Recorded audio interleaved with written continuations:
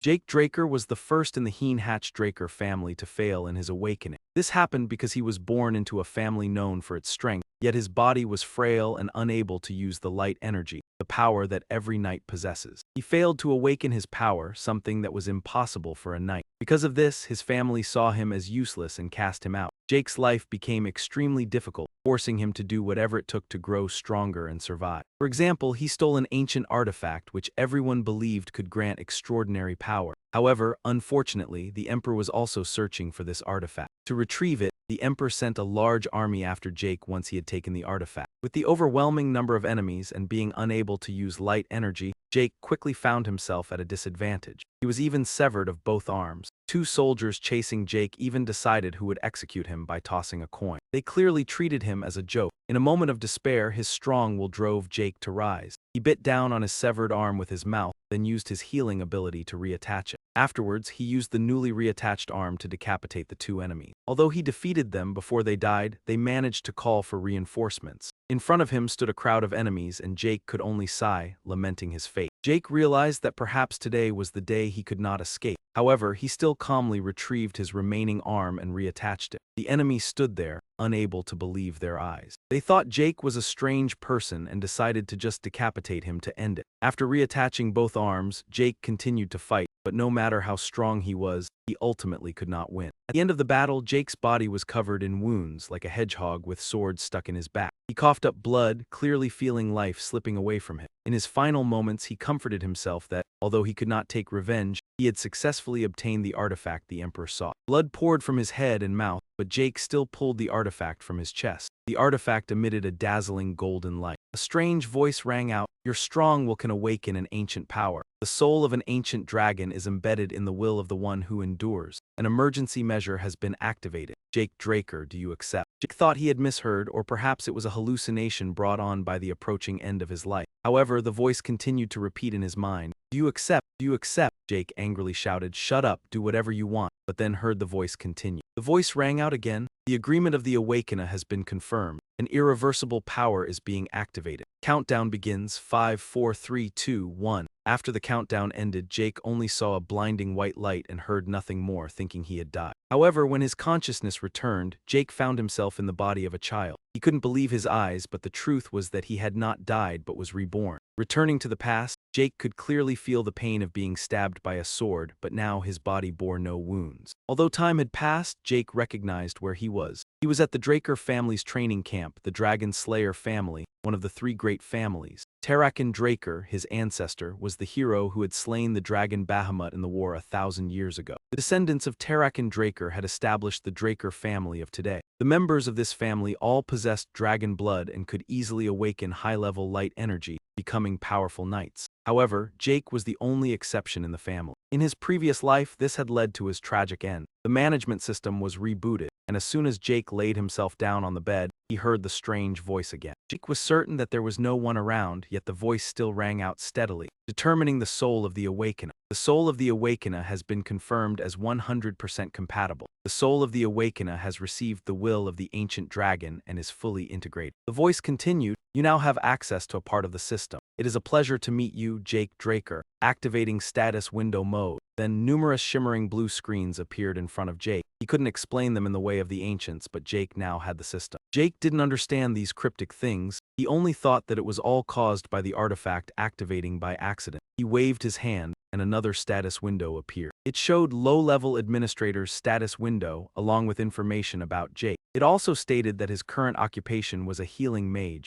with healing skills, calm, recovery, and enhanced senses. Along with skills like precise stabbing level E, slashing level E, and critical strike level E. Another entry was dragon techniques, but he couldn't view it because it required 10 points to unlock. Jake was surprised by the information displayed before him. He reached out to try to grab them but found they were like mist. His hand could pass through without grasping them. He could only navigate them by lightly touching their surface. Despite this, the information on the status window made Jake think. These occupations and skills were ancient languages, no longer used in his time. However, Jake remembered that his master had once mentioned these things. The occupations of an awakener were classified by the skills they possessed. In his previous life, Jake's occupation had also been a healing mage, so he possessed healing skill. Jake remembered that after awakening, his master had trained him very harshly. However, now looking at the status window, he realized that in this life, he was still a healing mage. He tried to sense his body again, and sure enough, although he was just a child, he could still use healing skills just like before. After being reborn, although his body had weakened, he carried all the memories and skills. Jake realized that compared to his previous life, he was in a more favorable position now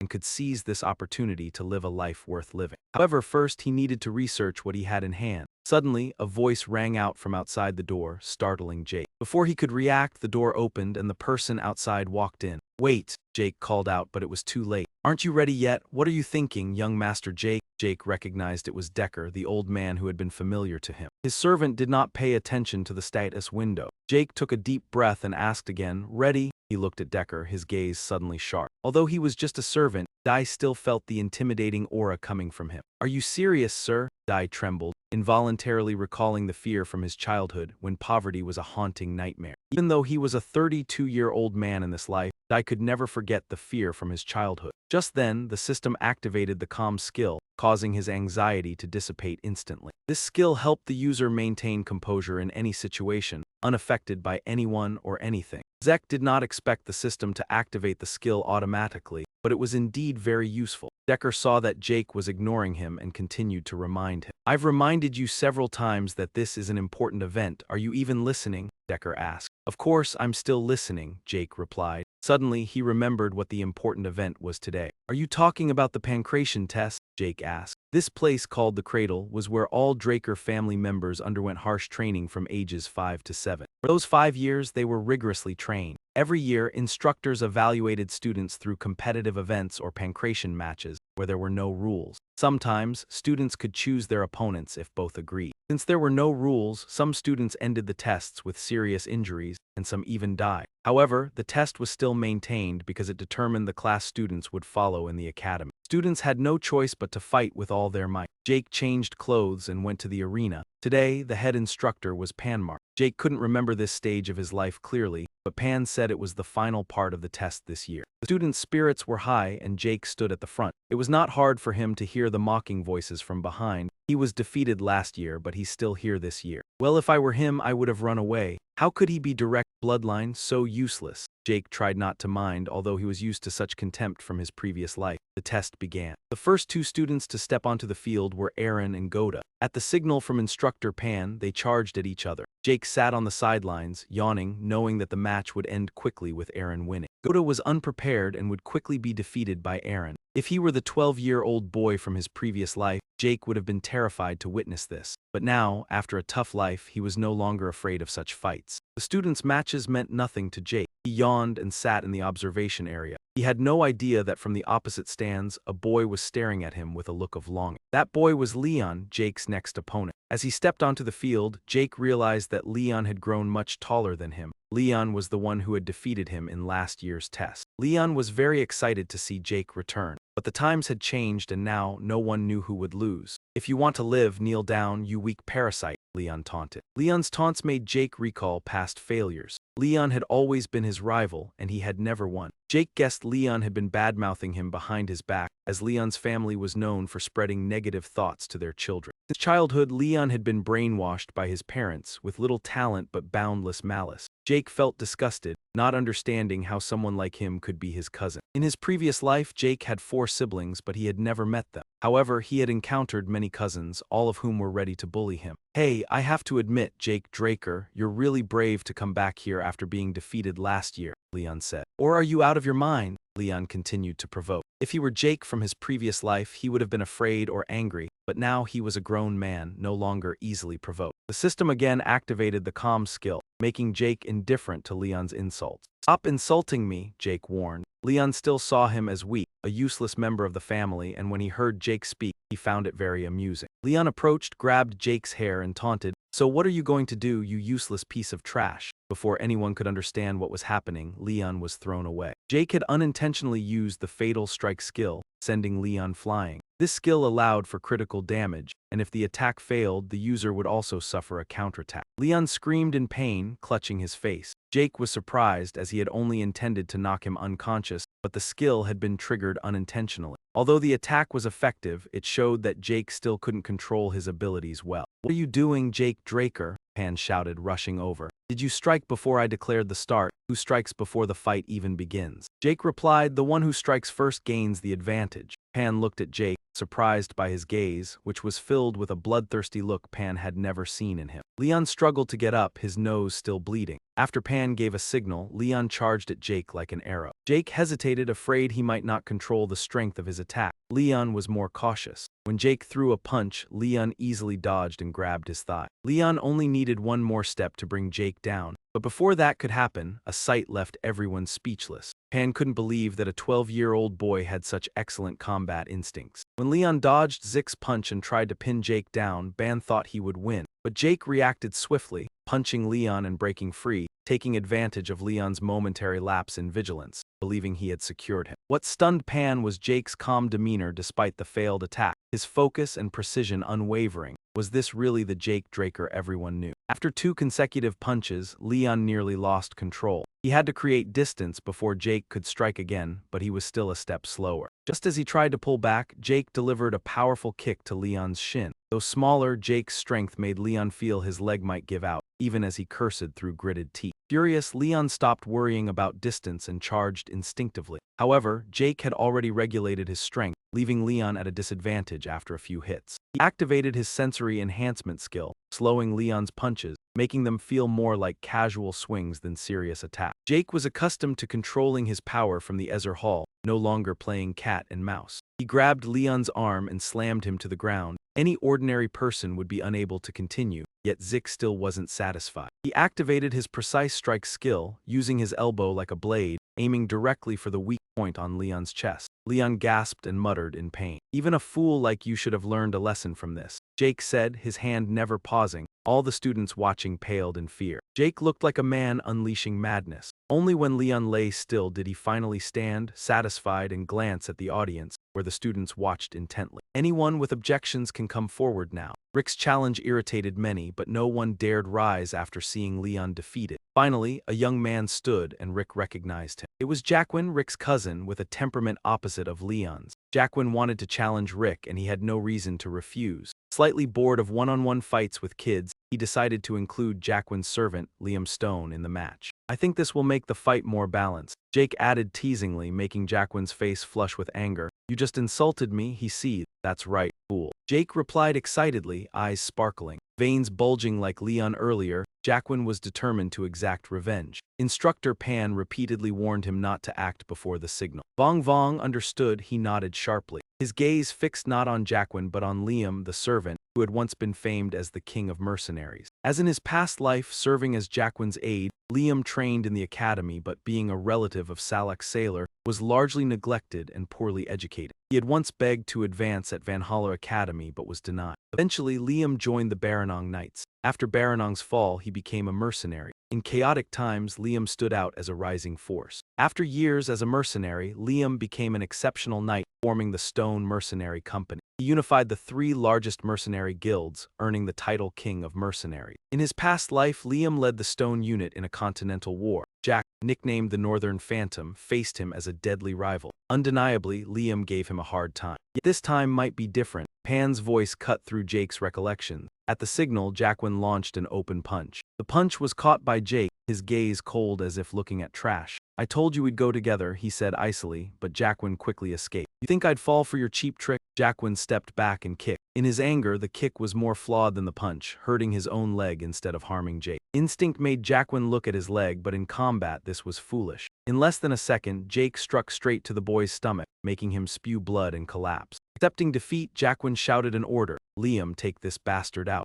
Liam stood still, only advancing on Jacquin's command, his towering frame belying their equal age. He had fought Liam many times. The biggest problem was Liam's long reach. If Liam struck first, he would be completely on the defensive. To seize the advantage, he activated his E-level slashing skill, launching a series of attacks to obstruct Liam's vision. The students in the stands gaped in awe. They couldn't track Rick's movements. He knew this because this was the central hall where swords dominated, and the kids couldn't perceive the northern fist technique he had just executed. In the fight, Jake faced a disadvantage. His small frame had always been weak, using skills that Zick could feel in his aching bones, while his opponent possessed a near-monster physique. Liam didn't counter or dodge, only assumed a defensive stance to absorb Zick's blows. Compared to his days as king of mercenaries, he was far more aggressive now. Jack inhaled deeply, clenching his fists. He sensed the opponent's strength, but his own body was nearing its limit. Jake focused power in his right hand, aiming to pierce Liam's defense. Suddenly, Liam's eyes widened, glowing sharply. He tilted his head right, evading Zick's full-force strike. It would be a lie to say Zick wasn't surprised, for Liam's senses were incredibly sharp. Yet, unfortunately in this situation, he managed to grab Zick's hand and was ready to slam him to the ground. Still, Liam was only a 12-year-old child, with innate abilities but lacking real combat experience. Jake, on the other hand, carried the soul of a 32-year-old man, seasoned through hardship. When Liam grabbed his hand and threw him overhead, Jake immediately used the momentum to punch Liam hard on the crown of his head.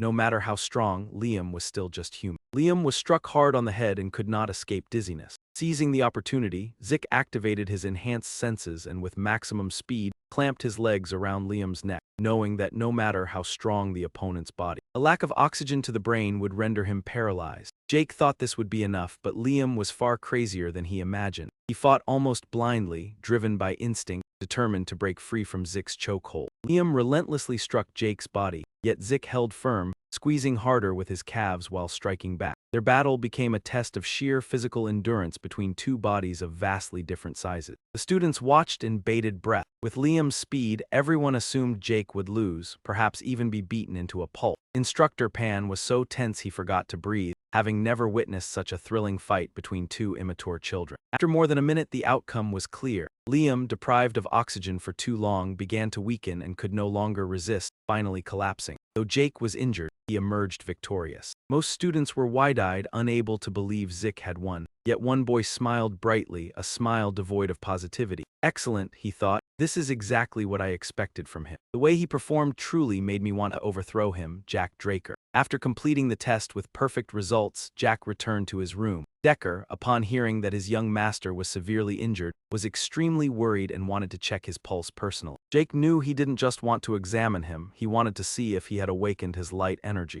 After changing, Jake obediently extended his hand, and Decker carefully took it, beginning to check his pulse. Jake was surprised to discover that Decker was a blue knight, a formidable power not to be underestimated. Typically, to check someone's awakening, one only needed to inspect the Danshin, but Decker was meticulous. Simply transferring light energy into another's body is difficult, yet he could control it throughout Jake's body with precision. If not for being a blue knight, there would be no reasonable explanation. Not all knights are the same. They are classified by color based on strength and light energy control. White swordsmen are the most basic, usually children who haven't undergone the blessing ceremony. Yellow swordsmen, at the stage of awakening light energy, follow Danshin activation. Slightly higher is yellow swordsmen who awaken light energy and open their Danshin. Most academy students become yellow swordsmen after the blessing, except for special cases like Zick in his previous life. After learning to control light energy, one earns the title of knight. The lowest are purple knights who can enhance swords with light energy. Above them are blue knights able to form a blade from light energy. Finally, there is the transcendent level that Liam reached in his previous life, and Zick reached before reincarnation, red knights. Above red knights are black knights, but historically only a few monsters in the entire continent have achieved this level. Realizing Decker's power, Jake was puzzled. A man like him should be a commander. Why was he serving as a butler to the young master like Jake? After pondering without an answer, Jake decided to ignore it. The priority was not letting Decker discover his Ezzer Hall power. After all, only 2 people in the world could use Ezzer Hall, making it highly unlikely Decker knew. Decker checked Zick's pulse for a long time before releasing his hand and sighing. "Young master, are you hiding something from me?" Decker detected nothing, and Jake breathed a sigh of relief, realizing Decker was trying to pressure him into a response. If he were Jake in his previous life, just hearing Decker say that with that tone would have left him too scared to breathe. Now, Jake remained calm and answered smoothly. "Oh, are you hiding something from me?" Jake asked, but Decker remained silent. After a long pause, he finally spoke. "Why have you changed so much, young master?" Jake paused, turned, and Decker saw the coldness in his eyes. "You asked the wrong question, Decker.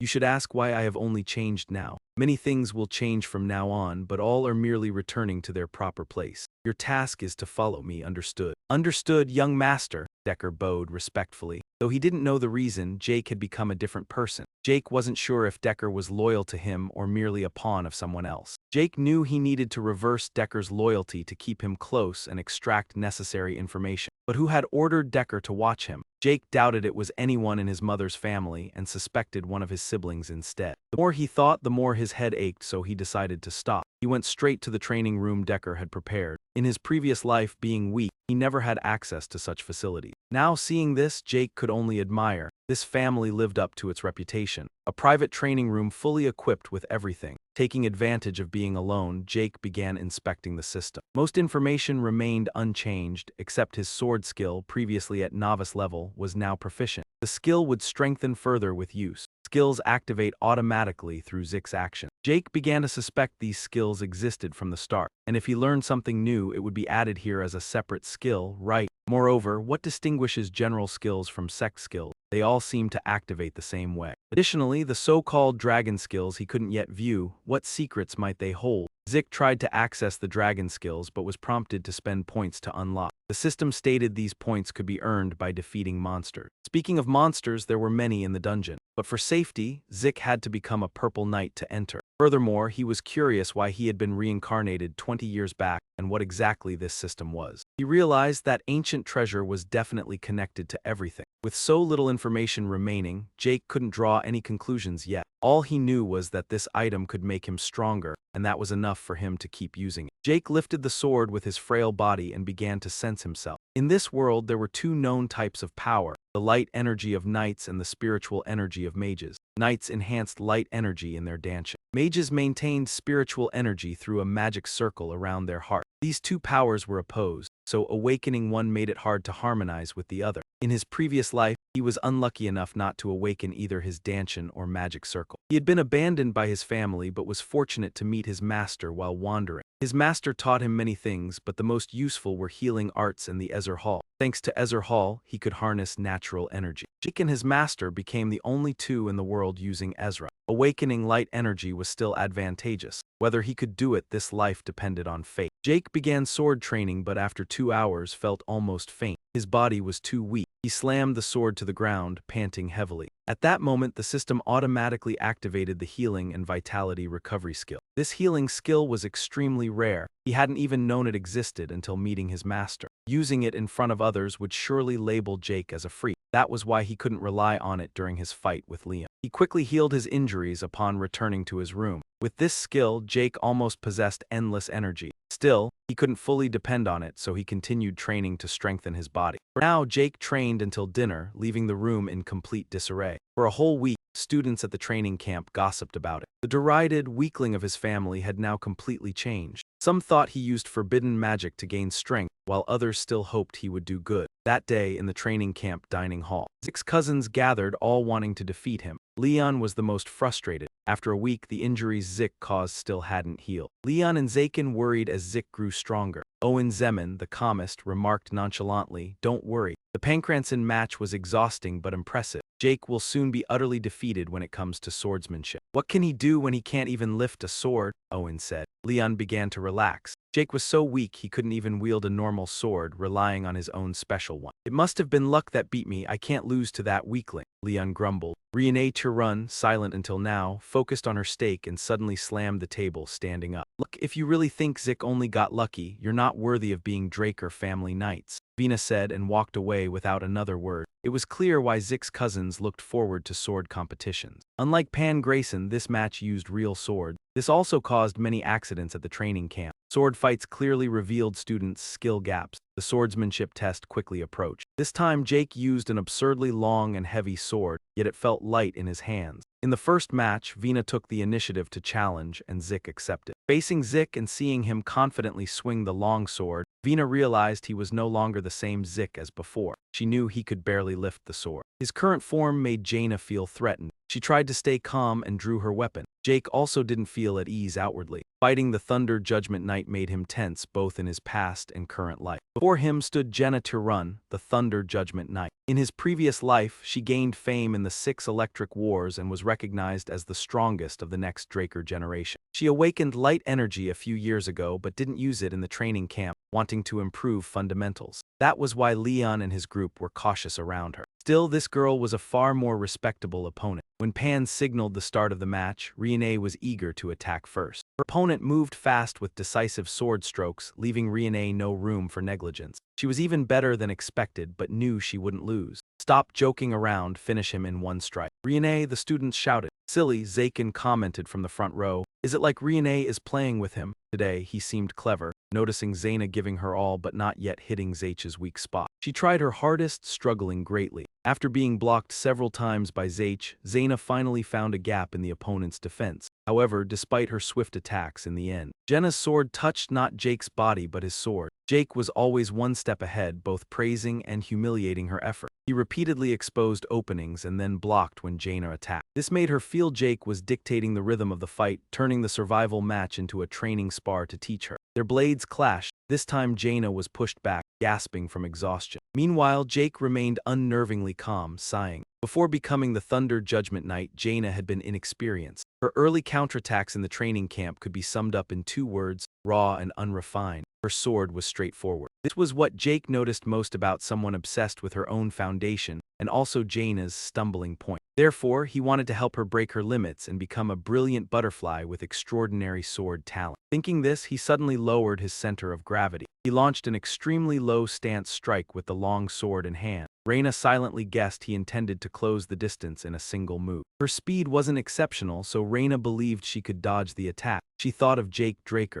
Sure enough, Jake suddenly leapt up, charging forward with the ferocity of a starving tiger. But speed exceeded Reina's expectations. She dared not block and had to retreat quickly to avoid the blade. However, merely dodging and keeping distance wouldn't secure her victory. Reina was thrown into confusion while Jake relentlessly pressed his attacks, leaving her floundering. The distance closed and Jake struck again. Vina panicked, her mind consumed by the thought, "I'm doomed." She gritted her teeth and counterattacked instead of dodging. Rich's long sword was knocked aside and plunged into the ground. The surrounding students cheered. Rich had failed. Indeed, Jaina was exceptional, defeating her opponent without even using light energy. Only Panmark noticed the subtlety. When the opponent's final strike approached Jaina, she used just a minimal amount of light energy, almost imperceptible. Vina had vowed never to use light energy before entering the academy. Today, Jake forced her to use it to preserve her life. Perhaps that's why Xena stood dazed, ignoring anyone calling her name. "What are you doing? Focus, it's not over yet." Jake's voice snapped her back, but it was too late. By the time Vina realized what was happening, Jake had closed in and punched her chest. Reina coughed up blood, kneeling on one leg, her body trembling. "This is sword combat. We won't hold back against your cowardly attacks," Leon roared from the stands. Exactly, a knight discarding his sword. Other students began shouting, "This is Zaina's victory. You're not fit to be a knight. Pathetic." They jeered at Rich, making him feel as if a single spit could drown him. After coughing a few times, Reina stood. "Do you want to continue?" Jake asked. She hadn't admitted defeat. Jenna thought Jake only struck because of her earlier lapse. Even so, she remained honest. If Zik had held the dagger differently, her throat would have been cut in 2. Thinking this, Vina frowned and said with difficulty, "I've lost." The stands fell silent and Zik paused. All eyes were on Jake Draker, once considered worthless. Now he had defeated one of the most talented children of the Vina Tirun family. Jake's transformation surprised his brother Aben. During the battle for succession, the children of the Draconic Slayers family were on high alert. Aben, rarely home, decided to return to the family before the blessing ceremony. He wanted to understand what had awakened the youngest and made him different. After Jake's victory over Jaina, the academy was shocked, but he continued to live normally. Jake returned to his personal training room to continue practicing. A month passed and the blessing ceremony arrived. He maintained his daily training, his body improving significantly since Rebirth. Jake opened his status window. Most of his skills had leveled up, some reaching mastery. He enhanced his agility techniques, skills gained from combat. Hearing footsteps outside, Jake guessed Decker had arrived. Sure enough, a voice called out,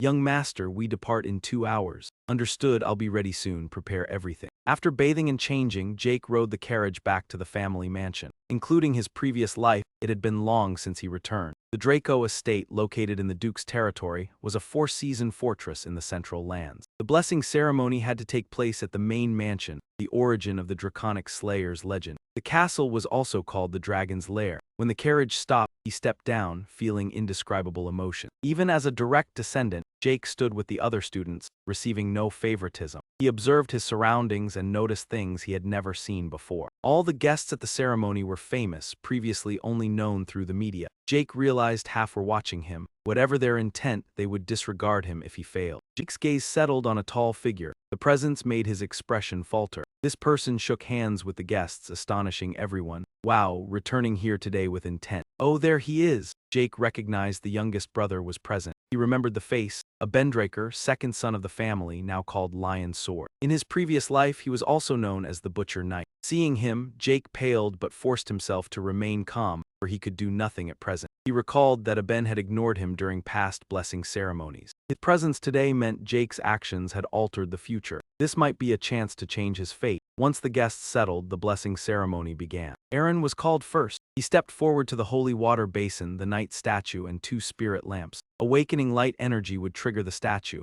Awakening spirit energy would trigger the lamps. Aaron took a deep breath, rolled up his sleeves, and dipped his hand into the basin. Through the blessing, all Draker family members aged 12 would awaken their sealed light energy. Aaron succeeded first. Compared to other family knights, 12 was very early. Usually, awakening occurred after 20. Among these children, some rare cases awakened light energy while also suppressing spirit energy, a trait of the Draconic Slayer. When both spirit lamps glowed red, these rare cases had the potential to reach golden sword rank, even rivaling red or black knights. Awakening light energy while suppressing spirit energy marked a true prodigy. This year, Jaina was the only case. Immediately after awakening, Instructor Pan instructed attendants to bring gloves for her, due to this critical trait. Everyone who wishes to awaken must wear a special pair of gloves crafted by the family. Without them, they cannot live a normal life. When someone proves they are a descendant with true bloodline, they will have the surname Draker added to their name, even if they are not a direct descendant. They will also receive a huge financial grant and many benefits from the family. However, even though Zaina possesses an enormous fortune, people are still more excited when Zik is mentioned. Most of the guests believe that he will also awaken true bloodline since he has defeated Zaina. Zik stepped forward slowly, never imagining he would have the chance to stand in front of this statue again. In his past life, he had experienced the horrifying moment when facing it, although the blessing ceremony was the only motivation that helped him overcome every challenge. In the end, Zik only received the humiliating title of the one who brought the clan's waste. But this life seemed different. He not only had extraordinary healing abilities but also had access to the Ezer Hall, something only he and his master could unlock. Above all, he did not give up but stood up with his own willpower. Even so, please help me, you damn statue, Jack thought to himself, then rolled up his sleeves and dipped his hands into the basin of water like everyone else. When Jake's hand touched the water, the knight statue shook violently before stopping. The room fell into a terrifying silence. Jake cursed under his breath in English, knowing immediately that he should not have expected the future to change. Just because Aben appeared unexpectedly, he became overly confident. Like in his previous life, whispers began to spread in the room. Did he fail? How is that possible? Even the bloodline of the clan head isn't enough to suppress the turtle bloodline,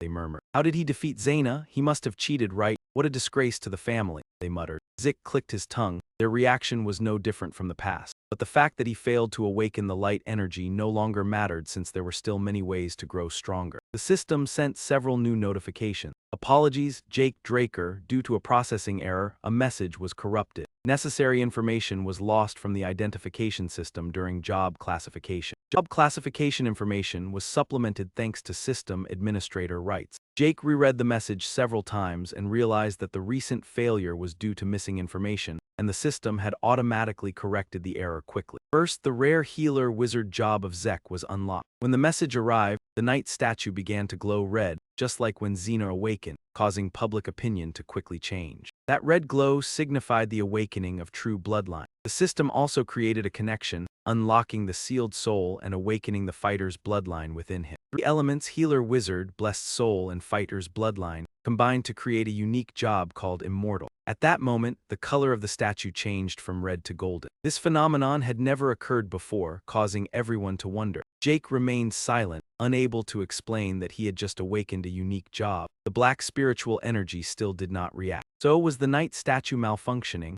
Without the suppression of spiritual energy, it couldn't be considered the awakening of true bloodline. Aben's applause extinguished the whispers. Don't make it sound so serious. We have two people awakening true bloodline at once. Isn't that something to celebrate? He said, and everyone looked at each other with doubt. In fact, the second son of the Draker family had a say in the matter. His words meant acknowledging his younger brother's awakening, so no one dared to object. Jake, once doubted and talked about, now stood alongside Jaina as the pride of the family. Aben had someone bring gloves for Jake, shifting the public attention to the next child. Jake put on the gloves and quietly left. He realized his older brother's clear intentions, but being forced to accept help felt like swallowing something disgusting. After a few more children, the blessing ceremony ended. To celebrate the new generation, a lavish feast was held. Jake had no interest in luxury and wanted to find a training room in the main mansion but was blocked by Aben. The feast has just started, where are you going? Jake tried to suppress his sharp gaze. He didn't expect Aben to be so eager to start a conversation. He acted friendly and congratulated Jake on awakening his true bloodline. Aben extended his arm and Jake recoiled in disgust. If he didn't shake hands, his intentions would be too obvious. Reluctantly, he extended his hand, but before they could touch, the terrifying memories from his past life flooded back. His arm hung in midair and finally dropped. He decided that even for the sake of face, he would not shake hands with this vile man. Aben, embarrassed, had to recover from his awkwardness. Well, this is really awkward, Tusk, but it can't be helped. From now on, you'll have to settle for seeing my face more often. See you. As he passed by, Aben even tried to pat his shoulder, making him extremely uncomfortable. The 3 words "see you" felt to him like a challenge. He swore that in the future, he would make Aben experience everything he had caused in his past life. Returning to the feast, everyone was talking about the 2 children who had awakened true bloodline, especially him with his glowing golden light. Most people thought he had failed to awaken, but before they could look down on him, Jake created a shocking scene. The main character remained calm, returned to his room, removed the heavy clothing, and took a breath, including the special gloves. He thought about the recent event. Every child who awakened true bloodline had the characteristic of suppressing spiritual energy. To prove they were enemies of the bloodline, the origin of spiritual energy, and the true descendants of the Dragonslayer clan. Most machines used spiritual energy as fuel, so the children who awakened true bloodline had to use the family's specially crafted gloves. If Jake were truly a true bloodline, there should have been an issue when removing the gloves, but he was still fine. Jake swiped his hand to open the status window. His job had changed from healer wizard to immortal. Additionally, he had gained 2 new skills, reverse spiritual power level A and overall strength level A. He exclaimed, these 2 things were truly new. Especially reverse spiritual power, which was not spiritual energy suppression. This skill created an environment that distorted and nullified nearby spiritual energy. Unlike passive spiritual energy suppression, reverse spiritual power was active, so the spiritual energy lamp did not react. Jake felt wonderful. Before the blessing ceremony, he was a rare healer wizard. Now he possessed the unique immortal job. However, the more he thought about it, the more confusing it became since all graduating students had awakened with green light energy. Only Jaina awakened with the crimson bloodline, while Jake's initially was red and then turned golden. He recalled the system's announcement that the identification mechanism wasn't working properly due to missing important information. Could the identification mechanism be targeting the knight statue in front of the sacred water basin? Then, the system assigned Zik's profession with administrator rights, causing the statue to glow red immediately. When the profession was combined, the light shifted to gold. Upon closer inspection, Jack realized the bronze statue wasn't testing the awakening, but identifying the user's traits and their profession. The red light indicated a rare profession, like when Jake was a healer. The golden light symbolized a unique profession when he became immortal. Jake remembered that the bronze statue was an ancient treasure, predating the founding of the Tarakan family by their ancestor. Today, professions no longer existed, so the statue was used solely to identify the awakened ones. Over generations, people had mistaken the red light indicating the awakening of the bloodline as a rare profession. It was unclear when the mistake was first discovered, but Zik decided to remain silent. He had also accumulated 100 karma points, though he wasn't sure why, but was eager to try using the dragon skills right away. Several options appeared. All dragon skills of level 1 were locked. Dragon's Eye allowed the user to view information about others, costing 20 points. Dragon's Might made enemies surrender through radiance, costing 30 points. Devour helped with eating and digestion speed, costing 50 points.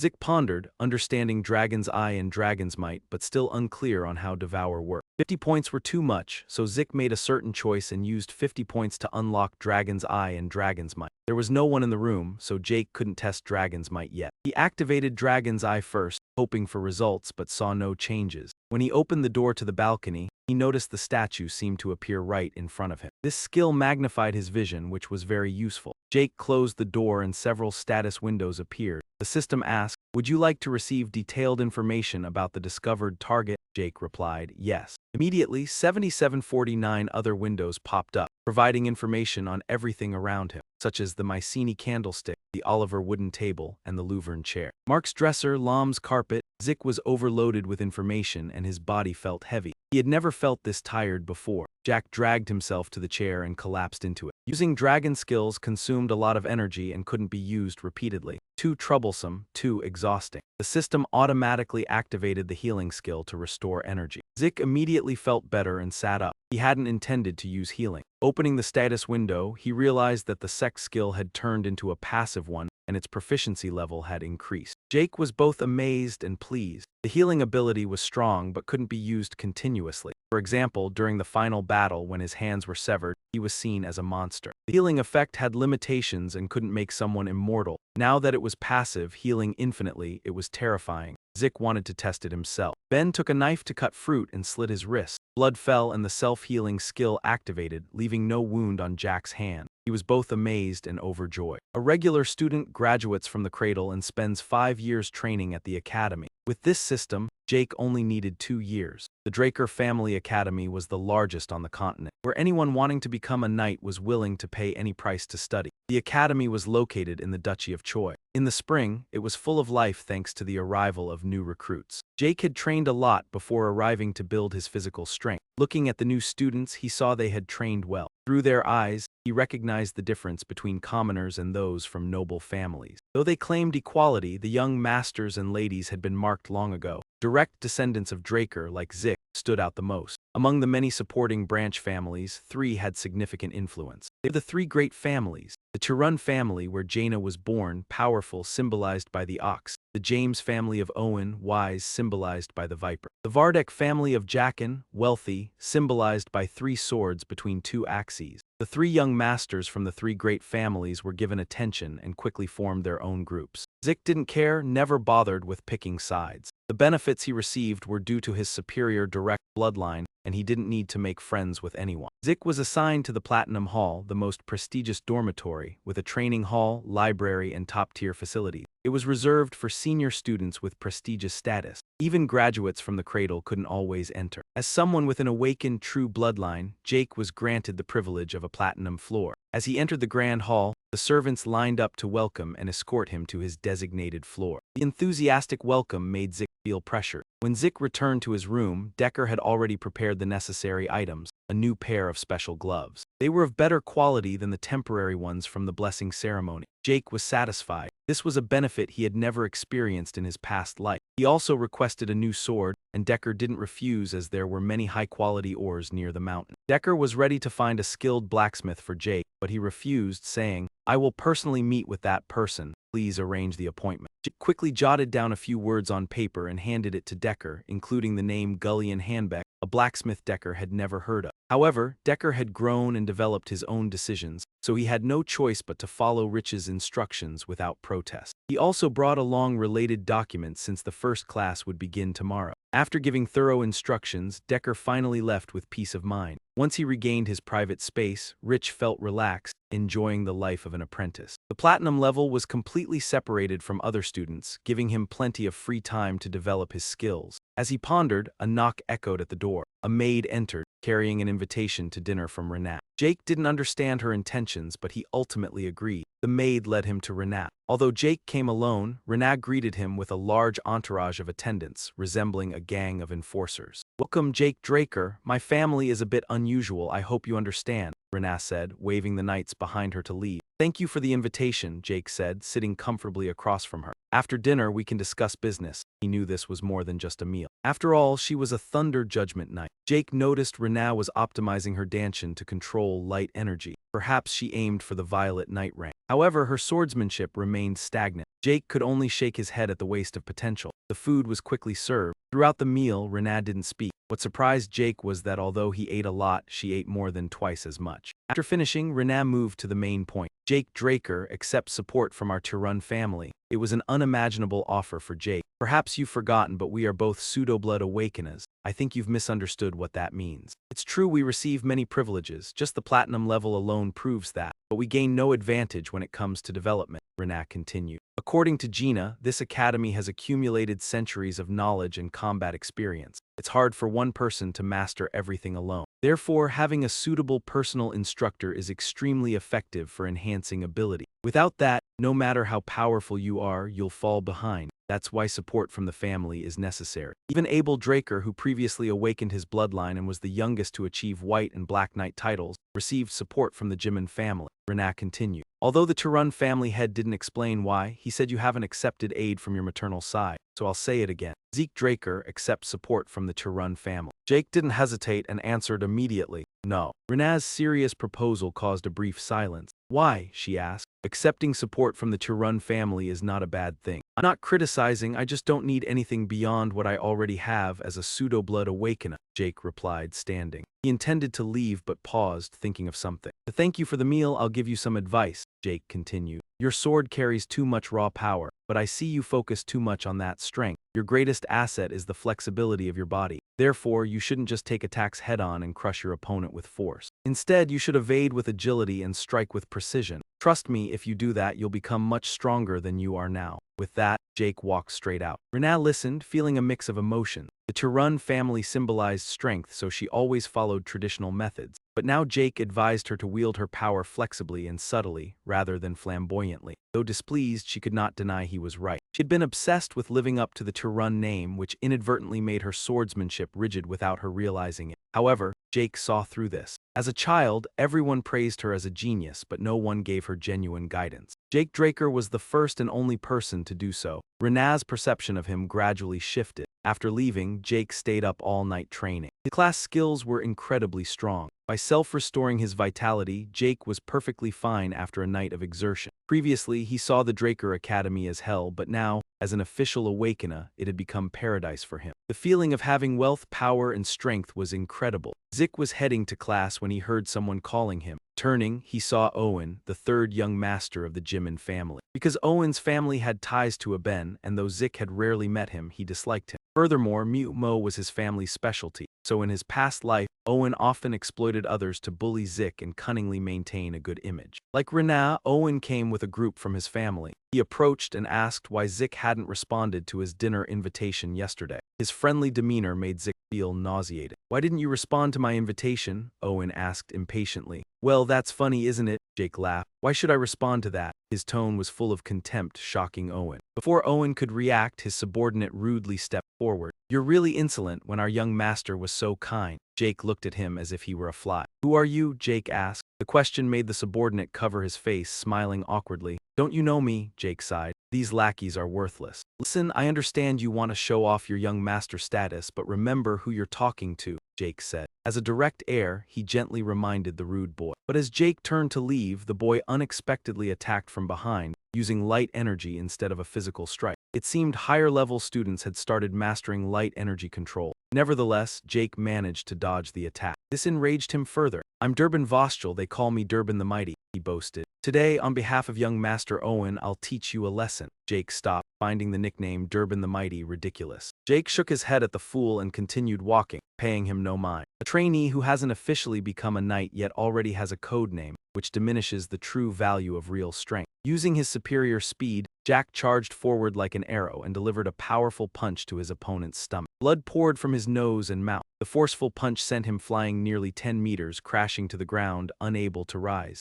So, the mighty De Bing, who's next after him? Make your choice quickly, Jake said, adjusting his gloves. Owen's gaze turned cold as he stepped closer to Jake. As he passed him, Owen muttered, You really enjoy basking in glory, don't you, Jake Draker? After that, Owen and his group walked away. Jake found it quite amusing because clearly they were the ones who had started the trouble, yet now they acted as if he was the bully. But he didn't want to waste time arguing with these people. At Draker Academy, students were divided into two main classes. One class taught that if you lack talent, you must make up for it with effort. Students in this class strictly followed the study schedule from morning until evening, The other class was the special class, where students could choose their courses beyond the basic one. The special class gathered the best students in the academy. Jake had high expectations when he entered this class, but upon arrival, he realized most students were former students from the Cradle. Jake wondered if it would be better to rename this class the Cradle class instead. Since this was the first lesson, the special class was welcomed with a special event, the appearance of the commander-in-chief from the Eastern Empire War 20 years ago. He was the hero who stopped the Empire's invasion with nothing but cunning, and now he was the Academy's headmaster, General Howard Drucker. "Hello, it's a pleasure to meet all the ladies and gentlemen here," Howard said, waving at the students. This gentle man was hard to imagine as a war hero. He was hailed as a tactical genius, but Jake knew that wasn't true.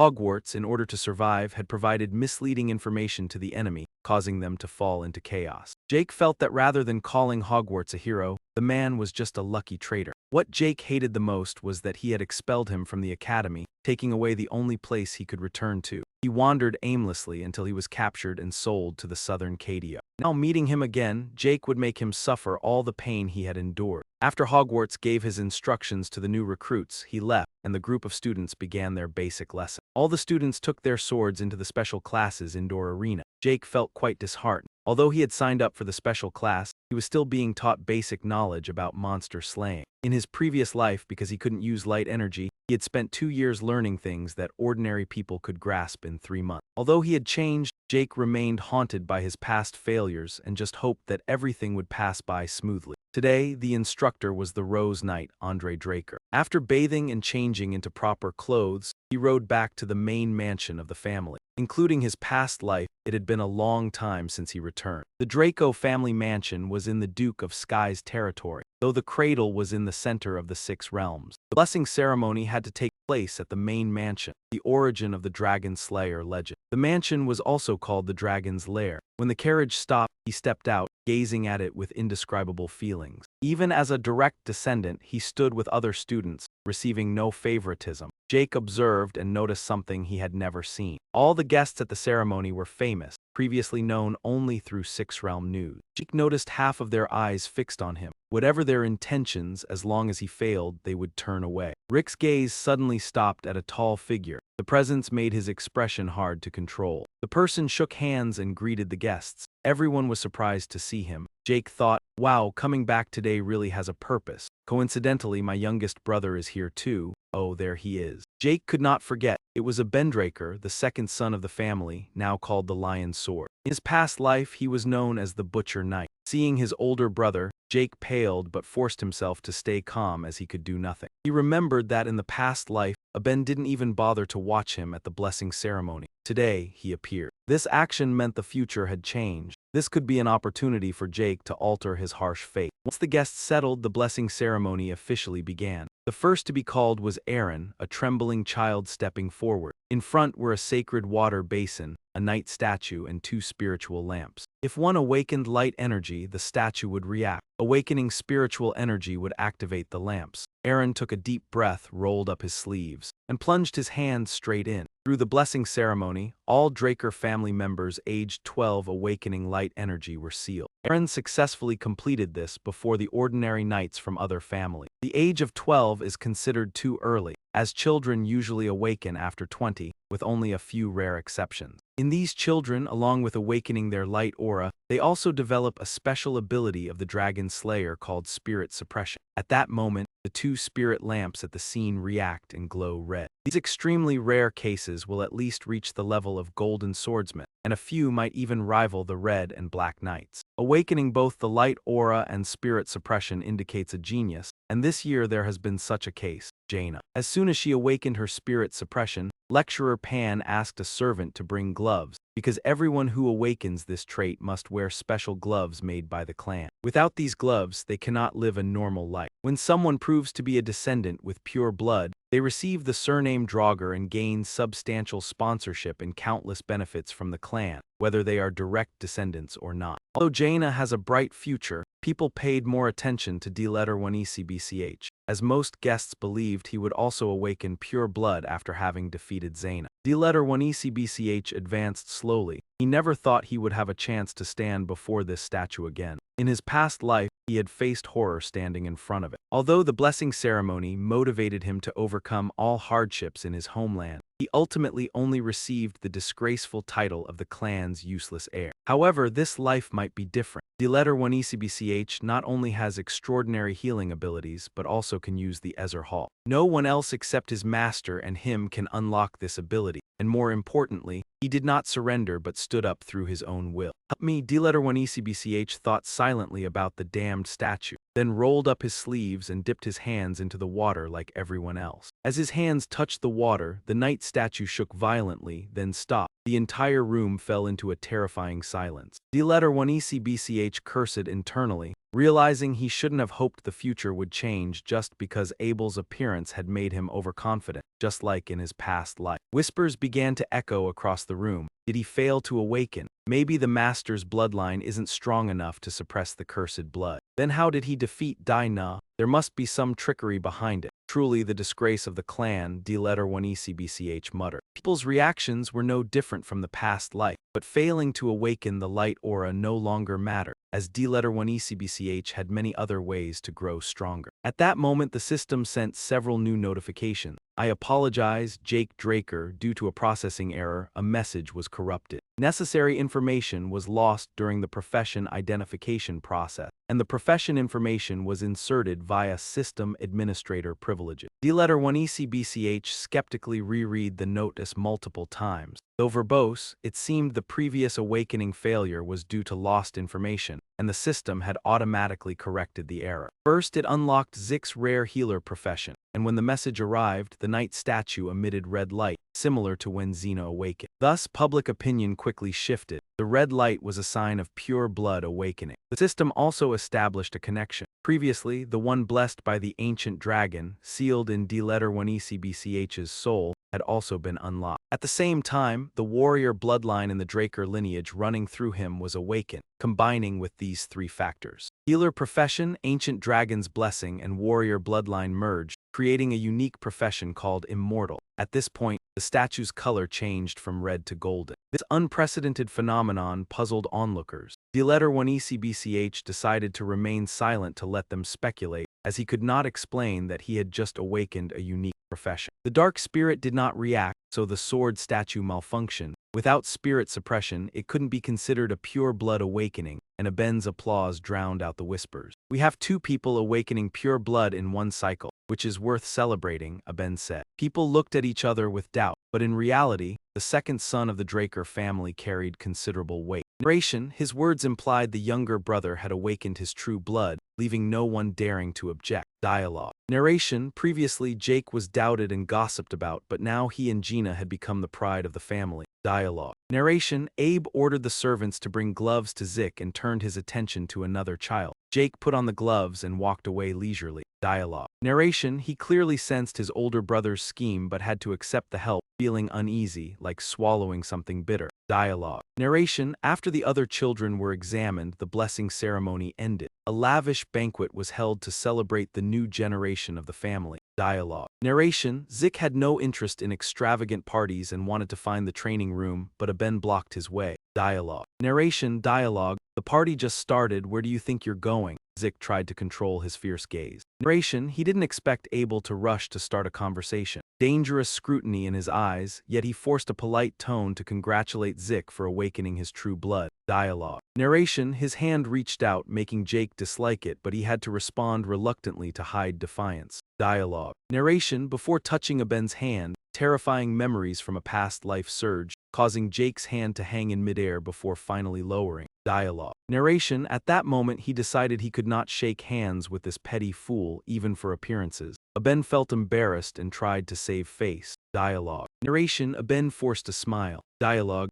Well, this is awkward, very awkward, but I guess I'll have to accept it, and from now on I'll have to see more of you. Narration, passing by, Aben deliberately patted his shoulder, irritating Zik. Dialogue, see you around. Narration, the word see you around felt like a challenge. Zik was determined to make this bastard pay for everything he caused in the past life. Dialogue. Narration: back at the party, people discuss the two newly awakened children, especially Jake with his striking golden aura. Dialogue. Narration: everyone thought he had failed to awaken, but before they could underestimate him, Zik surprised them all. Dialogue. Narration: Jake returned to his private room, removed his heavy outer clothes and breathed deeply. Dialogue. Narration: including the special gloves, he reflected on the recent event. All children awakening their true blood had traits suppressing spiritual energy. Dialogue. Narration: this ability proves one is an enemy of the lineage, the true heritage of Dragonslayers. Dialogue. Narration: since most machines use spiritual energy as fuel, awakened children must wear the family's specially crafted gloves. Dialogue. Narration: this means that if Zik were truly true blood, removing the gloves would cause malfunctions. For now, he was safe, opening his status window. Dialogue. Narration: his profession shifted from healing mage to immortal, gaining two new skills: spiritual reversal rank A and overall muscle rank A. Dialogue. Narration: Zik emitted a sound. The two new skills were spiritual reversal, not spiritual suppression. Dialogue.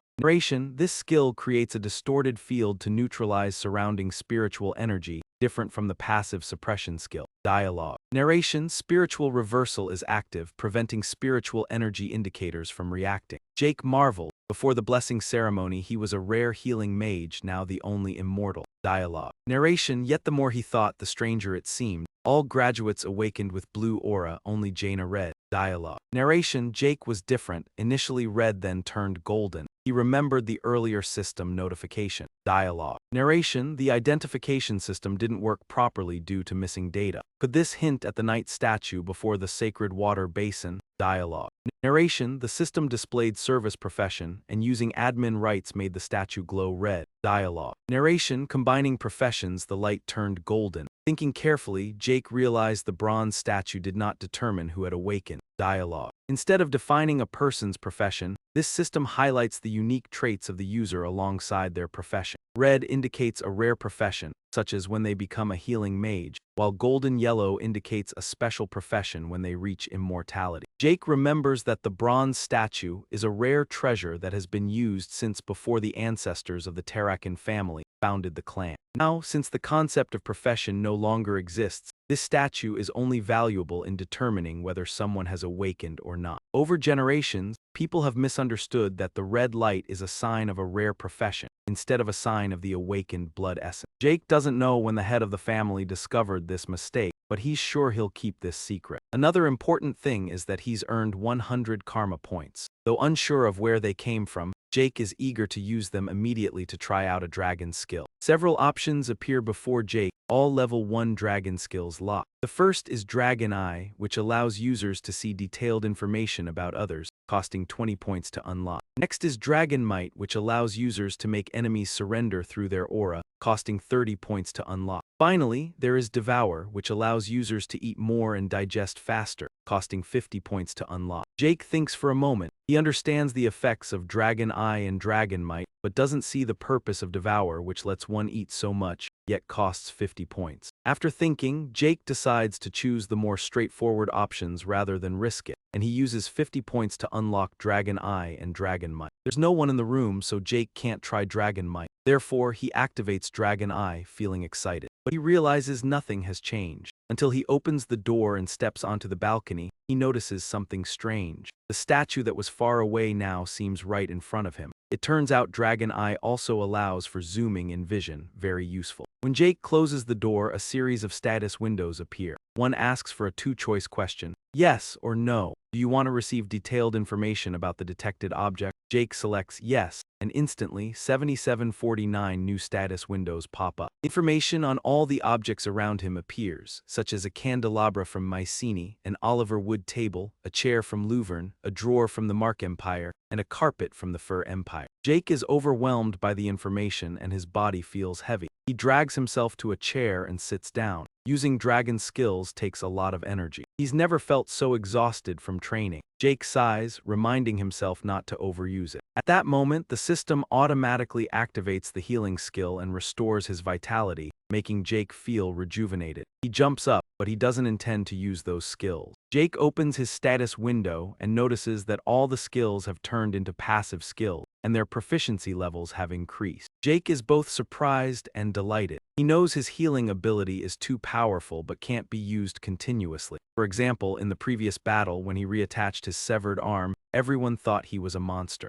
Moreover, the healing effect has its limits, it can't make him immortal. But when it becomes a passive skill, he can heal infinitely, which is truly terrifying. Thinking about this, Jake decides to test it himself. He grabs a knife to cut fruit and slashes his wrist. When the first drop of blood falls, the healing skill activates and the wound on Jake's wrist disappears. Jake can't hide his surprise and joy. After graduation and moving to the academy, regular students need 5 years of training. But with this system, Jake feels he only needs 2 years to complete it. The Draker Knight Academy is the greatest institution on the continent. Anyone who wants to become a knight is willing to pay a high price to get in. Every spring, new students flock here, full of vitality. Jake trained a lot to improve his physical strength before coming here. Looking at the new students, he notices that they've also been well trained. Still, he easily spots the difference between regular students and those from prominent families. Jake trained extensively before coming here to improve his physical strength. Looking at the average level of the new students, it's clear they've been trained to perfection. However, among these students, he only needs to glance to notice the difference between ordinary people and the children of prominent families. The children of prominent families clearly have a different aura and presence. Although people often mention the term equality, the privileged children have long been classified into their respective groups. Here, the direct descendants of the Draker family, like Dick, are clearly the most outstanding. But among the numerous branch families that support Draker, there are 3 families with enormous influence. They are called the 3 Great Families. The Tirun family, Jaina's homeland, representing strength, symbolized by the bull. Next is the James family of Owen, representing wisdom, symbolized by the viper. Finally, there is the Vardek family of young Jaqen, strong in wealth, symbolized by 3 swords placed between 2 axes. The 3 children from these great families were noticed as soon as they entered school and quickly formed their own groups. Dick, however, didn't care. After all, he had never been concerned with forming factions. Moreover, the privileges Dick received from his direct lineage were so superior that he didn't need to ingratiate himself with anyone. Dick was assigned to the Platinum Building, the most luxurious dormitory. It had an extremely large training hall, a library, and various amenities. This place was reserved for senior students with prestigious backgrounds. Therefore, even graduates from the cradle might not be able to step in. Moreover, as an awakened true blood, Dick was granted the special privilege of owning an entire floor, known as the Platinum Floor. As soon as Dick entered the Grand Hall, the servants were already lined up in 2 rows to greet him, waiting to escort him to the designated floor. This overly enthusiastic reception put Jack under great pressure, even though he was a true blood. When Jack returned to his room, Decker was already waiting inside with the necessary items for him. First, there was a new pair of specialized gloves, of far superior quality than the temporary ones he had worn during the blessing ceremony. Jake was very satisfied. These were the benefits he had never received in his past life. Jake also requested a new sword just for him. Decker naturally didn't refuse, as the Duchy of Choi was near a giant mountain range, rich in high-quality iron ore and home to many exceptional blacksmiths. Decker was ready to find Jake a skilled blacksmith, but Jack refused, saying that he had already picked someone. "I'll personally go meet that person, so please arrange the appointment." Jake took out a pen and paper, wrote a few lines, and handed it to Decker. It was the name Gullion Hanbeck, a blacksmith Decker had never heard of. But the young master was now very decisive, so Decker had no choice but to obediently follow Rick's instructions. Additionally, he brought some related documents, as the first lesson would begin the next day. After giving Dick some instructions, Decker finally left in peace. Once the private space was returned, Jack completely relaxed and enjoyed the life of a privileged child. Since the Platinum Floor was completely separated from the other students, he had more free time to develop his dragon skill. Just as he was thinking about this, there was a knock on the door.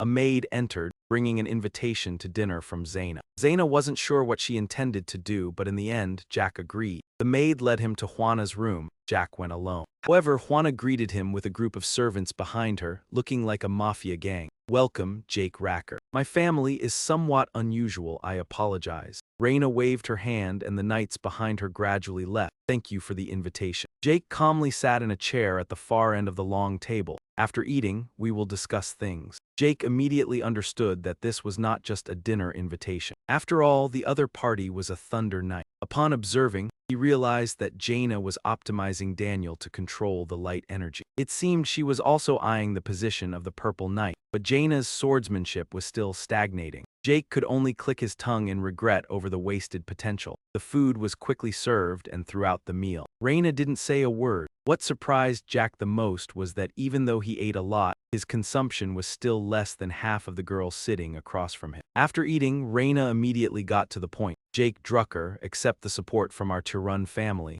This was completely an unexpected offer from Jake. It seems you've forgotten, but we are both true blood awakeners. Looks like you've misunderstood what a true blood awakener is. Indeed, we enjoy many privileges. This platinum floor alone is a clear testament to that. However, in terms of personal growth, we have gained no real practical benefits. According to Gina, this academy has accumulated centuries of academic knowledge and real-world experience, and it is very difficult for a person to master all of it on their own. If there is a suitable mentor, the effectiveness of enhancing one's abilities will be very obvious. Without that, no matter how much money you have, you'll soon be left behind. Therefore, support from your family is incredibly necessary. Even Abel Draker, who had awakened his true bloodline and was the youngest to earn the title of White Knight, and even the Black Knight until now accepted support from the external Jimin family. Although Jimin's head, Tirun, didn't specify the reason, he still told me that you didn't receive any help from your maternal side. So I repeat once more, Jacob Draker accept the support from the Tirun family. No, Zik didn't even think, responding immediately. While Xena's proposal was very serious, that contrast caused the atmosphere to fall into a deadly silence for a few seconds. Why, she questioned. Receiving support from the Tirun family is not disadvantageous for you. I'm not criticizing. I just don't need anything beyond what I've already received as a true bloodline awakener. Jake stood up, intending to leave straight away, but suddenly remembered something and stopped. To return the favor for this meal, Jake was willing to give Vina some advice. Your sword is carrying too much force weighing it down. He also realized that this girl had paid too much attention to those things, while the greatest strength of Jaina was her flexibility from a graceful body. Therefore, she shouldn't take the hits directly and crush her opponent with brute force. Instead, she should be flexible, parry the attacks, and land a precise, subtle strike. Trust me, if you can do that, you'll grow and become much stronger than you are now. Having said that, Jake immediately left. Vina listened to all those words, her emotions becoming incredibly complicated because the Tirun family was a symbol of strength. That's why Zaina followed the traditional path, but now, he was advising her not to care about showing off but to express strength in a flexible and subtle way. Although uncomfortable, Jenna couldn't deny he was right. She had been too obsessed with becoming worthy of the Tirun family. As a result, that obsession unconsciously transferred into her sword. Until now, even Gina had never noticed this. Yet Jake could see right through it. Since she was young, everyone praised her as a genius, but no one had truly given her proper advice. Jake Draker was the first and only one to do so up to this point. That made Jenna start to see that boy in a different light. Returning from Vina's place, Jake stayed up all night to practice. But the performance of the skills of his faction was truly insane. Thanks to self-regeneration, Jake was still perfectly fine even after working hard all night. In his past life, he had considered Draker Academy to be hell. But now, after becoming a legitimate awakener, the place had become heaven for him. The feeling of having money, power, and strength, it was truly amazing. Jake was leisurely on his way to class when he heard someone call out to him. Turning around, he saw it was Owen, the third son of the Jimin family. Since his family had supported Abel, even though Jake hadn't interacted with him much in this life, he still couldn't stand this guy. Moreover, since trickery was his family's specialty in his past life, he had always manipulated others to bully Jake while slyly maintaining a good image of himself. Just like Jaina, Owen was followed by a group of people from his family. He approached and asked Zik why he hadn't responded to his dinner invitation the previous night. His friendly demeanor made Jake visibly disgusted. Why didn't you answer my invitation? Owen began to lose his patience. Ah, you're funny, Jake laughed. Why should I respond to that? Jake's tone clearly showed his disdain, so much so that Owen stared at him in shock. But before he could react, his subordinate rudely stepped forward. You're really brave, my young master has been so kind. Jake, are you acting tough? Jake looked at the opponent like he was a fly. Who's this? He asked. The question froze the opponent, who could only cover his face and laugh bitterly. Jake sighed, seeming to think that the servants from the cradle were worthless. He understood that the other party was trying to demonstrate their power. Why don't you know who I am? Listen, I get that you're trying to show off your young master status. Jake reminded himself to be cautious when communicating with direct heirs, but he also remembered who he was talking to. After all, Rich was still an heir and the bastard was too rude, so Jake only intended to gently remind him. As soon as he turned his head, the other party unexpectedly attacked from behind, using light energy instead of a regular physical strike. Advanced students like them were familiar with manipulating light, but the move was still dodged successfully by Rich. This only made the bastard even angrier. He began boasting about himself. I am Durbin Roosevelt. Here they call me Durbin the Mighty. Jake found the nickname ridiculous. Today, on behalf of young Master Owen, I'll teach you a lesson. Jake realized that a student who had not officially become a knight already had a pseudonym, which was truly an insult to genuine strength. Jack used his fastest speed to charge. Jack shot forward like an arrow and threw a punch to a vulnerable spot on his opponent's stomach. Blood immediately gushed from his nose and mouth. Rich's punch sent him flying nearly 10 meters, lying on the ground, completely unable to stand. Jake adjusted his misaligned gloves and arrogantly said,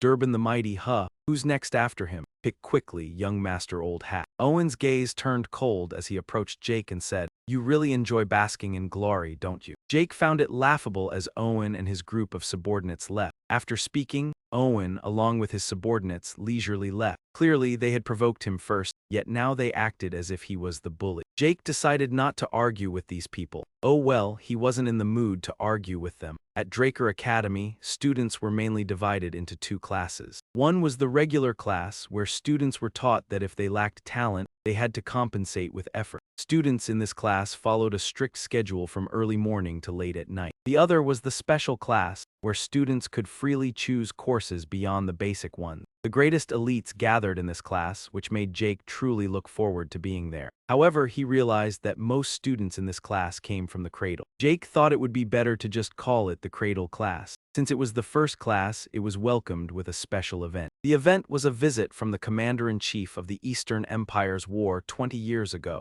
who had thwarted the invasion with his cunning and was now the Academy's principal. Howard stood on the podium, happily waving at the students. Hello, it's a pleasure to meet all of you. Jake found it hard to believe that this gentle man was once a war hero. It was hard to imagine that this kind man had been a war hero. He was revered as a wartime hero and a tactical genius, but Rich knew that wasn't the truth. At that moment, Hogwarts had, for his own survival, accidentally provided information to the enemy, causing chaos. Rich saw Howard as more of a lucky traitor than a hero. Most importantly, he was the mastermind who had gotten him expelled from the academy. He had lost the only place he could call home and wandered the land, eventually being sold as a slave to a southern cartel. Rich was determined to make that cowardly rat suffer all the pain he had experienced. After instructing the new recruits, Hogwarts left. The students began their first basic class, holding swords in the indoor arena of the special class. Rich appeared disheartened because he had enrolled in the special class. He still had to learn the basic knowledge of eliminating the bloodline, since he couldn't use light energy. It took him 2 years to learn what others could learn in 3 months. Despite his thirst for knowledge, Rich was still psychologically haunted, just hoping everything would pass quietly. The instructor today was Knight Andre Draker. His arrival caused a stir among the students below. Though still young, he wore the official uniform of the prestigious Drago family. Only Ditch recognized him immediately. Andre was not a pure-blooded awakener, yet he graduated early as valedictorian, considered a rare genius of the century, and honored with the Draker name. It was said Andre was famous for his unyielding personality, never changing his decision. It seemed the instructor of this special class was formidable as well. Hearing the whispers below, Andre's expression changed completely. His stern gaze alone could terrify the students. If you are all ready, we will begin the class now. Under Andre's guidance, the students drew their swords one by one. Ditch alone had his sword slung across his back, drawing Andre's attention. Seeing the oversized blade, Andre instructed him to step onto the arena and face him. This student, don't you know you should choose a sword suited to your body? Andre asked sharply. Jake sighed, expecting this moment. In this situation, he could only lower his head and accept the scolding. However, for some reason, he stubbornly replied, Teacher, I can defeat you with this sword. Andre's expression turned frightening and Jake realized it. He already held a bias against this weapon. No amount of explanation could change Andre's decision. Facing Andre's threat, the system automatically activated mental defense, allowing Jake to maintain a cold demeanor. Understood. The student, if you wish to test yourself, if your sword touches my body even slightly, you will not only be excused for your rudeness but also exempt from this basic antilineage class. Jake smirked inwardly.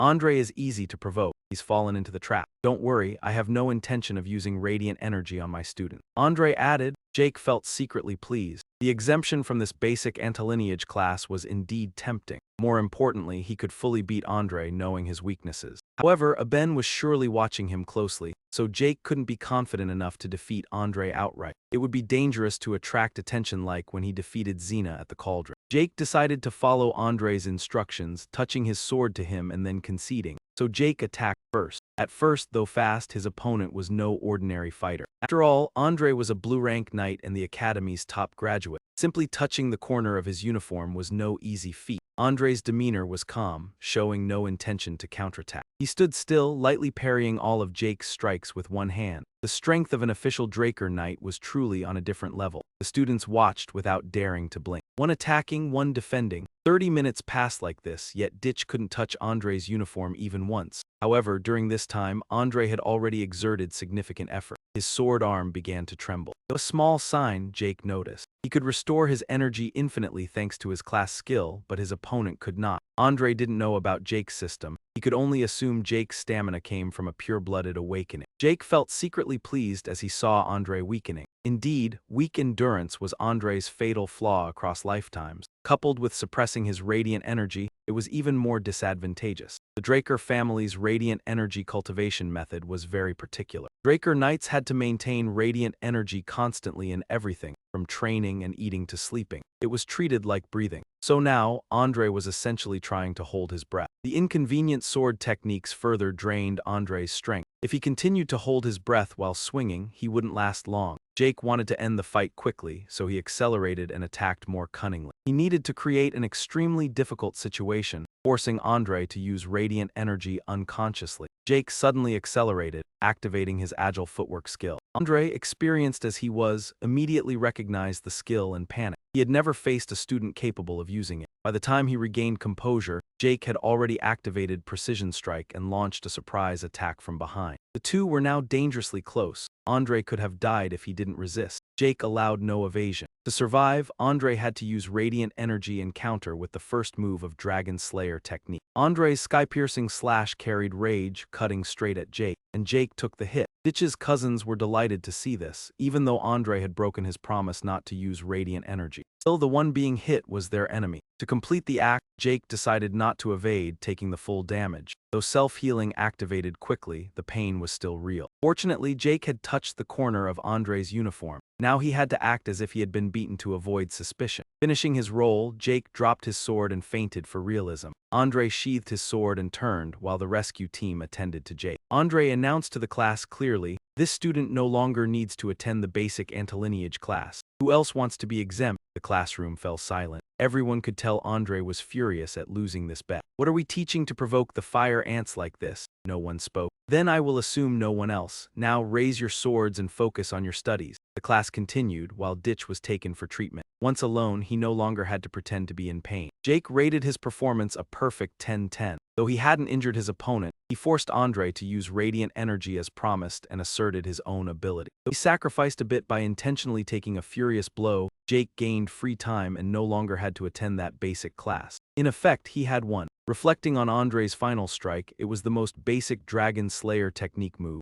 sky-piercing slash. Though executed by a blue-rank knight with only moderate force, Jake felt proud to have overcome a blue-rank knight thanks to his infinite self-healing stamina. Yet it wasn't enough for him to live freely. Determined not to be restricted by any force, Jake resolved to develop his strength to an unstoppable level, so he would never have to hide or bow to anyone. Well, so you're the youngest son of A though, huh? Jake was deep in thought when a strong smell of alcohol and a strange voice snapped him back to reality. A stranger had appeared in the forest, and Jake was sure he didn't know who he was. The man took another swig of alcohol before speaking. You've got eyes just like that bastard Arthur. Jake stared at the man. This person was clearly very strong, able to appear out of nowhere without Jake noticing, despite the overpowering smell of alcohol. The way he referred to Director Draker as that bastard indicated something unusual about him. He asked Jake, "What did you do before, kid?" Jake didn't immediately respond. He took another gulp of alcohol, his actions casual and unsettling. Jake asked, "What do you mean?" The man replied coldly, "Don't play dumb. You were clearly injured by Andre's attack earlier." Jake wondered how his wound had healed so quickly. He broke into a cold sweat as he realized the man might see through his self-healing ability, proving his strength was not ordinary. Even though his indomitable spirit had activated, Jake still felt tense standing before this mysterious figure. He tried to remain calm, as he was the only one in the academy who knew about the system. Jake decided to deny everything. He said, "I don't know what you're talking about." The man responded, "Oh, so you're going to keep playing this game?" and suddenly attacked, breaking through the wall behind Jake at an incredible speed. The attack was just a warning. Jake instinctively dodged and the two exchanged a few moves, but Jake always managed to stay out of range. Finally, to end the pointless fight, Jake used the blanket he had draped over himself to cover the man's head. His instincts told him that if he didn't act first, he would be the one to die, even though he still didn't know who this drunken man was. Jake was determined to strike. What surprised him was that, even with his vision obscured, the old man still managed to catch his oversized sword. The opponent's adaptability made Jake admire him, like a professional mercenary. Jake gave it his all but couldn't make the sword move. For the first time since being transported, he felt helpless before the opponent's strength. The sword was easily blocked and the man laughed, just like this. The man's eyes suddenly glowed brightly as he said, "A mercenary, huh?" Jake quickly jumped back, disappearing from his previous spot, wondering who the man was and whether he was really a mercenary. Jake was worried the man might know something about his past life. The man continued to play around with the sword, letting it go and stepping back, then raised a finger. The man said, "I think you're more suited to be a mercenary than a knight." Jake was startled, thinking, is that what he meant? I never thought about that since meeting my master. Jake realized the gap in power between them was too great, enough for the man to easily kill him. The man pointed and asked, "That two-handed sword is a basic supply item from the cradle, right?" Jake replied, "You have that talent, why use this weapon?" The man retorted, "No, it might even be stronger." Just as the tension in the air rose, someone entered and said, "So you're here." Jake looked in surprise at the newcomer, thinking, "Andre, why is he here?" Andre said to the old man, "The gardener Dexter." Jake widened his eyes, "That's the gardener." The old man said, "This damn persistent bastard, how did you know I was here?" Andre replied, "You were in the training room earlier." He added, "You're quick, almost annoyingly so," and shot Jake a glance. Andre said, "If you're healed, you can leave now." Jake responded, "All right, understood." Just as his hand touched the doorknob, a loud voice called out, "Kid, if you have time, come to the West Greenhouse at the academy. I'll teach you something useful." Jake stood stunned, not understanding what was happening. After a moment he walked out, declining, "No, it's fine." The old man yelled angrily, "Look at your face, you're just like Arthur." Jake smiled inwardly, thinking the gardener Dexter, who's he trying to fool? He recalled the earlier statement, realizing, "So, you're Arthur's youngest son,"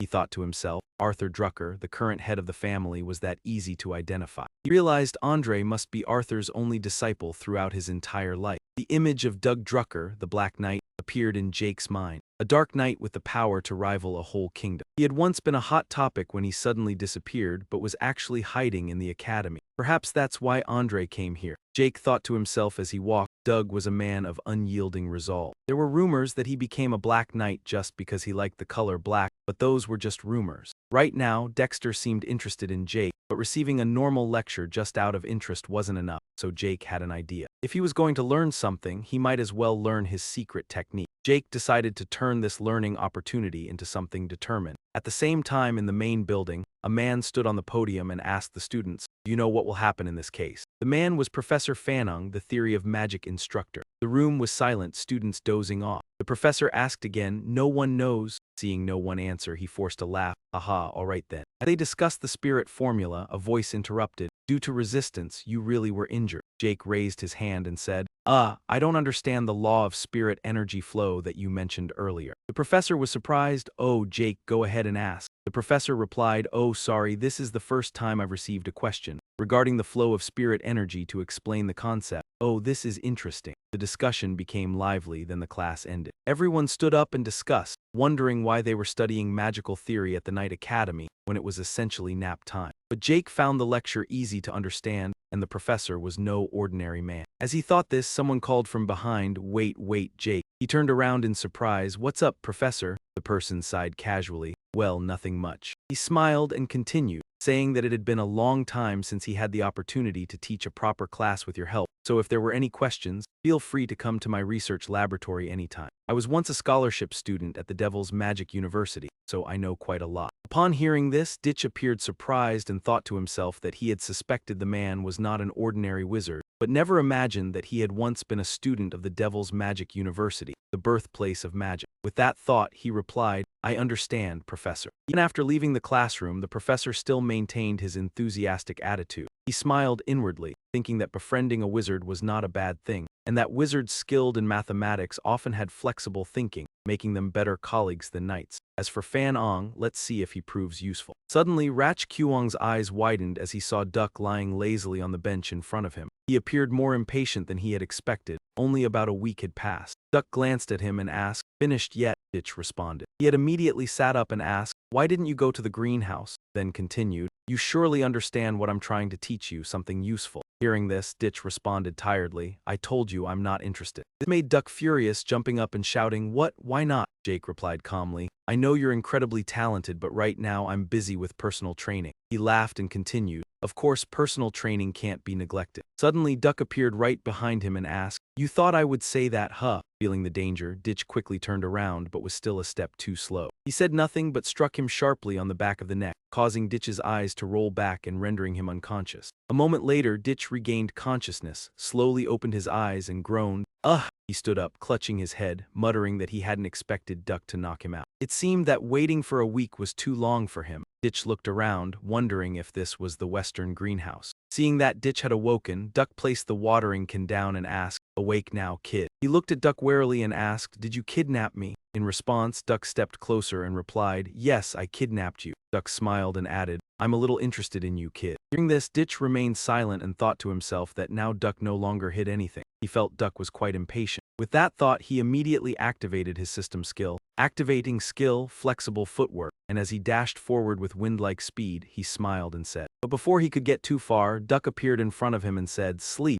Instead of stopping, he switched direction to jump, but nothing changed. A hand appeared directly in front of him. Jake stared in astonishment, thinking that Duck still saw him as a joke. He wondered what he had that could interest Duck and asked, "What is it about me that interests you?" Duck immediately responded, "I asked you how you heal internal injuries so quickly." This made Ditch pause, smile, and reply, "So that's what bothers you? If you're so curious, make me answer you." Suddenly, Duck vanished from his previous position without leaving a trace. Jake looked around in shock and thought to himself, he disappeared. He stood calmly, wondering where did he go. An unidentified object shot toward him at an incredible speed from behind. Jake sensed the danger. His eyes widened, he dodged and reached out to block the object. It was a sword. Luckily, he managed to block it, but his feet were pushed back by the force. Jake anxiously asked, "What are you doing?" Duck moved forward and replied, "You asked me to make you answer, but this is too easy. Let's take it to the extreme. If you can scratch my clothes just once, I will grant you a wish." Rich swung his sword, thinking to himself, like master, like apprentice. Duck's expression turned frightening, and he grinned maliciously as he said, "But if you give up in this fight, you will have to tell me everything you have been hiding." The battle continued fiercely in the western greenhouse as the sun slowly set. Inside, dust flew everywhere and visibility was difficult. Duck stood, clenching his fists and sighing, thinking to himself, what kind of person is this kid? The scene before him was desolate and ruined. Everything was in chaos and 3 hours had passed. From behind a rock, a hand gripped tightly. He thought, he not only has good stamina and endurance. Meanwhile, Duck looked at Ditch, who was standing up in front of him. Ditch's stamina and wounds were recovering without limit. A trace of suspicion appeared in Duck's eyes. That kid. Meanwhile, Jake's clothes were in tatters and his face was grim. The system immediately displayed a notification. The self-healing skill and endless stamina skill had been activated. He thought to himself, I could do this all day and still not win. The dragon's might too dangerous to use. He dashed forward and made a decision. Facing the Black Knight was not a problem. Their gazes shifted and their power erupted. Duck grinned in delight and said, let's continue. He laughed loudly and praised, good, that's more like it. Ratch stood still, the wind whipping up dust in the air. The system displayed a notification. The flexible footwork skill had been activated. He also shot forward. He swung his sword, but Duck was no slouch, easily dodging every strike. He watched the trajectory of the sword and thought, he's repeating his attack. Fast, but compared to that hungry guy and the Tirun girl, it's nothing.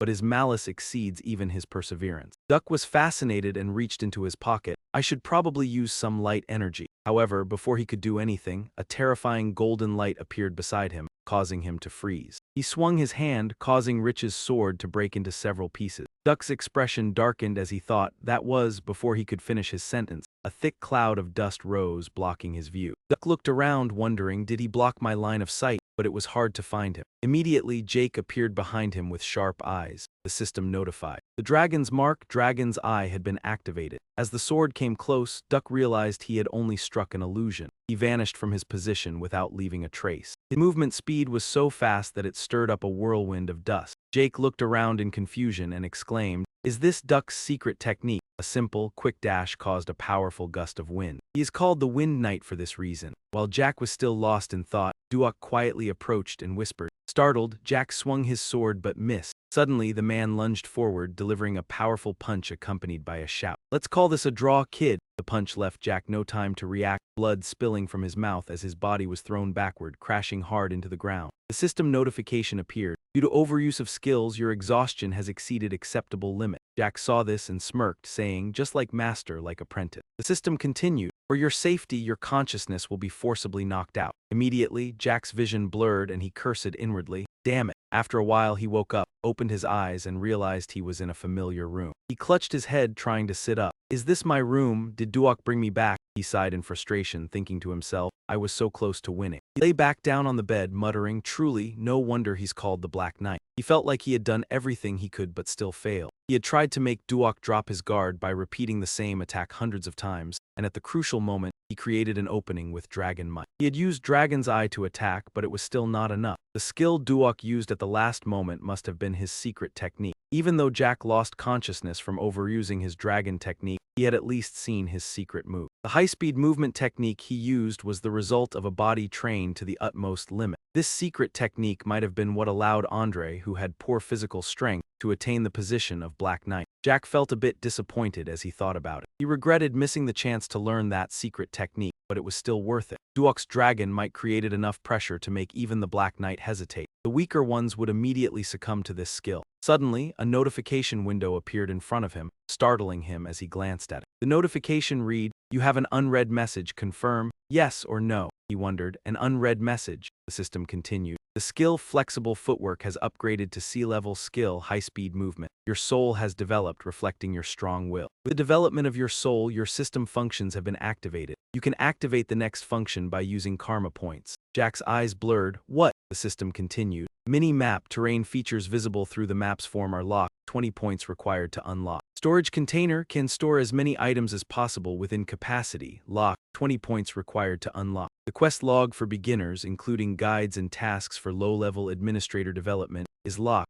5 points needed to unlock. Current karma points, 40. After reading, Jack sat deep in thought. Another item appeared, according to the description, besides the storage container. Thinking about it, Jack didn't hesitate and directly clicked the Yes button on the system panel, deciding to check the storage container first. A notification immediately appeared. If you choose an item, it will be stored in the container. To retrieve the item, simply think of its name or shape. The space the item occupies in the container depends on its size and weight. If you want a larger container, you can use karma points to increase the size of your storage. Jack listened to the explanation, tears welling in his eyes as he looked aside and wondered, choose the item I want. He quickly moved over and grabbed his broken sword. To activate the skill, just think about it, Jack thought. Then putting the item into the storage container should be the same. He gripped the sword, continuously mumbling in his mind, store, store, store. Immediately, the sword emitted a white light and slowly vanished. He looked at the container in front of him and thought, the two-handed sword is gone, occupying 228 spaces in the container. So this is what the system meant when it said the space occupied by an item depends on its size and weight. To retrieve it, I need to think about its name or shape. Just as Jack thought, the sword reappeared in his hand. He smiled in delight, happily exclaiming, I was thinking of a spatial container, but this is even better. This treasure is really expensive, clearly, but it's hard to find something to hold it, and I can even expand the container space using karma points. The notification on the screen read, Status window, low-level administrator. Name, Jack Draker. Profession, immortal pretender. Title, blessed by the ancient dragon. Low-level administrator function. This excessively advantageous function is just the beginning. I wonder how it will evolve at higher levels. He thought to himself, if these points are really that valuable, I can't use them recklessly. Looks like I'll need to change my plans. Jack then sank deep into his thoughts, and suddenly a voice from outside the door broke his concentration. Can I come in? Master, he heard the voice and thought, is it the butler? Then he replied, come in, what's the matter? The man replied, you have a message. He then handed Jack a piece of paper. He says you'll know who it's from if I mention the garden keeper Dexter. Hearing this, Jack immediately understood and smirked. He began reading the contents of the note. Kid, if you want to challenge me again, come whenever you want. He thought to himself, seems like it wasn't a complete failure. Jack remembered the words the man had said earlier. Let's call this a draw, kid. He wondered, is this what he meant by a draw? His fist clenched and he happily said, well, this still means there's a chance. Suddenly Decker, who was standing beside him, spoke up. I have one more thing to tell you. He continued, I found the blacksmith you mentioned earlier. Jack heard this and said, oh really? When is the appointment? Decker adjusted his glasses and replied, there's one problem. Decker announced the blacksmith refused the appointment. Jack was shocked and exclaimed, what? Why? At that moment in the blacksmith's space, the place was dark, with weapons scattered everywhere, and he had been drowning in alcohol all day. Decker explained, he doesn't make weapons anymore. The next morning, a foot stepped down from the carriage. Jack had arrived in front of the blacksmith's house thinking, it's been a while. The sign read, Papnia Brett. Jack smiled wryly thinking, what an illustrious name for a forge. Thinking this, Jack slowly pushed the door open and called out, is anyone in? He remembered. Graham's glorious sword, it's the masterpiece Galian forge, he said. It's the price for his network research, worthy of the title Soul Blacksmith. He reads the soul of the blacksmith before forging their weapon, and he lives up to that reputation, creating a sword with the ability I need most. The ability to replace the aura with Ezer, the greatest blacksmith in the continent, forged that sword. Thinking this, Jack looked at the man sitting silently in the alcohol and wondered, what's his current condition? Sensing his presence, the blacksmith looked at Jack and asked, what is it, a kid? This isn't a place for children. Get out, the blacksmith said, I'm a soul blacksmith. Jack didn't care and looked around thinking, although he's very sentimental, it's not to this extent. What happened to him before he met me? Immediately, Jack went and fetched a large bucket of cold water. He charged straight at Hanbeck's face before tossing the bucket of water aside. He stepped forward, smiling and asking, you're awake now, right? Tell me, why did you refuse my request? Hanbeck, stunned for a moment, finally recognized the emblem on Jake's gloves. He trembled and stuttered, Drago? Hanbeck lowered his head and said loudly, I apologize for my disrespect. His whole body shook and he continued, please forgive my rudeness, but I cannot accept any request right now. Can an ordinary person create what others want, when he himself cannot create what he desires? Hearing this, Ditch began to understand, realizing that even Gan Leon had gone through such a difficult time. It seemed that Hanbeck had become the greatest blacksmith on the continent when Ditch met him, but Gan Leon had never spoken about his past life. Hanbeck sat with his head in his hands, lamenting, why am I so useless? Can I still forge weapons? His body trembled, a skilled blacksmith, yet unable to forge weapons. Ditch shouted loudly, Hanbeck. He startled, snapping back to reality and replied, please forgive my impolite behavior from earlier. Ditch comforted him, don't worry, I want to see some of your failed creations. Hanbeck quickly replied, let me lead you to the back. He thought to himself that the only way to guide him properly was to do it himself. A moment later, they were in the backyard. Hanbeck said, I apologize, sir. I shouldn't have let things get so messy. Ditch responded, it's fine, it's fine. He looked at the pile of weapons before him and commented, they're quite impressive. Hanbeck replied, thank you, sir. Afterward, he continued moving forward. As Ditch examined a sword, Hanbeck nervously warned, sir, please be careful. Even though they are failed products, they are still very sharp. Ditch paid no mind, inspecting each sword. This one.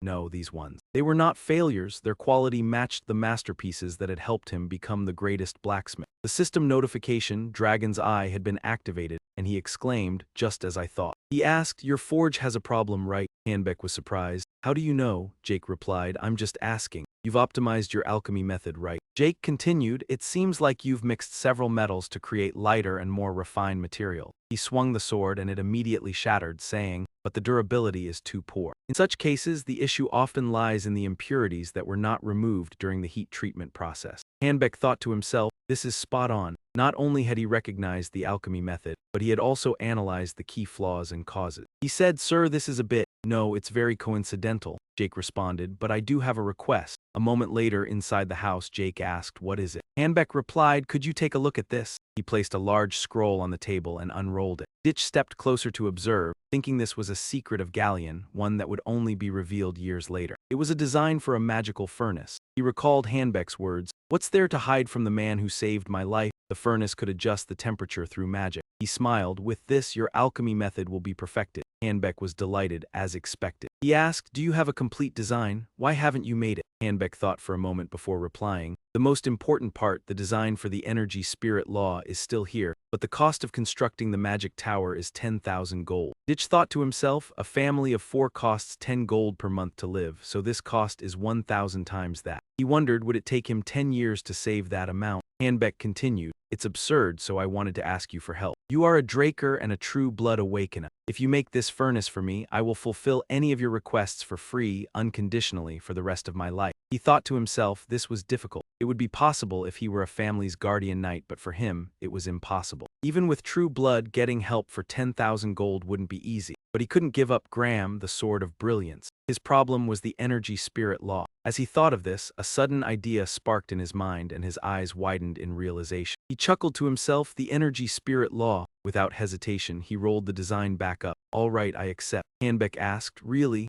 Zek replied, "I can ask a wizard I know. If I get an answer, I'll let you know." Before leaving, he reminded, "Oh, and stop drinking." Before he could finish, Hanbeck knelt down, tears streaming down his face. Thank you, sir. Galleon will serve you for life as the one who saved my life." A loud voice echoed inside the house. Thank you, sir. "All right, I got it. Stop now. I'll let you know when it's done." A moment later, at the Draker Academy in the professor's research area, Jake walked while thinking, why does the magic tower have such a high implementation cost? The structure is simple. Banong's specialty was the design law of energy spirits, his research laboratory. While thinking, he suddenly stopped. A bad feeling flashed in his mind and his sharp gaze flicked to one side. Right next to him was a dark alley. He thought to himself, in that alley, a terrifying memory resurfaced. He had once been dragged into the alley and beaten, forced to kneel and beg them. I'm sorry, it's all my fault, please." But those men didn't relent and the man grew angry. "What's this?" Jack cried and said, "I apologize, I beg for your forgiveness, Conrad. A lowly person like me dared to touch your body." Upon hearing this, he kicked Jack in the head and praised, "Good, well said, Ditch." He sneered, "As a reward, I'll give you the chance to clean the ground, you dirty." He couldn't fight back, only kneeling on the ground. Thank you,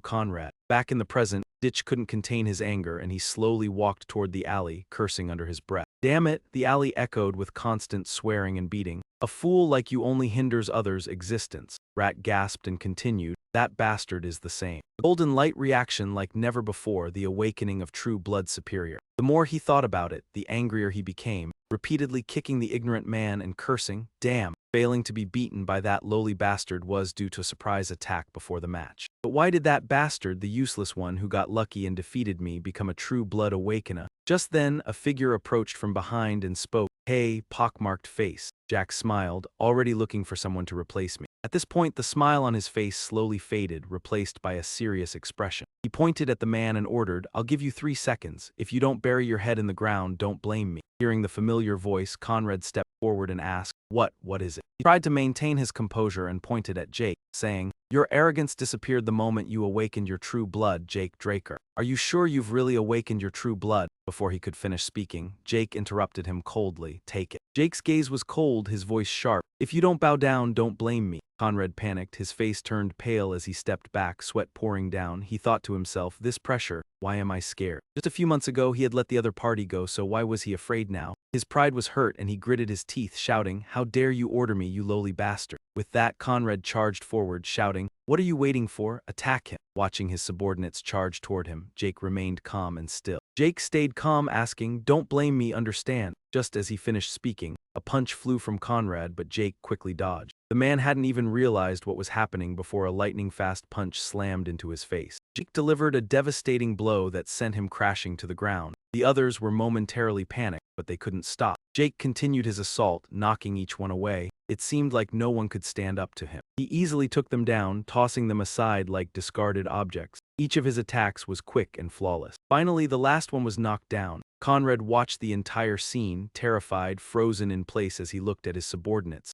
None of them were standing. He exclaimed, "No way." He wondered to himself, is this really Jake Draker, the one I know? Jake walked up to him, reassuring him, "No need to be afraid, I believe you already know, it'll only hurt for a moment." Conrad, seeing this, drew his sword, trembling as he pointed it at Jake and shouted, "Stay away, if you come closer, I'll strike." Jake responded coldly, "You're really drawing your sword in the training yard? Do you know what that means?" His words startled Conrad, leaving him speechless. His eyes filled with fear. Jake pulled a sword from behind his back and continued speaking. To confront the danger from Leon Conrad, who had drawn his sword in the training yard, Conrad screamed, "Wait, wait." However, Jake had no intention of stopping. His face full of presence, his voice sharp, "Tazik Draker will retaliate in the name of honor." Conrad trembled in fear, his body going limp. "This battle will end when one of us dies. We take full responsibility. The opponent is not liable for the outcome." Jake looked at the man lying on the ground and said, "Liam Stone, you're the witness." Then he began raising his sword. "Now, let's continue." His gaze was devoid of any jest. Conrad, terrified, quickly pleaded, I'm sorry." He kneeled and bowed to Jake, saying, "Please, I beg of you, spare my life." His whole body shook. Jake slowly lowered his sword. Jake remembered that he had once been like that. He quietly apologized, I'm sorry, Leon Conrad, please spare my life." The more he thought about it, the angrier he became, muttering under his breath, "You stupid bastard." Without hesitation, he swung his sword swiftly, striking straight toward Conrad's face. Jake severed one of his ears. He sheathed his sword and said, "I'll take your ear as the price." Conrad clutched his head, crying out in pain, "My ear, my ear." Jake stepped forward, placing a hand on his head, reminding him, "If your ear is reattached when we meet again, the next thing I take won't be your ear." Jake forcefully grabbed his hair, shouting, "It will be your head." Then he slammed Conrad's head onto the ground.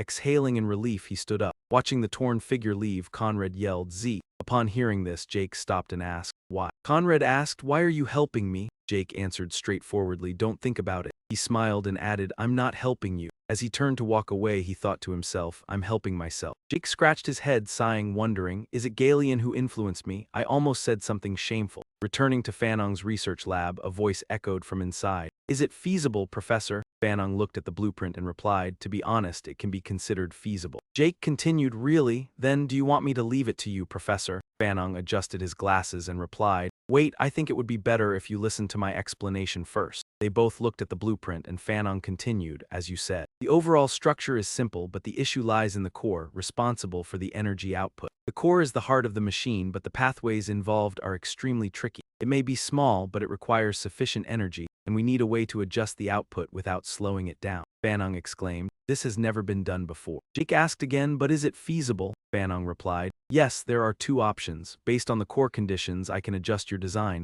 However, it will take at least a decade to fix the design for the core." Jake was horrified, shouting, 10 years. Fanong responded, "Yes, it will take a considerable amount of time." Jake asked, "What about the second method?" Fanong explained, "We can bypass the core design and use a similar material. Although this saves a lot of time, the material required is highly compressed spiritual stone." Jake couldn't believe it, asking again, "What? Isn't that an ancient treasure that can't be made with modern technology?" Fanong replied, "Exactly, ancient treasures are already very rare. However, searching for a treasure in ruins is even harder than finding spiritual stones that can withstand our design." Fanong continued, "It will cost over 3,000 gold." Jake was devastated, his expression dazed. He thought to himself, "I might be dismissed if anyone finds out I can't use light energy, but 15 years is too long. 3,000 gold is too high." Jake couldn't believe it. "I can't give up the gram, the glowing sword." Everyone thought he used light energy due to the event at the blessing ceremony, but the truth was he couldn't use light energy, and that hadn't changed. Ezra was considered a power that was nearly impossible to control by humans. However, aside from the spiritual skills his master taught him, Jake couldn't use any other skills to harness light energy. He could only enhance his own body. Compared to others, light energy was much easier to use and more versatile. That's why Jake needed the gram, the glowing sword. Thinking about this, he sighed, "Damn it, how am I supposed to find the highly compressed spiritual stones?" Suddenly, Fanong spoke up, "By the way, the person who created these designs is extraordinary. Even the complex core is still a brilliant design." Jake exclaimed, "An ancient treasure from the Golden Age? Why didn't I think of that before?" A faint smile appeared on his lips. Without wasting any more time, Jake stood up and left. "Please keep the design until I return, Professor." Fanong, confused, asked, "What do you mean? Do you want me to spend 15 years to perfect it?" Jake laughed and replied, "Haha, of course not." He gripped his sword tightly and continued, imagining he would present an utterly confident expression, meaning a high-level compressed spiritual stone. The Dragon Liberation War had ended with the defeat of Evil Dragon 321, ushering in an era of peace for humanity. During this time, many ancient treasures were discovered in the Dragon Caves, relics from the era of the heroic kings, the most prosperous period of magic. These treasures surpassed modern technology and magic by far. Among them, the high-level compressed spiritual stone, capable of sustaining an entire village, was a treasure from the era of the heroic king. The scene shifts to Draker Academy in the Central Library. Though not often used, the Central Library was maintained, said to have been established by Terrakin during the Archive expansion period. Treasures from the Golden Age were discovered, prompting the Magic Tower and Archmage Nirvana, a member of the three great clans, to participate in the excavation. Over the past few months, many Golden Age treasures had been unearthed, and news of them spread through the press. Or at least this news would appear within the next 10 years. In the Central Library, Jake looked around, realizing no one had noticed these treasures yet. He sighed in frustration, thinking he could search all day and still find nothing. The system announced that the Dragon Seal and Dragon Eye were activated, causing one of Jake's eyes to glow. He didn't give up and continued searching the library. Suddenly, he stopped, eyes wide with astonishment at what he had discovered. A brick on the floor glowed a faint red. He said, "Here it is," and approached, thinking that tapping it would produce a hollow sound. He quickly used the Primordial Spirit's spirit awareness to cut through the brick layer. The Primordial Spirit's spirit awareness, learned from his master, could materialize the user's will, allowing actions like cutting. However, it consumed a great deal of energy, giving him a pounding headache from overuse. The brick slowly opened. The brick opened, revealing a passage below. He carefully closed it behind him, leaving no trace. The area beneath was dark and damp. He grabbed a torch and lit it. Looking around, he said, "The reports didn't mention it being this deep." No sooner had he spoken than a sudden noise startled him. Two shadowy figures appeared nearby. Jake thought, it should be at least 10 years before anyone finds these ruins. He wondered, has someone found them before me? But upon closer inspection, he realized they weren't humans but two moving skeletons. He exclaimed, "Skeletons!" They held hoes and shovels not created by spirits. Jake drew his sword, ready to confront them. The system announced that the critical strike skill had been activated. Jake lunged like lightning, obliterating the skeletons effortlessly. It was an easy feat for him. After defeating the skeletons, the system announced he had gained 2 karma points. Skeleton defeated, 2 current karma points, 2-2. Jake laughed joyfully. "Ah, I can gain points from monsters too." He continued, "I forgot, too focused on the treasures." With that thought, he grew even more excited. "Wait, this is a perfect chance to earn points." Without hesitation, Jake gripped his sword and pressed on. "I'm coming for you, my cherished points." Each skeleton defeated brought another karma point. Skeleton defeated 20. Jake smiled and said, "So easy." The system then announced current karma points, 22, Junior Administrator Jake Draker. Jake looked at the status window and saw his profession listed as Soul Immortal, with the title Blessed by the Ancient Dragon. He noted that 20 points were needed to unlock the minimap, while the beginner mission required 4-5 points. Other skills like self-heal and vitality recovery were also listed. Jake thought, I can only purchase the minimap for now. He activated the minimap function, and a 3D map appeared before him, showing his current location. Jake studied the map and said, "Perfect, this is exactly what I needed." His gaze fixed on a red glowing room, wondering, why is only this room a different color? The system announced that Jake could set a path to the selected location. He thought, a storage room? Strange. Without hesitation, he confirmed and wondered, and I found it so easily. The system provided the fastest route to the location. Jake laughed loudly, unbelievable. With the system's guidance, he quickly reached the large door. He observed the door and said, "I must be here, but how do I get in?" He tried touching the door and remarked, "It probably needs to be full to open." Suddenly, a strange red light emitted from the door, followed by a strong electric force that pushed him back. Jake thought, protective spell, the magic tower and Archmage Nirvana must be connected to this door. Jake looked at his smoking hand, grateful for his gloves or he would have lost his hand. He said, "I won't be able to bypass this spell." The system announced protective spell neutralized, switching to manual device activation. Jake was stunned. "What?" Jake asked, "Wait, are you responding to what I just said?" The system replied, "Yes, I am. Do you have any additional requests, Administrator Jake Draker?" Jake froze, wondering, I can actually talk to the system. He was astonished to hear the system's clear and direct response,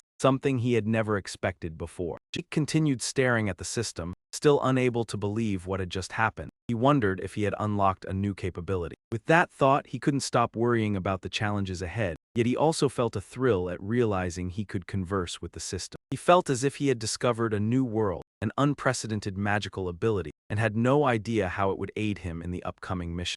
He asked again about the reason for reincarnation, but the system replied that it could not provide an answer. Jack continued to inquire, wanting to know what the system administrator was, but the answer remained that the information could not be provided. He persisted in asking who created the system, but the system refused to answer and asked if there were any further requests. Jake Draker sighed, frustrated by not receiving answers to his important questions. With that thought, he ordered the door to open. The system confirmed the administrator's request and opened the storage room. The large door slowly creaked open and he entered, observing in awe at the sight, shouting out loud, wondering about the treasure. The treasure, as its name suggested, was filled with valuable artifacts. Just finding one would be a miracle. Without hesitation, he picked up a treasure chest. A golden, sparkling light radiated from within. He realized there were hundreds of such items and quickly gathered them, laughing joyfully as he selected the right one to give to Fana. Finally, he found 4 high-grade spirit stones in a small wooden box. Jack joyfully stored them in his compartment and used the expansion points to add 4 more slots, but still, there wasn't enough space. He realized he would have to return frequently until he graduated. After collecting everything, he stood up, ready to leave, but a strange aura appeared, making him shiver. He anxiously looked around but didn't see anyone else. Jack wondered about this eerie feeling and accidentally touched the stone wall. A red light burst from where his hand made contact. He quickly withdrew his hand, but a series of seals appeared around him, leaving him astonished, wondering what was happening. Before Jack could react, he vanished and appeared in a completely unfamiliar place. He looked around and asked the system about his location. The surroundings were dark and eerie. The system notified him that he was in the sacred ground of the Dragonslayer. He was surprised as there was no prior information about this room full of chests. He opened the mini-map to observe and noticed the location wasn't too far from the previous one, but there was no way leading to the sacred ground. He guessed this was an unexplored location from his past life. He pushed a chest in front of him and opened the lid, finding a strange set of armor inside. The system notified him that the exclusive Dragonslayer armor had been discovered, and he exclaimed in awe at the armor. Curious, he set the armor upright and examined it. He noticed it was different from the Golden Era armors he knew and wondered about the detail at the back of the neck. He discovered a hole, guessing it was for inserting something, and immediately took out a spirit stone, not wanting to overlook this detail. The system notified him that the spirit energy crystal had been installed into the armor, activating the equipment. The eyes of the armor lit up as if it had a mind of its own, making Jake even more curious to explore inside. The armor shook violently, startling him. He exclaimed in surprise at the occurrence, and a loud explosion rang out, causing a cloud of smoke. The system notified him that the equipment malfunctioned due to overload, activation failed. The system warned of a small explosion and recommended evacuation. He sat down in frustration, his face covered in grime, muttering that it had exploded. The system apologized. He stood up and looked at the burning armor. He wondered if the spirit energy crystal was just the energy source for the armor. He thought about the functions that would require such enormous energy and decided to continue his exploration. After a while, he stood before a large room while the other rooms were empty. He looked around and noticed there was only a glass cage in the room. The system notification appeared, catching his attention and causing his expression to change. He gave a helpless smile, saying Tarakin Dranker was truly insane. The system board read, "You have discovered the legacy of Tarakin Dranker, the cursed heart of Bahamut Aklon." Zack wondered why the slain dragon's heart became a legacy. He realized that the eerie feeling earlier was due to this, and his body began to react differently. The system notified him that the heart was reacting to the administrator. He placed his hand on the glass cage. A stream of black energy emanated, accompanied by a voice saying, "All right, I'm listening." His expression changed, his eyes became hollow, realizing there was no other choice. Rick seemed to be under control, muttering repeatedly, "I will kill them all." In that dangerous moment, the system activated the unyielding mental defense skill, helping him return to normal. He panicked, clutching his head, wondering why this was happening. One of his eyes ached, his body in the glass cage surrounded by a strange black energy. He shouted loudly, confused by the spreading energy in the space. Jake wondered what this was when the system's notification appeared about an urgent mission and the reward of ownership of the legacy. His mind grew hazy and skills continuously activated. The system notified him that the activation of the mental defense skill failed and a sinister dark energy surrounded him. His eyes turned completely black and a terrifying laughter echoed in his mind. In that moment, he charged into the glass cage with great force, causing a crack in the glass. He grinned, mentioning how he couldn't jump out in time, seeing through the glass another version of himself, and told himself that freedom was something to be seized. After saying that, the glass shattered into pieces. The system notified him that he had broken the curse of Bahamut Aklong's heart, completing the urgent mission, and obtaining the reward of legacy ownership. Upon hearing this, he collapsed, feeling the ache, and thought quietly, "Damn it, I was so close. I can't believe my skill failed. What just happened?" The system alerted that the sex self-healing skill was activated, and the infinite stamina skill was also activated. He began absorbing the cursed heart of Bahamut Aklong. After a while, he waited for his body to stabilize, his tired eyes looking ahead.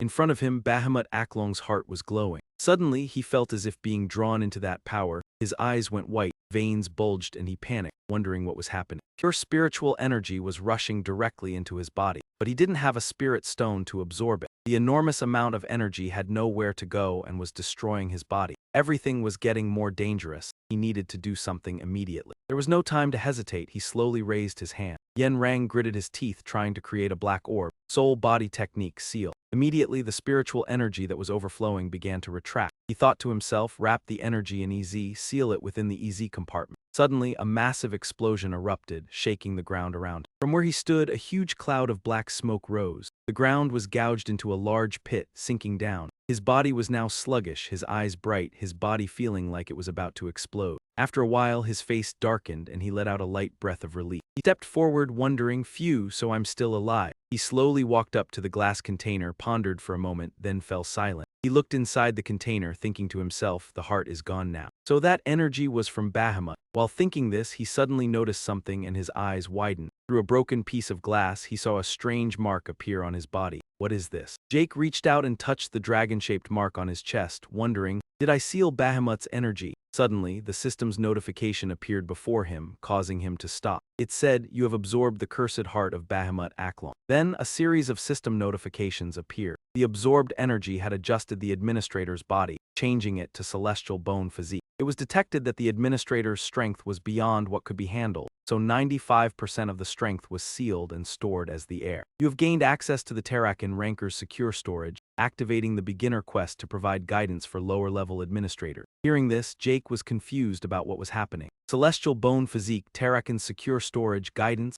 another strange mess like always. I'll check it later, for now I'll dismiss it. As he was about to dismiss it, he suddenly stopped and exclaimed, "Wait, let's see this." He pressed the system window and said, "Leave this one." Jake's expression turned very pleased, a slight smile curling at the corner of his mouth. "My ancestors are truly generous." The system appeared and asked, "Do you want to unlock another inheritance of the Terrakin Ranker?" After waiting for a moment, a pile of items quickly appeared before Jake. The system announced, "Unlocking the second inheritance of the Terrakin Ranker." Looking at the pile of items in front of him, he exclaimed, "This is from that night at the Platinum Hall." Inside the room, Jake carefully stored all the items he had gathered into a locked cabinet. It seemed like the cleanup was almost done. He happily looked at the system window and said, "Let's take a closer look." A detailed window quickly appeared. It displayed low-level administrator status window. Name, Jake Draker. Profession, unique undying falsifier. Title, blessed by the ancient dragon, heir of the Terrakin Ranker. Dominance, dragonkind overlord. Physique, celestial bone physique. System function, storage compartment, 6-5 slots. Minimap, beginner quest, sex self-healing skill, unyielding spirit defense, infinite stamina, sensory enhancement, E-class precision stab, proficiency, D-class combo slash.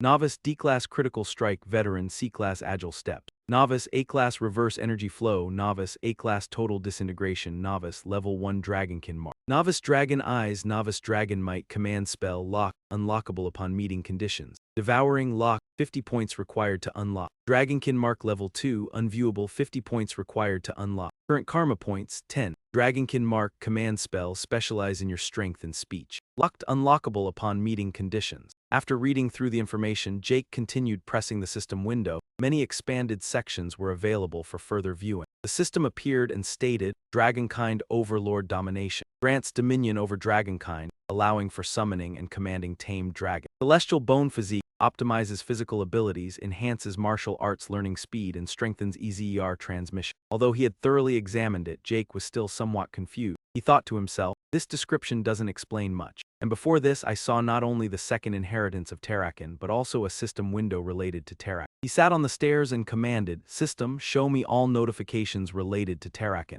The system quickly responded, "To access Terrakin's secure storage, data synchronization is required." Jake, hearing this, pressed the system window, wondering, Terrakin's secure storage. The system responded, "Please move to a synchronization point. Would you like the coordinates to be displayed on the minimap?" He sighed. "What? I have to go to a designated location to access it. Show me the location." Immediately, a minimap appeared before him. He muttered, "So." Jake's expression grew perplexed, wondering, what is Manhwa? As far as he knew, Manhwa was the top knight academy. Thinking about it, he scratched his head in frustration. Only those with permission can access it, let alone enter. Even for me, sneaking into Manhwa is impossible. Going there wasn't in my plans, but if something like Terrakin's inheritance is there, he quickly pressed the system window and thought to himself, then it's worth altering my plans. It seems I'll have to stay in this cursed family longer. The system appeared and said, "The beginner quest book has been activated." The beginner quest book begins guiding lower-level administrators. After the guidance, quests will become feasible to support the administrator's development. Complete the quests to earn rewards. Hearing this, Jake rubbed his chin deep in thought. So I take on quests and get rewarded when completed. This system is similar to an adventurer's guild or mercenary mission. But what is this guidance? Starting guidance for low-level administrators. Just as he was about to understand what was going on, the surroundings began to change. Everything turned into an endless dark space. Jake stood there in shock, looking around, wondering, what's going on? Where am I? He remembered something from before and thought, am I being teleported like last time? No, this feels different, like the entire space has changed. As soon as he said that, loud noises came from behind him. Jake jumped, turning around. Right behind him, a group of gigantic monsters were charging towards him. He exclaimed, "What the hell?" Then he glanced at the system window again. It read, "Guidance mission, defeat the monsters that appear within the time limit using at least 2 skills. Reward points access to system shop. Time limit 60 minutes. Hearing this, he drew his sword, thinking, suddenly orcs appear as part of a mission with corresponding setting. Does this guidance create situations where I can actively use the system? This should have been provided sooner. As he said that, the orcs' massive maces slammed into the ground, cracking it apart, dust flying up. But by now, Jake was no longer standing in his previous position. He had swiftly moved in another direction to dodge. Activating high-speed movement, activating combo slash. The orcs froze, their bodies trembling. Dozens of slash marks appeared across their bodies. Soon after, their bodies exploded without understanding what had happened. Yihao thought about practicing sword techniques with both hands, the sensation as light as a feather. The system displayed information about the celestial bone physique, enhancing his body, accelerating martial learning, and increasing Ezra conduction. He wondered if this was the effect of the celestial bone physique. With his current ability, he could easily defeat commander-level enemies. The system notified that the tutorial mission was complete, and immediately the surroundings returned to the original room. Jake was surprised and exclaimed, "Oh, I'm back." He stored the sword in the compartment and thought, so it was all an illusion? The realism is impressive. A notification appeared showing rewards, extra intellect points, and additional time. The system also announced that the shop menu had been unlocked. He eagerly looked at the system board and asked, "Can I buy items through the system?" System menu displayed many unusual items. Giant skin 10 points, a potion that temporarily boosts defense. Speed 7 points, a magic stone slightly increasing movement speed. Fire Giant's Breath 20 points, a potion containing the breath of a fire giant that releases an unextinguishable flame. And Wings of the Sky 5 points, a potion derived from bird feathers that enhances agility. Reading through, he exclaimed, "What is this? So convenient." Giant Skin, Fire Giant's Breath, all of these are rare treasures worth hundreds of gold. He thought, just selling these in the shop would earn a good sum. Another notification sounded. "Please place the item you wish to sell into the designated window." Items in your compartment can also be sold, the system announced. Dual-handed sword training, this item cannot be sold. Elf's Thorn Herb, do you want to sell this item? Selling price 4 points. Yihao considered briefly, but selling these items only made sense if he truly needed points. 4 points for this thorn herb, I can earn at least 100 gold elsewhere, he thought. Selling it won't help unless I really need points. He stretched wearily and walked away. Phew, what a tiring day. The room door slowly closed. I'll probably sleep a long time tonight. The next morning, at Dragon Academy, in the professor's research building, in Professor Fanong's room, he spoke. "You actually managed to bring back a high-compression spirit stone in just 1 day. How did you manage that?" Hearing this, Yihao replied, "It's complicated." He slowly lifted his teacup and asked, When will the device operation be complete? Banong responded, it's already complete. These words left Yihao astonished, exclaiming, really, you're extraordinary. Banong continued, what Jake brought here is even more extraordinary. Seeing Yihao's calm expression, he sensed something was off, suspicious indeed. Whenever a high-compression spirit stone was discovered, major powers on the continent would register diverse ancient symbols as serial numbers and manage ownership of high-value spirit stone. So, Banong explained, by checking the serial number, you can determine the excavation time, location, and current owner. Yao thought, but what I brought cannot be registered in that book. It's an entirely new discovery of my own. He set down his tea and thought, anyway, setting aside suspicion, he has excellent evaluation skills and expertise. He quickly approached and asked, since you've confirmed the registration code, can we go now? Hearing this, Fanong was startled and replied, ah, you already know, you're far too talented for this place. Yihao smiled wryly, you flatter me, then stood up preparing to leave. However, to adjust the design for the core, it will take at least a decade. No, it will take 15 years. Hearing this, Ditch screamed in horror. 15 years, Fanong responded. Yes, it will consume a significant amount of time. The second option, skip the core design and use similar material. This could save a lot of time. But the required material is high-pressure spirit stone. This answer made Ditch unable to believe it, so he asked again. What, isn't that an ancient artifact that cannot be created with modern technology? He replied. Exactly.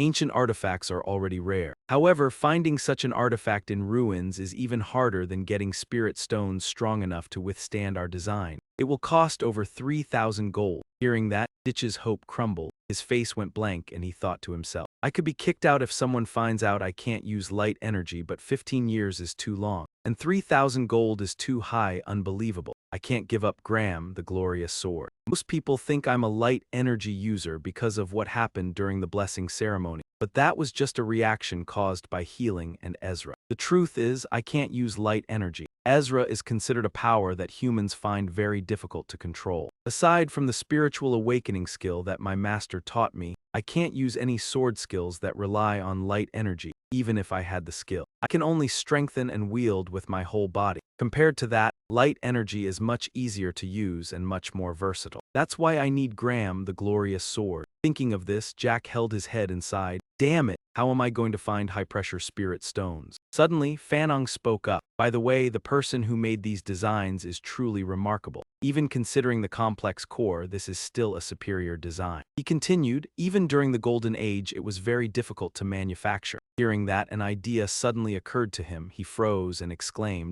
a Golden Age artifact. The corner of his mouth curled slightly. Why didn't I think of that earlier? Not wanting to waste another moment, Ditch slowly stood up and left. Please keep the design until I return, Professor. Fanong, confused, asked, what do you mean? Do you want me to spend 15 years perfecting it? He laughed and replied, ha ha, of course not. He tightened his grip on the sword and continued, I'll bring one to you. A confident look on his face. What I mean is the high-grade compressed spirit stone. In the Golden Age, the war of liberation to escape the rule of the dragons ended when Arlong Bahamut was defeated by Tarakandraker. This brought humanity a century of peace. During this time, many ancient treasures were discovered in dragon caves, relics from the age of the Hero King, the peak period of magic. All the treasures found possessed techniques and magic far beyond modern standards. Among them were high-grade compressed spirit stones, containing enough vital spirit to sustain an entire village, a treasure from the Hero King's era. Switching to Draker Academy, Central Library. Though rarely used, this library is preserved because people believe Tarakan directly established it during the expansion of the archives. The discovery of treasures from the Golden Age led to the involvement of the Magic Tower and Grand Magician Nirvana, a member of the 3 great clans participating in the excavation. For months, countless treasures from the Golden Age appeared, and news about them spread through the electric press. Or at least that was something that would take another 10 years to happen. In the archive room of the Central Library, Jake was also present. He was observing the surroundings while thinking. No one had found the treasure, not even aware of their existence. Thinking this, he sighed in frustration. I could search all day and still not find it. The system immediately displayed a notification. Dragon's signature, Dragon's Eye, had been activated. One of Ditch's eyes glowed. He didn't give up, continuing to search around the library. While walking, he suddenly noticed something unusual. The more he looked, the more he froze, his eyes wide open. Right on the floor, a brick was emitting a faint red glow. Ditch exclaimed, "Here it is." He stepped forward, knocked on it with his hand, and thought that tapping would produce a hollow sound. Sure enough, it did. He immediately activated his original spirit skill.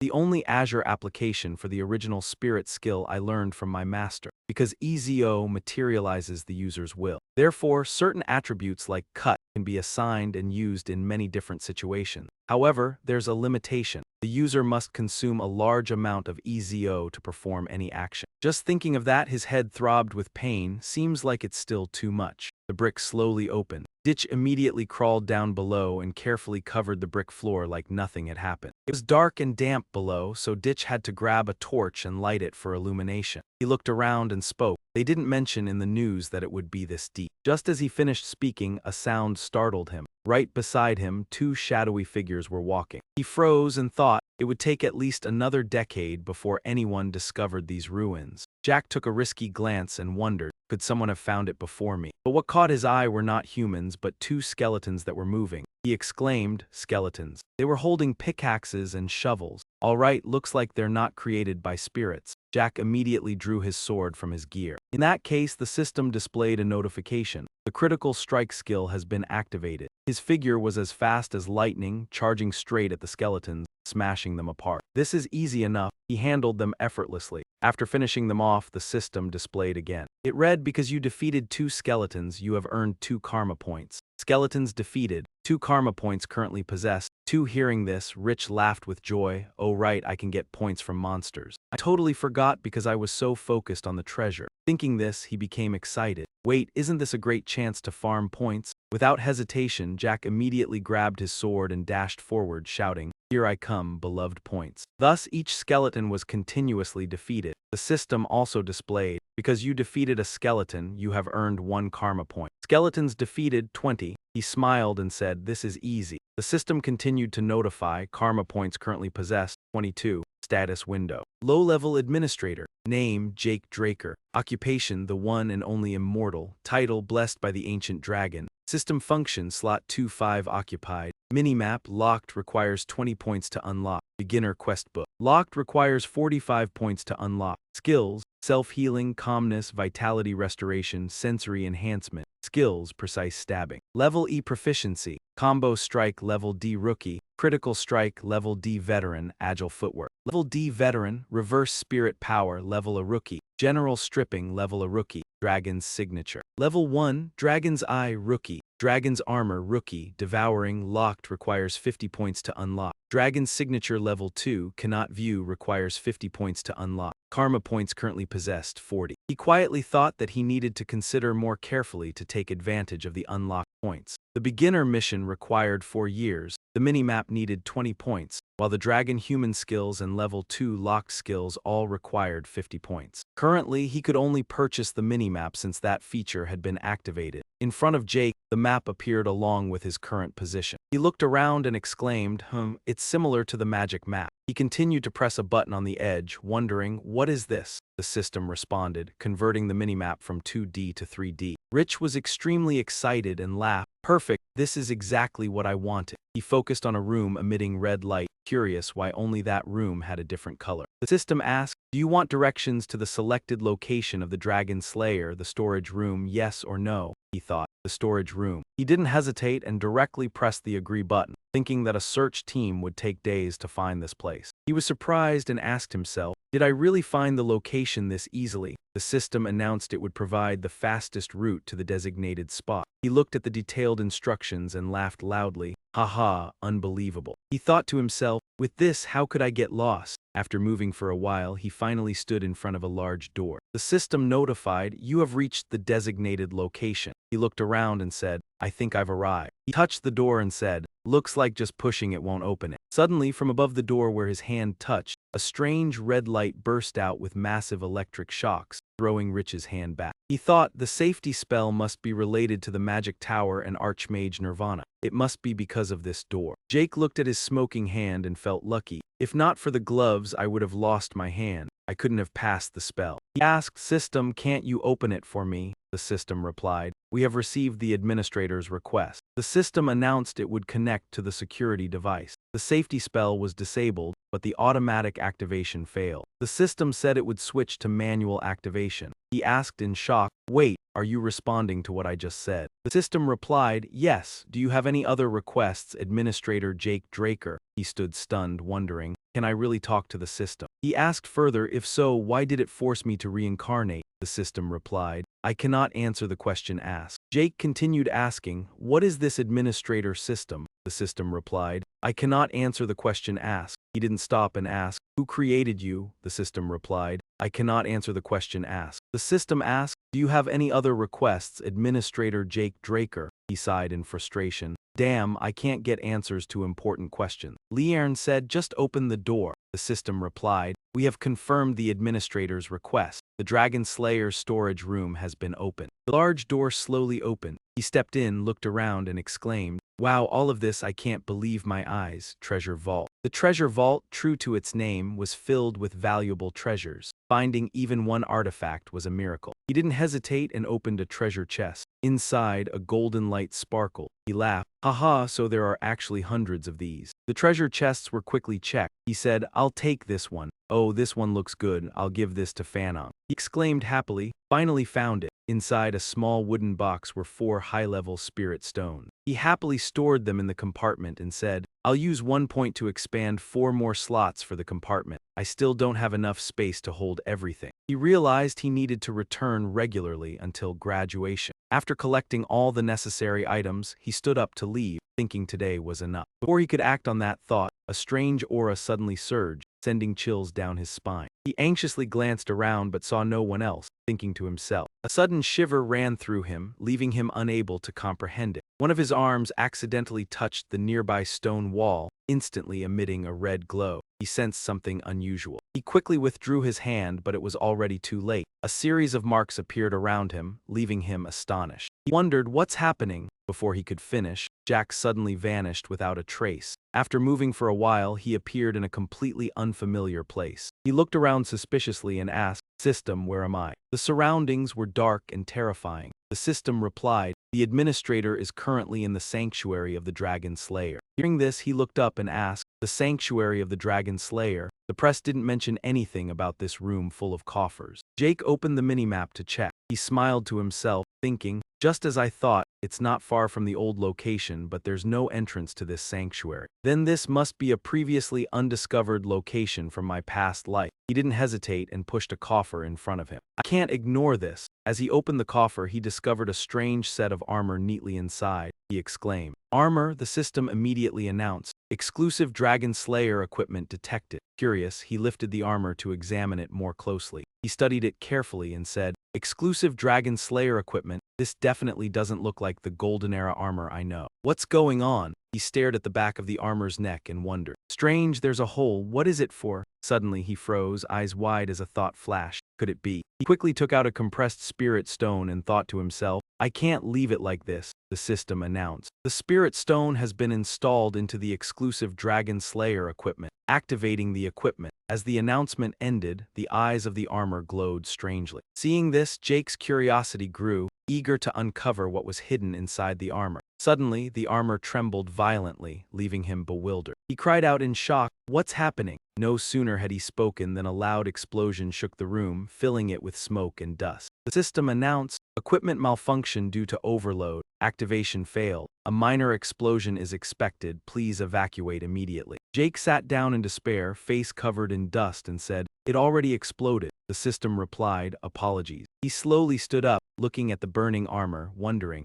so this high-compression spirit stone was just the power source for the armor. He pondered deeply, what functions does this armor have that require such a massive power source? Not wanting to waste time, Jake decided to keep exploring. After moving for a while, he stood before a large room. All other rooms were empty. This was the final room. He looked around and thought, the whole room with only one glass cage. Suddenly, a system notification appeared before him. He focused, his expression turning serious. He furrowed his brow and exclaimed, "What is this?" Then he gave a helpless smile and continued, Terrakin Dranker, he's truly insane. On the system board the text read, "You have discovered the legacy of Terrakin Dranker, the cursed heart of Bahamut Aklong." Jake wondered, did he leave the heart of the dragon he defeated as a legacy? He suddenly realized that the shiver he felt in the previous storage was caused by this. He sensed something very different. The system announced, "The cursed heart of Bahamut Aklong is reacting to the administrator." He placed his hand on the glass cage and a mysterious black aura emerged, accompanied by a voice. "All right, I hear you." His expression changed unnaturally, eyes vacant and wide. "Looks like there's no other choice." "Fine," Jake said as if controlled, no longer himself. He muttered continuously, "I will kill them all." At the peak of danger, the system announced, activating indomitable mental defense skill. Thanks to this skill, finally, everything seemed to return to normal. He clutched his head, confused, wondering why this was happening to him. But at that moment, a sharp pain in one eye stunned him. The human body before his eyes gradually turned black.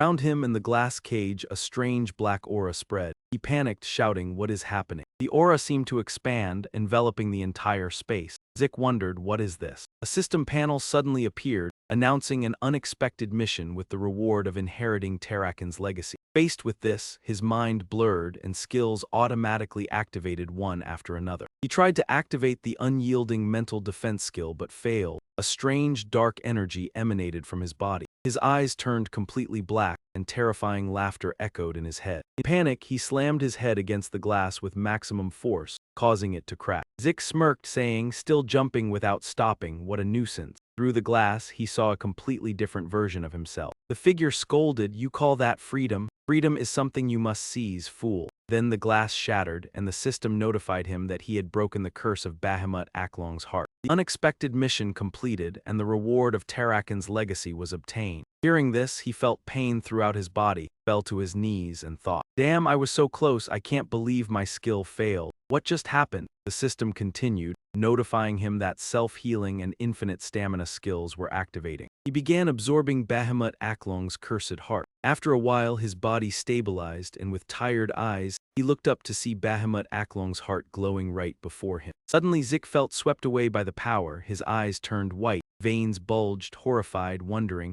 what is this? Condensed spiritual energy was rushing into his body, but he had no ring to receive it. The massive energy with nowhere to go was destroying him. The situation grew more dangerous, and he had to act immediately. Jake slowly raised his hand, gritting his teeth to form a large black sphere, sealing the soul-body skill. Immediately, the spiritual energy began to condense. He thought, enclose the spiritual energy in IZ, then seal it in the EZ chamber. A terrible explosion occurred, shaking the ground. From Zik's position, massive black smoke rose into the sky. The ground cracked, forming a deep pit. Jake's body twisted, eyes blazing, seeming on the verge of exploding. After a while, his face darkened and he exhaled slowly. He stepped forward in panic, thinking, "Phew, I'm still alive." Zik slowly approached the glass cage, standing still in thought. He observed inside the cage and noticed the heart was gone, so the spiritual energy belonged to Bahamut. At that moment, he noticed something. Eyes wide through the shattered glass reflection, he saw a strange mark on his body, wondering, what is this? Jake lightly touched the dragon-shaped mark on his chest, thinking, this must be from sealing the 321-star spiritual energy. The system notification appeared, making him pause. It read, "You have absorbed Bahamut Aklong's cursed heart." A series of other system panels appeared, notifying that the absorbed spiritual energy had refined the administrator's body. His physique transformed into a triple celestial bone structure. The system warned that the administrator's power was too great to handle, so 95% of the power was sealed and suppressed as the air. You gained access to Terrakin Ranker's secure archive, activating the introductory mission to guide lower-level administrators. Hearing this, Zik did not yet understand what was happening. Triple celestial bone structure, Terrakin Ranker's secure archive. He thought the guidance was too complicated. "I'll check later, for now, ignore it." At that moment he stopped, saying, "Wait." He tapped the system panel, saying, "Exclude this one."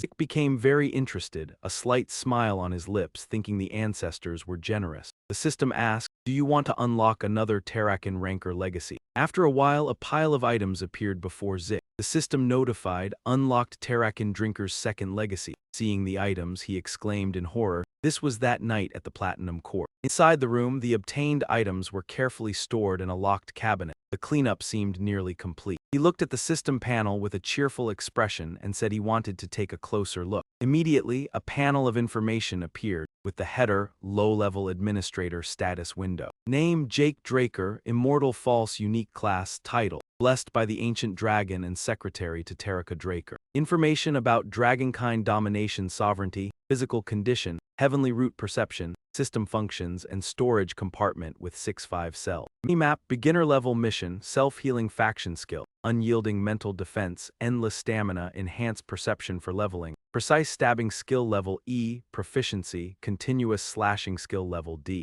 Newcomer, Critical Strike Level D, Seasoned, Flexible Footwork Level C, Newcomer, Reverse Mana Skill Level A, Newcomer, Comprehensive Stripping Skill Level A, Dragonman Log Level 1. Dragonman Log, Newcomer Dragon's Eyes, Newcomer Dragon's Might, Speech Command locked and will open when conditions are met. Devour Skill Lock, requires 50 points to unlock. Dragonman Log Level 2 cannot be viewed, requires 50 points to unlock, current karma points, 10. Dragonman Log, a speech command specialized in strength and words, locked and will open when conditions are met. After reading the information panel, he continued to click on the system panel and noticed there were many more sections to explore. The system displayed the Dragonkind Domination Sovereignty, allowing the user to dominate, summon, and command the Dragonkind that had been subdued. Heavenly Root Perception helps optimize physical capabilities, speeds up magic learning, and enhances EZER conduction efficiency. Despite his thorough research, he still found it somewhat confusing. Just looking at the descriptions wasn't enough information. Previously, he had also seen not just the second legacy of Terrakin, but also a system window related to Terrakin. He sat down on the stone step and ordered the system to display the notifications related to Terrakin. The system quickly accessed Terrakin's secure archive, requesting data synchronization.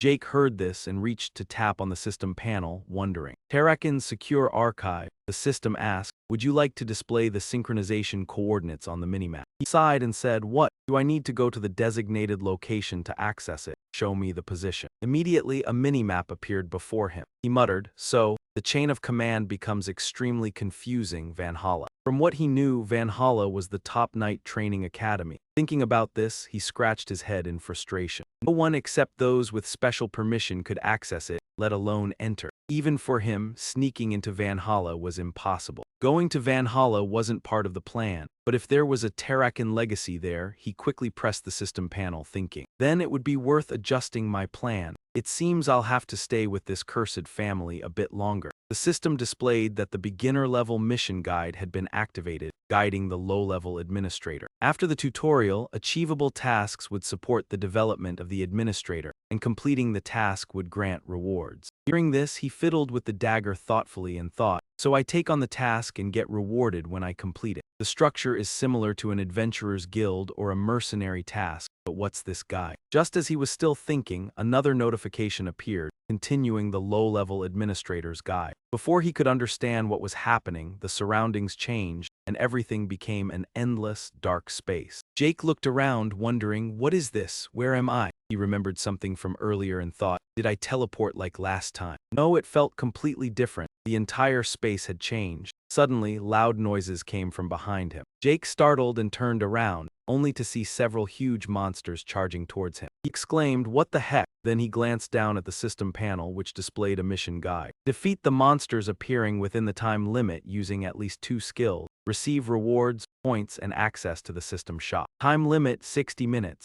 Hearing this, he drew his sword and thought, a sudden mission that fits the setup. He realized that this guide was creating situations where he could actively use the system. This should have been provided earlier. Meanwhile, the giant maces of the monsters slammed down into the ground, causing the earth to shatter and dust to fly up. However, at this moment, Rich was no longer standing in the same position. He had moved in a different direction to dodge and simultaneously activated high-speed movement, executing a continuous slash. The owls stood still, trembling, their bodies covered in horizontal and vertical slashes, before instantly exploding, not understanding what had just happened. Ditch quietly thought the sensation of wielding the dual-bladed sword was as light as a feather. The system notification popped up. Heavenly Bones Wisdom. I love enhancing physical abilities, increasing martial arts learning speed. He wondered if this was the effect of the Heavenly Bones skill. With this level, he could easily defeat commander-level enemies. The system notified that the guide mission had been completed, and the scenery immediately returned to the original room. Ditch exclaimed, "Oh, I've returned." He sheathed the sword and wondered, so was all of that just an illusion? The realism is impressive,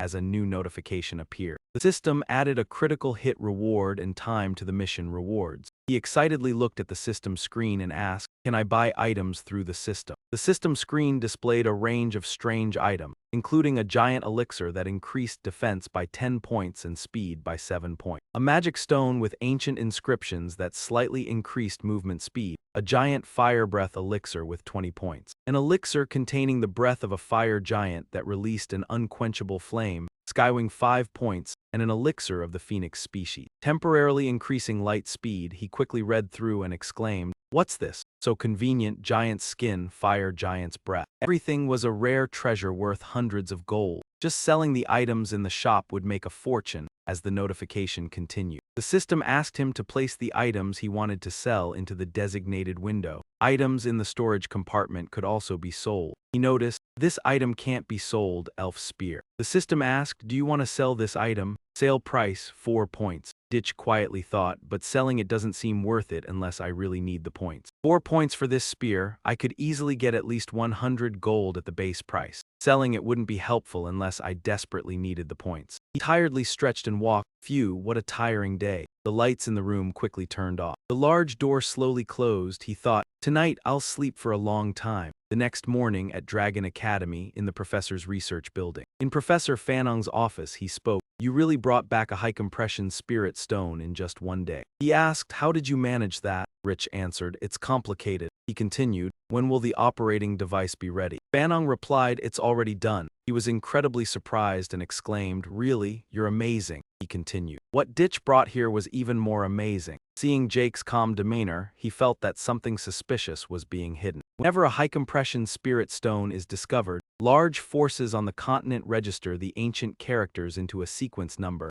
and manage the ownership of these valuable spirit stones. By checking the sequence number, you can determine the excavation time, location, and current owner. Jack quietly thought, "But what I brought surely isn't registered in that book." The encyclopedia on high-compression spirit stone sequence numbers in the central continent was his completely new discovery. He set his teacup down, thinking, "Forget about the suspicions, this guy has great judgment and skill." He quickly asked, "If you've confirmed the registration number, can we leave now?" Fanong turned and replied in surprise, "Ah, you know too, you're too talented for this place." Scene transitions to Hanbeck's forge. Inside, a voice echoed, "All right, I'll activate it now." A green seal quickly appeared. It resembled a core mechanism connecting all the parts around the forge. Everything operated perfectly. Even Hanbeck couldn't believe his design had come to life. Jack and Fanon, standing behind, were equally happy for him. The professor said, "I have to go teach now." Hanbeck responded joyfully, "Thank you, Professor." A moment later, once everything was settled, he turned to Jack and said, "I never imagined I would see a fully functional magical forge. Truly, thank you." "It's just a service, no need for thanks," he replied, reaching into his backpack to search for something. "Do you remember the conditions we agreed upon?" Hanbeck answered, "Of course, please feel free to make your request." Jack then took out an item and handed it to Hanbeck. "Please make me a sword with this." Upon seeing the item, Hanbeck's eyes widened in surprise. "Sir, this is..." In the wooden box Jack handed over was a dragon's fang. A dragon's fang, the hardest tooth of the cursed Bahamut evil dragon. Hanbeck looked at the item with longing, exclaiming, "With this size and condition, I've never seen anything like it. Where did you find it?" The second legacy of the Terrakan rancor, from the heart to the teeth, feels like grave robbing. He smiled and replied, "The story is quite complicated to explain." But before he could finish, Hanbeck's expression stopped him. He trembled, tears streaming. "Not only have you made a magical forge for me, but you've also given me the chance to forge a dragon's fang." With determination bursting forth, Hanbeck shouted, "I will surely repay your trust." His determined gaze reminded me of an old vow, Jack thought to himself. "Ah, I used to say that too." Jack felt awkward. "That statement is quite pressuring." "Don't worry, he's resolute," Jack thought with a smile. "All right, I'll trust you. I'm looking forward to this sword," Jack said and turned to leave. Scene transitions to the Platinum Tower. Inside Jake's bedroom, he sighed, pulling on his shirt. Making a sword is really exhausting. The memory of the previous fight with Duke flashed in his mind. "It's been a week since I received the message about the bet with Duke." A footstep approached from outside the window. The air became tense. A voice rang out from behind Jake, "Why didn't you come this time?" Jake shuddered, forcing a smile. Duke glared, angry, and yelled, "Answer honestly." Jake, terrified, thought to himself, He seems like he wants to kill me. He waved his hand. Well, you told me to come back if I wanted to challenge you, but I have no intention of doing that. Duck stepped forward, grabbing Jake's collar, and asked again, be honest. His hand tightened on Jake's collar, then he threw Jake out of the window. Jake couldn't react in time. Jake's eyes widened, exclaiming, what? Realizing the danger, he anxiously looked down. Too high. In order to save himself, he jumped upwards. His arm stretched up, trying to grab the railing, but before he could, a huge hand grabbed his throat. Duck, with a grim expression, asked, you don't want to challenge me again? Jack, confused, thought to himself. He knew but still did this. Duck continued, you didn't come, you intentionally provoked me. 5 seconds, answer honestly. Jack chuckled softly, that's ridiculous. Duck kept counting, 4, 3. Jack said, you didn't even introduce yourself properly. Jack wondered, did I say something wrong? You manage the Dexter estate. Duck stopped, a smirk on his lips, then threw Jake into the wall. Jake rubbed his head and groaned. He said, fine, you're right. Duck introduced, I was once a Dark Knight of the Draker clan. Jack was surprised. Once, Duck cheerfully said, I am Doug Draker. Jack bowed his head, greetings, elder of the clan and former member of the Dark Knight Order. Duck pointed at Jack, what's with that expression? Jack, confused, replied, nothing. He stood up and asked, were you really a Dark Knight? Duck answered, yes, now I am a Red Knight. Jack, puzzled, asked, can a knight's rank really drop? Duck interrupted, let's not talk about that anymore. Jack noticed his hand trembling. Yes. He confidently placed his hand on his chest. Since you've been honest with me, I will be honest with you. Duck asked, so you guessed my identity from the start and deliberately provoked me to become my disciple? Jack answered, yes, that's correct. Duck seemed interested. Not bad, kid. Duck slapped his thigh, laughing joyfully, I will take you as my disciple. Jake was surprised. Just like that, he kneeled, thinking to himself, before he changes his mind. Jack began to recite the oath. I, Jack Draker, pledge my disciples' vow to you, Doug Draker, the great knight among knights. I swear to follow the teachings of my master, cultivate virtue, and strive to uphold my master's honor. Duck smiled, you even know the disciples' oath, this is rarely used. Jack laughed, cultural knowledge is a knight's virtue, isn't it? Duck replied, kid, that's right. Jack looked up, but master, may I ask one question? Duck responded, you're calling me master already, huh? Go ahead. Jack asked directly, what do you find attractive about me that made you take me as a disciple? You are famous for not taking disciples, why did you take me so easily? Jack thought to himself, he must have seen my potential in the bet. Duck laughed, why do you think, guess, my disciple? Jack confidently answered, of course because I am a prodigy. Duck shook his head, your confidence is truly admirable. Ooh ha ha, if that is the reason, then I would have taken Jaina as my disciple already. He said, because you have determination. Not all prodigies can become crimson or black knights. Those who grow up without facing hardship are more likely to fail at the smallest challenges. Hearing this, Ditch coldly thought to himself, he's right. Many prodigies only reach the minimum crimson level and eventually fall to the death or blue levels. As he thought about this, Duck slowly stood up and said, enough chatter. He continued, follow me, the first lesson begins now. Ditch eagerly replied, yes, master. The scene switched to the greenhouse at the west of the training ground. He looked around and thought, who would have guessed there was such a place beneath the greenhouse? He wondered what Duck intended to make him do. He told me to run, so I ran. With his expression, I couldn't guess. It's already 3 o'clock. As he thought this, Duck shouted, stop. He was surprised and asked, so I can stop running now? Duck replied, yes, but I want to ask this. He waved his hand happily and replied, strange, master, what do you want to know? Suddenly, Duck appeared behind him without leaving a trace and whispered,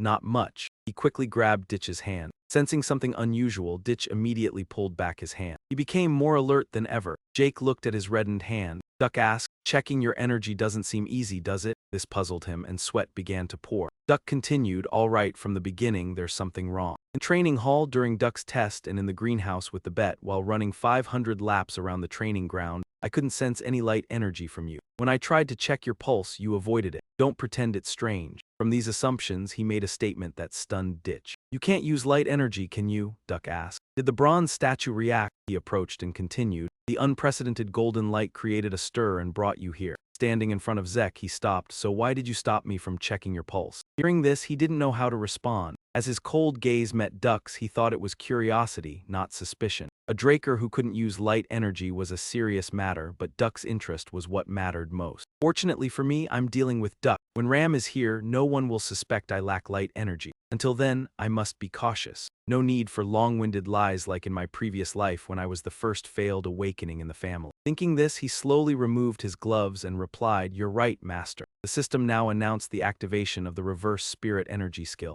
He continued, I even have the ability to affect spirit energy, a mark of true blood. However, for some reason, I can't use light energy. Jake lowered his hand in front of Duck, thinking that this truth covered his concealment. He began to act, I'm sorry for being afraid earlier if the fact that a Draker can't use light energy is revealed. Tears rolled down his face and he continued, I would be expelled, a fitting principle for this situation. Duck gently placed his hand on Jake's body to sense his light energy. His expression grew thoughtful. Ditch asked in surprise, so what do you think? Master's gaze flickered down at Ditch as if wanting to say something. He thought to himself, a determined kid at this age, but why can't I sense any light energy despite his awakening? The more he thought, the more Duck couldn't understand how to explain it. His brow furrowed in confusion. Even when checking his pulse, he wasn't sure. The blessing ceremony was very important for the Draker family. Duck softly spoke. He thought, even though I can't awaken light energy, he will still find a reason to explain it himself. All his speculations ended when he spoke. A mutant. Jack closed his eyes and thought, a mutant, huh? Of course, this is the direction this is heading. If he doesn't understand the concept of occupation, that conclusion makes sense. He feigned innocence and asked, what is a mutant, master? He replied, it refers to those with abnormal abilities, such as using both light and spirit energy, or those who can see the future, things that go against the norm. Therefore, mutants are often treated badly. Don't go around saying you're a mutant. He continued asking, then why do you think I'm a mutant? Master Duck walked and replied, your abnormal strength and recovery.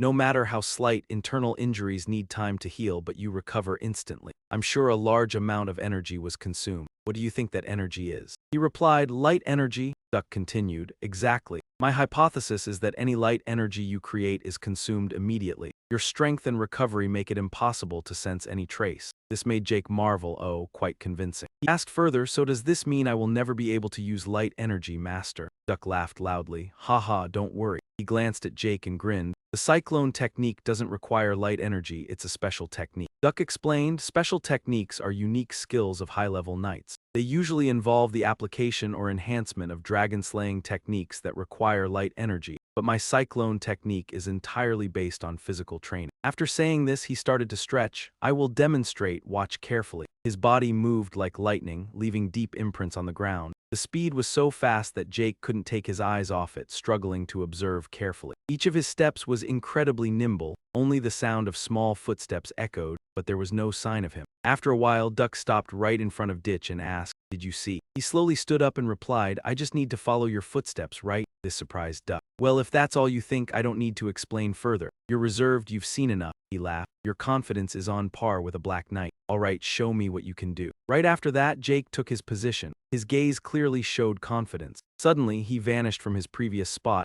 leaving only the imprint of his foot on the large footprint left by Duck. Jake's body leapt from side to side, astonishing Duck. He thought to himself, by following his steps, the directions that were previously invisible had now emerged. Every step had purpose, whether for attack, evasion, closing the distance, or creating space. No step was wasted. After a while of movement, Jake abruptly stopped. Duck thought to himself, unbelievable. Just a week and he already has such talent. But this level, he looked at Ditch, deep in thought. The stride difference was quite notable. He wondered what had happened in just 1 week. The more Duck thought, the more interested he became, smiling as he said, a perfectly polished body. Jake looked at him and confidently asked, am I worthy of the confidence of a black knight now? Seeing this, Duck felt frustrated, thinking if only he could lose that annoying habit. Duck ran forward and grabbed his neck, shouting, you brat, you were crying just 10 minutes ago and now you're acting all smug. Jake quickly pulled back, not intending to boast about that. That depends on the attitude of that weak disciple, a former black knight who can't keep his secrets. A while later in the academy's dining hall, today's meal was incredibly diverse, with both savory and sweet dishes. Jake ate a full plate of food alone, thinking to himself that it had been a month since he started training under Duck's guidance, and his portions had gradually increased. While eating, a figure approached. The person was Andre, who spoke. Can you spare a moment, Jack Racker?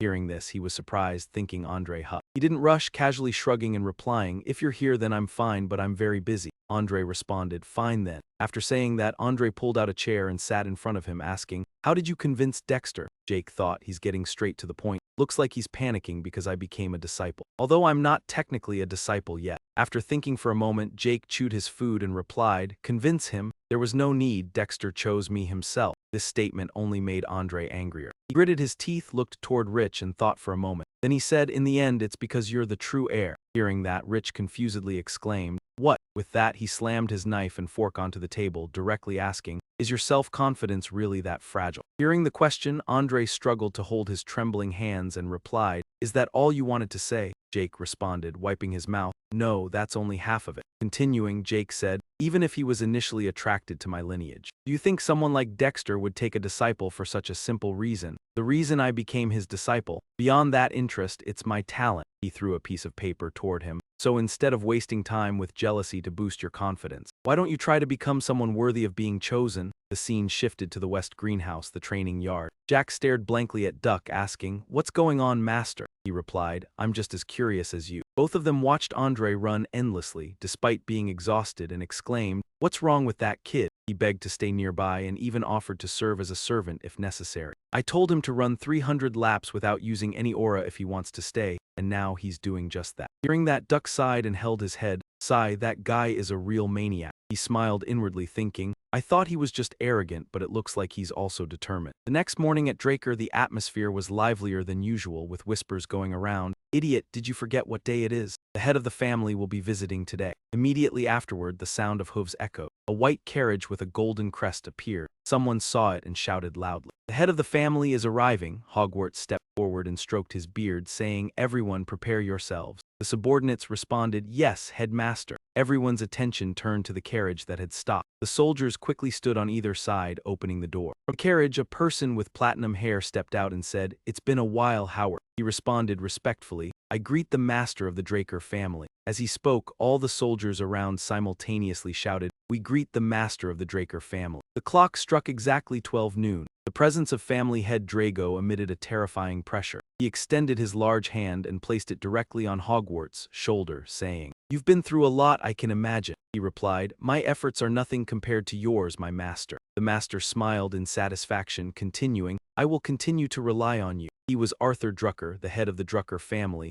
one of the great dragon-slaying families. Hogwarts spoke, "It's a bit too hot today, let's go inside." Just as he finished speaking, he was stopped. All the students heard the loud noise and rushed out, exclaiming, "Huh, is that the head of the family?" Arthur walked forward, standing before everyone, raising a hand. Then he spoke loudly, "Young Dragonslayers, you are the future and hope of the Draker family. Focus on training more and more your development." He smiled, "That's the development of Draker." Hearing this, all the students bowed and responded in unison, "We will remember this, master." The sun grew even harsher and Arthur turned to leave, saying, "All right, let's go." Howard replied, "Yes, master." A while later, a voice called from outside, "To the master of all knights and the honorary protector of the Dragonslayers, Arthur Draker, I, Jack Draker, a member of this family." He stood before him and said, "I respectfully offer my salute and greetings." Arthur turned around, smiling, and said, "Even those at the Four Seasons Fortress don't greet like that anymore. Skip the formalities and sit down. I've heard you like tea. I've brought something excellent, hoping it suits your taste." Rich replied, "Thank you for the tea." He looked at him, his gaze skeptical, thinking, even my tea preferences were reported to the family. There's a saying that even the emperor doesn't know everything, but the Draker family knows everything. Now I can feel it. Arthur spoke, "The reason I called you is because I heard some surprising news. Duck has taken on a disciple." This statement startled Rich, and he thought, jumping straight to the point without any ambiguity. He replied, "Master Duck simply showed kindness to me." Arthur's expression remained calm as he continued, "Is that so? If you say so, then it must be true. I don't know what your goal is, but as long as you follow Duck's teaching, you will become the strongest in the sixth realm." Arthur's golden eyes revealed deep contemplation, continuing, "Stronger than anyone, so you can live more freely than anyone else." After saying that, he gently set his teacup down on the table. Jake cheerfully said, "That is my goal." Looking at his confident face, Arthur's expression darkened and he didn't respond. Suddenly, the space around them was compressed by a tremendous force and he asked again,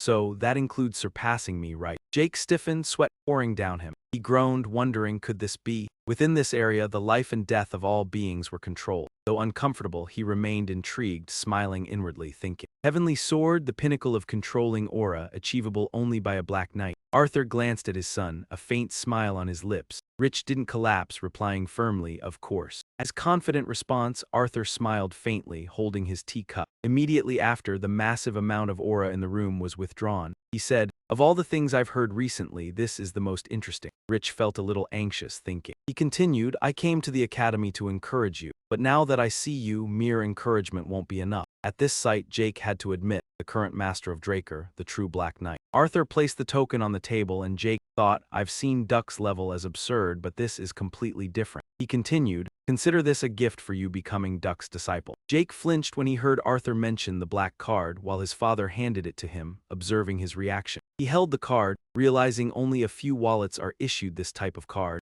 and it grants immense benefits with no spending limits. Jake marveled at seeing the legendary card in person. Arthur smiled and said, "I'll add you as a co-user, feel free to use it." Jake replied, "Thank you, father, I will use it wisely." He stared at the card, thinking his father's words were kind yet clearly calculated. Jake realized that a card storing information meant his actions could be traced. Even so, the method his father used was not entirely strict, meaning he hadn't paid too much attention to him. Arthur continued. Arthur said, "I cannot waste any more of your precious time, Jake. You will become the strongest." He gestured with a flick of his hand. Jake bowed and replied, "Understood, master." Then he quickly left, slowly closing the door behind him. Jake quietly returned to his room, the air stiflingly silent. Arthur rested his head on the chair, eyes closed. Suddenly, Duck appeared from behind, looking annoyed, and said, "Such a detestable guy." Arthur smiled and asked, "Why are you so worked up, Duck?" Duck smirked lightly and said, "He was abandoned in the cradle and now he plays the caring father." Arthur lit. Duck said, "As the head of the family, I have no choice, you know that. And your words just now insulted the family head." He waved his hand with a sigh. "Ha, fine, take me then."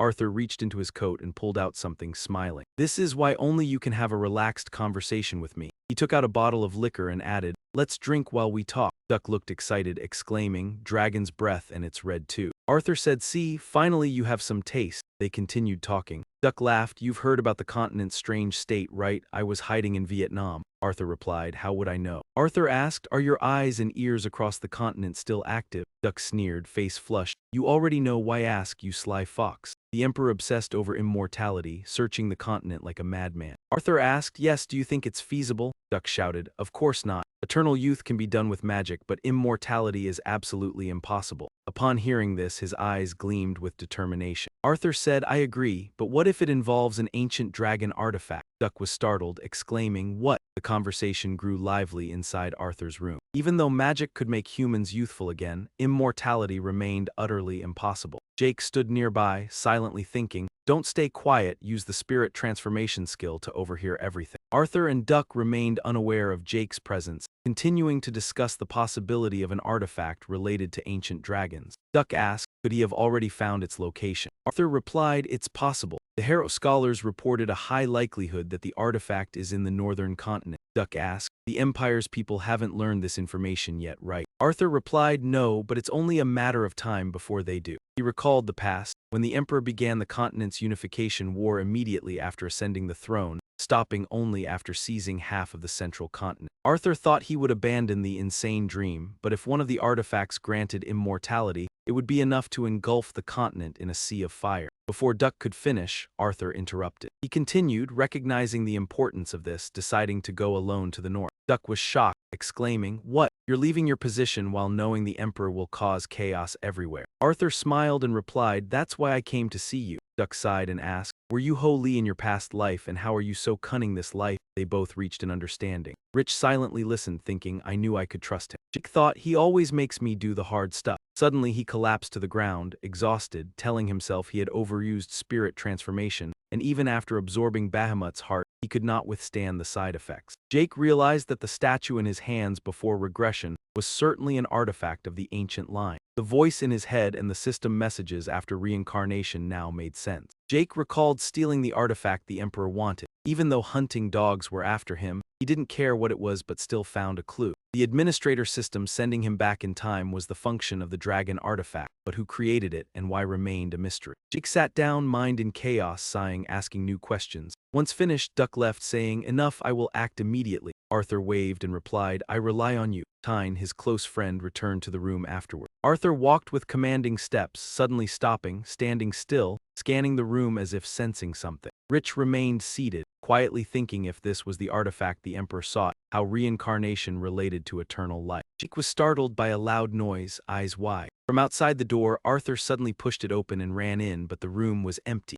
No one was there. Jake jumped out the window just in time to escape the danger. Arthur stood, wondering if he was mistaken. After a while, Jake returned to the training area. From outside, knocking was heard. He said, "Didn't I tell you not to disturb me in the training room?" Deacon replied, "Sorry, young master, a classmate has come to see you." Jake thought, "A classmate? I have no friends at the academy. Is it Gina?" then asked, should I send them away? Jake replied, fine. He looked at Liam Stone kneeling before him, thinking, Liam Stone again, why am I his friend? Liam knelt and shouted, please accept me. Jake sighed, thinking he should have walked away, then asked, accept you? Liam bowed and replied, yes, master, I pledge my loyalty to you. Jake asked, then what if needed? Liam, angry, slammed his hand on the ground, I have abandoned him. With a grim expression and sweat pouring like rain, he anxiously continued, I must get into Valhalla. He wondered at his own demeanor. Even in his previous life it was the same. Liam persistently begged to be admitted to Valhalla, but Jake said he was foolish and should have chosen Zimin or Tirun instead. As he turned to leave, he said he had no family support. He stepped forward, grasped the sword, emphasized that Liam was useless in gaining entry to Valhalla, and with a sharp gaze asked why he should be trusted. His blunt words darkened Liam's expression, making him sweat with fear, realizing that he might be a spy sent by his father. Suddenly, he drew a dagger. Determined to prove his loyalty like never before, Liam gritted his teeth, raised the dagger to his ear, and without hesitation, cut off one ear to show his commitment, shouting loudly, you are right to doubt me, but I will prove myself. No matter the cost, if you wish me to be mute, I will cut out my tongue. If you want me crippled, I will cut off my legs. My life will be in your hands, master. These words puzzled Rich, who coldly glanced back at him, recalling the previous scene where he had exchanged his body for his life. He promised to sacrifice an arm, and Liam seriously said, then please accept me. He remembered telling his master that he wanted to grow stronger and surpass everyone else. His eyes mirrored Liam's current self as he pleaded, please teach me, master. Back in the present, facing his past self, Jake was speechless as he continued begging, please, I beg you. As soon as he finished speaking, he thrust his sword straight at Jake, who countered, if you can withstand one strike from me, I will accept you. This gave Liam hope and he smiled, thank you very much. A moment later, Jake asked, are you fully healed? He replied, yes, I am. Secretly, he worried, using the aura of the Draker clan was undeniable. But was that really the day of his age? The aura Jake emitted terrified him, making his whole body tremble, and he gasped, I can barely breathe. Before he could prepare, Jake lunged with his sword. Without thinking, he swung his sword recklessly. The two blades clashed, creating a powerful shockwave. Sparks flew as the swords scraped, and one sword was knocked away. The sword belonged to Liam, who sank to the ground. Seeing his fear, Jake asked, Liam Stone, is that all you've got? He showed disappointment. You disappoint me. Jake stared at Liam, I don't accept your determination. Then he turned away, you'd better give up your dream of going to Valhalla. Hearing this, Liam jolted, standing up to call, Sir Jake. Jake thought silently that he seemed abandoned by Jacka. Someone from distant relatives like him could not study at Gradle. Even direct descendants were expelled from the academy. Thinking of this, he froze, knowing Liam had reason to worry. He looked at Liam kneeling, clinging to his legs, but was it worth it? In the previous life, Liam had been expelled from the academy, and his knight squad had dissolved. He reached the rank of Red Knight, becoming a mercenary king.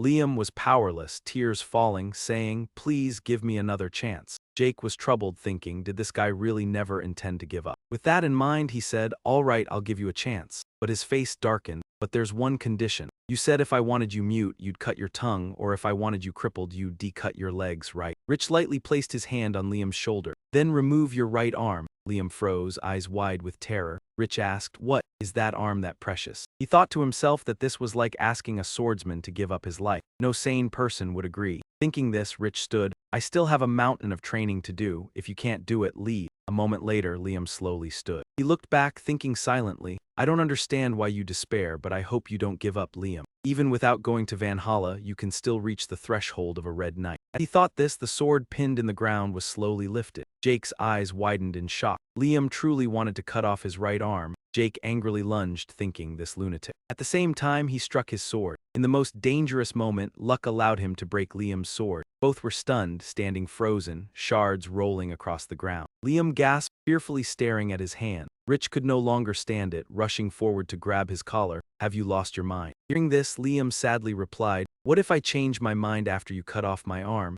He continued, I cannot give up something more important than my arm. Rich turned, if you do anything else foolish, I'll toss you out. Regardless of loyalty, remember this well. These words made Liam overjoyed. Sir Rich, so that means... Before he could finish, Rich interrupted. Move quickly, Liam. If my subordinate only had one ear, what would everyone think? He joyfully replied, yes, I understand, sir. Later, in the dining hall, they both enjoyed the meal. Liam's ear had been healed. He anxiously asked, can I really use such a good medicine? Rich smiled, don't worry, you deserve the investment. He gently set down his tea, face serious. So what exactly happened? Your right arm or something even more important than your life? Hearing the question, Liam clenched his arm. It's my mother. He explained that a few days after he was expelled, He received news that his mother had fallen ill with a high fever, but fortunately, it subsided quickly. But her body was covered with rose-like spots, growing weaker. He spoke with pain, collapsing onto the table. Even the village healers didn't know the disease. Rich asked, "So you're aiming for Valhalla?" He said that indeed, the healthcare provided by Valhalla for its trainees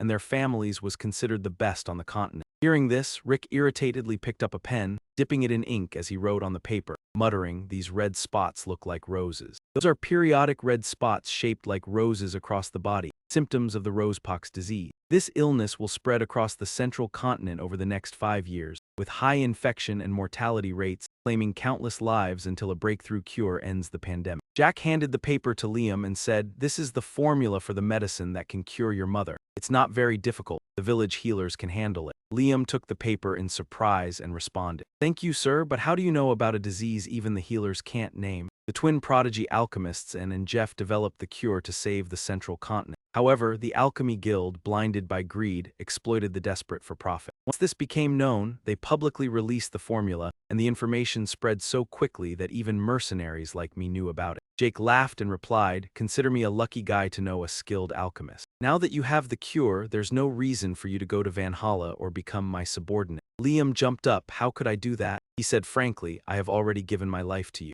Saying this, he slammed his fist onto the ground. Liam knelt before Rick, vowing loyalty to him for life. Rick smiled, thinking quietly, a vow of loyalty. Having a mercenary king as a subordinate makes things easier. He said, "If you fall behind, I'll leave you behind. So make sure you keep up with me." Liam replied, "Yes, understood, master." Time passed quickly and the sky darkened. From inside a room came a voice, "What's going on?" Howard asked trainee Owen. He continued, "Yes, headmaster, I have something to say. What do you think about increasing the difficulty of this semester's exam?" This question caught him off guard and he asked, "Why?" Owen smiled and replied, "You may find this presumptuous, but this year's students are very talented. They all come from prestigious families, and there are even 2 pureblood awakened students. If the exam is as easy as last year, their abilities won't be distinguished." Howard nodded in agreement, reasonable. "Indeed, the James lineage proves exceptional. I will consider this." He bowed in response, "Thank you, headmaster." Owen quickly withdrew and the door closed behind him. Howard sat by the window and sighed, thinking, lineage never lies.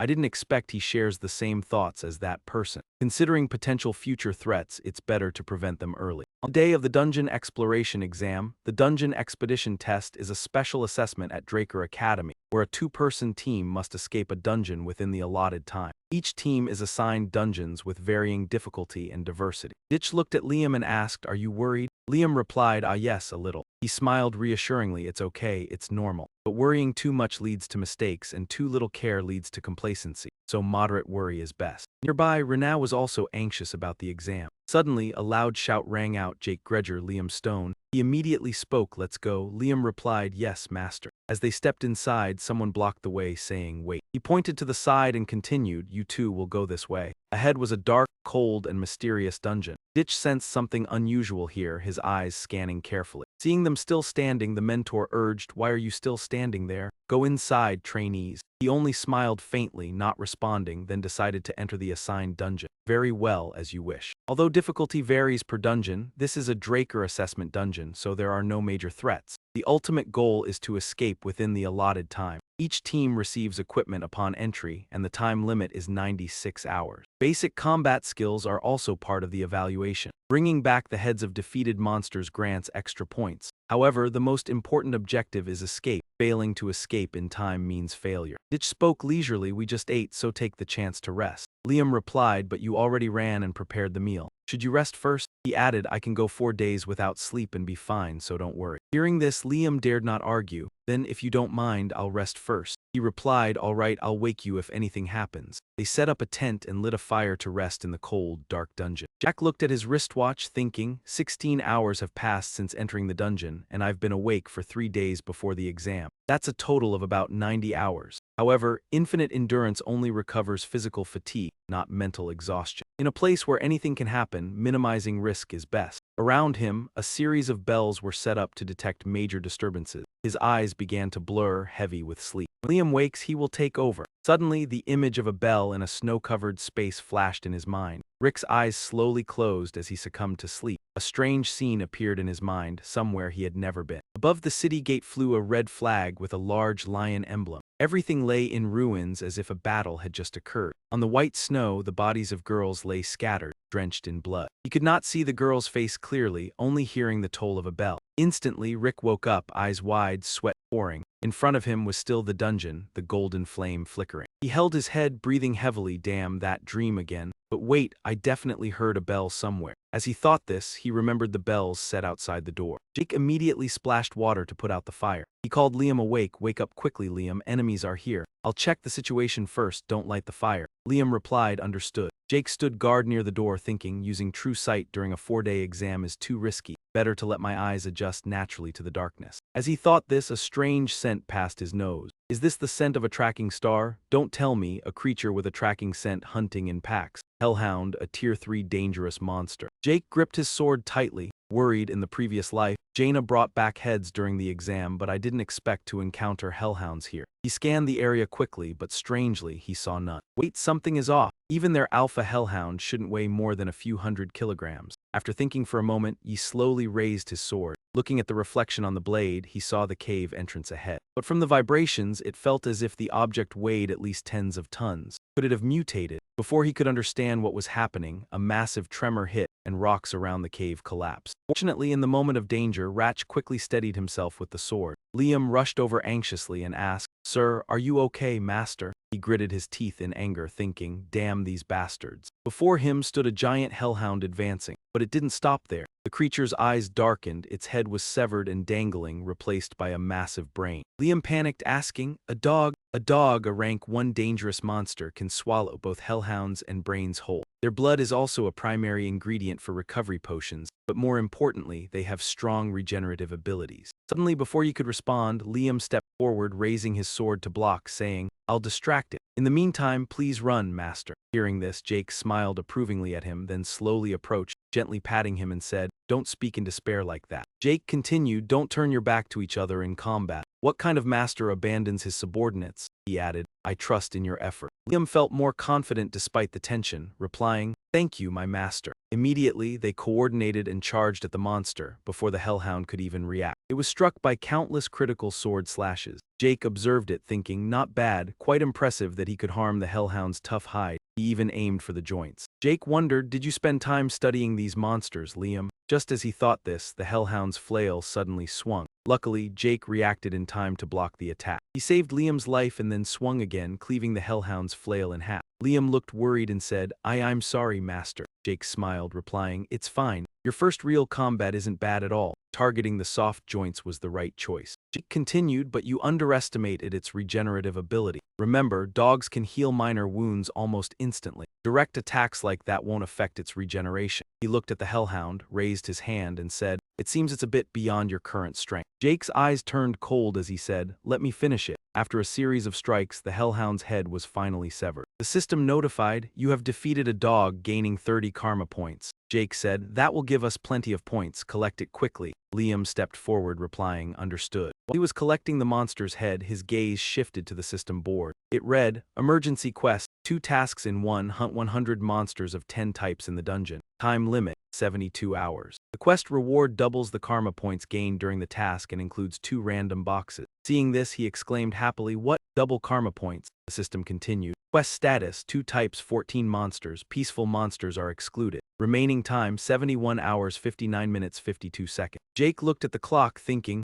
79 hours left before the test ends. Hunting 100 monsters isn't a problem, but getting all 10 types will be tricky. Although the area is large, this is a test dungeon, so usually only 3 to 4 types appear. But since this is a trap set by those bastards at Z-Man, if we search carefully, we might find all 10 types. Complete the quest and escape, not easy. Thinking this, Liam said, done, master. Along with the countdown, they were also given a bag to hold the heads of defeated monsters. Not as convenient as a space bag, but enough to carry the loot. Thinking this, Jake replied, all right, let's move, don't fall behind. Liam responded, understood. They continued fighting as time slowly passed. They discovered numerous monsters, Time slipped by and the quest was nearing its end. After a while, Jake looked at Liam and asked, "How's it going, Liam? We've hunted quite a few. Have you gotten used to real combat?" Liam forced a smile and replied, "I'm not sure yet." Jake smiled reassuringly. "It's fine. Everyone needs time to adapt." Jake continued checking the system board. Time remaining, 50 minutes 54 seconds. Quest status, 9 types, 99 monsters. He thought, even after catching all the tiny bloodsuckers, we still have only 9 types. There's nowhere left to search. The more he thought, the more frustrated he felt. Those bastards at Z-Man are no help at all. Why didn't they prepare one more type for us? Just as he thought this, Liam froze, eyes wide. He sensed something approaching and glanced cautiously to the side. Instantly, the ground beneath them cracked open in a large fissure. Jake shouted anxiously, "Liam, drop that bag." Liam still didn't understand what was happening, his face blank. A slash struck, splitting Jake's bag in two. From beneath the earth, a gigantic monster emerged, blood pouring everywhere. Liam froze in terror. Fortunately, Ratch rushed to save him again, though his hand was injured. Liam anxiously asked, "Are you okay?" Jake replied, "It's fine, it's just the monster's blood." He raised his hand and continued, "Stay back this time, Liam." Before them, a grotesque monster with a mouth full of fangs appeared. Ratch spoke up, "I don't think I can fight and watch over you at the same time." He thought, a dungeon worm, it's an extremely dangerous monster, usually requiring a dozen seasoned corpses to control. Thinking this, he grew angrier, cursing, "Damn it, Z-Man really put all their effort into killing me." The dungeon worm lunged at the speed of a table, kicking up a cloud of dust. Liam shouted anxiously, "Master." His face darkened, fear surging. Suddenly, he remembered something and quickly glanced back. Liam stepped forward to rummage in the bag. On the other side, Jake struggled to block the worm's strike, then leaped to one side and swung his sword at it. He silently thought that even the knights would avoid encountering the dungeon worm here, as they always burrowed and moved underground. If not quickly eradicated, it would be dangerous to oneself. A large patch of water appeared from the ground. Jack sensed its presence and turned around. The dungeon worm rushed at him with a mouth full of fangs, wanting to swallow him whole. "I'm going to be buried alive." Without thinking much, he dodged to the side and continued thrusting his sword forward. He drove the sword deep into the creature's body and swung it violently to tear its body apart. The dungeon worm didn't have time to react, blood spraying out violently. He gritted his teeth and swung his sword relentlessly, pressing his feet into the ground, causing the earth to shatter. Its tail revealed numerous poisonous spikes. At this point, he no longer cared about anything else, focused only on slashing. "Keep turning, I will slice you in half." He exclaimed, "You damn worm." The dungeon worm's body tightened around him, blocking his escape. After squeezing its prey tightly, it used its tail and mouth to attack. Fortunately, Liam arrived just in time, stabbing his sword into the dungeon worm's body, causing it pain. Jack realized the grip had weakened. Seizing the opportunity, he broke free from its grasp. Liam saw him and asked, "Are you okay, master?" Wiping the blood off his mouth. "What did you do, Liam?" He replied, "I coated my sword with a layer of tea poison." Jack thought to himself, so that's it. The main ingredient is a toxic plant, causing a slight numbness in humans but deadly to the worm. Jack thought in such a critical situation, Liam still remembered that the toxic plant was the worm's weakness and used the numbing poison. Truly impressive. Jack smiled, "Liam, when I give the signal, stab it with your sword once more." He thought bringing him along was the right decision. He quickly jumped onto the monster, raised his sword, and shouted, "Liam." Liam heard the command and stabbed the worm with the poisoned sword. The worm howled in pain, its body freezing up from the poison. Seizing the chance, he activated his spirit transformation skill and sliced straight down from its neck. Slash! Its body was cut in half and it died on the spot. The system announced the completion of the emergency task, with double certification points, receiving 2 random boxes, current karma points 780. Outside the dungeon, an announcement rang out calling the students to tally their points. The professor looked at the pile of monsters Xena had collected and said, "All right, I'll begin tallying the points." She replied, "Yes." The professor continued, "Basic points for escaping the dungeon 30. 20 goblins, 2 hobgoblins, 1 ox, total points 180. The students marveled, almost matching Lord Aben's record of 200 points. A pure-blooded awakened truly had another level of power. The professor praised, as expected of the Chirun family, surpassing 130 points. She replied, "Thank you." The professor continued, "All right, I'll start tallying the points." After a moment, total points 120, surpassing the required 70. The teammates cheerfully said, "Well done." Owen looked at Jaina with anger and thought, "Vaina Tirun, you won't be so arrogant forever," sneering with a smile. Owen thought to himself, if anything goes wrong, he'd deal with her the same way as Ditch.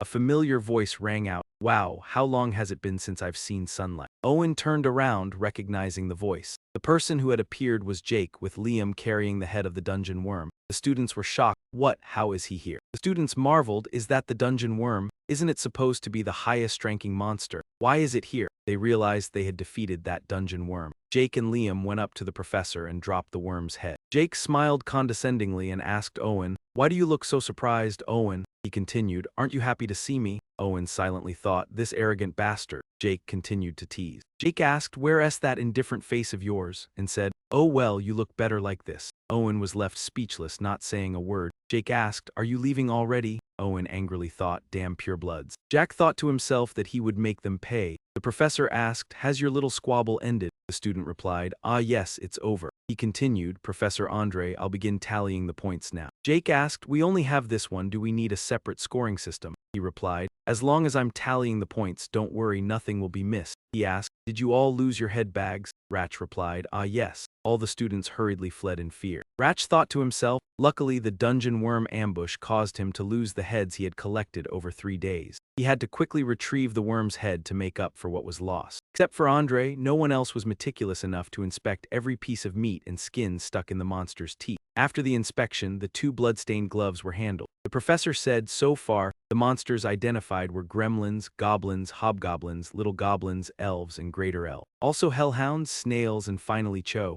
Everyone murmured. Andre said there was quite a bit of blood, but it's fair, so each type of monster counts as one. Cho and dungeon worms weren't on the score list, but based on the records, they were equivalent to 3 and 6 snails, converted to 90 and 180 points. Total points, 368. Other professors marveled. Back when they were students, hellhounds weren't even on the score list. 368 points, that's really high. An angry student shouted, "Nonsense, the only monster here is the dungeon worm." Another student replied, "That worm alone is worth 180 points. What does it matter now?" Jake silently thought about the dangerous situation if he encountered a dungeon worm or just a dog, wondering if he could survive. They were amazed by Jake's talent, while Jake thought they were exaggerating. Jake felt that the current situation was completely different from when he was mocked before, and it wasn't bad, but he realized he had unintentionally attracted attention. Jimin had even manipulated the dungeon to eliminate him. Was Owen the only target? Jake realized that even Owen didn't intervene in the Academy's test. Perhaps Jimin had been involved. He was worried because he was being watched more than he thought, realizing that hiding his strength too obviously could backfire. Jake decided to go along with the observation. Suddenly, Reina appeared from behind and called his name, surprising Jake. Reina, what? Reina said she had won this time, and then the group quietly left. Ratch wondered what she meant by winning. Jake, is this what you wanted? The system displayed the information for the level 1 dragon skill Devour, explaining its ability to consume and digest, requiring 50 points to unlock, with 780 current karma points. Jake, I ignored it because I thought it was useless, but spending 50 points now isn't much. The system asked if he wanted to activate the dragon skill Devour. Jake, yes. Jake thought to himself that the skill description had changed. The skill allows the consumption of everything and the conversion into energy, absorbing the power of monster bloodlines. Jake smiled, excited by the ability to absorb monster power, and decided to try converting energy first. System, activating dragon skill. Just as he was about to bite into the piece of meat, a surge of black energy pushed it away, causing Jake to look back in surprise. The strange sight made him exclaim,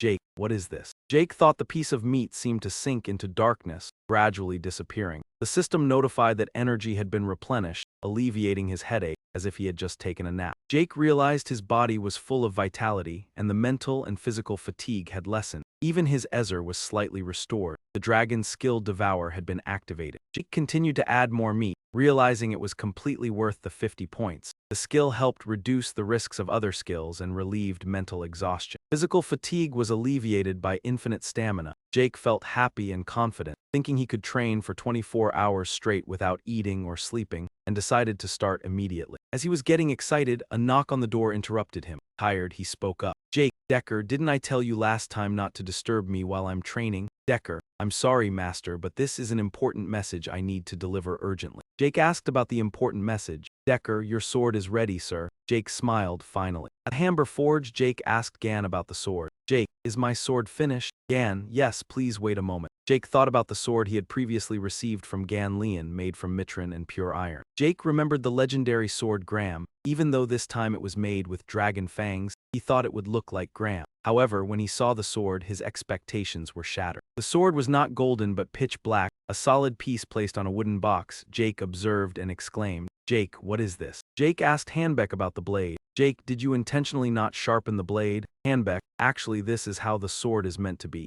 Jake, "So this is the form you think suits me best?" Hanbeck, "Yes." Jake thought most people would lie in front of it. Jake realized Hanbeck understood his intentions. Hanbeck spoke to Jake. Hanbeck, "Master, actually this sword doesn't have a name yet. I tried naming it but couldn't think of anything. Would you like to name it yourself?" Jake pointed to his face, confused. Jake, "Oh, name it myself." Jake thought about Graham, which had been named by Galeon, but now he wanted to give it a new name with a design made from dragon fangs. Jake realized the sword was completely different from Graham. He decided to pull out a sharp knife and cut his hand. Hanbeck was shocked. "Master, what are you doing?" Jake did not answer, thinking to himself that even though his self-healing skill was always activated, he still needed to control it, while Hanbeck had to worry and quickly stop the bleeding. The system notified that the self-healing skill was temporarily deactivated. A green aura surrounded Jake's hand, and the cut automatically stopped healing. Jake thought to himself that it was successful, preparing to drip blood onto the sword. Hanbeck wondered about the ritual for naming the sword, a dwarf tradition to name weapons by transferring light or spiritual energy into the blood. The ritual begins when blood flows into the sword and the person performing the ceremony enters a trance, wandering until they find a name. The ritual is dangerous and nearly forgotten, but Jake understood. He had to find a name for the sword, marking a new path. Jake named the sword H-Sword Bahamut. The system notified that the H-Sword Bahamut had been registered as an equipped item, and Jake looked at the sword glowing. Although Jake named it himself, he still looked at the sword with suspicion, wondering why he chose the name of the evil dragon. Herbert did not pay attention to his thoughts but only complimented him. "Herbert, as expected, you're truly amazing." "Rich, I happened to learn about the ritual while researching dwarf history." Jake observed the wound that had been bandaged, wondering when to use the bandage. Herbert took the initiative to suggest. "Herbert, Master, would you like to rest for a bit? There's something I truly want to show you." Jake, "All right, go ahead, take your time." Herbert, "Thank you, sir." After Herbert left, Jake looked down at his bandaged arm. He recalled when the system announced that the sect's self-healing skill would be temporarily disabled. He realized that being able to control passive skills could bring great advantages. He thought this meant he could prevent his abilities from being exposed, just like with forging. Dick touched his wound and reminded himself that he didn't have to reveal everything. "Sorry, healing, but I'll remove the bandage later." Then he glanced at the sword propped against the corner, smiling slightly. "But right now, the more important thing is to check this first." The system displayed information about the Bahamut Dark Sword, a blade forged by a master blacksmith with mystical insight. It was made from the strongest fangs of the cursed dragon Bahamut and tempered with Lihua spirit energy.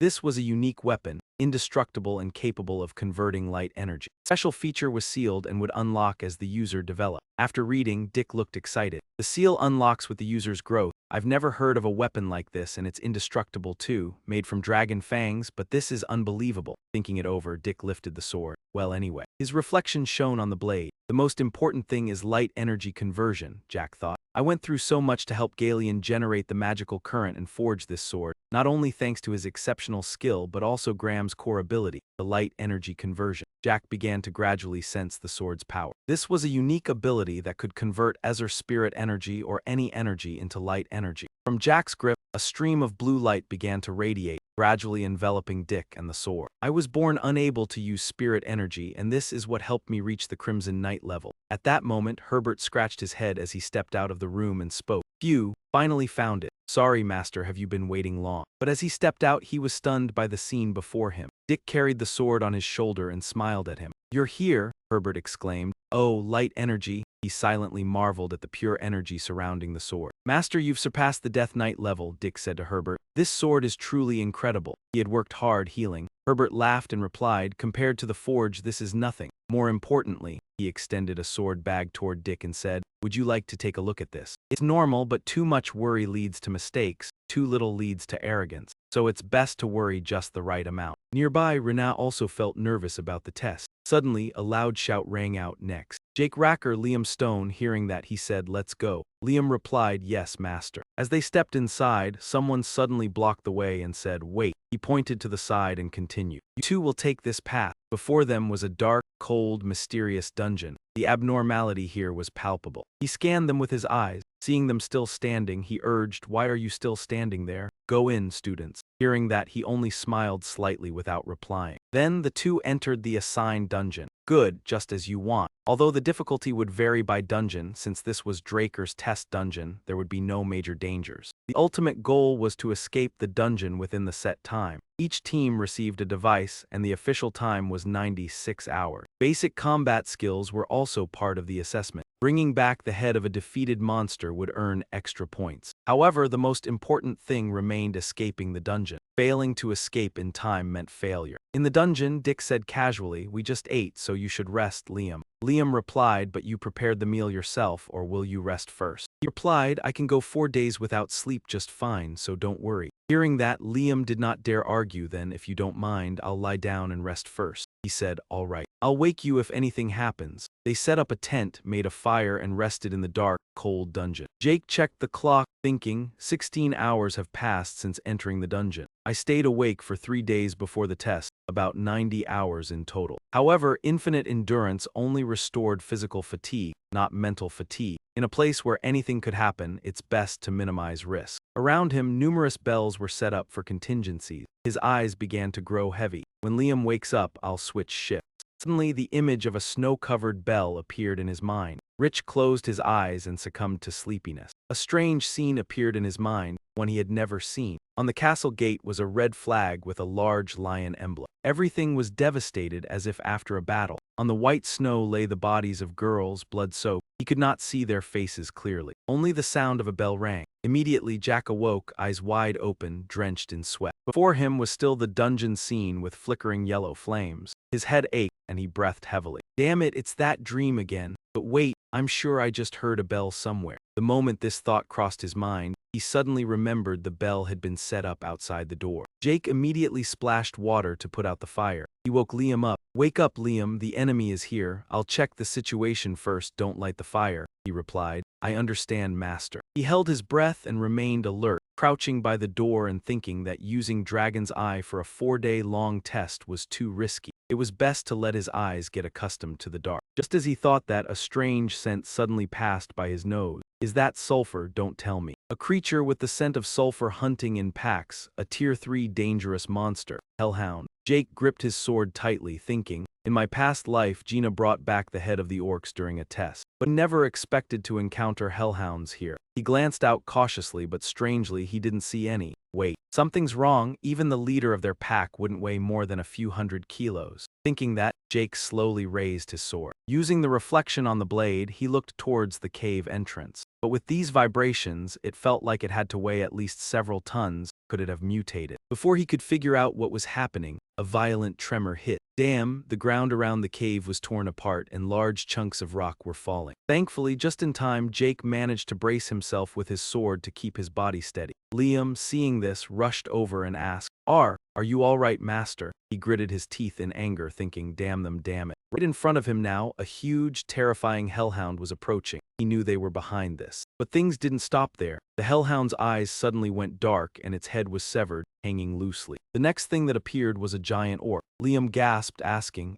Trur. Trur, a Tier 1 monster, could easily devour both hellhounds and orcs. Their blood was a key ingredient in making recovery potions. But more importantly, they possessed an absurdly strong regenerative ability. Suddenly, before Jake could say anything, Liam stepped forward. He raised his sword to block in front of Jake and said, "Let me distract it. Meanwhile, please escape, master." Jake knew he had chosen the right person. He smiled at him, then slowly moved forward, gently tapping his shoulder and replying, "Don't say such hopeless things. The two of you should fight back to back. What kind of master would abandon their subordinates?" He continued, "I believe in your efforts, Liam. You're not weak. I will support you, so go ahead and fight with everything you have." Hearing that, though he was extremely tense, Liam felt more confident and replied, "Thank you, my master." Immediately, the two of them charged toward the monster as they had before the Trur could react. It was hit by countless fatal sword strikes. Jake glanced at it, thinking, not bad. Impressive that he could wound the Trur's tough hide. Moreover, he was aiming precisely at its joints. Jake wondered, "Did you spend time studying these monsters, Liam?" Thinking this, Jake exclaimed, but just then the Trur's spiked mace suddenly struck. Fortunately, Jake reacted just in time, blocking the attack and saving Liam. He then slashed once more, splitting the Trur's mace in half. Seeing this, Liam worriedly looked back and said, "I am sorry, master." Jake smiled and replied, It's fine. For your first real battle, you did well. He continued to instruct. Aiming at the soft joints was the right choice, but Liam had underestimated its regenerative abilities. Remember, the Trur can heal small wounds almost instantly, so direct attacks like that won't be effective against its regeneration. Jake looked at the Trur, which was raising its hand in front of him, and continued, "Seems like it's a bit too much for you." His eyes flashed with killing intent, his hand tightening around the sword. "Let me finish it off." After a moment of delivering finishing blows, the Trur's head was finally sent flying. The system then notified, "You have defeated a Trur. You have earned 30 karma points." Jake said, "It will give us a lot of bonus points. Hurry up and collect it." Liam immediately stepped forward and replied, "As you command." As he was busy collecting the monster heads, he glanced at the system board. It displayed an urgent mission: hunt 100 monsters of 10 species in the dungeon. Deadline 72 hours. Reward: double the karma points during the mission and receive 2 random boxes. Seeing this, he exclaimed with joy. "What, double karma points?" The system continued. Mission status: 2 types 14 monsters. Peaceful monsters do not count. Time remaining 71 hours 59 minutes 52 seconds. Jake looked at the clock and silently calculated that there were about 7-9 hours left before the test ended, so the 100 monsters were not an issue. But getting all 10 types would be a bit tricky. Although the area was large, this was still a test dungeon, so usually only 3-4 types appeared. But since this was a trap set by those damn Jimin guys, maybe if we search thoroughly, we might find all 10 types. Finish the mission and escape. It didn't seem easy. Just then Liam spoke up. "All done, master," along with a timer. They were also given a bag to carry the monster heads. While it was far from a spatial bag, it was enough to carry the loot. Thinking about that, he replied, "All right, let's go, don't fall behind, Liam." He responded, "Understood." The two continued fighting as time passed.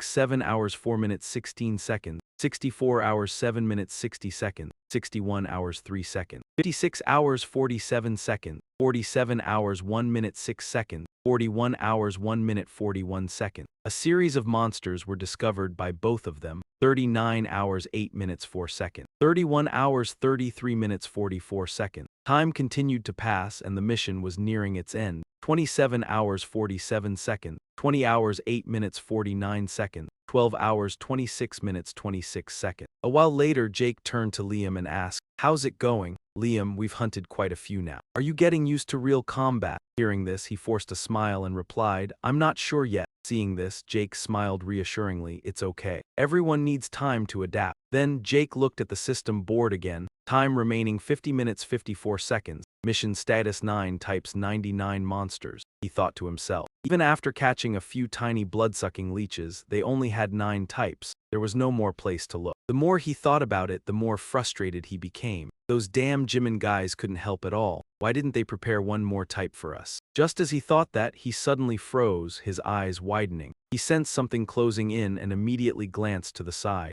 At that moment, the ground beneath their feet cracked open. Jake shouted anxiously. Liam dropped the bag. Hearing this, Liam still didn't understand what was happening and looked confused. Suddenly, a sweeping slash hit, tearing the bag in half. From beneath the ground, a huge monster rose up, blood pouring out everywhere. Liam was so scared, his face turned pale and he froze. Luckily, Jake had rushed over just in time to save him once again. But Jake's hand was injured. Liam came to his senses and anxiously asked, "Are you okay, master?" He replied, "I'm fine, it's just the monster's blood." He raised his hand and continued, "Stay out of this one, Liam." In front of them, a hideous monster with a mouth full of fangs emerged. Jake said, "I don't think I can fight and keep an eye on you at the same time." He thought to himself, "A dungeon worm, huh?" That species of monster was extremely dangerous. Normally, it would take a bunch of veteran death knights to control it. Thinking about this made him even angrier and he cursed, "Damn Z-Man. Were they really going all out to kill him?" The dungeon worm charged forward like a storm, dust flying everywhere. Liam anxiously shouted, "Master!" His face darkened, fear rising. Suddenly, he remembered something and quickly glanced behind. Liam stepped forward, rummaging through the bag. Meanwhile, Jake was struggling to block the monster worm's attack. He quickly dodged to the side and swung his sword at its body, but it had no effect. He thought to himself, even a blue knight would avoid fighting a dungeon worm in this place because it digs and moves underground. So if we don't defeat it soon, just as he thought this, a large crack appeared in the ground below. Sensing it closing in, Jake glanced back. Just as he had guessed, the dungeon worm charged straight at him, its mouth full of fangs ready to swallow him whole. If the blow hit, he would be buried alive. Without thinking much, he immediately jumped to the side to avoid it. Then Jake continued to swing his sword in front of him. He forcefully plunged his sword deep into the monster's body, then yanked it hard, tearing the creature apart. The dungeon worm had no time to react, blood gushing from its mouth. He gritted his teeth, determined not to stop, aiming to slice the monster in two. His legs bore the creature's weight, cracking the ground beneath him. At the worm's tail, rows of poisonous spines appeared. Yet at this moment, Zik paid no attention to anything but swinging his sword. This wretched worm had to die. As he concentrated, the dungeon worm's body suddenly coiled, squeezing him tightly, cutting off his escape. Once it caught its prey, it attacked with its tail and mouth. Fortunately, Liam arrived just in time, plunging his sword into the dungeon worm. The worm recoiled from the sudden strike, howling in pain. Jack felt the change, thinking silently that the grip was weakening. He quickly broke free and stepped back. Seeing Liam, he asked, "Are you all right, master?" Wiping blood from his mouth, he asked, "What did you do, Liam?" Liam replied, "I coated the sword with tea poison." He thought, the main ingredient of tea poison is a highly toxic plant. For humans, it only causes mild numbness. But for the worm, it's lethal. He continued, in such a critical situation, he still remembered its weakness, using a numbing agent instead. Truly the judgment and adaptability of the mercenary king, Liam Stone. He smiled, saying, "Liam, when I signal, stab the sword into it once more." "Certainly it's the right decision, isn't it?" He quickly leapt onto the creature. He dodged toward the creature's head, raised his sword, and shouted, "Liam." Hearing the command, Liam swiftly drove the poisoned sword into the dungeon worm. The worm howled in agony, tossing its head back. Its body stiffened from the poison. Seizing the moment, Zik used his spirit slash skill, cutting from the neck downward. He slashed straight from the neck, splitting the monster in two, killing it instantly. System notification: you have completed the emergency mission. Malice points earned during the mission have been doubled. You have received 2 random boxes. Current malice points 780. At the same time, outside the dungeon, an announcement sounded. Students have successfully escaped the dungeon. Come here to tally points. Those who are done may leave. A professor looked at the pile of monsters Juana had collected, saying, "All right, I'll start calculating points." She replied, "Yes." The professor continued, "Base points for escaping the dungeon are 30. 20 goblins, 2 goblin chests, 1 ox, total points 180. Hearing this, the other students marveled, almost on par with Lord Aben's record of 200 points. As expected, a pureblood pretender is on another level. The professor praised further, truly worthy of the Tirun family, exceeding the passing score by reaching 130 points. She placed her hand over her chest, replying, "Thank you for the compliment." The professor then turned to Owen and said, "All right, I'll start calculating points." After a while, the professor announced, "Total points, 120. You have surpassed the passing score of 70. Well done," his teammate cheerfully said. "Thank you, sir." Owen was furious, looking at Zaina and thinking, "Vaina Tirun, you won't be arrogant forever." Thinking that, he smirked. "Well, if something goes wrong, just handle her like the service." Suddenly, a familiar voice rang out. "Wow, how long has it been since I saw sunlight?" He immediately turned, thinking silently, that voice. As he suspected, it was Z. Moreover, Liam was carrying the dungeon worm's head outside. "What? Why is he here?" The nearby students exclaimed to each other, "Is that the dungeon worm? Wasn't it the highest level monster? Why is it here?" After taking the worm from the professor, both of them released it. Jack smiled disdainfully and turned to Owen, asking, "Why do you look so surprised?" Owen replied, "Aren't you happy to see me?" This made him clench his teeth in anger, thinking, that arrogant bastard. Still, Ditch continued to tease. The usual impassive look on his face disappeared. He put his hands in his pockets and continued, "Anyway, you look better like this." Owen was so provoked he went speechless, his face darkened, and he remained silent. Jake, noticing his anger, turned away and asked, "Already leaving?" He thought angrily to himself, "Damn it, the purebloods,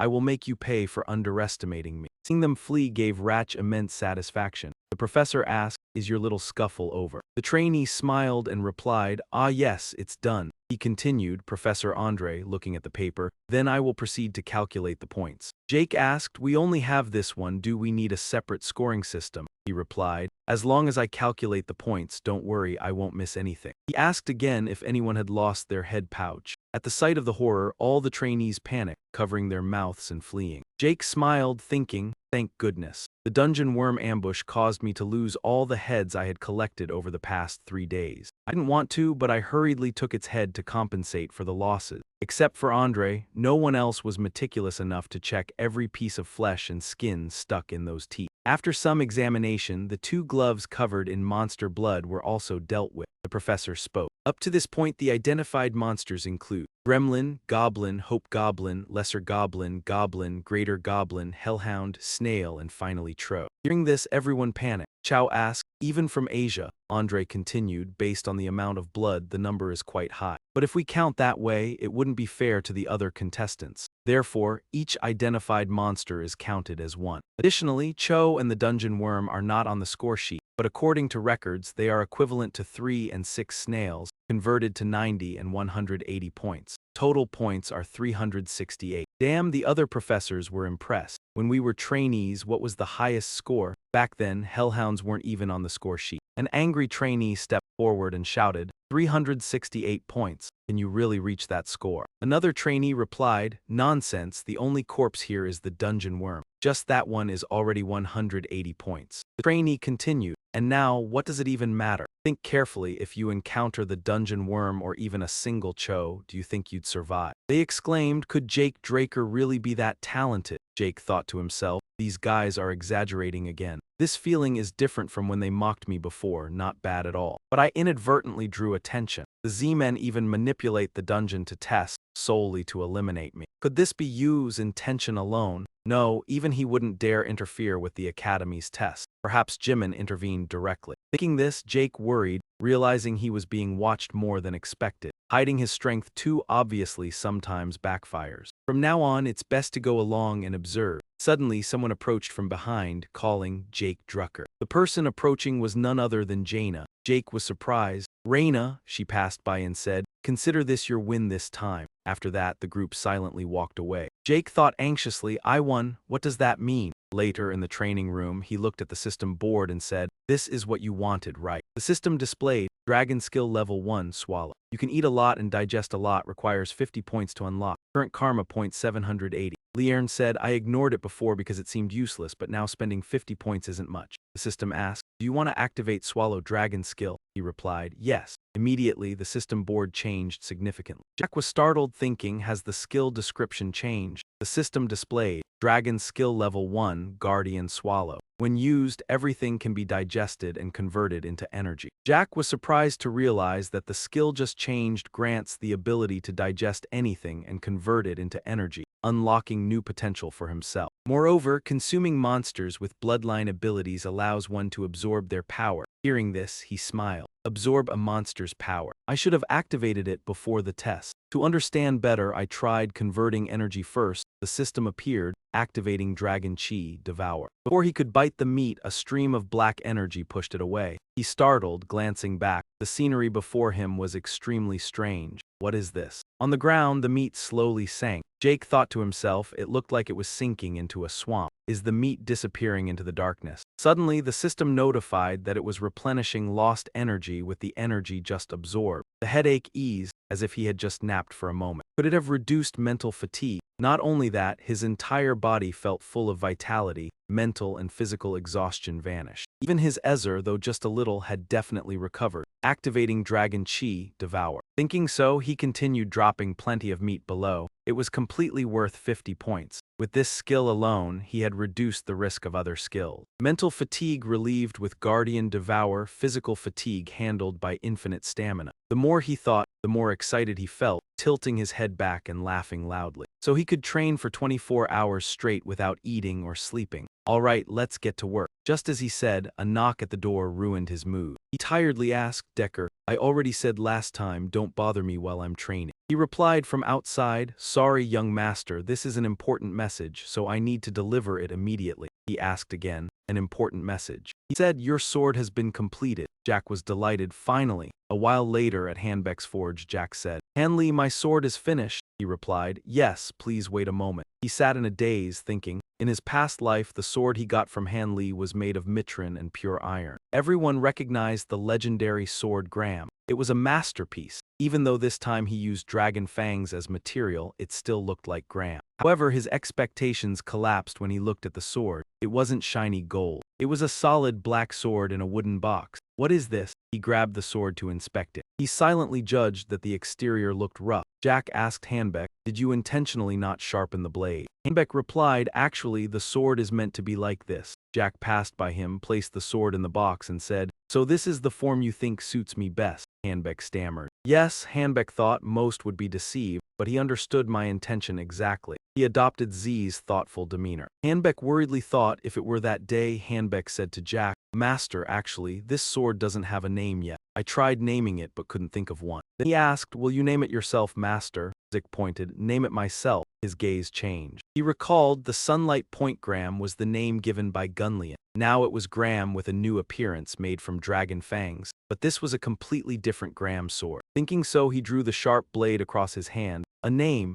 Hanbeck was astonished. "Master." "What are you doing?" Zik didn't answer, just thought, even with self-recovery, this is still a skill he uses. "I should be able to control it." Poor Hanbeck kept worrying. "Quick, stop the bleeding." The system notified, confirming admin request. The sec's self-healing skill was temporarily disabled. A green aura surrounded Zik's hand, while the previous cut automatically stopped healing. Zik silently said, "All right, success." Now he closed his eyes, letting blood drip onto the sword. Hanbeck wondered, could this be the naming ritual? It was the traditional ritual to bestow a weapon's name. The user transfers light or spiritual energy into the blood. The ritual begins as blood slowly enters the sword, the practitioner drifting into the subconscious. They wander through endless time until they find the sword's name. It is dangerous, nearly forgotten, but he knew the ancient ritual of the dwarves. How could this be possible? Among countless remarkable names, you had to choose one that would accompany you on your new path, a name for a new journey, a name that stood apart. Jake came up with a new name, Black Sword Bahamut. Then the system announced that Black Sword 321 had been registered as equipment. Jake raised his head and looked at the shining sword before him. Even though the name had been chosen by Dick, he still eyed the blade with suspicion. Out of all those names, why pick the name of that evil dragon? Was his decision really right? Herbert paid no attention to Dick's thoughts and kept praising him nonstop. "As expected, you're incredible, Master. Even dwarves barely know the sword naming right." Rick replied modestly, "I happened to learn it while studying dwarf history." He looked at the bandaged wound and wondered, why had it been so long since he'd needed wraps like this? Suddenly, Herbert stepped forward and proactively spoke to Jake. "Herbert, Master, would you like to rest a bit? There's something I really want to show you." Dick answered casually, "All right, take your time." Herbert immediately thanked Dick, then went outside. Dick looked down at his bandaged arm and recalled the system notice that his self-healing skill would be temporarily disabled. He thought about being able to control passive skills, and realized it meant he could prevent his abilities from being exposed. Thinking back to the forging, Ratch touched the bandage and told himself, "I don't need to show all my cards. Sorry, Regenerator, but I'll take the bandage off later." He glanced at the sword propped in the corner and smiled faintly. But for now, the more important thing was to check this first. The system displayed the sword's information. Black Sword 321, a blade forged by a master smith with a mystical eye. Made using the strongest fang of the cursed dragon Bahamut, temper forged by Blue Flower spiritual essence, one of a kind, indestructible. Or a conversion, a special function that has been sealed, to be unlocked as the user grows. Rick looked excited. A seal that unlocks as the user grows? I've never heard of a weapon like that. And it even has the indestructible trait. It's made from a dragon fang, but this is absurd. Thinking that, Ratch picked up the sword. "Well, even so," his face reflected in the blade, "the most important thing is aura conversion." Datch thought he'd gone through countless hardships to help Galeon create magical current and forge the sword. Not only because of Galeon's extraordinary skill, but also because of Graham's core ability to convert aura. Jake began to gradually sense the sword's power, an exclusive ability that could convert spiritual essence, or any energy at all, into aura. From Dick's sword hilt, blue aura began to spill out. That stream of aura slowly enveloped Dick and the blade. "I was born unable to use spiritual essence, but this is what helped me reach the level of a Crimson Knight." At that moment, Herbert scratched his head as he came out of the room and spoke. I finally found it. Sorry, Master, you had to wait a long time, didn't you?" But the moment he stepped out, the scene before him left him stunned. Dick hoisted the sword onto his shoulder and grinned at him. "Dick, you're here." Herbert, "Oh, aura." He marveled quietly at the pure aura surrounding the sword. Herbert, Master, you've already surpassed the level of a violet knight. Jake, this sword is truly unbelievable. Herbert, you worked hard, Regenerator. Herbert laughed and replied, compared to the furnace, this is nothing. He held the scabbard out and said, could you take a look at this? Jake curiously examined the sword sheath in Herbert's hand. Herbert explained that it was crafted personally by his master. Jake studied the sheath thoughtfully, realizing that even in his previous life he had never heard of Galleon's master. Thinking of Gonrin Zaber, a sudden idea flashed in his mind. Gonrin Zaber was known as the most renowned dwarf craftsman, with extraordinary skills across the continent. His creations were nearly perfect and possessed multiple special abilities, fetching tens of thousands of gold from collectors. Ditch stroked his chin, surprised that Herbert was Gonrin's apprentice. Herbert exclaimed, indeed, you can read Dwarvish. Jake commented that if this was Gonrin's work, then this was no ordinary sword sheath. Herbert replied confidently, of course. He turned a knob on the sheath and explained that it would transform into a shield. Immediately, the sheath morphed into a solid shield. Herbert introduced the shield's properties, made from wyvern and midran bones, capable of blocking nearly all attacks. He added that turning the knob back would restore it to a sword sheath. Then he handed it to Ditch, emphasizing that it was still insufficient to repay his kindness. He added, please accept this gift. Jake wondered if it could be sold to fund a forge. Herbert laughed heartily, saying he could never sell his master's work to anyone. Jake tried to persuade him, highlighting its tens of thousands of gold value. Herbert was surprised, really? Jake continued, saying he would cherish it anyway. Jake took the sheath, noting it was smaller than the sword in his hand, and tried fitting the sword inside. If it was a creation of Gonrin Zaber, it would surely be exceptional. Seeing the sheath adapt perfectly to the sword, Jake confidently said it exceeded expectations. He gratefully thanked Herbert for the precious gift. Herbert was happy to see Jake satisfied, saying he was glad he liked it. Returning, Jake continued examining the gloves he had just received, made from the ultra-rare material, meteorite iron. The system displayed information about the gloves. They were durable, lightweight, and uniquely activated when the full set of meteorite iron equipment was worn. 2 quest reward boxes were given. Ditch opened the first, both amazed and cautious. He expected treasure, but its contents were of a completely different value. The second box was opened,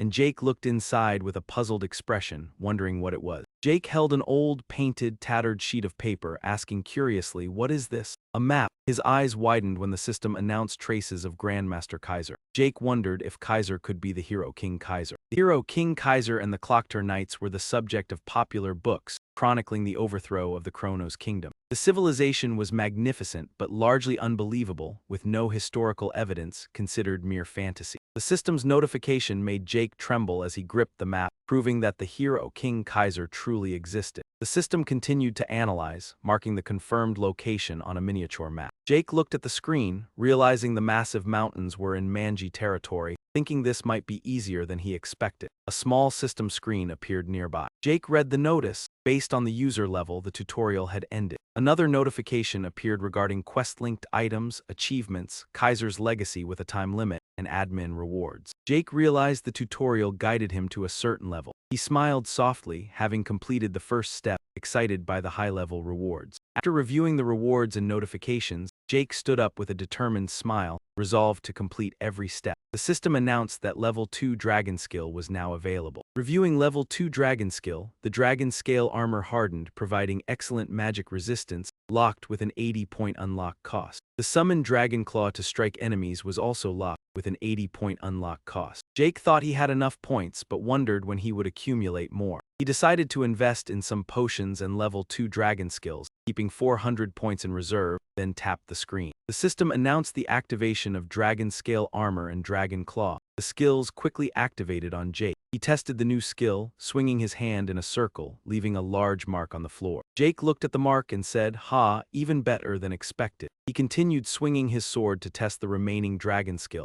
Next was Dragon Scale Armor, producing a tremendous collision sound. The sword in Jake's hand was forcefully pushed back. He was surprised. Even without using light energy, full strength could not cut it and was repelled. Jake thought Dragon Claw for attack, Dragon Scale Armor for defense makes perfect sense. After initializing, Jake continued practicing in the central courtyard of Draker Academy. A voice boomed across the courtyard, announcing rules before the light energy practice test. Students watched the training dummies behind him. The dummies were specially made and normal physical attacks could not scratch them. The instructor explained that if light energy was channeled into the attack, the dummies could be easily destroyed. After demonstrating, he continued teaching. If someone failed to destroy them, the instructor's sharp gaze warned that they would fail and have to start over from the basics. Students tensed, whispering, fearing they might not advance. The instructor shouted for silence, calling names for each student to step forward. Aaron hurried up, clearly anxious. Owen stood behind, noticing the trainee's nervousness. Jake smiled confidently,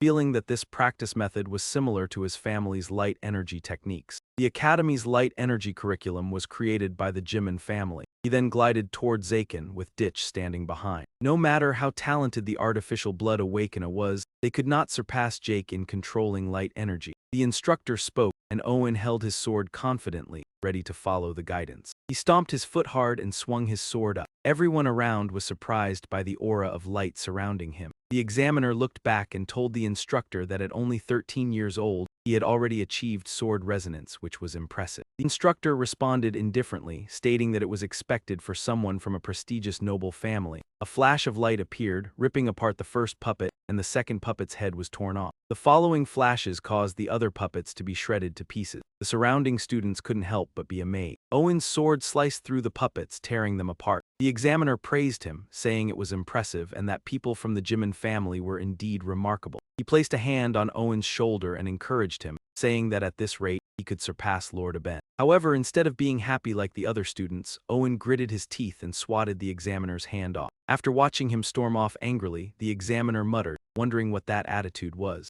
The instructor folded his arms and frowned, saying that the boy was so arrogant. Next, the other students began their tests one by one. However, it seemed they were all struggling. The examiner glanced at the score sheet and noticed that everyone was having trouble. The instructor noted that the students must have lost confidence after seeing Owen perform. He scanned the students and thought that, at least, no one had failed yet. Even if it was just a small fragment, all the students in the advanced class could channel their aura into the sword's blade. Even in a room full of elites, the strong always stood out. When it was Gina's turn, she said she was ready. Before starting the test, she addressed the instructor. "Excuse me, I have a request." The instructor replied, "Go ahead." Vina looked at the instructor with determination in her eyes and made her request. "I would like to be evaluated based on the use of the killing dragon technique." The instructor responded, "That's the assessment for the higher level class." Vina insisted, "I know." The students around began to think that ever since she awakened, she had become quite arrogant. The difficulty of channeling aura and using the killing dragon technique was entirely different. Maintaining the aura on the sword's blade was already difficult, but the killing dragon technique required precise control to distribute the right amount of aura for each movement. Owen thought to himself that she would probably swing the sword a couple of times before losing control of the aura. He mocked her, saying, "Vina Tirun, that stubbornness will be your downfall."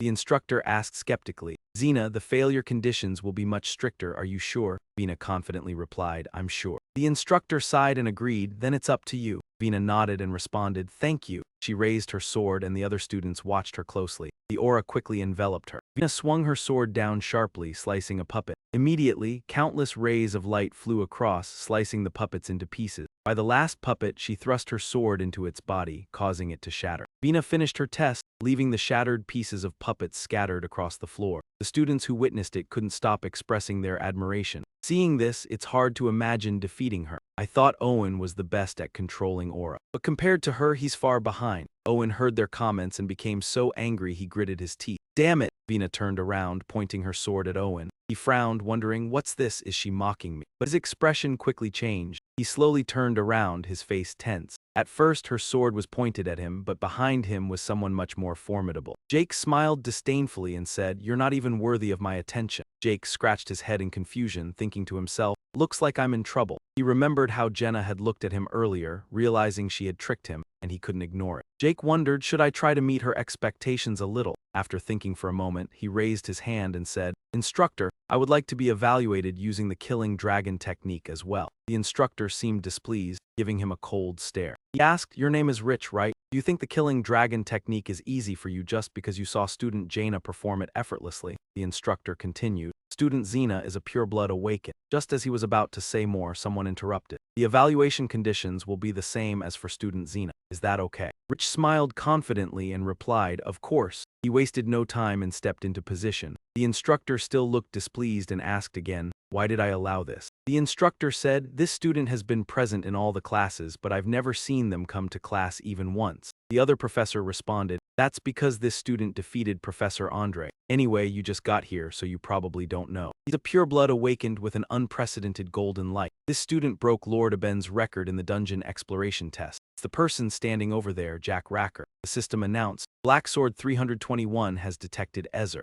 activating the unique ability of Black Sword 321. Aura transformation, converting Ezer into aura." Jack's expression grew worried as he thought, "Damn, compressing the core is harder than I thought." After calming down, he tightened his grip on the sword and thought, "It should be fine now." Rich began swinging his sword. Vina immediately recognized the technique he was using and exclaimed, "That's the Killing Dragon Technique, Chapter 1, Part 1, Heaven Cleaving." She thought to herself anxiously, "I know, compared to Professor Andre, it's nearly perfect." One swing caused the puppet to be split in half. This was the Killing Dragon technique she had practiced for 2 years before regressing. She recalled every movement, from the direction of the sword swing, the foot placement, to the flow of aura. Her body could now move automatically without thinking. She thought, although I'm tired of practicing this technique over and over, reviewing the basics isn't bad. This afternoon should be enough to motivate Jenna. Suddenly, whispers arose, startling her. Wait, did he just coat the sword with aura?" "Yes, I saw it too, the whole sword. Does that mean he's reached the level of a death swordsman?" Rich was startled and muttered, "I must have gotten too into it." Behind him, all the wooden puppets had been shattered. "It seems I unconsciously revealed my aura." He had intended to adjust it to Jaina's level, but it had attracted attention. The 2 professors were speechless, muttering, "A first-year student has already reached the level of a death swordsman." Owen was furious, his fists clenched, his body trembling. Inside, a fear he didn't want anyone to know was slowly rising. At the same time, Jaina also clenched her fists. However, her expression was completely different from Owen's, the corners of her mouth slightly curled into a smile.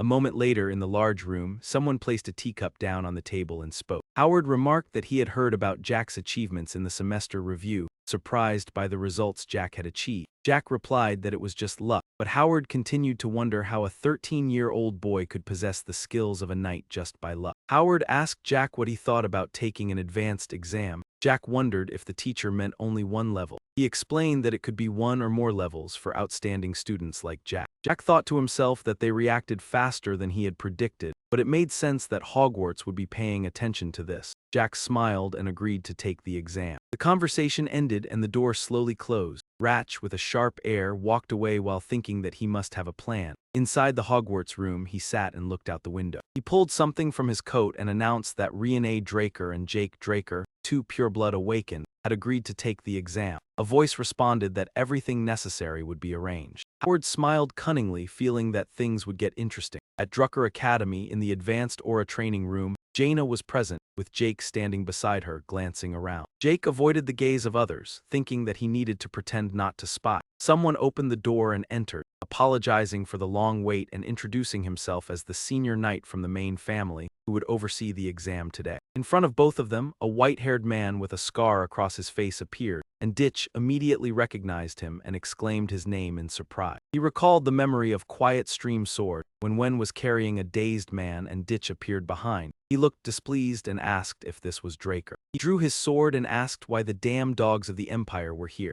Wen did not react, and Ditch observed, noticing a child on the ground in front of them. Wen began digging through the dirt, and Ditch sensed his great pain and silently watched. Suddenly, something embedded in the hall made Ditch look up in surprise. Ditch approached and asked if help was needed, telling himself that even if the other party refused, he would introduce himself as Jake Mureta of the Northern Alliance, confirming that the other was a Draker. Wen replied that he had abandoned the name Draker. Jack asked what he should call Wen, to which he replied that Quiet Stream Sword would be sufficient. Jack smiled and thought that it was the perfect name for a quiet, cold sword. Both bowed before each other. When Draker needed a senior knight to oversee the advanced exam for first-year students, the senior knight was the backbone supporting the Draker family. The high-ranking title required strength, fame, and experience, a prestigious position. A professor nearby explained that the exam method would be a sword fight, familiar to those from Cradle. You may continue to challenge each other if you haven't lost consciousness or given up, giving it your all. Zaina drew her sword, saying she would begin, but the professor interrupted. No need to go one by one. He said they should all go at once, making Vaina angry as she tightened her grip on her sword, but Ditch stopped her, reminding her not to rush because he understood the power gap. He looked at her and smiled, reminding her that the exam had already begun.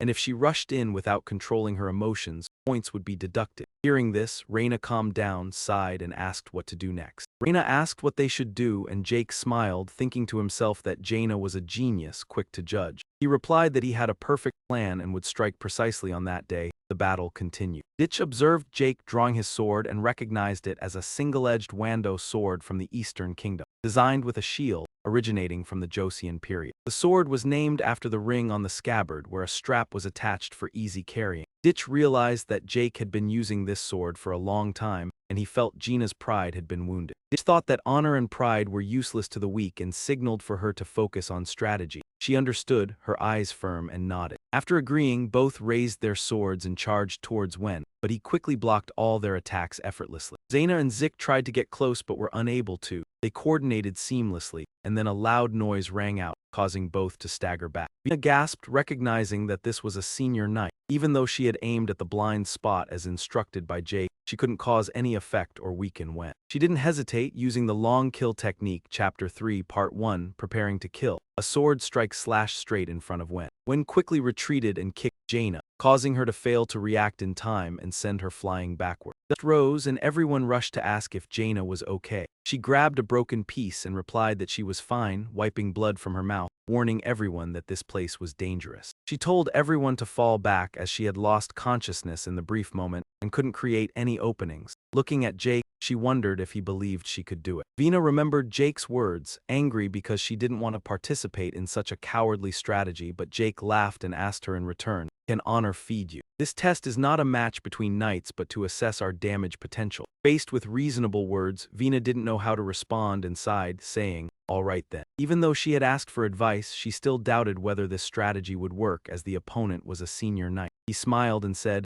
"We just need to create a situation that forces it to work. Just like when you fought me at the cradle. Think about it, why couldn't you dodge that stone?" She explained that she hadn't expected him to use the shard. He replied, "Exactly." With a smirk he added, "A senior knight is only like this. Wait for my signal, a small opening is enough." Back in the present, On took the opportunity to strike Jaina. He immediately used the Dragonslayer technique combined with wind magic and the shadowless step. Observing the technique, On whispered in surprise, "This is your technique." As he finished speaking, he sensed something and sharply glanced behind him. At a critical moment, he quickly raised his sword to block an incoming strike from his opponent. He smiled and said, "From now on, you should take this more seriously." Before he could understand what was happening, the lights suddenly went out and the space became dark. He looked around in confusion and realized that the others were using the mana suppression abilities of the pureblood awakened. Caught in the trap, he swung his sword backward. But things didn't stop there. The opponent kept attacking in the darkness. Watching the moves, On silently thought, such childish tricks. Do they really think that just covering the vision will allow them to defeat a senior knight? That thought vanished when Rick appeared next to him. He wondered, what is this strange feeling? Why, in the thick of night, does she move as if she can see everything? As On was lost in thought, the opponent began to act. This was the opportunity to test a new dragon technique. Since On didn't brag, the system quickly announced, "Dragon Mark activated, Dragon Claw." Seeing the massive explosive flame coming toward him, he exclaimed in astonishment, "Is this really the swordsmanship of a first-year student?" In front of him, the illusion of a mighty black dragon appeared. No, this isn't just swordsmanship. After all, Jake Racker had surpassed a first-year's level. Jaina Draker seemed unable to move as fluidly as Rick. Did she eliminate unnecessary forces to control herself? On leapt into the air and swung his sword toward Rick, but the strategy only worked when the opponent was of the same rank. In the dark space, the sound of clashing swords echoed, and the battle grew intense. Jake suddenly thought his movements are no different from before the lights went out, as he adapted to the darkness. As he thought that, a sword strike came directly at him. It was On.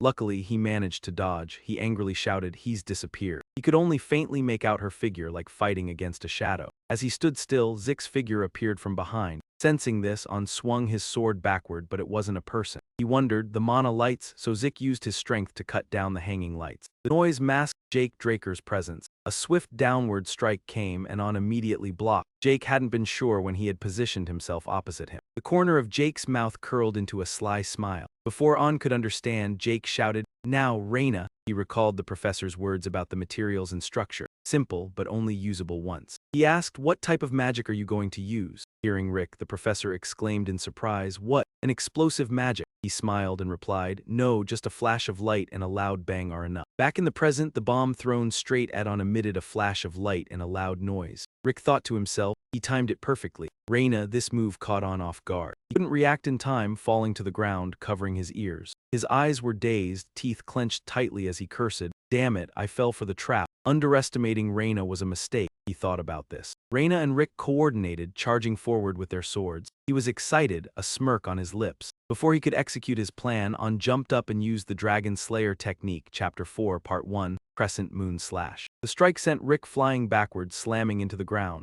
Reina was in a similar state, unable to react. On stood stunned, his teeth clenched, his face showing clear pain. The injured were taken away. A girl encouraged him, you've worked hard. Before he could respond, a large man approached, saying, On, you bastard, you've completely ruined someone else's disciple. It turned out to be his master. On bowed respectfully, master. He waved his hand in response, still as stiff as ever. He clapped On the shoulder and asked, so, what about my disciple? Hearing this, On fell silent, thinking back to when Jack Draker briefly withstood the strike. He had deliberately thrown his sword and switched to defense. He could have counterattacked, but the goal wasn't to win, it was to progress. He had only displayed the necessary strength. On looked at his hand and said, Jack Dracula surpasses my ability to assess. The scene shifted to a meeting in the Academy's promotion room. I assume everyone agrees with this suggestion. Everyone in the meeting spoke up. The dean, Andre, also responded, no objection. Reina and Jake officially advanced to their 5th and 3rd years, respectively. Jake remained silent. After receiving instruction from the Duke, Andre took Zick's place.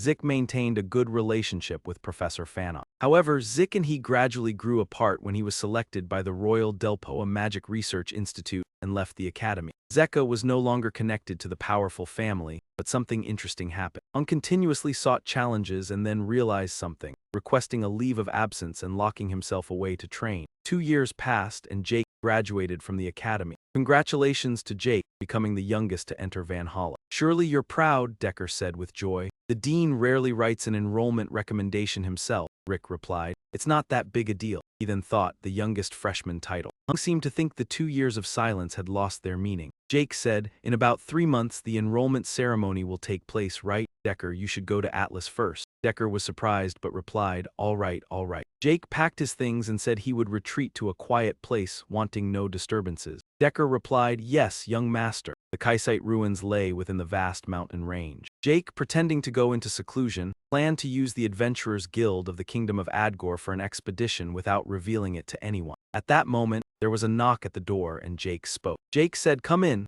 Liam entered, bowing and greeting. I salute you, Jake Draker. Jake turned and said, I told you don't call me that, it feels too formal. A simple greeting is enough. Decker then said, then I shall take my leave, young master. Liam asked, why did you summon me all the way to the Platinum Mansion? At that moment, only Jake and Liam were in the room. Jake replied, I heard you were transferred to the special class. Liam responded, Master, how could I just stand by and watch? Jake said, I've prepared everything you'll need during your time at the academy, including questions for academic evaluations, training manuals, and exam materials. Meet with Fa Nia, show him these, and he will provide all the necessary items for you. When you reach your 4th year, you'll also need a suitable sword. You can request it from Fa Nia. I've already paid for it, so don't worry. I trust you'll do well. Liam replied, I will never disappoint your expectations, master. Liam, moved and on the verge of tears, clenched his teeth to hold them back. He bowed his head, determined. Just a minute ago, I said that and it already felt so formal. The first king of Argus had merged adventurers and dungeons into a primary industry, backed by the royal family. The vast mountains were divided into hundreds of regions, with transport routes and outposts established for management. This development marked the formation of the Adventurers Guild, an organization that would later spread across the continent. Jake thought while disguised as Ditch Murray with a wig and magic glasses, creating an adventurer identity for easier movement is smart. Traveling under the name Draker is too conspicuous. He felt it was time to start the treasure hunt. At the gathering point, some carriages had already begun moving while others awaited more adventurers. In one carriage, Ditch thought, good thing I found a seat during peak season.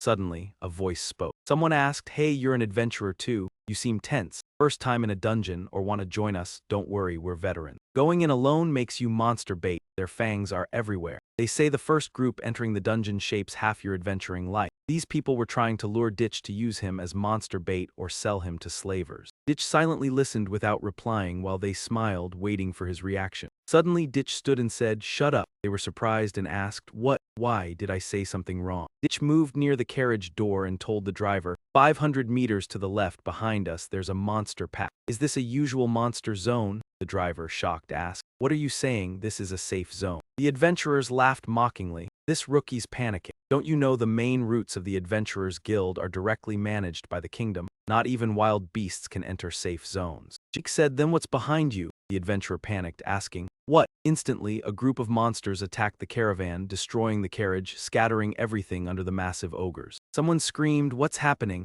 An ogre approached him as he was crushed beneath the carriage. He trembled, shouting, help, help me. The ogre's bloodied claw dragged him forward. Ditch quickly hid behind a tree, thinking, if ogres appear in the safe zone, the outposts aren't functioning properly. Once the ogres appeared, chaos ensued, just as Ditch predicted. Even Atgo soldiers were taken down. Jake felt uneasy seeing the wound on a soldier's chest, suspecting it wasn't caused by monsters. He continued examining the bodies, noting the cuts were precise, unlike typical monster attacks. Jake deduced this is definitely human action, not monsters. He inspected each body, realizing if monsters had done this, the cuts wouldn't be so clean. Jake thought it must be at least the work of a group of Scarlet Knights. He continued and concluded, staying here only raises suspicion. Jake continued thinking, it definitely involves at least one group of Scarlet Knights. He looked at the skull-filled trap and determined, the priority now is to find the Kaiser ruins. Ditch studied the map, thinking, we're approaching the Kaiser ruins. At that moment, a noise came from behind. He noticed countless imperial subordinates hiding behind a large tree. This team, trained in assassination and reconnaissance, was a key force in the Continental War the Empire was preparing. Ditch observed their movements and realized, this is the group that killed me in my previous life. His eyes filled with hatred, and he resolved to verify it himself. Jake recalled old visions of the Emperor obsessed with immortality and ancient relics. He wondered, has the Emperor discovered the Kaiser ruins? Ditch looked around and concluded, I have to check for myself. He vanished quickly, prompting the Emperor's hunting team to search for him. A squad leader drew a gun from his pocket. Ditch suddenly appeared, delivering a powerful slash to the squad leader's arm. His arm fell, the gun flying out. Ditch said, as expected, you are the squad leader. Ditch asked, only 3 of you must be an outer patrol team. The remaining squad leader asked, who are you? Who gave the orders? Ditch ignored him and slashed the leader's head off. His gaze turned cold. Haven't you figured out the situation yet? At this point, Ratch nearly declared that we were the ones with the right to answer the question. He glanced at the 2 soldiers trembling behind him and continued with a threatening tone. Think carefully. He remembered these 2 men. If one died, what would happen to the other? Would he remain silent? His voice dropped. I hope you make a wise decision. Then he raised his blood-covered hand to the screen and a long sigh could be heard. This must be a temporary base, it's too cramped. Jack pulled up his face mask, thinking to himself, these bastards turned this place into a killing ground. They even killed royal warriors. Would they find the remains? After thinking for a moment, he decided to jump down. For those opposing Meccan, only eternal death awaited. At this moment, the base inside seemed quiet. One guard was drowsy, yawning repeatedly. He sighed, who's crazy enough to guard Magi territory? The soldier on the other side replied soberly, but just as he finished speaking, something shot straight at him, sending him flying backward. He was immediately eliminated. A force quickly stormed the base. The soldier inside the base, hearing a loud noise, immediately noticed. The 2 soldiers spoke to each other. Why aren't you coming here? Wait, don't you hear anything at the main gate? The other soldier replied, no, I don't hear anything. Just then Jack appeared, thrusting his sword into the blonde soldier. The black-haired soldier froze, his eyes wide open as the blood-stained tip of the sword was right next to his face. Before he could react, Jack swung his sword at him, but the black-haired soldier quickly leaned back, dodging the slash. The black-haired soldier yelled, intruder, but before he could finish, Jake's hand had already entered his mouth. Jake's other hand delivered a powerful slash, knocking the black-haired soldier to the ground. Jack swung his sword down, blood splattering, and he thought back to memories of the past. When our leader led the troops in the territorial war, he ordered us to infiltrate the Pavla gang. The feeling back then was just like this. The captain stood above, slamming his hand onto the railing, shouting, Southern assassins throwing technique. Whether it's Meccan or Pavla, it doesn't matter. Anyone who comes here must die. Surrender and I'll grant you a painless death. Jack heard this and looked up thinking, Captain, he's almost at the level of a blue knight. Compared to the hunting dogs I fought in my past life, they are too weak. He chuckled softly, a painless death. Is that what you tell someone who's killed their own comrades? He taunted. Instead of mourning for your comrades, you're sparing the enemy. He charged forward, his sword slashing, and said, let him die, take his body away.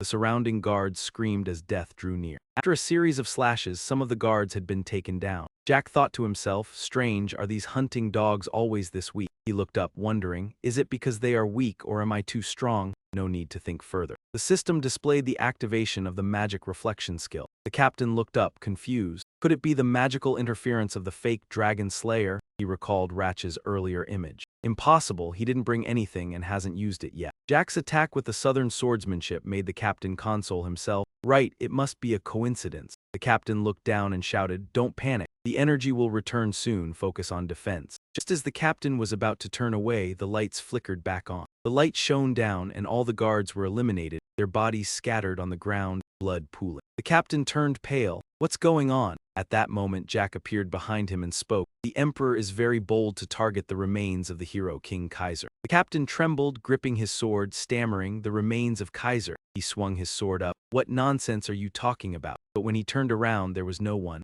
Only a voice echoed, don't worry, if you don't confess, I'll find it myself. A hand appeared out of nowhere, blocking in front of him. Jack ambushed from behind, covered the captain's eyes, and pressed a knife to his throat, making him scream in fear. Wait, we really don't know anything. But Jack didn't say anything. He gently raised his hand and slashed across the captain's neck. Blood sprayed into the air. The captain fell. Immediately, Jack continued dealing with the other soldiers blocking his path. He stepped outside, tossing the knife behind him. In his mind, he thought, everything here will be blamed on Meccan. The Meccan gang, the criminal organization from the southern continent that I once served. Meccan will do anything for money. After the fall of the kingdom of Cusco due to civil war, the lawless land was divided into the Meccan gang and the Pavla gang. Jack continued thinking, I should have concealed my identity with the dragon descendant skill, but I deliberately used the southern swordsmanship. The old image appears, leaving Meccan's distinctive marks. He paused, reflecting, it's safer to let someone else take the blame. He took off his mask and looked up, thinking about the Empire. They will certainly think the southern gangs caused this, and if they react, Meccan will be wiped out. He looked at the letter he found in the base, thinking about the Emperor. The Emperor is crazier than I thought. He glanced at the map on the table, and the Emperor's decree mentioned finding ancient relics. What shocked him was the campaign accompanying the map. From the center of the continent to the eastern continent to Churs and the mysterious Black Sea, places with ancient relics must be investigated. Jack stepped outside. The hunting dogs have returned to their previous scale, but they still haven't found Kaiser's remains. I need to hurry. A flash of light in the sky interrupted his thoughts. Jack looked up in surprise. Red flare, no way. He realized it was the signal for activating the heavenly net. The heavenly net has never failed in tracking and encircling. He thought to himself, I need to control my position until I get orders from the commander. He knew that once the execution order was given, death would be inevitable. This pursuit requires patience, but even I can't escape it. Jack looked down. I have the system now, it's not the same as before. Suddenly, a scarred man rushed out, attacking with his sword. Jake immediately fell into a passive position as the others charged in to encircle him. The scarred man's gaze was filled with murderous intent, as if he wanted to swallow Jack whole. Jack threw his dagger in wild slashes to attack, seeing who would die first. He jumped up, escaping the encirclement and retreating, just as I thought. The scarred man looked at Jack with tension and suspicion, not believing that he could escape. They all stopped, staring at him, completely different from the soldiers in the cave before. Other soldiers appeared from behind, surrounding Jack. Jack scratched his head and sighed, this is getting complicated. He opened the system screen, thinking to himself, if I use all my strength, I could escape, but my identity would be exposed. I have to think carefully. Every decision now is crucial. Jack picked up the horn on his necklace, feeling helpless. He didn't want to use it, but after a moment of thought, he decided to blow it to draw their attention. The sound echoed loudly through the air.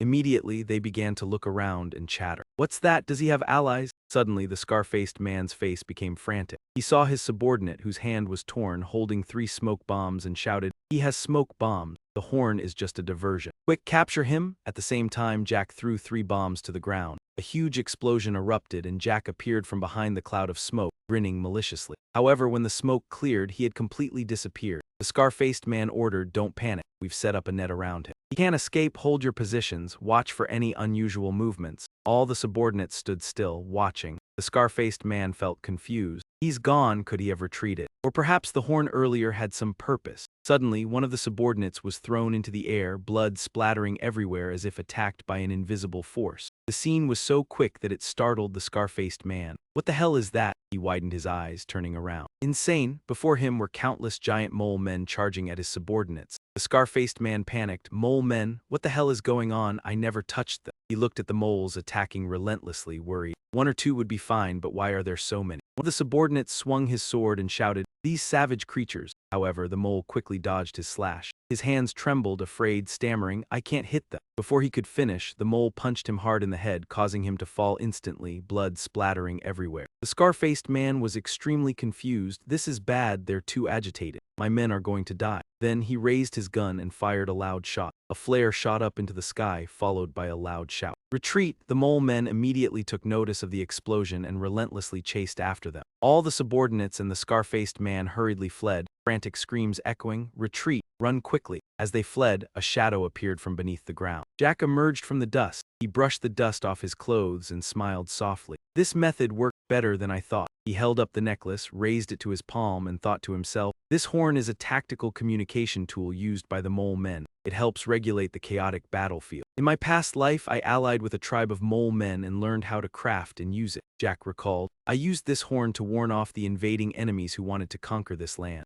Although they were like primitive savages, they had their own traditions and customs which they would protect with all their might." He tugged the necklace down, murmuring, "With my crafting skills, it can only be used once." Then Jack walked away, leisurely continuing his journey. Meanwhile, the explosions continued to erupt violently. Now it's time to find the real ruins. The scene switched to another location. Jack walked carefully, hiding behind a wall, observing and murmuring, "There are too many obstacles." A message appeared. "You have found a dragon-type creature affected by demonic energy." Jack looked at the dragon monster and was somewhat puzzled. A dragon-type creature. Jack looked at the door behind the monster, thinking, according to the map, the correct path is through that door. He then asked, "System, can you open that door?" A message appeared. "Administrator request confirmed. Accessing connected to the Holy Land Management System of the hero King Kaiser." Opening the Holy Land of the hero King Kaiser. At the same time, the stone door slowly began to rise. The loud noise immediately attracted the attention of Hydra. It growled, checking to see if anyone was around. The corner of Jack's mouth curved into a faint smile. "Looks like it'll take some effort to get through." He activated Dragonslayer ultimate technique, and with lightning speed, he rushed toward Hydra. Without hesitation, Jack unleashed a continuous series of attacks using shadowless steps and his martial skill. A thought flashed in Jack's mind: use shadowless steps to distract its attention. Then he ran quickly toward the door. His hand reached out toward the open door. Just a little more, but suddenly Hydra was one step ahead. It opened its mouth wide and broke the door. Hydra's tail slammed hard against the wall. Eventually, its teeth shattered. Jack was 2 steps faster, grabbing his axe and delivering a powerful slash, Dragonslayer ultimate technique. The axe blade hit Hydra's head, blood splattered and red smoke rose. Jack landed, Hydra's blood splattering onto him, rising in red smoke. He looked at his hand, covered in smoke, feeling confused. "Is its blood poisonous?" A message appeared, activating recovery skill. Jack read it and was surprised, a dragon monster with 9 heads. Black smoke rose. Jack recalled his master's words, "You cannot defeat it." The 9-headed Hydra. He looked up, smiling faintly. "Let's see how strong you really are."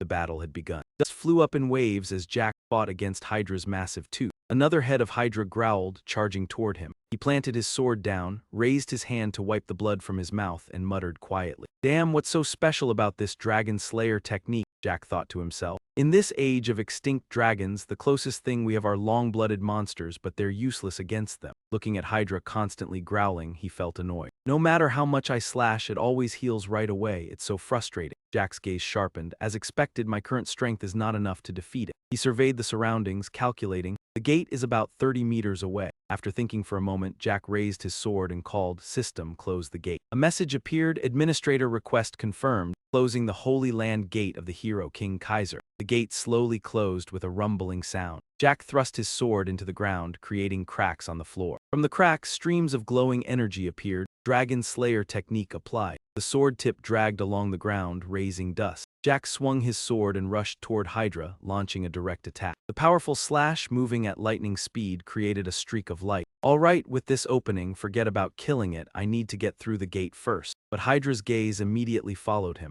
It refused to back down, coiling and charging toward him. Jack closed in on the gate and dashed inside. "And now, where is it?" Jack's eyes widened as he saw Hydra's mouth full of sharp teeth heading straight toward him. Before he could do anything, it bit into his arm and blood splattered out. Jack's body was lifted by the force of the bite. He trembled in pain, muttering angrily, "Damn snake." Hydra continued to coil, chasing him inside. Jack grabbed his sword and shouted, "You want my arm so badly, then take it." Jack dropped his arm, slashed across it to free himself from Hydra's mouth, then leapt down. His arm quickly regenerated into a new form. Hydra growled angrily and exhaled a toxic mist. The poisonous mist floated toward Jack, causing his body to glow with bright veins. He clenched his teeth. "Poisonous energy, is that enough for me?" A message appeared. "You have been poisoned by the Hydra's venom." Jack, furious, used his full-strength move. A powerful slash pierced through the Hydra's head, severing two of its heads instantly. The remaining head growled angrily, its body seemingly exhausted from both the recent attack and the remaining toxins in its system. He gasped, feeling his strength gradually fading. The Hydra refused to stop, charging towards Rick. A thought suddenly crossed his mind, just one more left, everything or nothing. A notification appeared. Long Eye had been activated. A powerful force erupted around him. Rick's eyes lit up, his voice suddenly turning fierce. "Get lost unless you want to be torn apart." The Hydra stopped, its eyes wide with shock, completely contrasting the earlier ferocity. It shut its mouth, slowly retreating as if recognizing the danger. Gradually, the Hydra backed out of sight, eventually disappearing entirely. Rick finally let out a sigh of relief, surprised that Long Eye had worked on the Hydra. He blamed himself, thinking he should have tried it sooner. However, a question still lingered in his mind. Why did he still feel exhausted despite activating his infinite stamina? Could it be the toxin? A notification appeared, informing him that he had etched fear into the corrupted Hydra, which had been tainted with filthy energy. The system asked if he wanted to activate the domination of the Hydra to subdue it. The Hydra now looked at him with a fearful expression. Jack was confused, wondering if his use of Long Eye was connected to this imprint of fear. No matter the reason, he thought he could subdue the beast. With that thought, he decided to try. "All right, let's give it a shot." However, a notification appeared, informing him that he didn't have the necessary administrator privileges to subdue the Hydra. As a result, the attempt failed. A feeling of confusion rose within him. Not enough privileges. He placed his hand on the ground and sighed, "Damn, I got my hopes up for nothing." He muttered to himself, "A powerful skill like this with no limitations, how strange." Suddenly, his body was struck by a strong tremor, causing his muscles to tense. A warning appeared, notifying him that the Hydra's venomous bloodline toxins had exceeded a dangerous level. Rick bent down, holding his head, cursing inwardly. "This damn poison," he thought, realizing that recovery had no effect on the toxins. He needed to find a way to deal with it. "Right, what if I use the bloodline absorption of Thon Thuk?" A notification appeared. Level 1 Long Kai Thon Thuk allowed for the digestion of anything and the conversion into energy. If a monster was consumed, its power could also be absorbed. He gritted his teeth, suppressing the pain as he thought. A creature with such strong toxins must surely have a bloodline power related to poison resistance. A notification appeared, stating that Long Kai Thon Thuk was being activated, and Rick felt a dark energy emanating from his body, heading towards the severed Hydra head. The dark energy spread like a burning flame. A notification appeared, informing him that he had consumed the head of the corrupted Hydra, tainted with filthy energy. The designated target had been consumed, and his Thon Thuk skill level had advanced from novice to proficient. Lost energy was restored through the absorption core, and the bloodline ability of the consumed creature was absorbed. The absorption was complete, and he gained the full poison immunity attribute. His body trembled as he pressed his hands to the ground and slammed them down. The notification continued, stating that the Hydra's bloodline toxins were being neutralized thanks to the immunity attribute. He smiled faintly. Perfect. The notification kept appearing, detailing Jack Racker, a low-level administrator from the immortal sect, holding the title Blessed by the Ancient Dragon. He looked at the screen, reviewing his skills: full poison immunity, strong mental defense, infinite stamina, A-rank weapon skill, and many more. His skill list continued. Level 1 Proficient Long Kai, Proficient Long Eye, Proficient Thon Thuk, Proficient Jayap Vei Dong, and other skills. Level 3 Long Kai was still locked, requiring 300 points. He looked at his karmic points, now 465. He read through the information and realized that the full poison immunity could handle most poisons and enhance his resistance. He commented to himself that with this skill, he no longer had to worry about toxins. The level of Thon Thuk had risen from novice to proficient. He wondered about the level change and whether absorbing the designated kill target had something to do with this level up. A notification appeared, stating that the designated kill target had been marked by the system, and rewards would be given upon their elimination. He found this information useful and stored the system away. He continued walking, saying, "All right, the Hydra slowed me down, I need to move quickly." He thought about Kaiser the Hero King, the son of the wise mystic and the immortal king. Kaiser's birth was far from peaceful due to a witch's conspiracy. He was severed from his parents and abandoned in the mountain. A sacred wolf raised him in the desolate forest. Kaiser grew up helping the oppressed and established a kingdom for humans on the central continent. This kingdom was called Kronos. Rick smiled faintly, thinking to himself, this is the part of the story everyone knows. He was proud of Kaiser's legend, but also realized that no data remained about the kingdom of Kronos. This made Kaiser's story a true legend, even though the proof of the kingdom's existence remained a mystery. He looked up and saw a tower appear before him. He walked towards it thinking, "This is the place." He took a closer look and realized it was much smaller than what he had read in books. Currently, Jack stood before a shining door. He thought to himself, "Now that I think about it, the sacred ground of the Dragonslayer also had a similar atmosphere." The door opened, and he stepped inside. In the vast space, a sparkling crystal slab appeared on a shelf. A blue light radiated from the slab, filling the space. Rick moved closer, reaching out to touch it, wondering, is this the vision of Kaiser the Hero King? A notification appeared, stating that the quest chain related to Kaiser the Hero King's vision had begun. Rick felt doubt, wondering why this quest had appeared. The next warning indicated that he could not leave the area until the quest was completed. Rick was startled, exclaiming, "What the hell? Who gave you permission to do this?" Suddenly, the door behind him slammed shut. The notification continued displaying, Kaiser the Hero King's progress quest. He had to collect Kaiser's progress from the remaining ruins. His gaze tightened. Kaiser the Hero King's progress quest. The reward is the tears of the immortal king. He wondered, are those really the tears of the immortal king? He reached out toward the stone and affirmed, "I don't know what it's for, but this is definitely a heaven-defying treasure." He asked the system, how can I achieve this progress?" The system confirmed the administrator's request and began extracting data from the magical recording device. The stone began to glow. The next notification indicated that the system had found 546 magical video records of Vuong Kaiso. Of 546 entries, 12 were suitable for the administrator's request. The first magical video in the 12 began to play. The system informed that the ancient Kronos language was used in this video, and it automatically translated it into the common language of the central continent. The system notifications continued, stating that the 12 magical video records had been extracted and were ready to play. The language favored by the administrator echoed through the space, and at the same time, the glowing stone blocks continued to shine. This man seemed to be the character from the legends, the Hero King of the Kaizia. He said, "A sword is just a sword, nothing more." The Hero King of Kaizia pointed and scolded the elderly men who couldn't even wield their swords, calling them utterly useless. Rich thought to himself, "Saturn, wake up, the screen is shaking." Inside, Kaiser's voice asked how to master swordsmanship. Saturn was known as Kaiser's most loyal knight, and indeed, that man was real. He drew the sword from his side. He said, "There's nothing complicated about it, just swing it hard and often." A slash came down with the cold laughter of the Kaizia.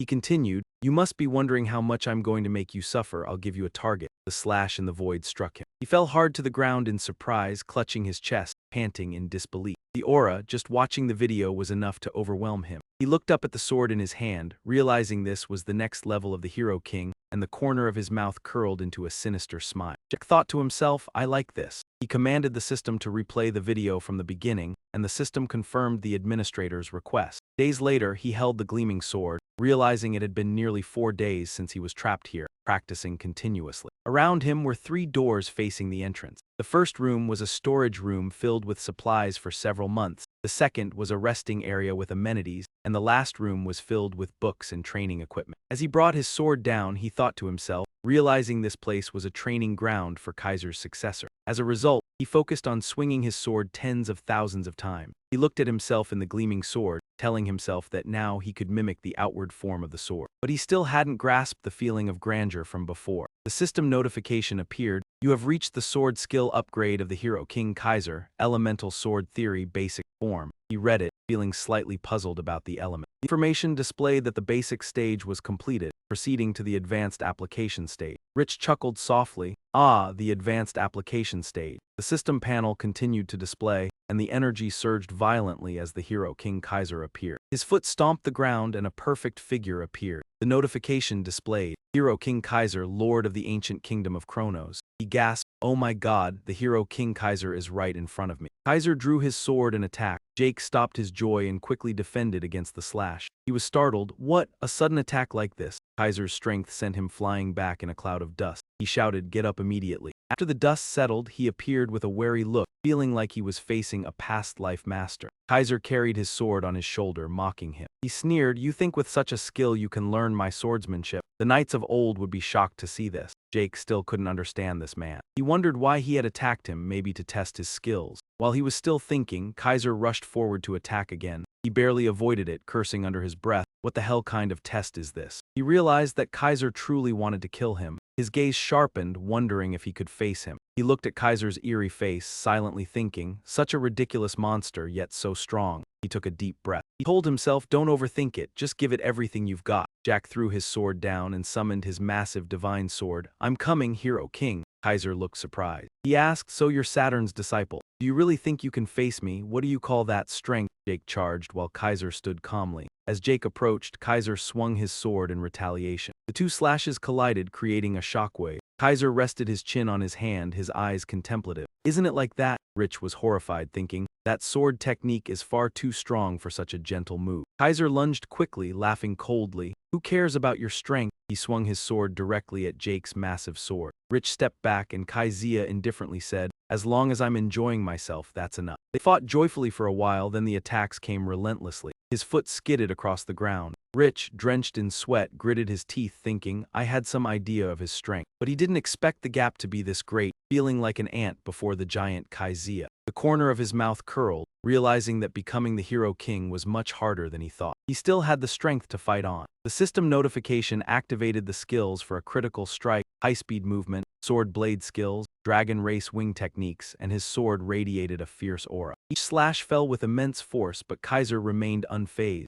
still standing leisurely with his sword resting on his shoulder, laughing heartily. Using the dragon race's power without being from the dragon race, he circled behind Kaizia, preparing to strike. Kaiser glanced back, the elemental sword theory causing Rich to be stunned. He unleashed a full-force attack, but Kaiser also countered. Their expressions were entirely different. Rich gritted his teeth, resisting the recoil, while Kaiser smiled faintly as if this was just a casual fight. After a moment, Rich regained his senses amidst the shattered debris. Jake sat up to see Kaiser sitting before him, saying, Weakling, you've finally woken up. He stood up, kicking his foot, saying, well, you have quite a few tricks, huh? Saturn's skills, dragon race strength, and elemental power. Kaizia squinted slightly. Rich asked, what? He approached, resting his hand on his chin, muttering. He continued, part of your soul is merging with the spirit realm. Rich was confused. What? The spirit realm? Kaizia went on, you've crossed the boundary of death many times in your human body, which is why you can use elemental power. He pushed himself up, saying, you keep talking about Saturn's skills, the spirit realm, and elemental power, but I don't understand any of it. Can you explain it in a way I can understand?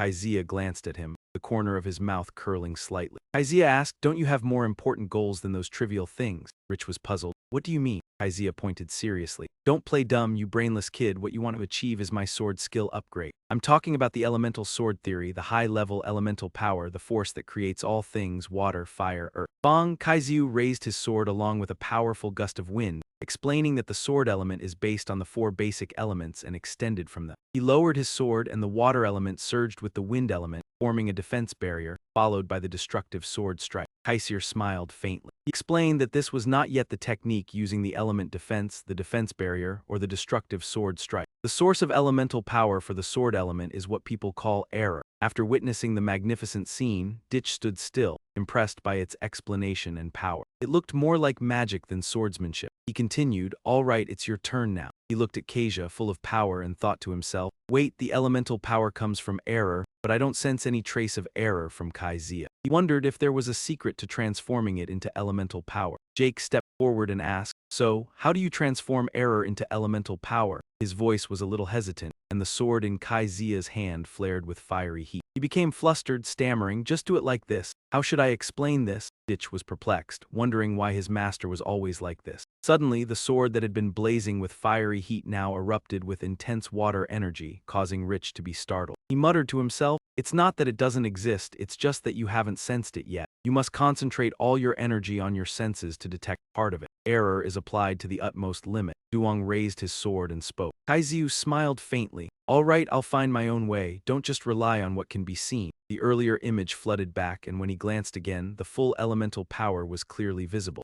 Kaiziu had clearly called his hybrid technique the elemental power. Ditch's lips curled into a smile. So, my hybrid technique must also use elemental power. Kaizi looked at the aura rising from his sword, a little surprised. The powerful water element swirled around the sword, hybrid technique, wind. He lowered the sword in a very humorous slash. Kaiziu fell back, grumbling. I said use elemental power, elemental power. Where did you get that fake technique mimicking language magic? Zekam was confused. Language magic, Kaizia explained softly. Yes, language magic is the exclusive power of the dragon race. He continued, Dragons might be able to use it, but humans definitely cannot. Ditch's face darkened as he listened to him. Every time you use that power, you must experience significant depletion, right? Kaiziu replied. Humans and dragons are fundamentally different from the size of their souls. You may mimic it in a fragmented way, but you'll never achieve the same effect. His face twisted in pain, expressing his distress. I don't know who created it, but this mishmash technique is truly pathetic. What is this, a poor imitation of language magic? Kaizia's voice grew stern. All right, if you understand, do it again. Zek's thoughts flashed. I've seen language magic before. The old images came back when I absorbed Bahamut's heart in the resting place of the Dragonslayers. I saw the message saying I had learned language magic. The system displayed Dragon Race Language Magic Skill, words imbued with power, lock, growth administrator insufficient. He covered his mouth with his hand, thinking to himself, if my hybrid technique is based on language magic, when my growth reaches the required level, I will unlock the source of language magic. I'll also be able to freely use my hybrid technique, another reason to grow faster. As he sank into his thoughts, Kaiziu shouted, do you need another hit to wake up? Get up. Ditch snapped to attention. Yes, master. The slashes continued relentlessly. Typically, advanced training takes longer than basic training. Thanks to his heavenly bones and intellect, Kaisir's demonstrations, and countless training battles, he grasped the principles of the sword element. It was similar to magic, performed by channeling mana into the magical technique. The principle of the sword element is to use error as an intermediary to attract elemental power from spirit strength. Once the principle and abilities are understood, using the sword element is not difficult. After a period of training, Kaizia turned and complimented him. Finally,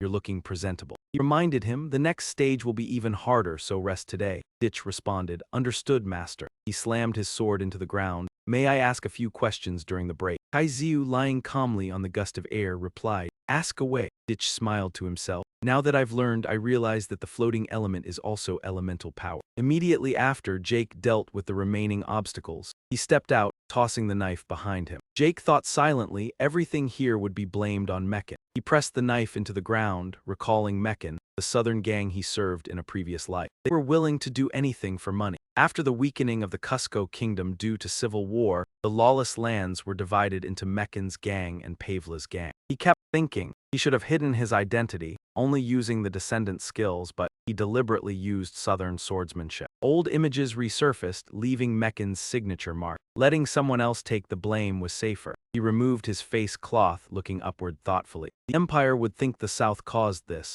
and if they reacted, Meccan would be destroyed. That was also good. His face tense, relying on the letter found inside. The Emperor was even crazier than imagined. He looked at the map on the table. The Emperor's order read, find the ancient relics. The shocking part was the campaign map included. He thought silently, from the continent's center to the east. Currently in Churs and the mysterious Black Sea, the hunting dogs had to reach every place with ancient relics. He stepped outside, noting the hunting dogs returned to their previous scale, but had yet to find the relics. He had to hurry, light cutting across his thoughts in the sky. Jack looked up, exclaiming, red flare, impossible. The flare tide, spreading light like the sun. He immediately recognized it as the activation signal of the celestial net. Streaks of light fell from the sky, forming threads like a web, connecting one after another. The celestial net had never failed in tracking, surrounding, and searching around the signal. This kind of pursuit forced all hunters to stay in position until orders came from the commander, and once the execution order was given,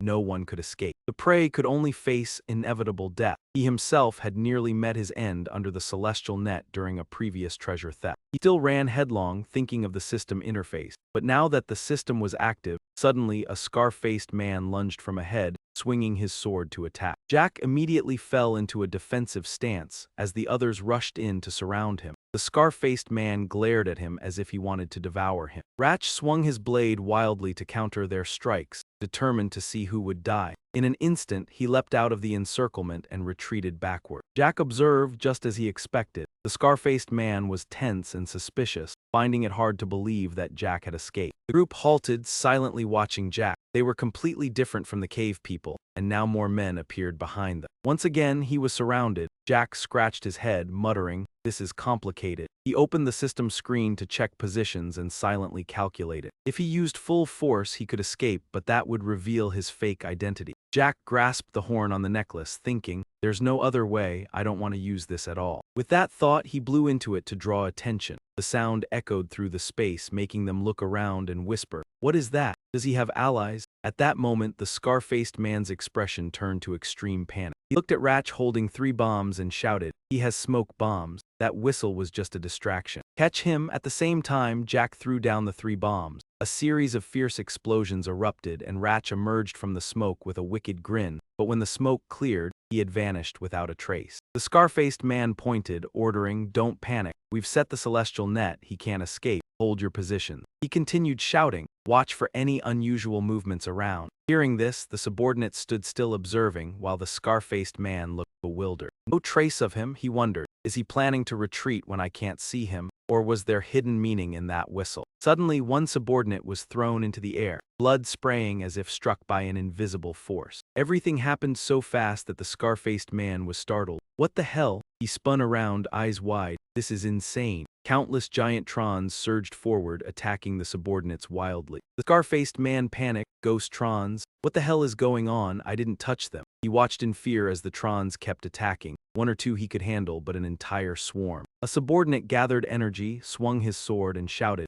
"You savages!" But a tron swiftly dodged his strike. His hands trembled as he stammered in fear, "Can't strike." Before he could finish, a powerful punch landed on his head, dropping him instantly, blood splattering. The scar-faced man grew even more confused, both angry and worried. "Damn, why are they suddenly so agitated? My men are going to die soon anyway." Then he fired his gun into the sky with a thunderous blast, shouting, "Retreat." The trons were immediately drawn by the explosion and chased furiously. All the subordinates and the scar-faced man panicked and ran, screams echoing everywhere. "Retreat, run!" Once they had withdrawn, a figure slowly rose from the ground. Ratch brushed off the dirt, emerging from the dust. He brushed himself off, smiling slightly. "This method worked better than I thought. This tusk is a tactical communication tool of the man's in it." Jack held the necklace in his hand, thinking, "It helps coordinate in chaotic battlefields in my previous life. I had allied with a tribe of Manzinin and learned how to craft and use it. I used the whistle to communicate with invaders trying to seize this land, even though they looked like primitive savages. But they also had traditions and customs that they would defend with all their might." He lowered the necklace and murmured, "With my crafting skills, it can only be used once." Then Jack calmly continued onward. Explosions still echoed violently, urging him forward. Then he thought, time to search for the true ruin.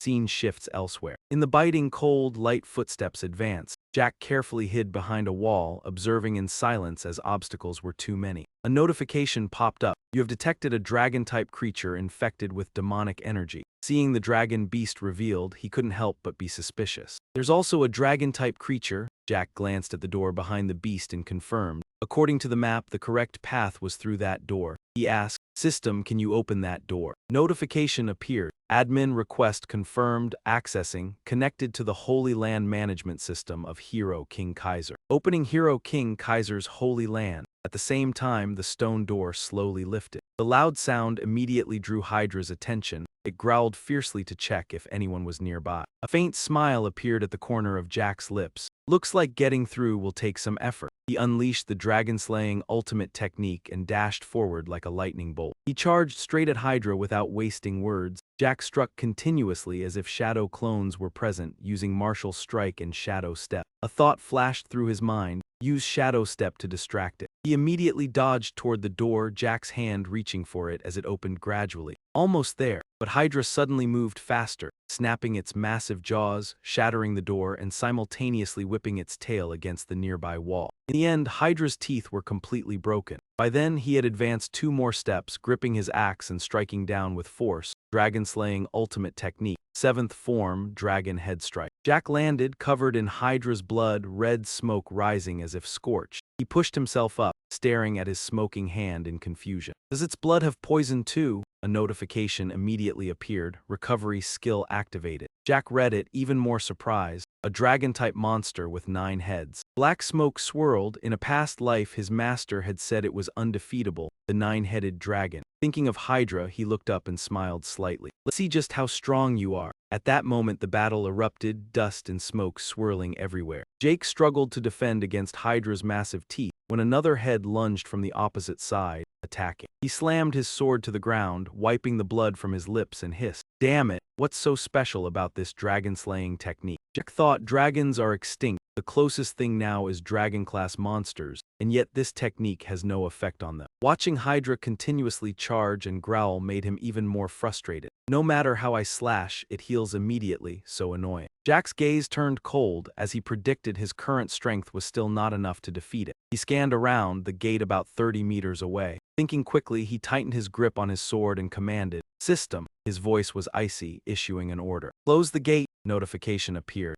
Admin request confirmed, closing the gate leading to Hero King Kaiser's holy land. The gate slowly shut with a heavy rumble. He plunged his sword into the ground, cracking the floor. From the cracks, streams of glowing energy surged out. He used dragon-slaying technique, dragging the tip of his sword across the ground, kicking up dust. Secret martial strike, wind slash. Jack swung his sword, charging straight at Hydra. A slash tore through the air like a storm, leaving a bright trail. "All right, while it's exposed, forget killing it. I need to get through the gate first." But its gaze immediately followed his movement. Hydra refused to yield, curling and charging at Jack. He reached the door, darting inside. "Made it, where is it?" Then Jack's eyes widened as the sharp-toothed mouth of Hydra appeared right in front of him. Before he could react, it bit Jack's arm, blood spraying instantly. He was lifted by the bite. Jack trembled in pain, gritting his teeth. "Damn serpent." Hydra twisted, clinging tightly. He gripped his sword and shouted, "You want my arm that badly? Fine, take it." With that, he swung horizontally, severing his arm to escape the massive jaws, then landed on the ground. His arm quickly regenerated, cells reassembling perfectly.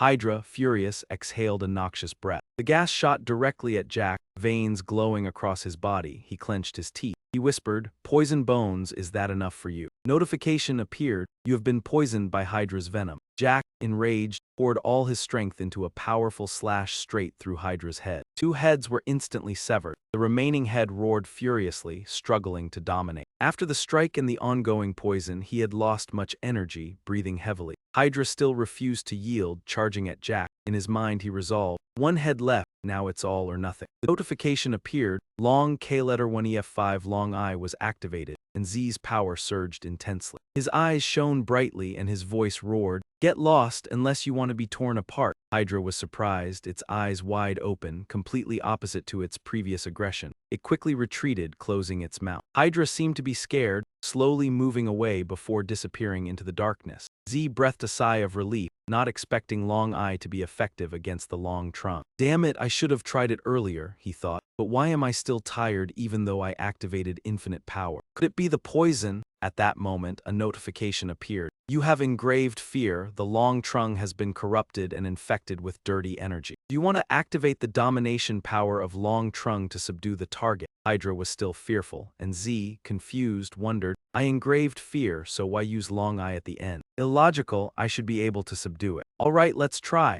Z spoke, but the notification appeared again, stating that he didn't have enough administrator privileges to subdue the long trunk. Failed to subdue the long trunk, insufficient privileges. Z felt puzzled and frustrated, leaned his hand on the ground, sighing. "Really made me hope for nothing," he muttered. "A powerful skill like this with no limits, so strange." Suddenly, Z's whole body shook, causing his muscles to stiffen, and a warning message appeared. "Warning, the toxin level of the Hydra's poison has exceeded the dangerous threshold." Z bent over, holding his head, cursing, "This poison is really damn cursed." He thought, "Healing can't help with the poison, I need another method." Right, if he used the bloodline absorption ability from Thon TH letter 1EF1C. A notification appeared. Long K letter 1EF9 level 1 Thon TH letter 1EF1C allows absorption of anything to convert it into energy. If it's a monster with special abilities, I can also absorb its power, he thought, gritting his teeth, suppressing the pain. A monster with such powerful poison must definitely have poison resistance. The notification appeared again, activating long K letter 1EF9 Thon TH letter 1EF1C.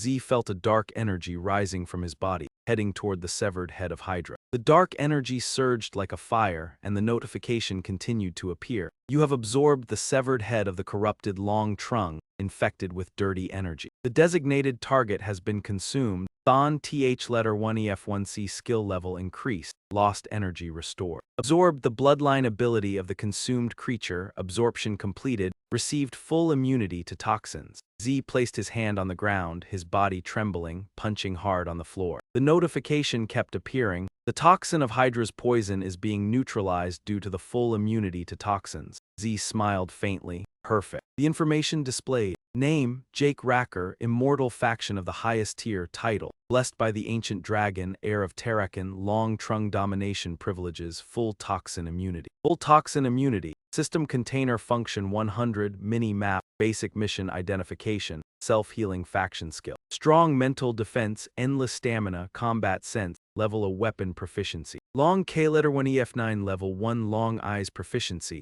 long eye proficiency, long N letter 1 EF lock, unlocks when conditions are met. Thon TH letter 1 EF1C proficiency. Long K letter 1 EF9 level 2 dragon scale armor proficiency, dragon claw proficiency. Long K letter 1 EF9 level 3 unavailable, unlocks with 300 points, current karma points 465. After reading, Z was quite surprised by the information, especially the full toxin immunity trait. With this skill I don't need to worry about toxins anymore, he concluded, then continued reading about Thon TH letter 1 EF1C. Thon TH letter 1 EF1C's level increased, probably because I absorbed the designated kill target. The notification changed. The designated kill target monster has been marked for elimination by the system. Eliminating them will reward extra bonuses. Z nodded, finding the information quite useful. Hide the system, continue walking, he said softly. And Hydra slowed me down, I need to hurry. Like all heroes in legends, the birth of Kaiser was far from peaceful. Due to a dark plot by a sorcerer, he was separated from his parents and abandoned in the mountains. A sacred wolf took the crying child into the mountains and raised him. Because of this, Kaiser grew up safely. Kaiser helped those who were oppressed and founded a kingdom for humans on the central continent, named Kronos. With a quiet smile, he thought, this is the part of the story that everyone on the continent knows. The legendary beginning of Kaiser, his gaze followed the flowing streams in front of him, proud even though no data is preserved today. Is truly a legend, but there is no evidence that the hero King Kaiser and the kingdom of Kronos ever existed. He looked around in silence. A tower appeared before him, stretching out in front. He examined it closely but found it much smaller than what was described in the books. It was hard to believe that the ruins of Kaiser were the kingdom of Kronos. Right now, Jack stood before a shiny door and muttered, actually, the sanctuary of the dragon men also has a similar atmosphere. A system notification appeared, announcing that the sanctuary of the hero King Kaiser was opening. He stepped inside and saw a sparkling crystal slab placed on a shelf in the vast space. A blue light spread throughout the space, and he hesitantly touched the slab. Could this be the vision of the hero King Kaiser? A notification appeared, starting a chain quest related to the vision of the hero King Kaiser.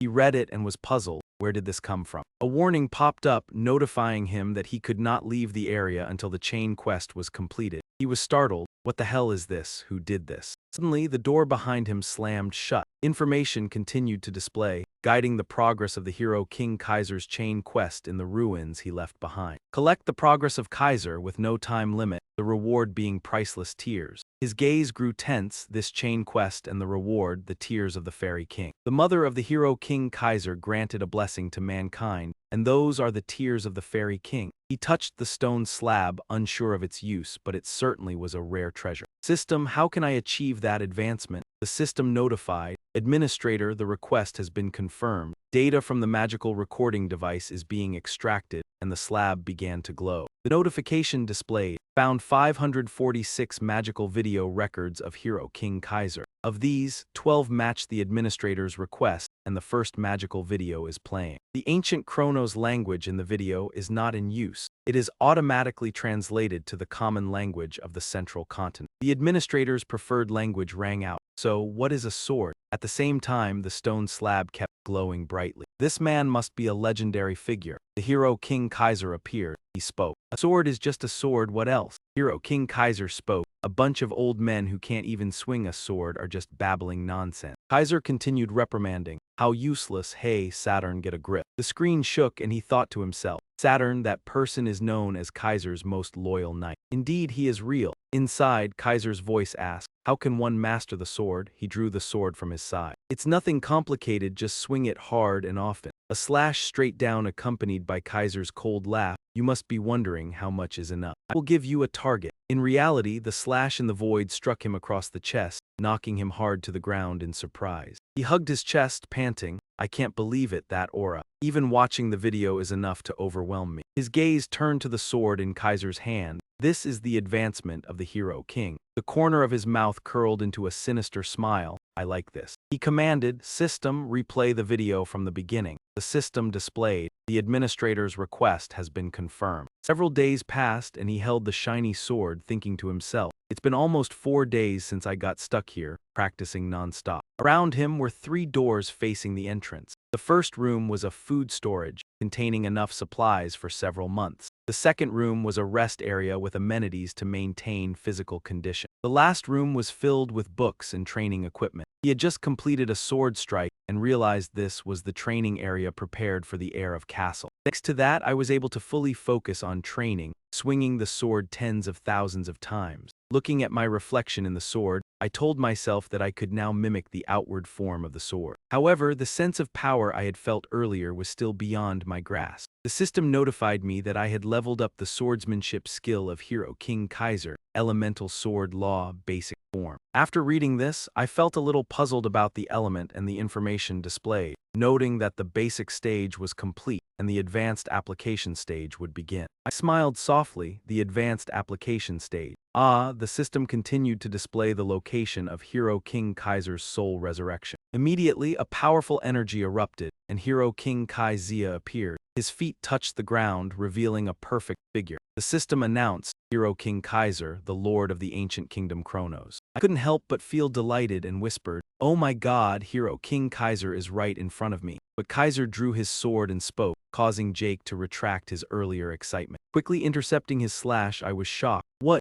A sudden attack like that? Kaiser's strength was so overwhelming that it sent me flying backward, dust rising heavily as he shouted. I stood up immediately, emerging from the dust with a wary gaze. Did that sword move just blow me across this entire room? It felt like I was facing a legendary expert from a past life. Kaiser slung his sword over his shoulder mockingly. "You think with skills like that, you can learn my swordsmanship?" His voice was full of sarcasm. The knights of the past would probably be laughing at this sight, it's too powerful. Jake was still very confused about this man, wondering why he had attacked him, perhaps as a test. While thinking, Kaiser rushed in to attack again. I barely managed to avoid it, thinking to myself, "Test my ass, he really wants to kill me." My eyes sharpened as I wondered, can I really face him? Looking at his bizarre face, a ridiculous monster yet too powerful, I took a deep breath. I told myself, no need to overthink it. I threw my sword down to the ground and gave it my all as always. I called out for the giant divine sword, "I'm here, Hero King." Upon seeing this, Kaiser was surprised. "So, you are Saturn's disciple." Kaiser said, "You really think you can face me? What do you call that power of yours?" Jack charged forward, but he remained calm.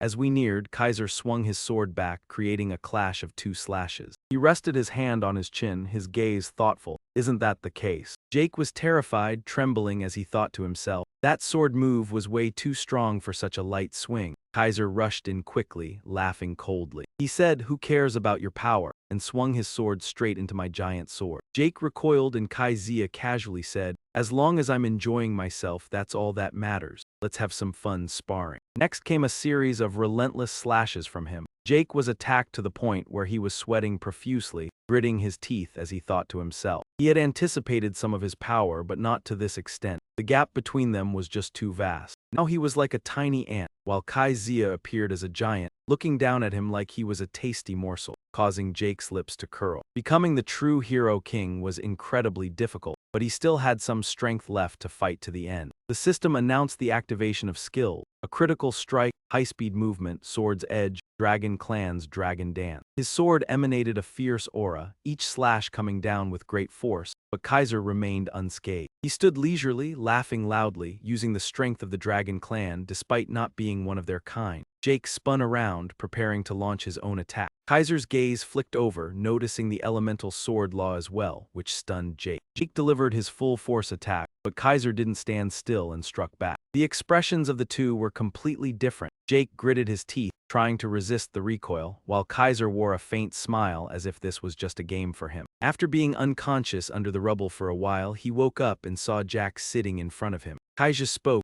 "Weakling, you finally woke up." He stood up, kicked once, and said, "Anyway, you have quite a few moves. Saturn's skill, Dragon Clan's strength, and even elemental power." Kaiser's eyes narrowed slightly as he approached and rested his hand on his chin, mumbling, Part of your soul is interacting with the spirit realm." Strangely, Kaiser continued, "It seems you have crossed the boundary of death in a human body many times." He propped himself up and said, "So that's why you can use elemental power. You keep talking about Saturn's skill, the spirit realm, and elemental power, but I don't understand any of it. Can you explain it in a way I can understand? Hearing this, he glanced over, lips curling into a faint smile. Kaija asked, don't you have a more important goal than those trivial things? Curious, what do you mean? Kaija pointed, voice serious. Don't play dumb, you foolish kid. What you're trying to achieve? He clenched his fist. My sword upgrade skill, I mean elemental sword theory. That high-level elemental power, the natural force creating all things, water, fire, earth, wind. Kaija raised his sword high, exuding a powerful aura. Elemental swords are based on and expand from these four elements. He swung down.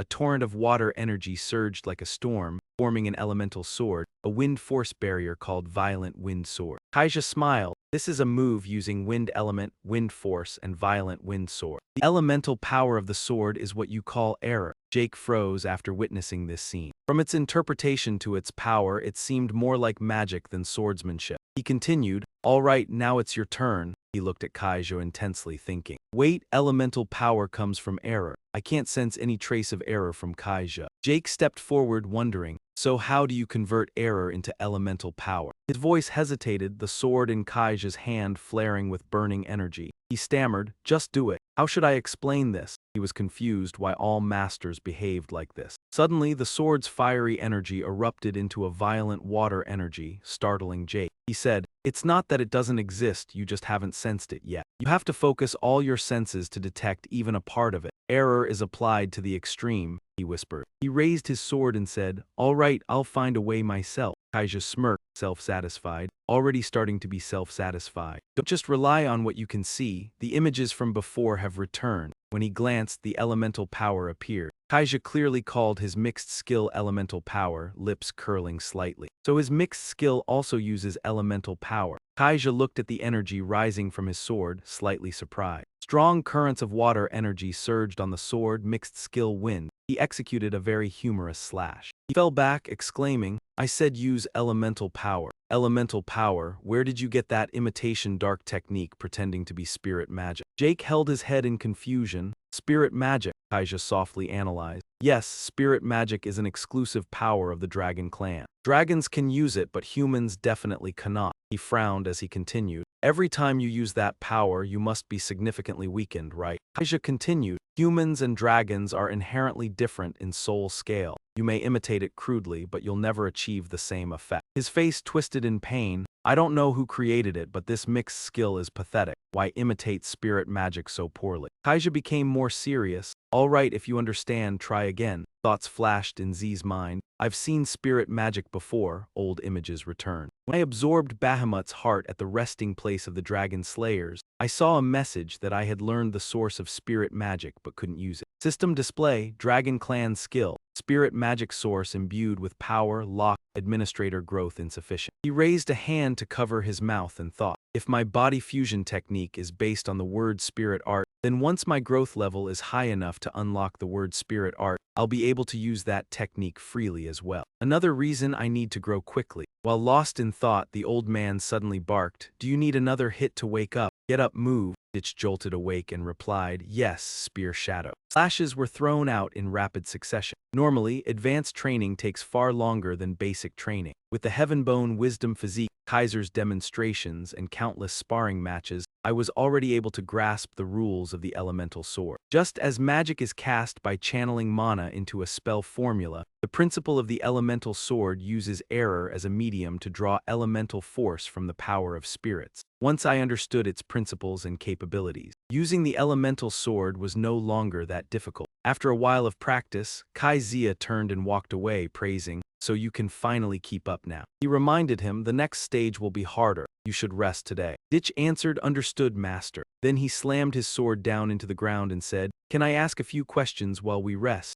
Kaizia was lying flat on his own current of aura and replied, ask whatever you want. He quietly chuckled to himself. Only now, after the lesson, did I realize that floating thing was elemental force too. Tone became more serious as he recalled their first encounter when I used the light energy and you called me a disciple of Saturn. What did that mean? He replied coldly, light energy, yes, that's what it's called. Saturn said that humans could not use the sword element, so he created his own technique, and those who used it would say such thing. While Kaizia was irritated, he spoke up. He only passed down his technique and abandoned us. Saturn Draker is detestable. He felt confused hearing this. Saturn Draker, Saturn, a close ally of the hero king, a knight of the nobles. Jack quickly realized that the inventor of the light energy cultivation method was a member of the Draker family. A thought quickly flashed through his mind. Could it be that the founder of the Draker family wasn't Terrakin? Mai was an ancient being, why did no one know this? Jack continued to wonder. He thought for a moment, it couldn't be that the founder of the Draker family wasn't Terrakin. Mai was an ancient being, why did no one know about this? He continued to wonder. I understand now. So what is beneath where the spirits dwell? I could sense the spirit energy after learning the sword element, but I still don't fully understand the concept. He waved his hand and a streak of energy passed across the ground. He was immediately overwhelmed by astonishment. The sword element wind technique, it turns out it can be used this way. The vehicle inside emitted a loud sound. Technically, there was a difference, but someone who could understand the spirit world as a form of life would be able to comprehend this. The phenomenon of the spirit world is like the world of light.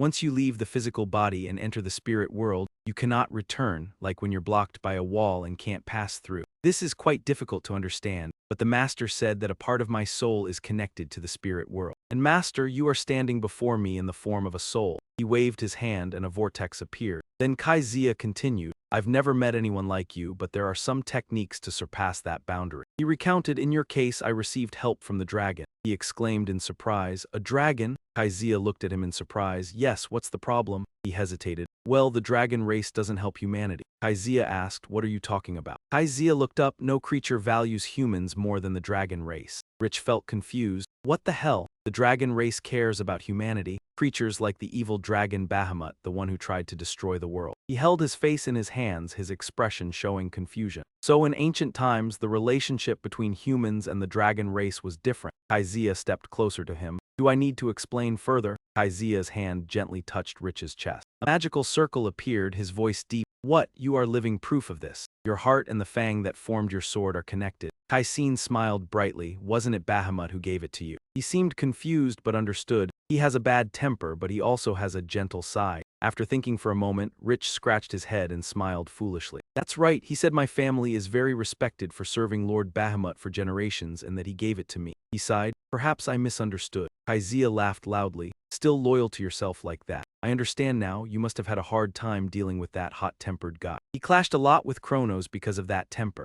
Upon hearing this, Rich's face became serious, his gaze sharp. Wait, don't tell me Kronos is also a dragon. His voice lowered. Do you mean Kronos, the name of the kingdom? Rich recalled. I once heard Lord Bahamut mention this. So the kingdom is named after Kronos, Kaisir quietly responded. Yes, I am his contract holder. When I was busy thinking about naming the kingdom, he just sat there calmly drinking tea, so I decided to name it after him. He chuckled, drinking tea. Is that the famous transformation phenomenon? Kaisir whispered. Kronos never showed surprise, as if he had already anticipated everything. Actually, I just wanted his name to be passed down through generations. Rich exclaimed, so back in the ancient era, in the age when he lived, humans and dragons coexisted harmoniously. But if the dragon race, so powerful, helped humanity without restrictions, the balance of the world would collapse, and the phenomenon of the spirit world might have faced danger, so they suppressed their power. But later, the dragon race helped humanity by becoming human and forming contracts with them. Humanity has contracts with the dragon race like Kai Zia, who is called a contract holder. He braced himself, thinking, that's why ancient artifacts are so valuable, because they were created with the help of the dragon race. But why did the dragon race and humanity drift apart later? Kaisir waved his hand. I was waiting for you to say something. He looked at him, thinking, maybe I should spend some time reading the annals. Rich moved slowly. You've been waiting for a successor for 2,000 years. What's a little more time? Hearing this, he grumbled. This damn disciple, let's see how long you can keep that arrogant attitude. Kaisir stepped down. The last advanced training is. His gaze became sharp. For me, it's the same as before. Rich chuckled softly, the atmosphere becoming tense. Kaizia continued, therefore I will add a new rule. His hand slammed down strongly, declaring, from now on you are not allowed to sleep or eat. The fight will continue until I order it to stop. Kaisir added, and you can only use the sword element just like me. He asked, what if I break the rules? Rich's eyes widened, flames erupted violently, sword element, fire technique, fire dance. At that moment he rushed to attack, laughing lightly, break the rules. Kaizia's gaze was cold. If you still have a life, try it. The sword element is divided into 4 chapters, each corresponding to an element. First, the fire element. The two of them quickly launched into battle. The fire chapter, flames erupted fiercely, releasing intense heat and powerful fire, bringing devastating strength. They charged like monsters, tightening around Rich. His eyes widened, his gaze fierce, bloodshot. Next, a deep line appeared in the ground, the Earth chapter. Using the Earth element, Kaizia swung his sword from above, leaping down to attack. He delivered a powerful slash aimed at him. This technique specialized in suppressing and overwhelming by controlling density and weight. Zik quickly withstood the powerful attack, swinging his sword to knock away Kaizia's weight. A streak of light zipped past Rich's head. This was the wind element. At that moment, Kaizia was swinging his sword, creating a net above. It was like an iron net descending to envelop him. The wind's power was weaker than the fire chapter but incredibly flexible, useful for fast attacks, high-speed movement, and cutting through the air. Finally, the water chapter, the water element, both offensive and defensive, with the ability to suppress and assist. A balanced power, fluid and adaptable like water. The attack was so strong that Rich couldn't defend in time, blood pouring everywhere. He cursed under his breath, "Damn it, what the hell is this?" Kaizia's gaze became dark. "I should be stronger than this power, shouldn't I?" A question was posed. Why is there such a large gap? Old memories flooded Jack's mind. He gasped in delight but immediately felt the sword's power strike down, tears welling in his eyes. A shout rang out, "Master, what now?" He reminded gently. "Stonehead, that's the power of the waterfall." Jack wondered, isn't releasing the element enough? Kaizia continued, explaining that the other techniques only worked when one released the element, and if swung forcefully, the power would follow. But he had repeatedly warned, the water technique is about gentleness. He wouldn't let him rest. Jack realized that in his life every effort relied on power, and to survive, keep faith, and protect what was precious, he had pursued strength all his life. He thought silently, "Soft overcomes hard, damn it, what nonsense." In that moment, Jack saw the line between softness and hardness blur. A powerful water surge pulled him back to reality as Kaiser swung his sword at his face. He whispered to himself. Jack had just let his guard down during training and leapt to escape Kaiser's control. Power surged, he struck down, but his body tore and he was exhausted. After 15 days, he didn't return to training. The image of Kaizia and his gaze flooded Jack's mind, recalling about a month since the insane training session. No food, no rest, only relentless practice. Through this, he realized that limitless stamina did not mean omnipotence. Before an overwhelming monster, Kaiser lunged again. He showed no fatigue and unleashed a powerful water strike. Jack could only stand there, cursing silently. "Damn it, I can't lift my hands anymore." His feet slipped on the slick ground, his body battered. A violent explosion rang out, waves of water spraying around them. Jack's lips twitched slightly. But he had blocked the heavy strike, feeling as if he had mastered hardness with softness. Droplets glistened on his scarred face. He understood. His hands trembled with the sword due to strength. His legs stood firm thanks to strength. Jack raised his sword, and when he let go of everything, he finally understood Kaiser's intention. The chains from training and sword control had actually restricted freedom. He cut the excess chains, letting the sword find its own path. Jack felt the same as in his past life, when the bond between man and sword became unified. Waves of water surged violently and elegantly, splashing across the space. Both smiled lightly. Kaizia launched another water strike. Jack planted his sword in the ground, knowing that he had understood the rules. Their eyes gleamed coldly with elemental energy. The two swords crossed, forming a bright cross in the air. The clash shook the tower, light spreading everywhere.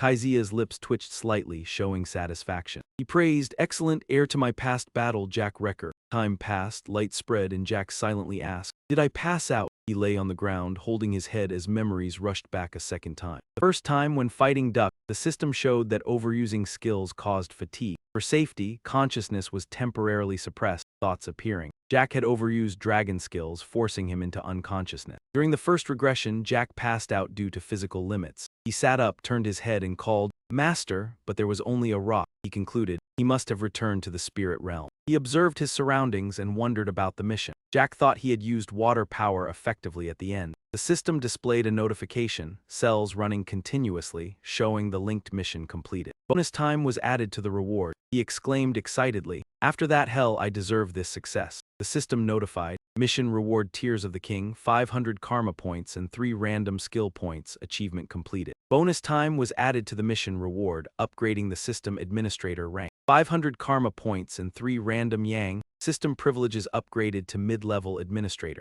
New system feature unlocked, assessing the novice mission to mid-level. Disabled equipment was enabled, minimap teleport feature activated. Administrator's spirit matured, soul growth unlocked, part of Bahamut's heart. Current seal level 90%, mid-level administrator status window, Jake Racker. Unique immortal profession. Blessed by the ancient dragon, planner Terrakin Draker, dominator of Dragonkin, heavenly bone physique, total poison immunity, system features 100 slot inventory, minimap teleport gate. He possessed mid-level missions, self-healing sect skill, unyielding mental defense, infinite stamina, combat awareness, mastery of A-rank martial strike, novice S-rank elemental sword, A-rank novice spirit reflection. He rejoiced quite a lot just checking them all is a profession itself. Notification displayed soul growth, unlocking part of Bahamut's heart. He propped his chin with his hand, starting to check seal level. Seal upgrade index reached 95% after absorbing the heart. Notification displayed. Administrator physique changed to heavenly bone body, detecting power beyond administrator capacity,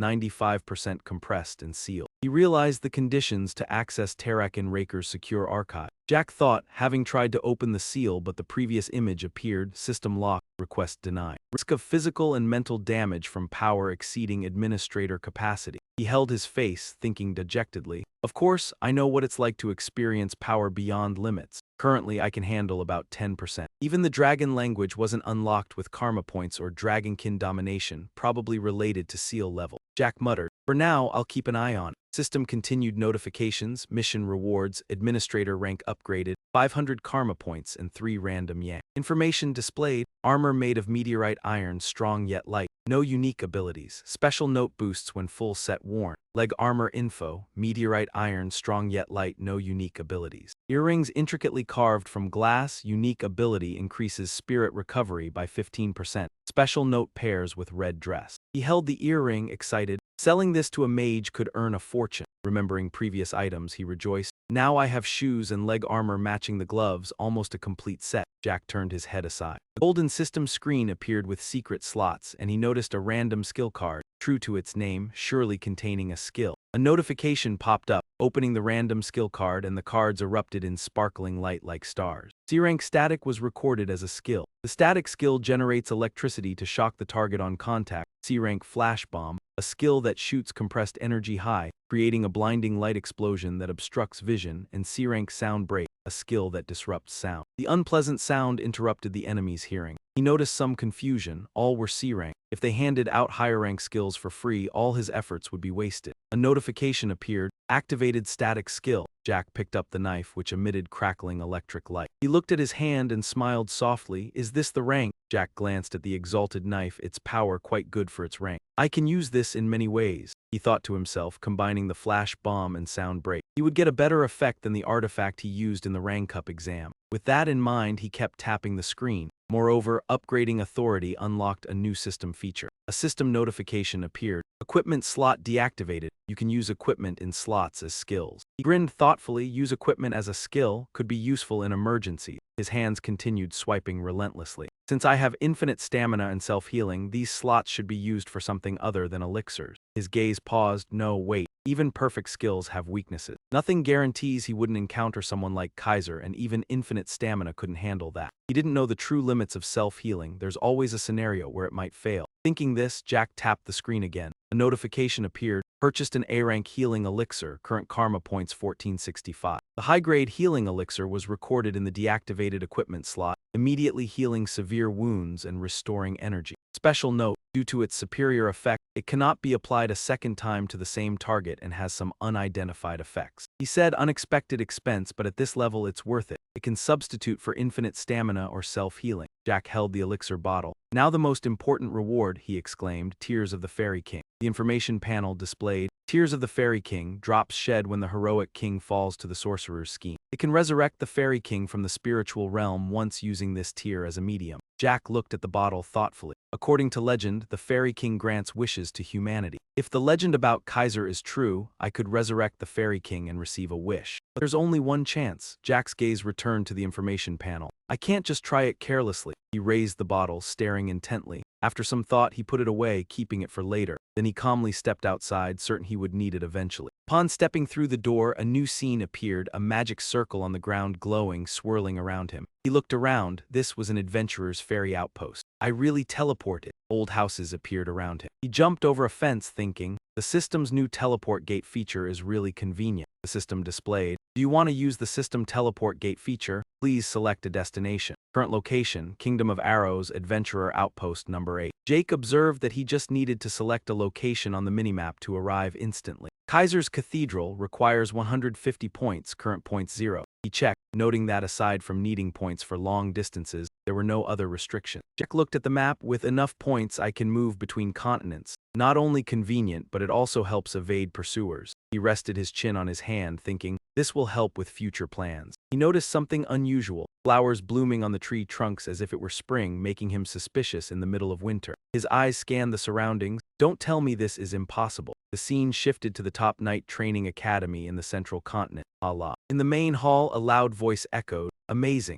In 10 years as principal, I've never seen this. A hand held pruning shears, the man speaking while working. A new student appeared 1 month after enrollment. Ditch quietly cried, I didn't expect to be stuck there for 4 months. What a shame. Memories flooded back. The instructor submitting a recommendation letter had said missing the enrollment ceremony could lead to rejection by the principal's decision. His face tense, waiting until next year is too late. I need access to the Tarakan Drakar secure archive. I must convince the principal at all costs. With that, he bowed, Principal, I actually entered a trance state while training to compensate for deficiencies and lost consciousness for a long time. The man set the shears on the table. He turned back, voice cold, trance state. That's just an excuse you made up for missing the enrollment ceremony. This was Principal Valhalla Frobert Boxer, former longest-serving captain of the Royal Guard of the Western Kingdom, a knight respected across the continent. The story of Arthur Draker, current head of the family who invited him 3 times to become principal, was still well known. He thought to himself, a person who respects honor and principles can appear unpleasant when showing emotion. Jack bowed to explain, I have no excuse for missing the enrollment ceremony, even with 100 reasons, but it's the truth, Principal. Robert fell silent, thinking. He said, achieving a trance state isn't easy. If it were another student, I'd call it nonsense. But since you were recommended by the academy head, I'll arrange a position for you. Jack was startled, a bit surprised. Robert continued, if I assess that your training is worth more than a month at Valhalla, I'll allow your enrollment. A sly smile appeared in his mind, though it makes me uneasy that Hogwarts paved the way for me. But now wasn't the time to be picky. Jake responded gratefully, thank you, Principal. Robert pressed the bell under the desk. Immediately, someone opened the door, saying, yes, Principal, I'll prepare an empty training room immediately. Inform the professors in all departments to gather for the supplemental enrollment assessment immediately. The person replied, yes. The scene shifted to the private training room at Valhalla Academy, his eyes tense, realizing Valhalla was truly different. He looked around. All professors were renowned knights at least once featured in the electric record. Flaubert's voice rang out, everyone is present. Show us the results of your training. All the professors' eyes turned to Jake. He drew his sword, thinking, what should I show them?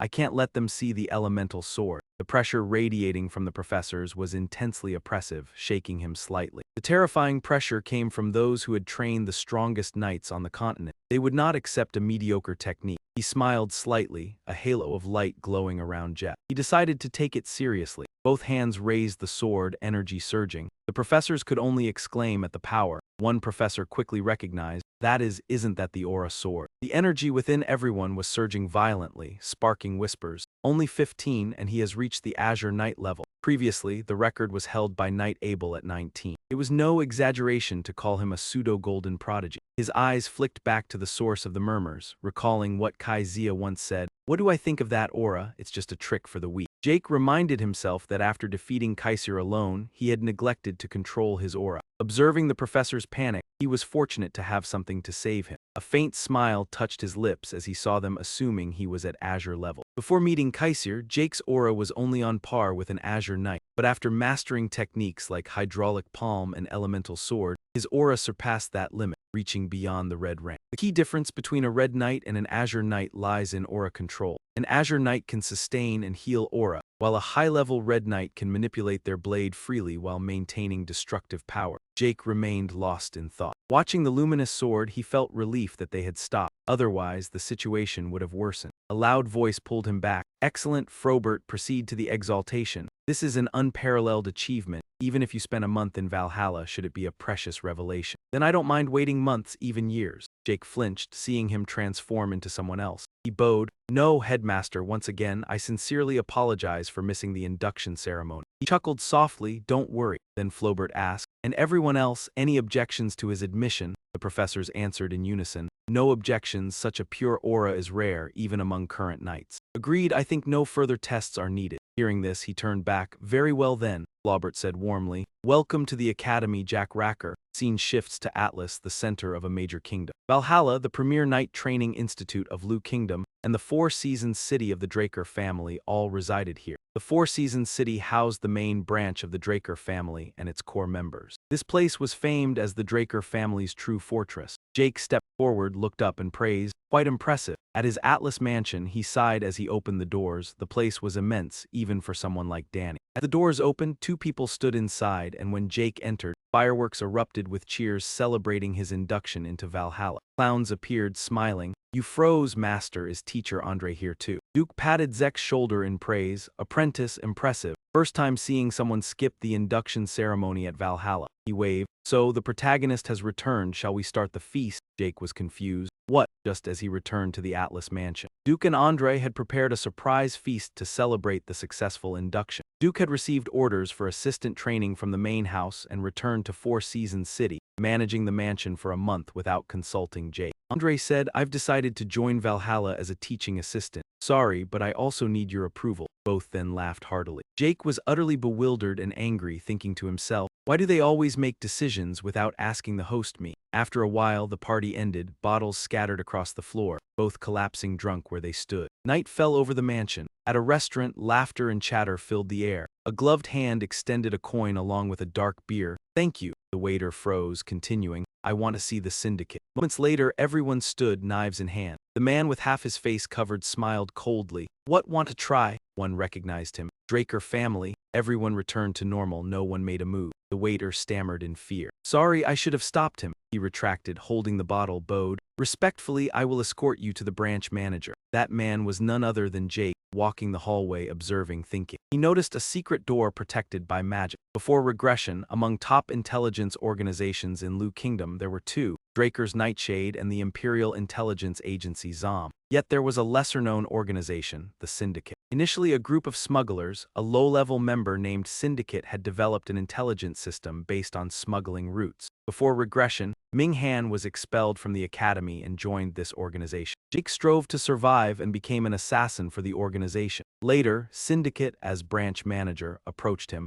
requesting elimination of a key transport line, exploiting cleared routes to expand the branch. Syndicate elevated the organization to an intelligence agency on par with Nightshade and the Imperial Intelligence. With Syndicate's vision and skills, the organization became his own as the Empire seized everything. A half-masked man handed him a paper. Take this. It contained information about the artifacts sought by the nation. A warning echoed, be careful, it won't be easy. The one helping Jake exact revenge was none other than Syndicate, though primarily to leverage him to develop the organization. Without Syndicate, Jake could not have acquired the artifact or advanced this far. The information revealed power, like a Ben attending a blessing ceremony. The future could pivot from the smallest moments. The waiter knocked on Jack's door and Jake stepped in slowly, thinking, an exceptionally skilled individual. Maintaining goodwill after this exchange, Syndicate would be a powerful ally in the future. In the spacious room, someone sat at a desk holding a lit matchstick. He pulled out a chair, retaining his old habits. A girl brought a match to her lips, lighting a cigarette, the small flame flickering softly. So why does the Draker prodigy Syndicate seek me out like this? Jake asked impatiently. Cut the chatter, get to the point. He expressed his intent. I want to negotiate with the Syndicate. She merely smiled coldly. Syndicate turned, a pureblood prodigy full of potential and noble from the Draker family, reaching the Night Realm at 15. Why cooperate with criminals like the Syndicate? Her eyes were wary, as if she knew what had happened at Valhalla today. Jake examined the objects in his hand, noting, judging by her behavior and expression, she's probably not interested at all. Jack's hand slammed onto the table, drawing her attention. Yet she didn't forget to remind him that he should at least check out this item, right? The earrings were presented and he added, these aren't ordinary items, they're treasures. Try them on, you'll be surprised. She agreed to put them on, and as she did, her whole body began to emit sparks of electricity. Mana regeneration speed increased, she thought. She had dismissed the item as cheap at first, letting the herb in her mouth fall to the floor, but soon she became genuinely fascinated. What the hell is this? She was shocked to see that the recovery effect was not 10% but a full 15%. Comparing it to previous jewelry, which only increased stats by 1%, at most 3%, this was 5 times stronger. If this item existed before, why had she never heard of it? He must have a private channel for trading or unearthed it himself. Her gaze shifted to Jake. Seeing this, he asked, now interested in trading? she still had no idea what was going on. She explained that it was enough to use her personal information to create a new account. "I've registered as a representative. You can pick up the items at the bank in North Atlas," she said. He studied her gestures and immediately guessed. "So this is still an unknown artifact custody delegation, right?" she pondered while reviewing the documents. "Commission is 10% per item with bonuses if profits exceed 10,000 gold. Definitely the highest rate we've set for a deal. This person surely has an extraordinary intelligence network. We need to watch him." She folded the documents and said, "The contract has been established." Then she stood and smiled brightly. "From now on, I'm counting on you." Jack pointed and smiled faintly. "Same to you. There's one thing I'm curious about." His tone grew serious. "Is your ghost ship still intact?" The question made her pause. Defensive forces began appearing around them. She asked coldly, "Where did you hear that?" Sensing the tension, he raised his hands and laughed. "I'm just asking, why so tense?" Then he added a statement that left everyone silent. "But do you think that's enough to drag me down?" Rage surged. Struck at a weak point, her face twisted and body trembled. With a single burst, he vanished completely, leaving the guards dumbfounded. She gritted her teeth. "Damn it, but the information is insufficient." Jake Dasher, the youngest knight, not even with the entire Atlas branch or syndicate present, she still doubted and asked, "Should we switch seats?" The partner cannot be underestimated. Scene shifts to the syndicate branch commander's office in Atlas. He held a document and said, "A vow, very wizard-like." He explained further, "Vows are commonly used by wizards to establish contracts, ensuring mutual safety. Simple yet infinitely powerful. When the contract is activated, the other party's signature is engraved on your arm. If one harms the other, both die. If betrayed indirectly, like hiring an assassin, the signature disappears. A non-lethal curse will descend, putting them at a disadvantage." He added, "If you understand this, good. Sign quickly. I also need something to ensure my safety. Who knows, one day you might want to kill me." Jack cut his hand with a pen, swearing with his blood and smiling faintly. "Exactly." His hand quickly signed the paper. A magic circle appeared and he said, "As long as I can earn her trust, I'll sign any contract." Mana from the signature shone and the mark was immediately etched on her arm. Jack turned and left. "I am now officially your partner." He lay on a chair and wondered, "So shall we continue from earlier? The items you're transporting on your ghost ship are Merkin's Soma, right?" She seemed annoyed, running her hands through her tangled hair, then sighed, "I don't know where you got information about my ship." Her voice dropped, "But yes, I am distributing Merkin's Soma. Soma is a type of magical drug banned in most kingdoms, but in the southern continent, a lawless land after the kingdom fell to civil war. It is a massive source of profit." Jack sat up and asked, "Is this because of the recent anti-smuggling decree by the superhuman Esau family?"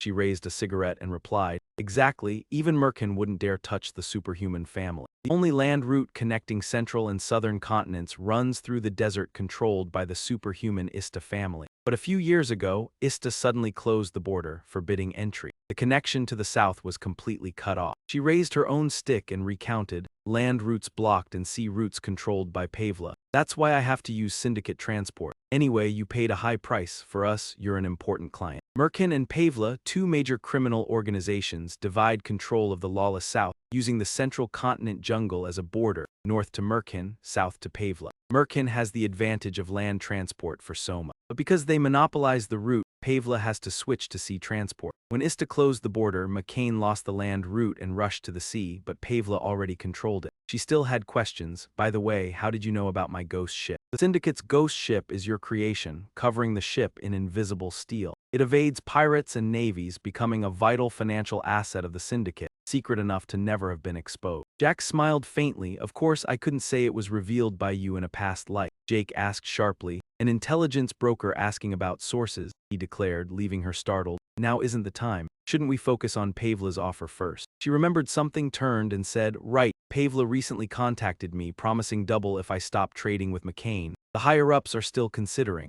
Jack said bluntly, "Refuse it." He stood and approached her. "The Syndicate assumed it was just Pavla's scheme to restrain McCain. If you accept McCain's shipment, you lose the Soma trade route." Her voice turned serious. "But what if Pavla are actually the pirates the White Knight once wiped out?" He slammed the table and said, "Impossible. Pavla respects the law, completely unlike those bloodthirsty pirates." He shrugged. "That's just a facade for outsiders." Her face serious. "Pavla's real goal is to seize the only secret sea route they haven't found, the Syndicate's route." He analyzed, "Unlike McCain, they keep ships for long-term profit. If Pavla knew the true identity of the ghost ship, they'd attack immediately. But Pavla and Southern pirates are considered two distinct forces." "How do you?" Jack slammed his hand on the table. Listen, first, shouldn't you pay for the information I provided? My request is simple. He grinned wickedly. Connect me to Merkin's faction. John observed, if it's possible, I'll help her dominate the syndicate. The scene shifts to the city enveloped in night. Jack, wearing a cloak, walks silently. A thought crosses his mind. Although the source has strong intelligence, it's still not enough. Before returning, the quickest way to control the syndicate's intelligence network is to stabilize the southern continent. Earlier, John flicked the cigarette ash. The last cigarette was extinguished, and the small flame had burned down another's empire. The scene transitions to the next morning, where the tree sat alone, smoking and contemplating, unaware that what he was about to do would lead to unpredictable consequences. At the Valhalla Night training facility, Jake remarked that the atmosphere here was much freer than at other training camps. He turned around and thought to himself. The headmaster said to wait a moment. Someone would come to guide me. Suddenly, a voice came from behind. Oh, a student from the academy appeared and asked, "Are you Zip, the one the headmaster mentioned?" Diego smiled and raised his hand as if trying to introduce himself, but Jake's eyes betrayed no warmth, as if he wasn't interested. Diego patted Jake's shoulder with a mocking look in his eye. He continued, "Jake must still be carrying that old academy style, huh?" Jake coldly brushed his hand away and asked, "Are you the one the headmaster assigned to be my guide?" Diego was surprised and asked, "The headmaster chose the guide." Then he bent down and laughed, asking, "Why does your voice sound so tense?" Diego continued, "Don't puff up like a hedgehog. Relax, peace. I've been assigned to guide you around Valhalla." Jake felt uncomfortable but endured, thinking to himself, he talks without a second of rest. Diego continued, "Almost forgot to introduce myself. I'm Diego." Jake was surprised and widened his eyes. Diego sighed, revealing his pierced tongue, and introduced himself. "I'm Diego Villa, a new composer who blends classical music with southern rhythm." "That's me, Diego Villa. I look forward to collaborating with you." Jake turned away and replied coldly, looking forward to it. Diego looked after him, confused, and asked, "The atmosphere seemed to have settled, right?" Jake responded, "You're just thinking that." In Jake's mind, he thought, the rhythm knight Diego Villa turns out to be quite the talent. This person could eventually be called one of the 5-star knights, the most outstanding knights in the history of the Continental War. The 5-star knights are Knight of the Dark Star Bishop Castic, Arena Knight Jeffrey Sonmi, Illusion Knight Astor Oladipo, Thunder Knight Rene Draker, and Rhythm Knight Diego Villa. Jake looked at Diego and remembered a rumor that all 5-star knights came from Valhalla. He decided to verify if the rumor was true. If everything goes well, it might be a way to expand influence here. Jake put his arm around Diego and pulled him along, saying, "We've been walking for a while. Want to try some southern food?" Diego cheerfully responded, "I guess you don't have any fond memories of that dish." Jake coldly replied, "I don't remember anything good about that dish." Diego continued, "It's probably just because you haven't found the right restaurant." The scene transitions to the dining table, Jake holding a sandwich, tasting it and complimenting, "It's fantastic." Diego responded enthusiastically, "Of course, the food here is always amazing, especially the shark dishes, only found in Valhalla." Jake continued eating and praising, "This is even better than the local dishes." Diego looked at Jake and responded, "I didn't know you had been to the southern continent." Jake shrugged and said, "I just said that." They continued eating and chatting. Diego asked, "By the way, someone from the southern continent like you, why come all the way to Valhalla?" Jake lowered his head and replied, "It's a long story. But actually my parents were leaders of a small kingdom in the south." Jake was surprised and asked, "A rhythm knight and royal from the south?" The southern continent is an alliance of small kingdoms around the Husqvar kingdom,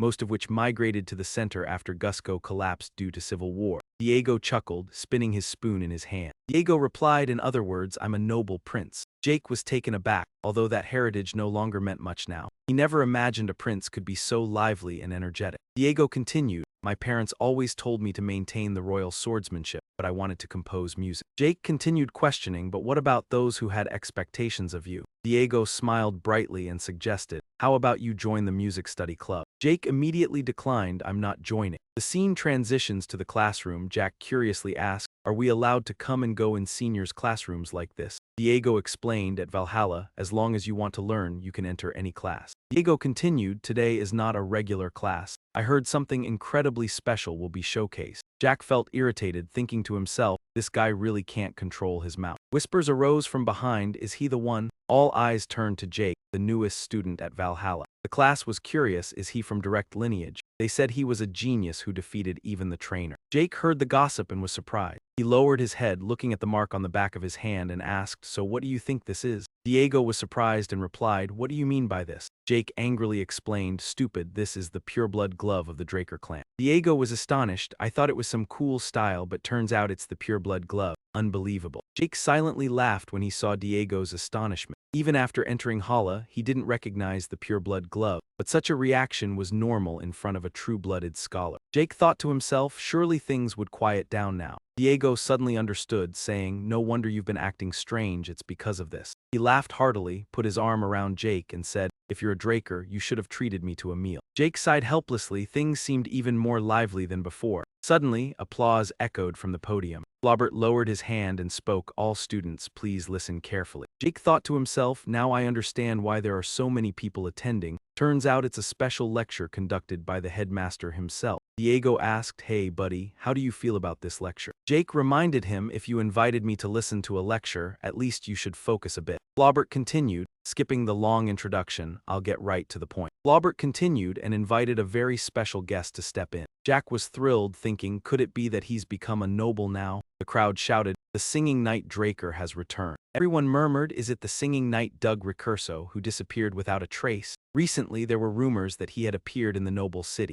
Turns out it was true. He held the mic and spoke, "I've been away from the front lines for a long time, but it's an honor to know you still remember me." Flaubert continued, "I'm honored to return. And this time I will explore new things with all of you in the upcoming battle. Everyone listen closely to Duck, who hopes today's lecture will be valuable. I, Duck Brecker, will recount my journey from an ordinary student to a song knight, surprising many. I hope this lecture will be useful to all. I say, now I, Duck Brecker, will tell you how I went from a regular academy student to becoming a song knight." He was surprised by the engaging talk, though many had dozed off after a while. His eyes were on Duck, wondering when this 2-hour bragging session would end. He exclaimed, "What, I didn't expect him to be this captivating." Robert grabbed the microphone. I advised reconsidering, but Arthur persisted. Though it was a pity for the attentive students, time was up. Rich felt amused, and the principal introduced the second speaker, familiar to everyone, needing no long introduction. I said, "Sorry, though it's a pity for the attentive students, time is up." Despite being busy as a guardian knight, that person was present today. The Draco family divides knights into 4 levels: junior, intermediate, senior, and guardian, with guardian being the highest, equal in power to the council elders. He thought to himself, there are fewer than 10 guardian knights. The second speaker was remarkable. Robert glanced sideways. The clock ticked. As impatience grew, a white-haired figure entered, boots echoing on the floor, drawing attention.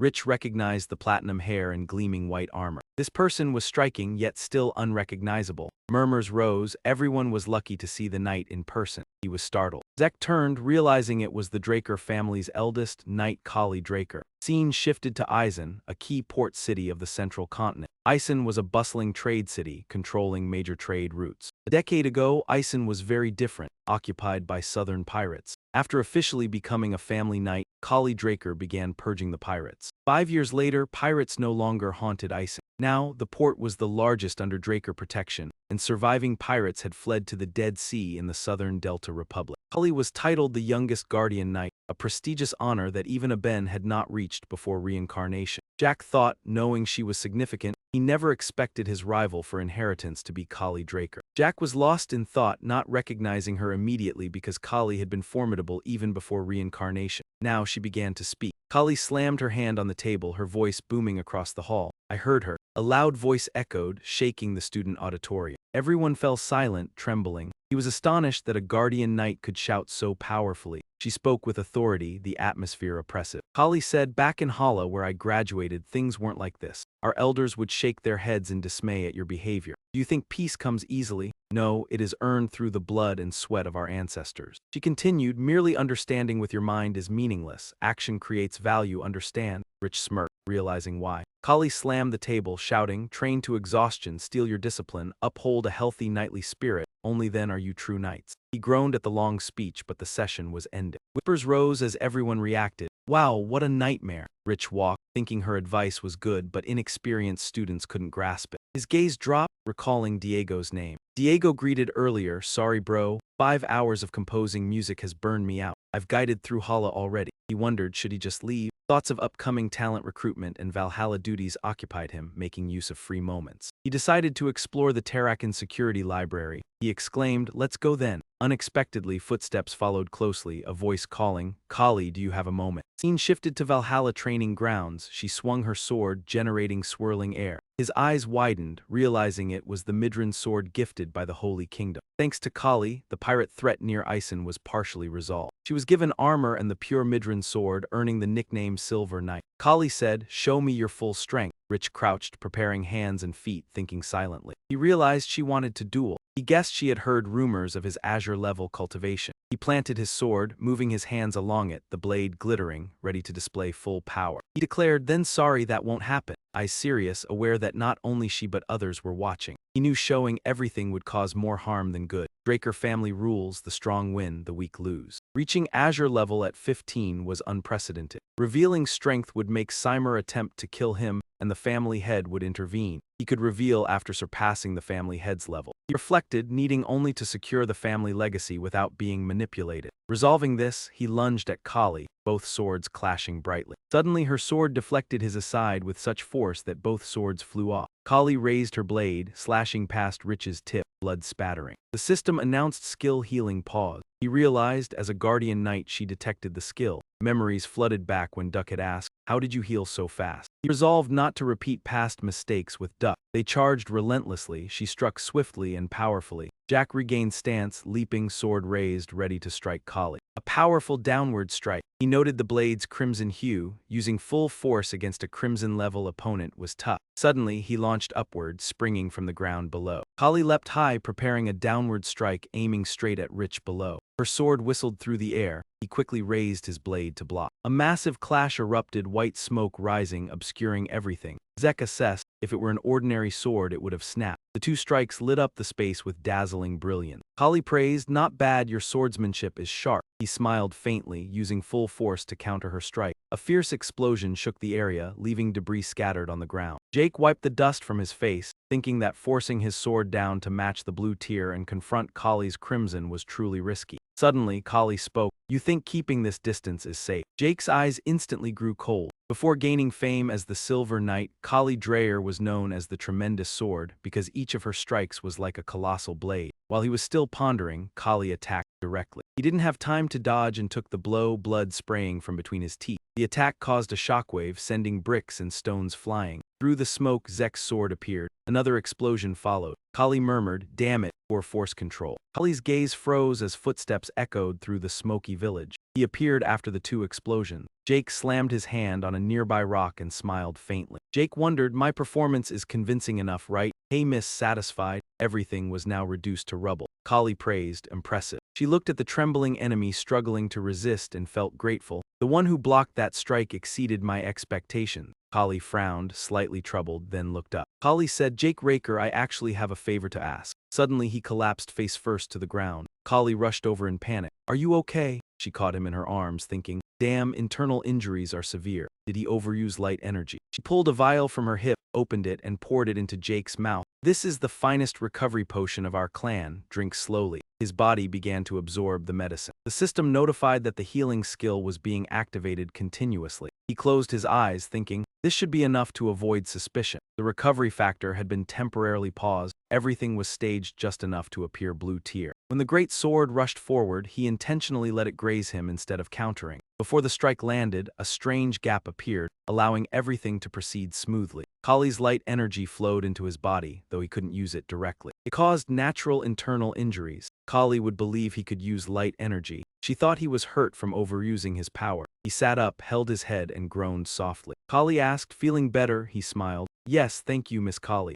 She lowered her head, "Just call me sister." Zek transitioned the scene to a quiet alley on the outskirts of Atlas. Kali brought a cup of tea. "I heard you like tea, so I brought some. Imported from the eastern continent, hope it suits your taste." Jake replied, "Yes, thank you." He thought to himself, the head of the house said the same. Jake wondered how far news of his tea preference had spread. He asked, "Is this inside the carriage? From the outside I couldn't tell." Kali explained, "It's a disguise. The guard's carriage draws too much attention." He felt uneasy being taken from the training grounds to the outskirts by carriage. He asked, "What's going on? Is it sensitive, not suitable for others to hear?" Kali replied seriously. She said, "I want you to help stop Abel." Jake was surprised. "What? Lord Abel is the second son of the Bycomer family." Kali answered, "I haven't explained fully. Let me go step by step. He drank tea as she explained. Abel violated the family's core doctrines, broke the oath of neutrality, and was involved in the conflict between the Zom Empire and Alessia, siding with the Empire. He thought silently. Abel acted early.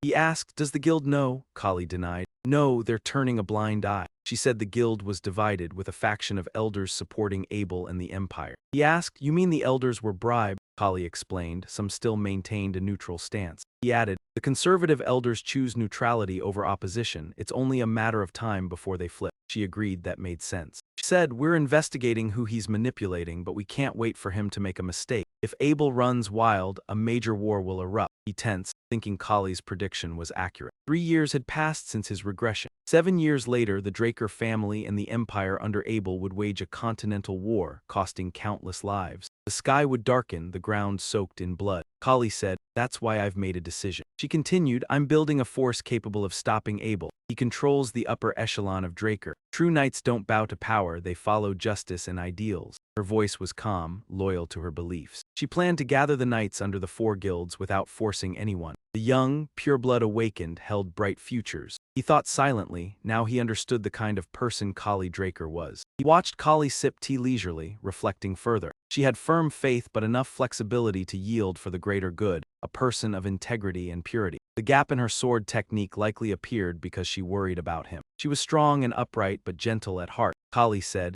"If things don't go smoothly, one could be labeled a traitor." Sheik replied, "Thank you for your concern, I've made my decision." He knelt, resolute. "Though inexperienced, please allow me to join your nightly mission." Kali smiled, saying, "Thank you." The scene shifted to the Valhalla research area. He looked at the system screen, thinking to himself, in his past life he only had fragmentary news through the network. But the void began before the Continental War erupted. He had once wanted to leave Draker to avoid Abel's interference while building a continental force. If someone shared his goal, there was no need to leave. Jake walked while thinking, actually that's perfect. Staying in the family helps monitor Abel. With Kali at the forefront, the pressure lessens. He needed to become an official knight and guide public opinion to support Kali. Though the eldest daughter and household knight, Kali wasn't a pureblood awakened, nor part of the ruling line. In the previous life, she failed against Abel's faction and couldn't save the Draker family. But if I, someone with pure blood who has awakened, become a knight and stand behind Kali, that would be enough to stir up public opinion. Old images flooded his mind, and in that case I would even play the role of a knight. Though I wasn't yet qualified, Ratch looked up at the map screen. Either way, we're almost there. At that moment in the Valhalla research zone, the central library, the reason I came to Valhalla was to access Terrakin's top-secret archive. The interior was eerily quiet. He walked into the library and the system announced, "You have arrived." Jack wondered, is this the top-secret archive? He reached out to touch the bookshelves with a hint of sadness.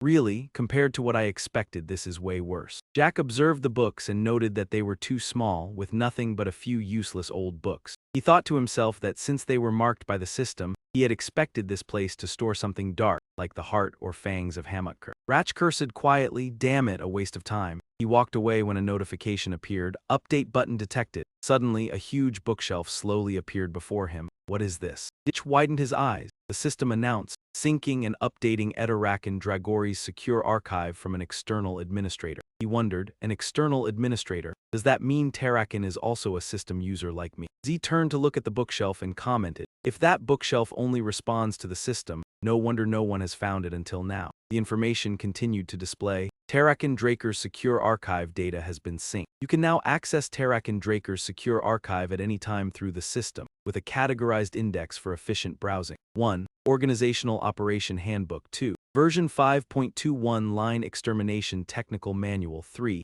Reference Materials. 4. Compilation of Growth Declarations. He sighed softly, "Fine, I'll deal with these complicated things later." Honestly, the titles sound pretty mundane, Jack requested. System, find something that will help me develop the most right now. The system announced, Administrator's request has been recorded. A book matching the administrator's request has been found. He looked at the screen. Oh, is this it? Ratch's hand held the book, the long sword art. He turned it over, never having heard of this style. Let's see, the author is. Suddenly, Ratch was struck by a beam of light across his head, and he was astonished to see the close-up of the hero King Kaisir before transmitting the secret technique of the Dragonslayer sword. Saturn Draker wished to explain the 7 reasons why I was determined to create this ultimate technique. The bond between dragons and humans began with the great hero king. Many though weak, humans could still establish contracts with the supreme dragon being. However, dragons did not assist humans for noble reasons. They simply pitied humans as compared to other races. Humans were always weak and lacking. From there, the number of contract holders grew rapidly, and around them, an independent civilization developed and flourished across the continent. However, this rapid development made me worried.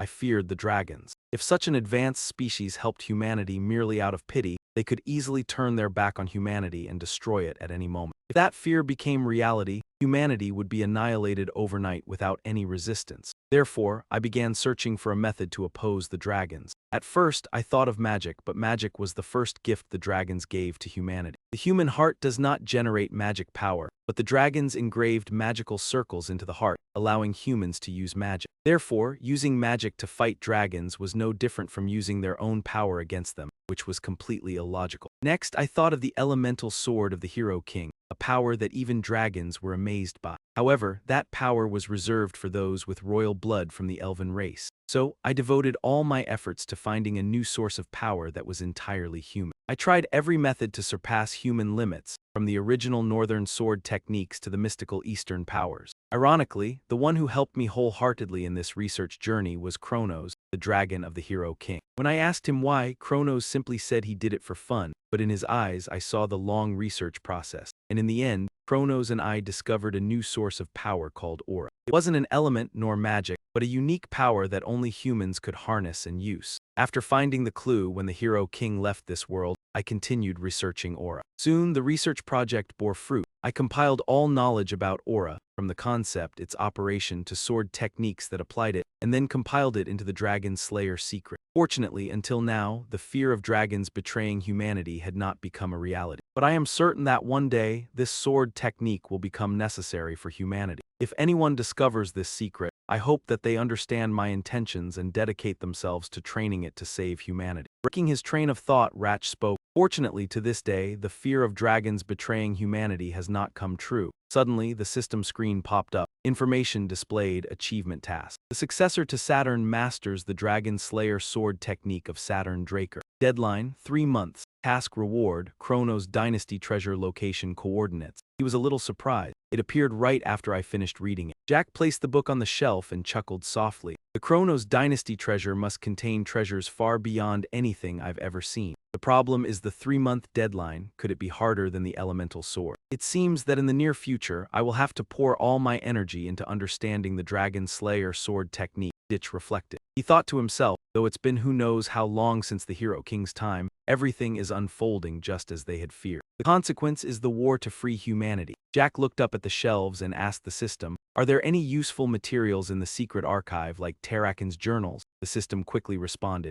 "Administrator's request confirmed, relevant materials found." Terrakin's magic heat signature image materials were restored. The surrounding space slowly transformed, his gaze became wary. Memories flooded back, just like when the beginner's guide was activated, an alien-like space appeared that bewildered Ratch. "Where is this?" He turned around to survey the surrounding. It seemed this was a space created by the system. Suddenly, a massive, gleaming sword appeared. Jack moved forward and a giant monster appeared, dust flying up in a frenzy. The system displayed, activating unyielding mindset skill. He was somewhat frightened, his body trembling, the feeling so real it was as if it existed in reality. Surprisingly, this was considered the pinnacle of all things in the past. The dragon let out a growl, 3 breaths. Jack turned around and looked at the creature. It turned out to be the infernal dragon 3 breaths. He stepped closer and glanced behind him, noticing someone he hadn't seen before. This person was standing silently behind him with an aura that Jack only recognized when he spoke. He looked at the man standing behind him. This man was a different kind of creature from anyone Jack had encountered before. Suddenly, the man went invisible and passed right through Jack. He felt confused, unsure of what was happening. Was he stepping into some kind of memory? At that moment, a familiar scene appeared before Jack, recorded in Terrakin's journal. Could this be the legendary battle between the Dragonslayer Terrakin Draco and Bahamut? The sound of a terrifying growl echoed, followed by a sinister smile. This battle, which had only existed in legends, was now happening right before Jack's eyes. A giant step of the dragon stomped onto the ground, creating a strong tremor. The man remained silent, his gaze unchanged. Bahamut's growl echoed again. "What are you hesitating for, Terrakin?" Bahamut spoke. However, the Dragon Slayer still did not respond, standing motionless.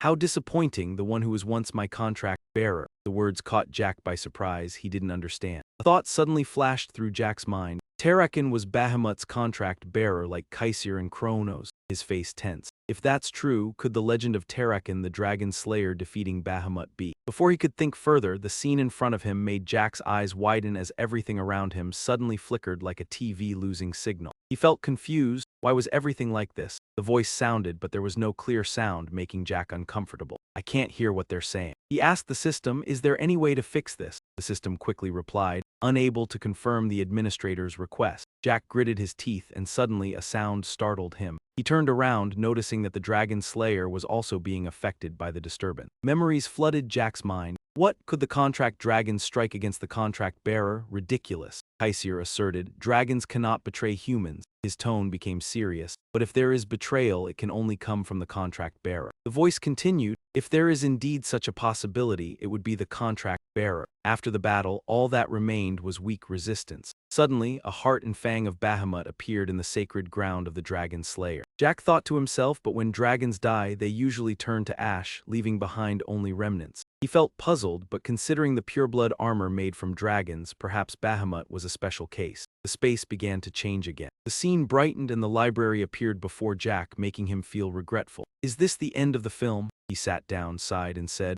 I really can't make sense of it. Well, I'll head back today. After visiting the Great Library, I'll go to Ha-Lab. Tarakan's secure archive had synchronized with the system and could now be accessed anytime, anywhere. Jack had replayed Tarakan's journal, but indeed, a disruption occurred right at the beginning and he still couldn't hear the conversation. Of course, he wasn't returning empty-handed. He had learned new information by slowly researching each piece in the archive. The true Dragon Sword Manual was the original technique of the Dragon Slayer art. Tarakan had simplified this manual, but its power had been greatly diminished to the point where it couldn't harm dragon insects, even though it was still called True Dragon Sword. However, if one knew how to combine it with their own strengths, this fighting style could still be effective. Even so, with the diminished power, it could still be considered a success. The most concerning thing now was the vast gap between the legendary Dragon Slayer and Tarakan's actual journal. The legend said that Tarakan had defeated Bahamut and ushered in the Golden Age, prosperity, and peace. This was an epic like many other legends passed down through generations, though the main content was quite similar to Tarakan's journal. However, throughout the entire record, there was not a single mention of the two ever forming a contract. No, this was not something overlooked. As night fell, Jack was still lost in thoughts he couldn't escape from. He remembered it had been a long time since he had seen his friends in the next video. He didn't know why he was curious about fairy tales, but he had gone through all the Dragon Slayer legends he could find, including the original documents that had yet to be translated into common languages. Well, that's basically it. There was no record of humans forming contracts with dragons or legendary figures like Kaisir. In other words, Tarakan was a dragon's contract bearer that never existed in the records. Diego trembled, eyes wide in shock. He thought, better keep quiet now. Diego suddenly understood. No wonder you acted so proud, so that's why. Zick's face darkened, this guy. He put his arm around Diego and laughed loudly. If you're Draker, you should have treated me to a meal. Just kidding, just kidding. Jack was helpless, thinking the situation had calmed, but it got even more lively. At this moment, Frobert's applause echoed from the podium. He lowered his hands and said, everyone, attention. All students focused. Jack thought, no wonder so many people showed up. It's the special lecture today led by the principal himself. Flaubert's voice rang out. Just looking at the number of students shows how excited everyone is. Diego whispered, hey, what do you think of this lecture? Still top-notch, right? Jack reminded, if you invited me, at least focus a little. Flaubert continued. All right, skipping the long intro, the guest will be introduced now. A very special guest, a pair of legs stepped in the door. Finally here, the Black Knight Draker returns. Hearing this, Jack was relieved, back in Four Seasons City. Could it be a reappearance at the lake? Frobert shouted loudly. Cast Wrecker cast. The guest entered like a god, waving to greet. Whispers rose, is it the same knight? Cast him out. The Black Knight who disappeared without a trace. Recently, there were rumors of him being seen in Four Seasons City. Turns out it's true. He held the mic. I've been away from the front lines for a long time, yet you all still remember me. It is a great honor that everyone is gathered here to listen to Duck speak. I hope today's lecture will bring value to everyone. And now, I, Doug Brecker, will share with you the journey from being an ordinary student at the academy to becoming a knight. Surprisingly, I did not expect him to be so engaging in his speech. He kept talking, but after a while some people started to doze off. His eyes turned to Duck. feeling proud of himself but also curious. He'd been talking about himself for 2 hours, wondering when it would end. At this point, Flaubert grabbed the microphone. "I told you, think it over."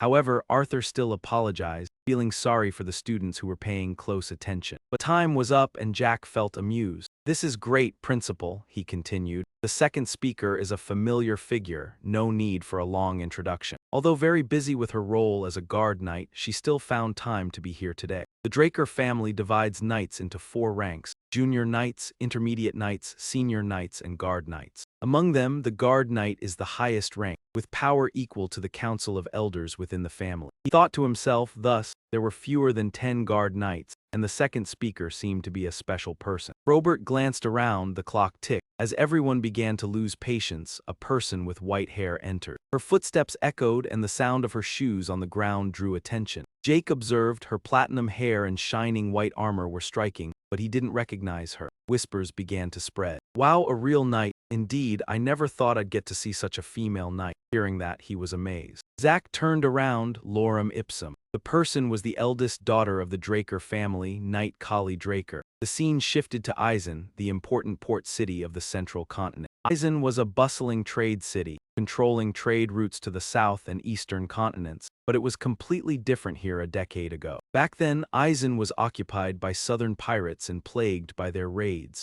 After becoming a formal knight of the family, Kali Draker began to purge them. 5 years after starting her campaign, there were no more pirates in Eisen. Now, Eisen had become the largest port under Draker's protection, with the surviving pirates fleeing to the Dead Sea region south of the Delta Republic. Kali was named the youngest guardian knight, an honor even a Ben from the past could not achieve. Jack thought to himself, though he knew she was a significant figure, he didn't expect her to be one of his. He looked at Kali, pondering. At this point, she was the rival in the inheritance struggle with Abel Draker. Jack thought, I didn't recognize her because before the regression, Kali had. Kali began to speak. She slammed her hand down on the table, her voice powerful, causing the entire hall to fall silent. Everyone trembled in fear. He was bewildered. How could a guardian knight yell like that? She spoke with authority, and even though the lecturer had already entered the room, the atmosphere was still suffocating. At Valhalla, where I graduated, there was no such thing. If the elders saw you like this, they would definitely shake their heads in disappointment. Kali looked down at the audience. Do you think this peace was easily achieved? No, it was earned with the blood and sweat of our ancestors. She continued, just understanding through theory is meaningless. You have to act to create value, understand?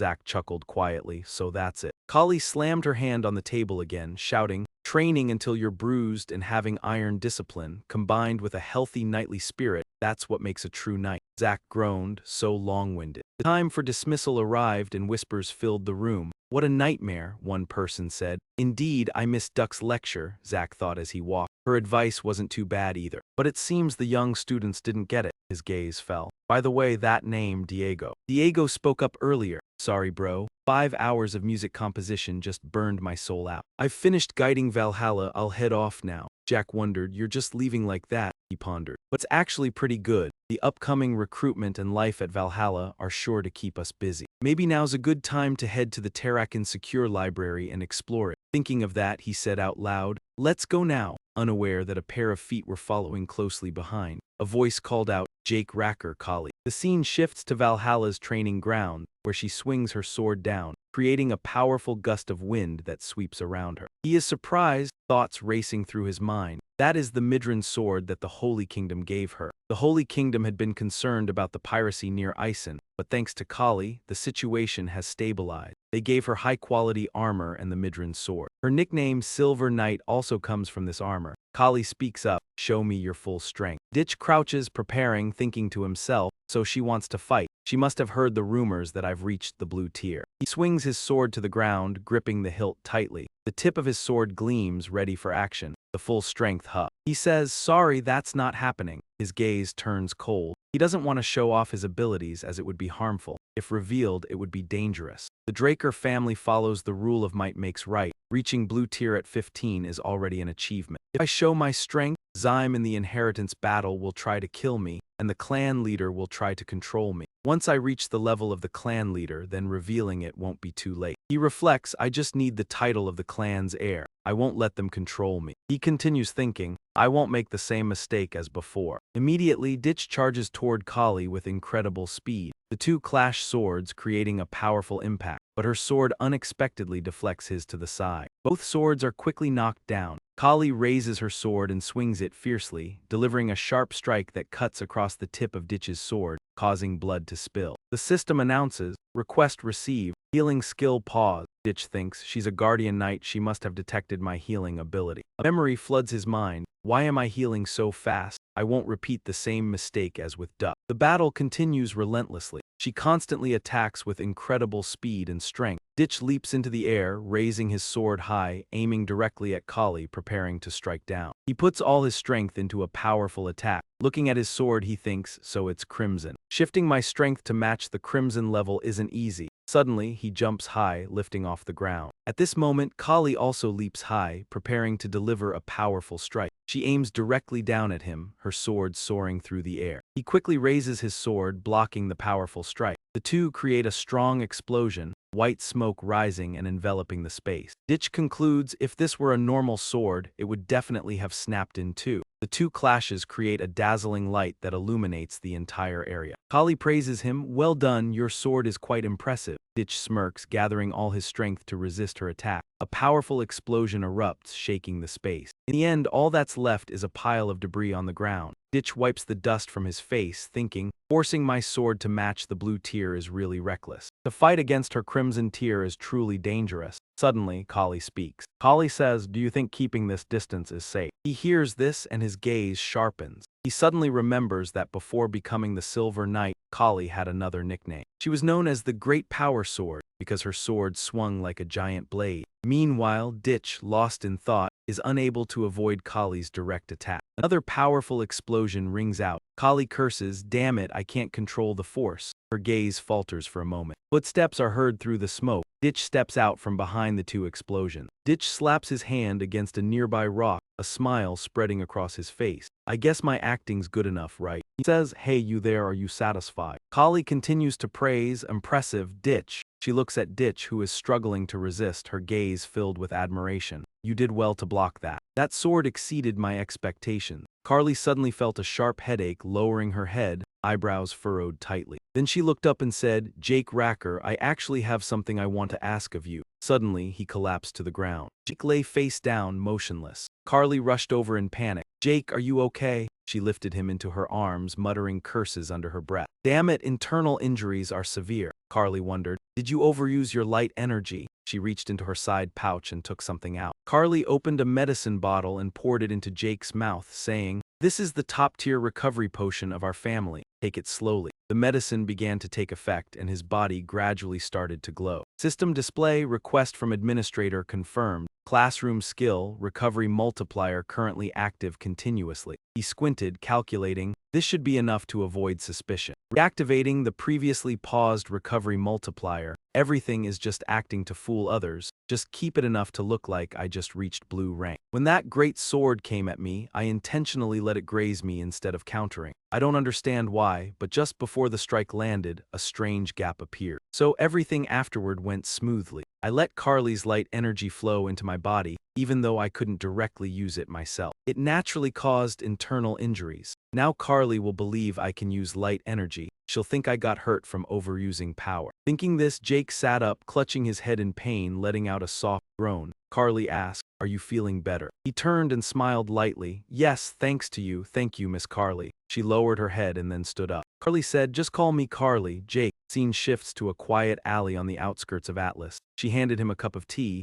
"I heard you like tea, so I brought some. It's imported from the eastern continent." She continued, "I hope it suits your taste." Jake replied as requested. "Yes, thank you," he thought to himself. The family head said the same thing. "How far has the news that I like tea spread?" Jake's suspicion turned vocal. "Is this inside a carriage?" "From the outside, it's impossible to tell." Kali replied, "It's a disguise. The guard knight's carriage easily draws attention." Hearing this, he felt somewhat uneasy. From the training camp all the way to the outskirts by carriage, he asked, "Isn't this sensitive? Wouldn't it be inconvenient if others overheard?" Her voice was soft. "The massacre knights," Kali said seriously. "I want you to help me stop Abel Draker." Jake was shocked. "What did you say?" "Lord Aben is the second son of the Bick family," Kali quickly replied. I haven't explained everything yet. Carly continued, let me explain step by step. He sipped his tea, listening as she explained. Currently, Aben is violating rules. She continued, one of the core doctrines of our family, the oath of neutrality, and he's actively participating in the conflict between the Zom Empire and Alesha. She said he sided with the Empire. Hearing this, Jake thought, Aben acted this early, he asked. The 4-star order doesn't know about this yet. Carly denied, no, they are turning a blind eye. Her voice grew serious. She continued, currently, the council is divided. One faction of the Elder Council has started supporting Aben and the Empire. Jake asked, are you saying the elders have been bribed? Carly said some still maintain neutrality. He continued, those conservative elders choose neutrality over opposition. It's only a matter of time before they all betray. She considered that a reasonable assumption. We are investigating who he's manipulating, but we can't wait for him to make mistakes. If we let Aben run free, a full-scale war is only a matter of time.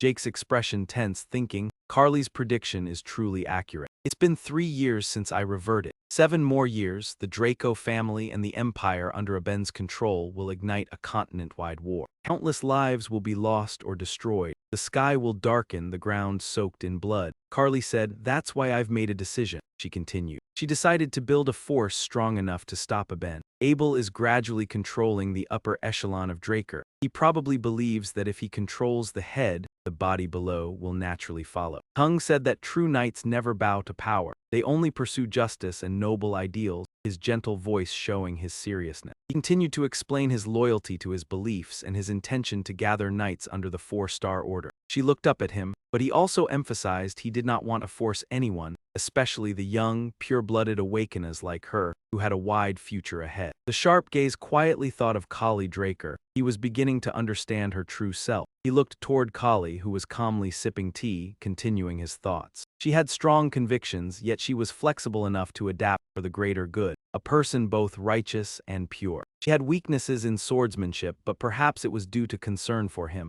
She was strong and righteous like a true Draker, yet gentle at heart. Kali continued that if things didn't go smoothly, she could be labeled a traitor, so she needed time to think carefully. Jack replied, thank you for your concern. Then he stood up, knelt before her, but continued, I have made my decision. Even with limited experience, I still want to join your knightly cause. Kali smiled faintly and said, thank you. She felt joy upon hearing Jack say that. The scene shifted to the Valhalla research facility. He looked at the system screen and thought of the past when he only had limited information about the family through the lineage tree. He didn't expect that the decay had begun before the Continental War broke out, and the reason he wanted to leave the Draker family long ago. He had tried to avoid Aben's interference while preparing for the Continental War, and now he didn't need to leave anymore. Jake continued thinking, deciding that staying in the family would allow him to monitor Aben more easily, and with Kali's help, the pressure would lessen. To achieve that, he needed to become an official knight and guide public opinion to support Kali, even though she was not of pure bloodline. Kali was not from a line of power. Previously, she had failed against Aben and could not save the Draker family. But if he, a pure-blooded descendant, became a knight and stood behind Kali, that would be enough to sway public opinion. He could even play the role of a knight, even though he wasn't qualified. He looked up at the map screen. I'm almost there, he said. The scene shifted to the Valhalla Research Facility, Central Library. He had traveled this far to access Terrakin's top-secret archive. The library was very quiet. The system notified him of his arrival, and Jack began to wonder, is this the top-secret archive? He looked at the books on the shelves, slightly disappointed. Really, compared to my expectations, this place is terrible. He noted that the bookshelves were small and full of old books. He thought to himself, I expected this place to hold something important like the hearts or fangs of the 3 Hamutkers. He cursed silently. Damn it, wasted time. A notification appeared. Update button detected. Suddenly, a massive bookshelf appeared before him, startling him. What is this? He looked at the shelf in astonishment. System message. Synchronizing and updating the secure archive of Edarakan Drakori from an external administrator. Jack asked, an external administrator. Does that mean Terrakin is also a system user like me? He turned to the bookshelf and continued. If only the system responds, it's no wonder no one found it. Information continued. Tarak and Draco's secure archive data has been synchronized. You can access the archive anytime through the system. A catalog was provided to browse. 1 operations guidebook, 2 technical manuals version 5.21, 3 reference documents, 4 growth manifesto collections. Jack sighed, "All right, I'll handle these later, but honestly the titles sound so trivial." He requested the system, "Find me something that helps me develop right now." System notification, administrator request acknowledged. A suitable book has been found. Jack looked at the screen and exclaimed, "Oh, this one." He picked up the book, his hand brushing the cover. He turned to leave. He had never heard of this discipline before, and curiosity about the author made him pause until a flash of light streaked over his head. He was stunned. It was written by the person closest to the hero king Caxia before he passed down the forbidden dragon-slaying sword art. "I, Saturn Draker, wish to explain the 7 reasons that drove me to create this ultimate technique. The bond between dragons and humans began with a great hero. Though many admire them, humans still possess the ability to form pacts with the supreme beings known as dragons. However, dragons do not aid humans out of lofty ideals, but simply out of pity. Compared to other races, humans have always been frail and lacking. Thus, the number of pact bearers grew rapidly, and around them an independent civilization flourished brilliantly across the continent. But this explosive progress made me uneasy. I feared that if dragons helped humans merely out of compassion, they could just as easily turn their backs and wipe out humanity at any time. If that fear became reality,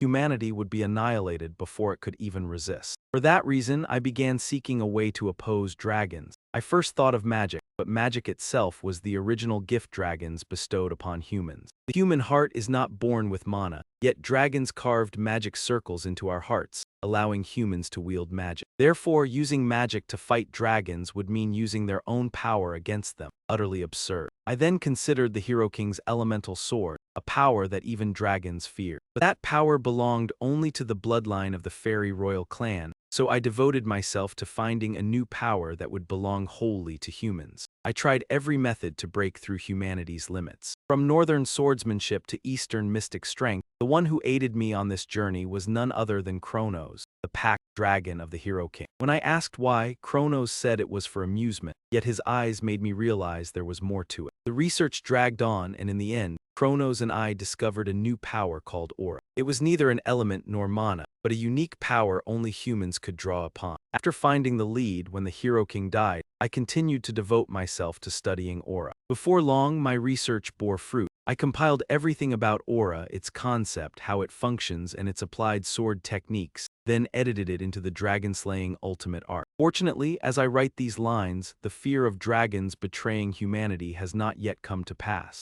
Still, I am certain that one day this sword art will become necessary. If anyone finds this secret manual, I hope you understand my wish and devote yourself to training until you succeed, so you may save humanity. Pulled from his thoughts, he felt fortunate that the fear of betrayal had not yet become reality. Suddenly, the system screen displayed mission and achievement information. Saturn's successor has mastered Saturn Draker's dragon-slaying sword art. Time limit, 3 months. Mission reward, the treasure coordinates of the Kronos dynasty. He was startled. Did it appear the instant he finished reading? Zek put the book back on the shelf and chuckled softly. The Kronos dynasty treasure must contain priceless relics. He thought of things beyond anything he had ever seen, but with only 3 months, could it be even harder than the elemental sword? Looks like he would have to pour all his effort into understanding the dragon-slaying sword art. Jake reflected, then reconsidered. Saturn was indeed right, he thought. Even without knowing how much time had passed since the Hero King's era, everything unfolded exactly as predicted, and the consequence was a war to liberate humanity. Jack looked up at the shelves and asked, "System, is there any useful information in the secret archive, like the Tarakan journal?" The system responded immediately. Administrator request confirmed. Relevant material found. Reconstructing the Tarakan journal's magical imagery. The surrounding space slowly shifted into another realm. His gaze turned wary. The space around him was changing. Memories surged back, just like when the beginner tutorial started. An alien-like space appeared, leaving him unsettled. "Where is this?" He looked around. It seemed to be a space created by the system when a massive, gleaming sword suddenly appeared. Jack walked carefully, his steps light. Suddenly, a giant creature appeared, accompanied by a cloud of dust. The system activated the unyielding mind skill, making him shudder with fear, the sensation as real as if it were happening in reality. Surprisingly, this creature was considered the pinnacle of all beings in the past. A growl from Bahamut echoed, and he turned to look at the monstrous creature. It turned out to be Bahamut the dragon. He approached, his gaze focused, realizing that this creature was completely different from anything he had encountered before. Until it spoke from behind. He turned to look at the man, noticing he was a different kind of monster compared to anything he had seen before. The man went invisible, passing through his body. He was confused, wondering if he was entering a memory preserved in images. The scene before him was recorded in the Journal of Tarakan,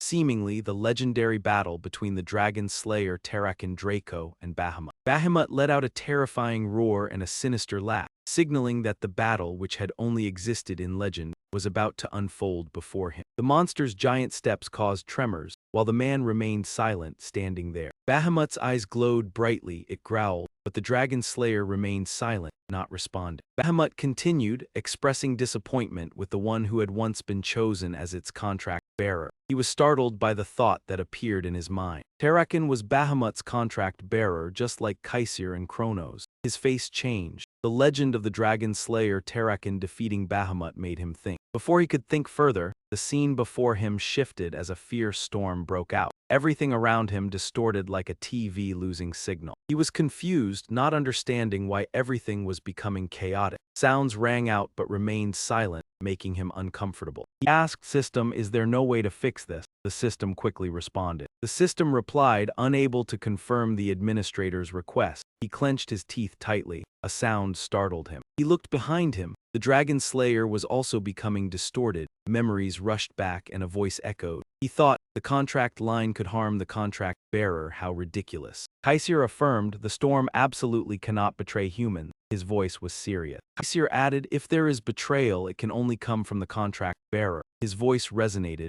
emphasizing the only possibility. After the battle, everything was left in ruins, and the smoke and dust cleared to reveal the Dragonslayer. He looked around, seeing a heart and fangs from Bahamut in the Dragonslayer's sanctuary. Thoughts flooded his mind. When a creature dies, it usually vanishes, leaving only a few things behind. He wondered, but with the pure blood armor made from dragon skin, Bahamut might be a special case. The space gradually shifted. The scene brightened, a library appeared, and he sighed in regret. He sat down, lowered his head, and muttered, "This is really incomprehensible." Jack sighed, "All right, I'll head back today." After visiting the Great Library of Ha-Lak, Tarakan's secure archive had synchronized with the system and could be accessed anytime. Wherever I go, I have replayed Tarakan's journal, but as expected, the interruptions started from the very first time, and I still couldn't hear what they both said. Of course, I didn't return empty-handed. I learned new information by slowly searching the archive. The Dragon's Foot Sword technique is the original of the Dragonslayer technique. Tarakan simplified the Dragon's Foot Sword technique into the Dragonslayer technique. But to make it easier to learn, the power was significantly reduced, even unable to harm dragon worms. However, if one knows how to integrate their strengths into their own fighting style, it can still deal effective damage. So, even with the reduced power, it can still be considered a success. What is concerning now is the vast gap between the legendary Dragonslayer and Tarakan's actual record. The legend accepts that Tarakan defeated Bahamut, opening the age of the golden prosperity and peace. An epic similar to the legends passed down through many eras. Although the main content matches Tarakan's journal, the entire record does not mention that the two ever formed a contract. No, it wasn't just an oversight. As night fell, he remained lost in thought, unable to escape. It's been a while, you know. I'm not sure why you're concerned with fairy tales, but I've watched every legend about the Dragonslayer on the continent, as per your request, including untranslated original documents, oral traditions, fundamental records, anything related to humanity's pacts. Whether it's a pact with dragons or legendary figures of Kaiser or Tarakan, the false dragon pact doesn't appear in any of the records. During the investigation, I discovered something strange. All the sources of information were providing the exact same detail. This made me suspect there was some kind of connection. Therefore, I decided to investigate further and found that the Draker family had issued a warning. As a result, we decided to withdraw from this investigation. We have no grievances with the Draker family. Retract the rotation screen, and he thought to himself, it's clear now, the Draker family is hiding information about Tarakan. However, Jack was still puzzled. Why would their fame be built on the glory of Tarakan, the first dragon-slaying hero who created something that became one of the three great families, While this family kept secrets about Tarakan and Bahama, he thought, no matter the reason, there was definitely something suspicious. He thought further, no matter the reason, it was clear that the Draker family hiding this information was highly suspicious. He felt that he might have missed something and needed to check the secure archives once again. He called out loudly, "System," his cold gaze sweeping around. Suddenly, he sensed an unusual presence, glanced to the side, and clearly noticed someone was watching him. He immediately called out to the system, activated the mini-map, and requested confirmation of the information. The map displayed showing 2 red dots, one outside, one inside. He thought to himself, "I've definitely been tracked from the giant mountain range." Jack reconsidered, "Impossible, I haven't even used my sword. There's no sign of dragon-slaying technique, and even if it's a hound, it couldn't be linked to me." He kept walking, pretending not to notice, and calmly proceeded, but in reality, he was trying to figure out who was behind him. Someone was still tailing him. The most suspicious person was this one. Jack entered and closed the door, but the man stepped out, his eyes glowing red like a demonic being, then called out, "Aben." The man turned around in shock. Jack dropped to the ground, thinking to himself, "This is definitely an assassin sent by Aben. He must have discovered my alliance with Kali, which makes sense." Jack drew a knife from his coat and spoke, "If you don't want to answer, that's fine." He lunged forward, raising the knife high and aiming directly at the man. The man quickly raised his hand to block the knife. Jack's eyes glinted and he grinned maliciously. In the hall, the sound of metal clashing echoed and sparks flew like fireworks. Jack and the man kept attacking each other relentlessly. The man didn't back down, dodging every strike and counterattacking. Jack used powerful blows, but after a while he started to tire, lowering himself and breathing heavily. He looked up at the man, thinking to himself, "Finally, I've figured you out a bit." He stared at the man and thought, "You can hide your face, but it's hard to hide your swordsmanship when you fight." His gaze dropped to the knife the man was holding. That was the exclusive weapon of the Goka Kingdom, a type of dagger called a kukri, specifically used by the Goka Rangers, the strongest guardians of the northern continent. These rangers usually took on high-paying missions. Jack thought, if this is a Goka Ranger, then Aben didn't hire him. They don't take assassination jobs that might cause conflict, yet here he is with a drawn sword, which makes me even more suspicious. The Goka Ranger focused on defense, always keeping his dagger in front of him and staying in a defensive stance. Jack thought, even though I'm intentionally exposing weaknesses, he still doesn't attack. This might reveal what their true goal is. Jack realized that their goal wasn't to kill him but to capture him alive. His gaze became sharp. Suddenly from behind, a ball flew in.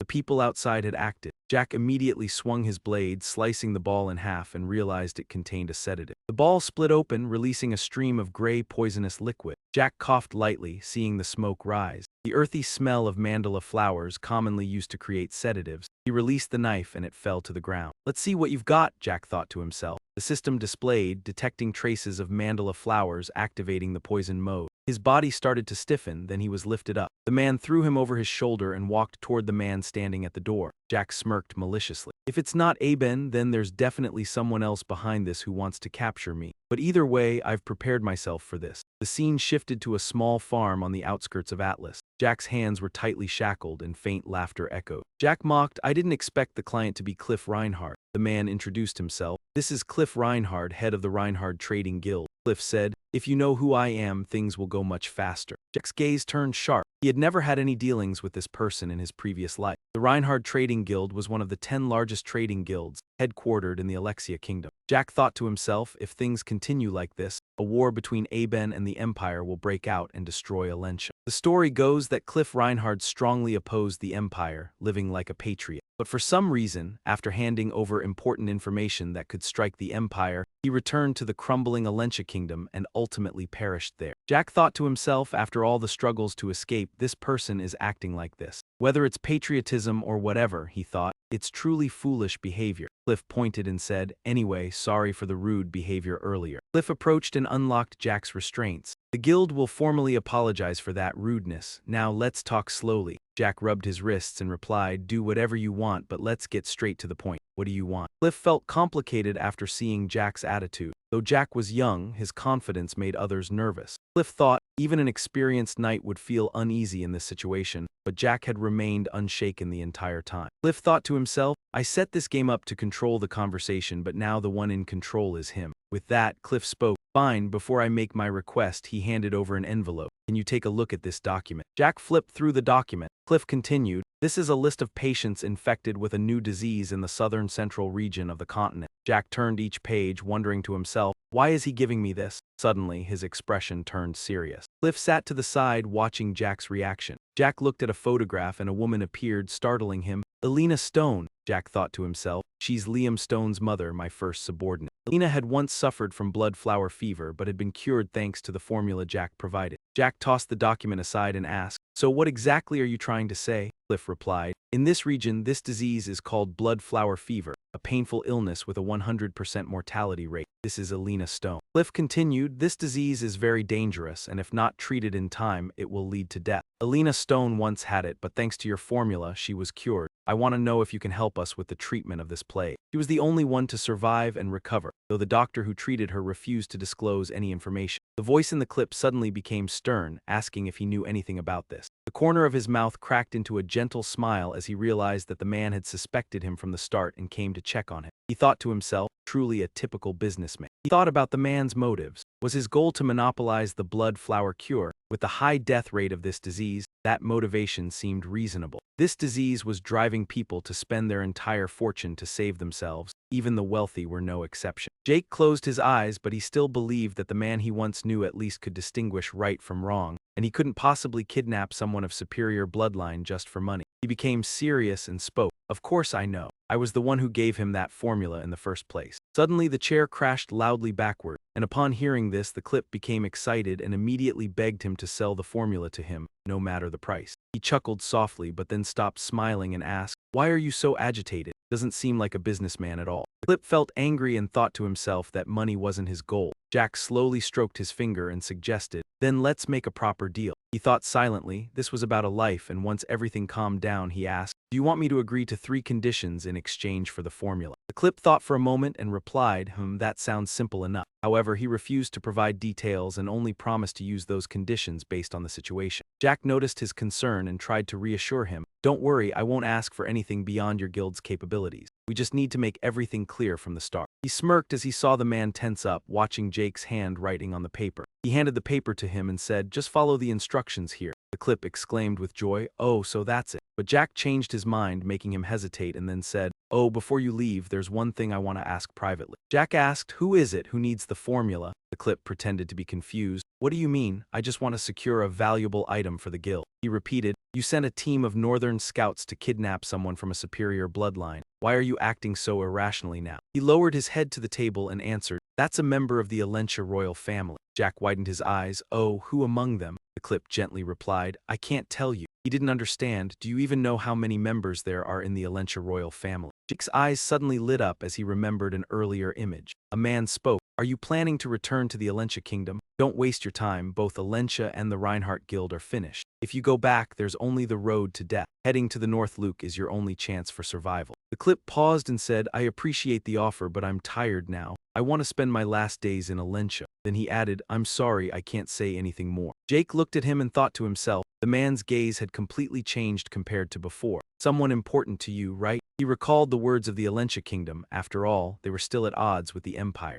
Kaisir had once said that the Zom Empire was actively intervening in the conflict with Alentia. Things must be in chaos with the struggle for control of the Lund clan slums. With such a weak monarchy, there must still be internal power struggles going on. Hearing this, he handed the paper and smiled lightly. "Looks like we still have time before the Great Continental War breaks out." Jack continued, "Leveraging relations with the Alentia royal family now could prove useful later." He said, "All right, if you don't want to talk." The clip was somewhat skeptical but said nothing more. He took the paper, his hands shaking as he wrote something on it. The clip clutched the paper to his chest, bowing his head and crying. As he sank into his emotions, Jake spoke up, "Sorry to interrupt your emotional moment, but can I make the first request now?" The clip regained his composure and stammered, "Of course, just ask for whatever the guild can handle within reason." Jack complimented, "Good, then first, please arrange a job for me within your guild." The clip asked, "A job, or are you planning to trade something?" Jack replied, "More precisely, I need a temporary fake identity to use." The clip wondered, "If that's all, why go through these people?" Jack explained, "I intend to use this identity in the southern continent, where there are all sorts of seasoned criminals. Bad disguises won't get you anywhere. The Reinhardt Guild is a trusted place for KTO to use, right?" The clip agreed, "Right, though it's not pleasant." He thought for a moment and then said, "All right, I get your point. If that's all, just use the name of my cousin. They definitely won't suspect it." Jack was pleased. "Great." Jack continued, "Also, I need a regular means of transportation to the south. along with a house. The house needs to be spacious as I'll use it to store goods. That's my first request. Oh, and since you brought me here, I assume you've prepared a way to send me back. The clip smiled brightly but was inwardly angry, cursing under his breath. He replied, all right, when you're ready, we'll contact you. The transportation will be handled by the delivery team. Jack thought to himself, I didn't expect the Reinhardt Guild, so famous, to agree to the deal so easily. Seems like that person is very important to them. Then everyone stood up and prepared to leave. A voice called out, making Jack turn around. Hey, this way? A moment later, a purebred horse with bulging eyes appeared. Jack was surprised. Oh, this warhorse looks pretty good. He walked past the two people and chuckled. I'll make full use of it. Without saying anything more, he climbed onto the horse's back. The other person turned back. We're done here, we'll leave first. As the two prepared to leave, a voice called out, so the contract with Reinhardt is complete, right? The other person was startled and turned back to ask, you speak Gokha? You guys actually learned that? The corner of Jack's mouth lifted into a slight smile. Just consider it my hobby. The other person replied, all right, let's get back to the money. We have a job we want to hire you for. The other person crossed his arms, his face serious. We need to rescue a figure who's being held captive. His eyes glanced at Jack as if thinking about something. Jack wondered, what's the deal? Isn't the price I gave you tempting enough? The other person answered, no, that's not the issue. On the contrary, if the conditions are the same as with Reinhardt, it would be better. His voice lowered. The issue is the identity of that person. Our king doesn't like doing business with foreign families. Jack felt confused. What is this? Just because of this person, we have to think this much. Jack grumbled, I already have a fake identity prepared by Reinhardt. Just use that name and send the authorization letter to Goka. That should be enough. The other person agreed. Fine, as long as it's not exposed. Jack added, by the way, we still have an outstanding debt, don't we? He looked at Jack and nodded, yes, we still have that debt. Jack thought to himself, good, then everything can be settled. When everything was clear, Jack extended his hand for a handshake. Then we'll meet again. The other person bowed his head, certainly. He withdrew his words with a sinister smile and tossed the two knives to the ground. Both of them immediately panicked. For the hunters of the Goka kingdom, a kukri is not just an ordinary weapon, but a gift signifying recognition as a true warrior. To them, the kukri is a companion of the soul, as precious as life itself. Obtaining it without the owner's knowledge means I could threaten their lives at any moment. Consider it a gift in return for kidnapping me. The difference in strength was clear. He turned, revealing a feral expression. What kind of monster is this? He chuckled softly. You speak the continental common tongue quite fluently, huh? See you later, brothers. After dealing with Reinhardt, I began searching for allies. My target was the heroes once celebrated as the 5-star knights for their past battlefield achievements before my regression. Befriending them and bringing them to my side could form an incredibly powerful team. Fortunately, with the support of Principal Frobert, who had always been fond of me, I verified that all of them were from Valhalla Academy. The only question was timing. The silent knight Bishop Castic had graduated and was now part of the Garden Kingdom Knights. The knight Chuan Wu J. Frick was in his final year and busy with field training. Aster Aladup, though still a student, had dropped out due to severe insomnia. Jack was lost in thought, and Renau wouldn't enroll until next year. But as purebloods, there would be many opportunities to meet later. He wondered, only Diego left, right? Wait. Jake snapped awake as he saw his hands eagerly drumming along with Diego's band. He wondered what he was doing there, a confused expression on his face. Old memories resurfaced. I remembered arriving at Diego's club room to persuade him to join my side. At that time, he slung an arm over my shoulder and said, Bro, you came at the perfect time. Save a spot here. He asked, you mean you just want to play music, right? I get that. Without further words, I was seated at the drum set amid Diego's excitement. Congratulations, you're officially a member of the new Century Music Research Club of the Southern Continent. He raised the drumsticks, ready to strike the hottest beats. To hell with it. He lost himself in the joy of music, fully enjoying it. After a while, he was exhausted from overplaying, slumping. Damn, got carried away by Diego's rhythm again. Upon entering the mansion, Decker stood respectfully with his head bowed. You've arrived, young master, he instructed. We will begin training immediately and ensure no servants disturb us. The youngest of the three had his sword planted in the ground as his voice issued orders. First, circulate your aura through your body to clear the meridians, then progress from minor celestial to major celestial. Ratch was confused. What is this? All terms I've never heard. His gaze hardened, but then he thought it through.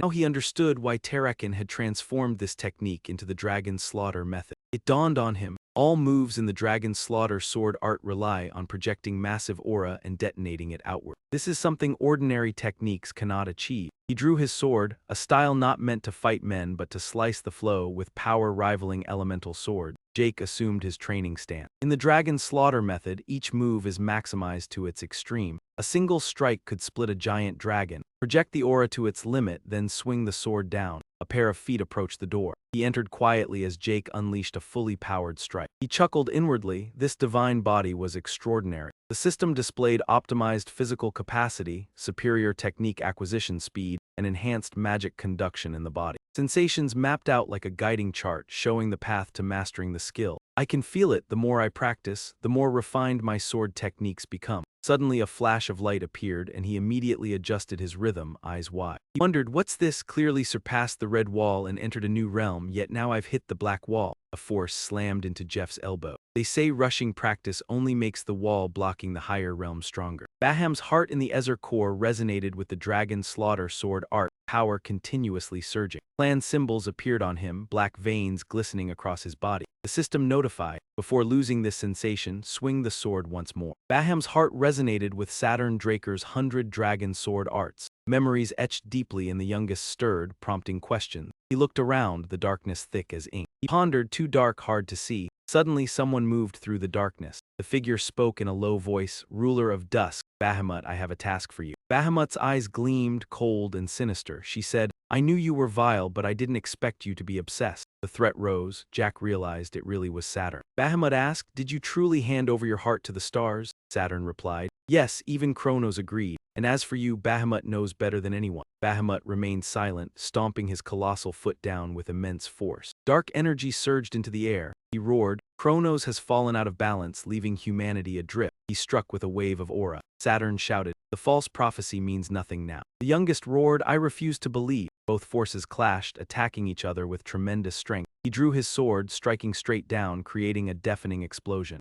Bahamut unleashed her fists, swinging wildly, swords flying everywhere. The pointed sword struck him directly, detonating in violent blasts, smoke rising thickly. The downward strikes were devastating, explosions constant. Jake leapt, observing from above. He thought, this is the pinnacle of dragon arts creation. The sheer power is terrifying. If it were me, I could at most repel one or two. Jake was slightly amazed, but Saturn absorbed them all, this being defied definition. Spears stabbed straight below. Saturn was surrounded by Bahamut's roars. Step out of my lair, Saturn Draker, or the next strike will hit the Kronos kingdom. He asked sharply, are you sure? You will bear the karmic consequences if you do. He laughed loudly, karmic consequences, ridiculous. Bahamut still struck. What do you know of humanity? No matter how many pests I kill, I will not be punished. Saturn calmly stabbed his sword into the ground. In the end, everything unfolded exactly as Kronos predicted. He ripped the necklace from her neck. Her eyes widened in shock. Bahamut immediately unleashed a surging aura toward Saturn. He smiled softly, wondering what Kronos' power could do to him. Bahamut's axe surged straight toward him. At that moment, the magical circle blazed brightly. He raised his hand high, light radiating intensely, and the compass beneath his feet shone brilliantly. Seeing this, Ditch was stunned and disoriented. Bahamut's attack had been halted. Light from the compass enveloped Bahamut, and Saturn used magic to restrain him. Bahamut's brows furrowed. His gaze fixed on Saturn's necklace. That amulet clearly contained the power of Kronos. Bahamut laughed heartily. You think Kronos' power can affect me? Ditch's thoughts flashed as he observed Bahamut's reaction. That watch was a treasure containing Kronos' power. Suddenly, Bahamut tilted his head back, startling Ditch back to reality. Jake grimaced at the roar, covering his ears. Could he break the spell? Moments later, Bahamut stomped fiercely, sending a powerful tremor through the space. He surged forward at Saturn, his feet carving deep cracks into the ground as he growled. Saturn Raker, what was that illusion you just showed? Bahamut chuckled softly. Yes, that is Kronos' prophecy. Now you understand why I entrusted the true dragon sword to you, Saturn murmured. Damn it, making a pact with you was a mistake from the start, Bahamut said. Humankind should rely on its own strength. His mouth opened slightly. Enough, hand it over, the true dragon sword. The book opened, pages covered in intricate symbols, then closed again. Bahamut's voice sounded calm. Did you really create this damned thing?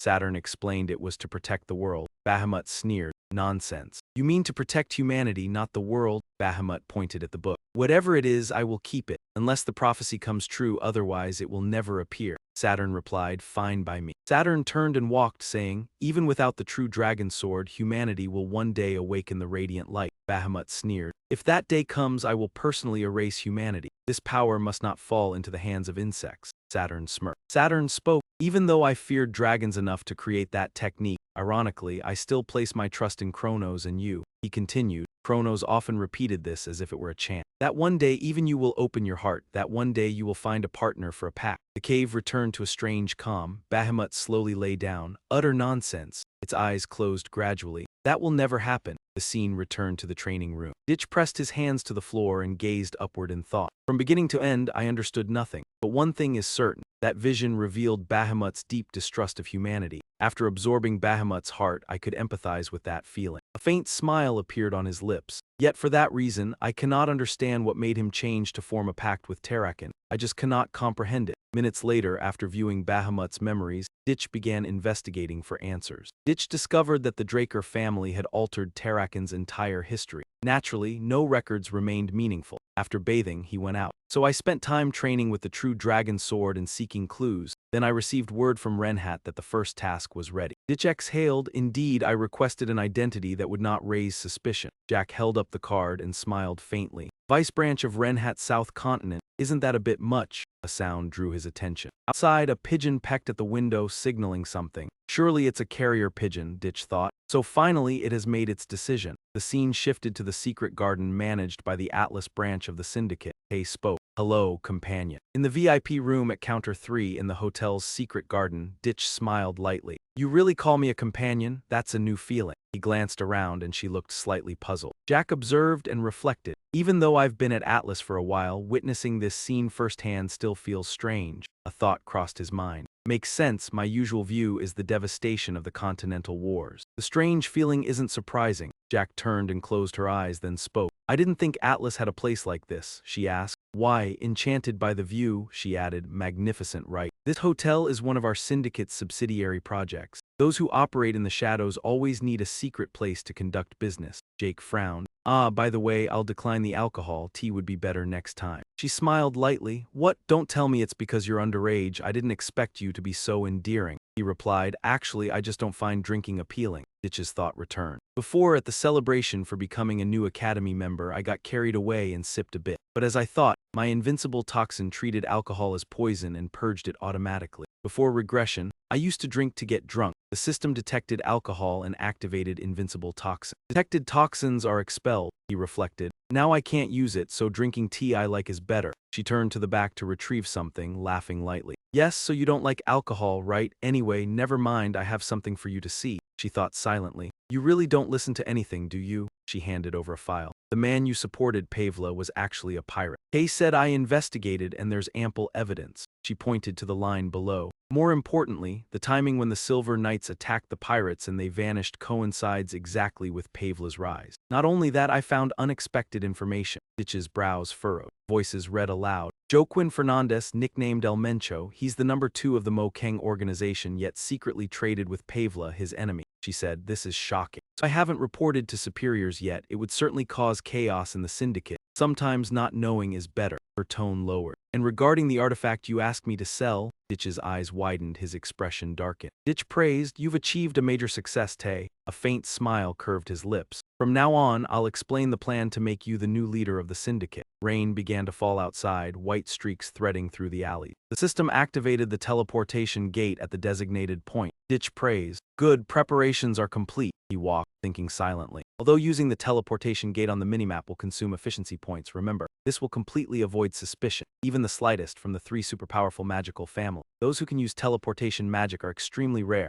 and moving between cities usually requires a large tower teleportation gate. In other words, this plan will be perfectly disguised as an ordinary accident. Ditch smirked, thinking of that irritating old man and wanting to laugh. The rain had stopped and the sunlight began to shine. He concluded that tonight would bring intense chaos. The sound of screams echoed along with the flames blazing. Quickly call a fire mage or the fire will spread to the building next door. Have you contacted the building owner? When will the fire mage arrive? The half-burnt cigarettes were scattered. Kei thought that's just the style of Draker's house. A bold child not to be underestimated. She commented, not just bold. Kei exhaled smoke, his gaze distant. He is completely insane. She slammed her hand on the table and the cigarette flew up. What? Are you planning to burn down the Soma warehouse of Mo Kang in the center of the continent? Yes, so tell me the location of the warehouses. Kei hurriedly said it's classified information. Only Mo Kang, senior members of the syndicate, and I know about it. If we do that, it'll be discovered immediately. He held the glass of water, sending a soft message. Even better, I wasn't planning to hide anything. Jack pointed at the photo because I will put all the blame on El Mencho.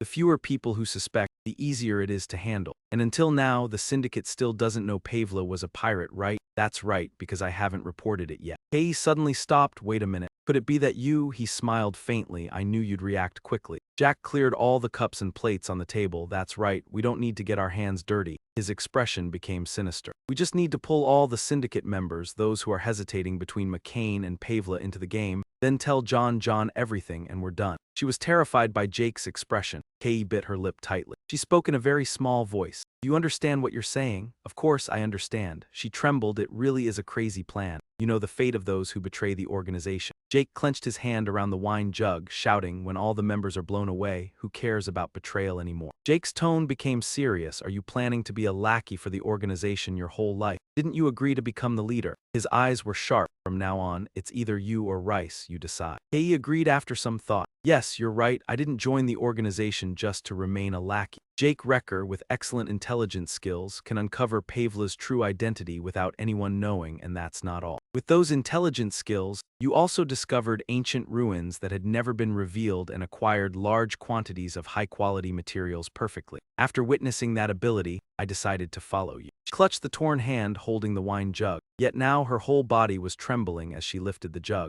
Hearing the plan and still being scared, how could she be worthy? She raised the wine jug to help him drink. This scene made him freeze. The jug was set down on the table, a clear clink with Kei's loud exclamation. Is that all? Even if it fails, it's just death. This is the biggest deal of my life. She wiped the wine at the corner of her mouth, smiling faintly. Let's do it. Let's go all in. Jack smiled smugly, starting to see her fiery spirit. This deal, I'll make sure you won't regret it. After a while, the cigarette burned out, his hand trembling as if in freezing temperatures. Another hand slammed down, almost as if for reassurance. Kei stood in deep thought on the balcony. A.K. Drager, I'll place my trust in you. A series of fires in the center of the continent, a coincidence or organized crime? Last night, multiple fires broke out simultaneously in many central locations of the continent. Local investigative agencies agreed that due to the geographical distance, this was planned crime. The buildings were completely destroyed by fire and no traces were found. The final conclusion was that it was an accident due to human error. Cut to another mansion, a slow voice echoed, no matter who the bastard is,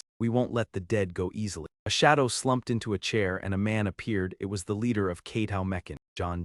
Cut to the next day, a hand slammed down on the table. Jack leaned his chin in thought. The semester is about to end, and it's been half a year since the news came to the blue level. I realized this day would come soon. He looked down at the box beneath, but now, when the invitation to the promotion party actually came, he felt worried. The promotion party is a celebration for long knights who advance from the golden knight level to the knight level. Even for long knights, advancing to the silver knight or blue knight levels usually happens around the age of 20. It's also called the debut style of long knights. Jack thought to himself, it's been 3 years since I last met the family head. He prayed, hoping there wouldn't be any issues. Cut to the central hall of the spring garden at the Four Seasons Castle. Laughter echoed throughout the center. A voice caught everyone's attention. I greet the long knight's master. Arthur turned. You've come. Aben smiled kindly. Are you still well, my lord? He was touched. I've never seen so many guests at a promotion party like this. He agreed, indeed. Arthur turned to the guests and remarked, well, I'm also the youngest blue knight on the continent. Naturally, everyone is interested. Abel stopped his friendly smile, his eyes slowly turning serious. He mentioned it even though he knew you've kept the record since before the rift. He waved his hand. The rift will arrive soon, so we must prepare for the ceremony. Sorry, I can't talk longer. It's been a long time, Aben reassured. Don't worry. Arthur turned to walk away, smiling faintly. Then enjoy the party while you're here, he obeyed. Yes, after saying goodbye, he turned and walked away. Abel's expression became sinister, his eyes clearly showing disdain. On the other side, Jake loosened his collar and exclaimed, it's so stuffy. It's hard to meet real people these days, master, Duck reminded. Don't mention that anymore. They've forced me to stop my retirement and made me work hard. I can't even go home. He grumbled, I'm extremely busy with that clever Arthur, and now they even want me to lead him today. It's natural for the master to guide the disciple. That's what that clever serpent said. Ratch thought to himself, no wonder he's so tired. He asked, so now we're heading to the spring garden. Yes, that's the only place in the Four Seasons castle that outsiders can enter. Hearing that, Ratch fell into deep thought. In the end, the castle is divided into 4 main areas: the Spring Garden where most of the events take place. And it's also the only place that allows outsiders, just as the Duke said. Ha-Enham, where most of the issues of the long nights are resolved, and where the Lord's office is located. Thurlak, where secret ceremonies like the knight's initiation are held. Finally, Dong Trung, where many rare artifacts have been stored over the years. He pondered, only heard about them. This is the first time seeing them in person. Before resurrection, I had been expelled from the academy. After a while of walking, the two of them stood before the large door. He spoke, saying that they had arrived, and reminded Jack that she would have to go alone from here, as the door was only for honored guests. He placed his hand on Jack's shoulder and mentioned that he had a mission, so he could not stay for the party. "All right, we have arrived. I have a mission, so I cannot stay at the party." Jack advised Jake not to lose confidence and to do well inside. The corner of his mouth curved into a faint smile, feeling it wasn't bad to be cared for by someone else. Jake reassured him, "Master, you worry about the strangest things." He chuckled lightly. "As long as you don't make any mistakes, I'll be happy." The sound of a trumpet rang out, followed by a loud announcement of the honored guest, Jack Raker, entering. Everyone's eyes turned toward him as the door slowly opened and he stepped in with an imposing demeanor. Whispers filled the air. "So that's Sir Jack Raker. He reached level 5 at the age of 15. He fully deserved to become a true awakened one at the Golden Core level, but no one expected him to break Aben's record as the youngest Blue Knight. Oh my, you must not have heard. They say he surpassed Aben's accomplishments at the academy. Indeed impressive." The voice continued, announcing Lord Arthur Draker, the leader of the Sat's lords. Jack Draker made his first step as a knight, bowing to Lord Arthur and drawing his sword from his back. He continued for future Jake Draker. Jack Draker announces his first step as a knight. Arthur blessed Jake Draker under the name Draker, and Jake's gaze grew melancholic. Arthur declared that Jake Draker would be appointed as an official knight of Draker and bestowed the title of knight. Everyone was stunned. "I bless you under the name of Draker." Jake became an official knight of Draker at the age of 15. Although he was the youngest Blue Knight, it seemed rushed. His face was confused, realizing that the only condition for becoming a knight was based on achievements and being blessed by the light aura. Awakened individuals achieve levels like purple or blue with ease. Achievements matter more than levels. Even Aben, the previous youngest Blue Knight, had to build up a 3-month record before becoming a knight. This showed the value of achievements in Draker. However, Arthur's announcement contradicted the rules. Jake glanced at his sword, thinking that the Lord held power above all other titles. The Lord has more power than all other noble titles. Therefore, no one could object, but Jake wondered what he was planning. Arthur's voice rang out. "Today, I am very happy to introduce my son to everyone." Jack had unexpectedly received the Golden Awakening. He continued and has become the youngest Blue Knight. "I believe he will surpass me as a knight soon." He raised his glass. "I don't want to sound like a braggart, so I'll stop the boasting here." Arthur loudly ended the ceremony and raised his glass to bless the future of the talented young boy, wishing for peace and prosperity on the continent. Everyone raised their glasses in celebration. "Let's raise our glasses to end the ceremony. Bless the future of this talented young man. Let's wish for peace and prosperity on the continent." Everyone drained their glasses. Jake looked over with a contemplative, resigned expression. In his previous life, he had been silent when Hogwarts was suspended, but now, with his talents, he played the role of the father encouraging his son. A call interrupted Rich's thoughts. He lowered his head respectfully. "Yes, my lord," Arthur urged. "Let's move to another place." He smiled slightly. "As father and son, I want to speak with you privately. Time passes and the party is over. No one is left now." William reminded Aben to adjust his facial expression, noticing Aben's face was eerie and cold, not like a brother congratulating his younger sibling. "Hey, Aben, adjust your expression." His lips pressed together, almost unwilling to speak. Abel asked, "Where is the prince?" William replied. "He said he would come after this boring ceremony, so he should be arriving soon." He urged, "We should hurry." He complied, agreed. On another side, the door opened and Rich entered, holding something in his hand. He looked at the badge and thought to himself that it was a rare item that could be exchanged for family treasures, wondering why the leader had given it to him. Rich scratched his head in confusion, thinking that it wasn't necessarily bad, so it didn't matter. He muttered to himself, "Damn, I don't even know." But now he faced a bigger problem: how to endure the party that would continue every day, not just one night. This was the real concern. Jake became more anxious. How would everyone maintain their working mood all day? The upper class was not for everyone. Suddenly, a voice called out, "Sir Jack Raker." A soft voice rang out, "This is the first time I've met you in person. I am the first princess of the kingdom of Alentia, Melissa Alenso." Jake thought to himself that she was the brightest prospect for the throne of Alentia. She represented the weak king, implementing bold policies for the people, earning support but often clashing with the nobility of Alentia. If she ascended the throne, the nobility would try to flatter her. Before her regression, the princess had conflicted with the empire, ceased foreign activities, and mysteriously disappeared. Rumors spread across the continent that she had been assassinated. When Alentia was destroyed in war, the truth was buried. Rich glanced at her, noticing that despite her silence, her appearance at the official event showed everything was fine. He suddenly remembered something. He recalled the previous words about the Alentia royal family. Jack looked toward Melissa, bowed his head, and smiled warmly. "It's a pleasure to meet you, Princess Melissa." Jake approached and said, "I've heard of your reputation for a long time. It's an honor to have you attend my first Ascension party." She was surprised. "You know about me," he replied. "Of course. I've been following your people-oriented policies for a while." Jack recounted how many thought her policies were just for show, distributing what she had. He chuckled lightly. But in reality, everything from the budget to the smallest details has to be planned carefully, right? Melissa was stunned, smiling faintly and thinking to herself, "He's so different from other knights." He asked, "Have I been impolite to the princess in any way?" She denied. "Not at all, I just didn't expect someone to understand the difficulties I'm carrying." Melissa lifted her skirt and turned to walk away. "Well then, I must take my leave now. It was a pleasure meeting you." Rich was confused. "You're leaving so soon?" she replied. "I would love to talk more with you, but I can't take up the main guest's time." Rich reflected, realizing that she was right, even though no one had mentioned it. His gaze moved around, but the attention of others made her feel uncomfortable. Melissa continued, confirming, "Anyway, you don't need to regret it too much. We'll definitely have a better chance to meet again." A few minutes later, Rich smiled warmly at the guests but thought to himself, the question and answer part is nearly over. He finally had a moment to rest and sighed deeply. In truth, events like this one were completely unsuitable for his personality. He would much rather be training with Kai Zia. Just then, a clinking sound rang out and he stopped in his tracks. He glanced back with a cold expression, surveying the surroundings in confusion as he heard the sound of metal clanking. He couldn't understand it. Who would wear armor to a banquet? Ratch muttered, "Ah, that's right, finally found him." A voice rang out, "You are the guest of honor at this banquet." A young man with blonde hair approached Jake Raker,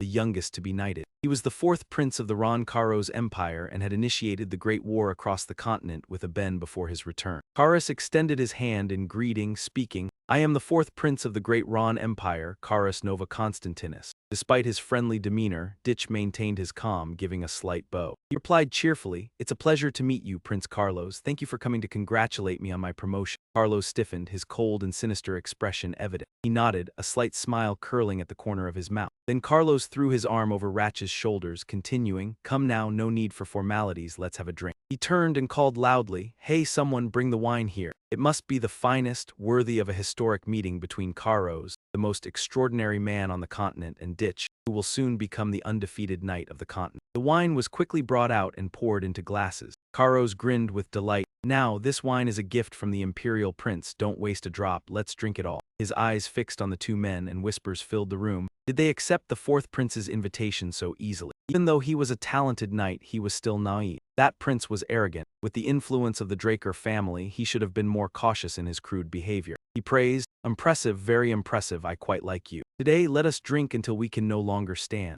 A loud voice called out, "Your Highness." Aben approached and said, "Congratulations, the rising son of the Karos Empire." He looked surprised. "Aben, will you drink with us too?" He replied, "I am honored by your invitation, Your Highness, but I have urgent matters to discuss privately with you." Karos raised an eyebrow. "Urgent matters? Speak then." Aben responded gently, "There are too many eyes on us here. I believe it would be better if we moved elsewhere." Hearing this, he agreed, "Very well, if you say so, I will follow your lead." Then Karos turned to Jake and apologized, "Sorry, Jake, I'm the newcomer, but I must leave first. Let's meet again next time." They continued to raise their glasses through the night under the bright moon, sharing tales of the legendary heroes that honored the myth of the Dragonslayer. He led the soldiers through, exuding an oppressive air that made everyone tremble. Whispers spread, "A man like that is a prince of the empire." The country lacked legitimacy, but Aben's handling of the situation was truly impressive. He thought to himself, everyone was praising Aben. If they didn't know the details, they would think he was assisting the prince in handling the awkward situation. Rich pondered the events happening earlier than reported before his return. Looking at how the two interacted, it seemed they had known each other and were very familiar for a long time. The scene shifted to another room where Garros and Abel were in discussion. The Continental War seemed closer than expected and the room fell silent again. Zek held the token, thinking to himself, a token can be exchanged for a Draker report. Recalling Arthur's words earlier,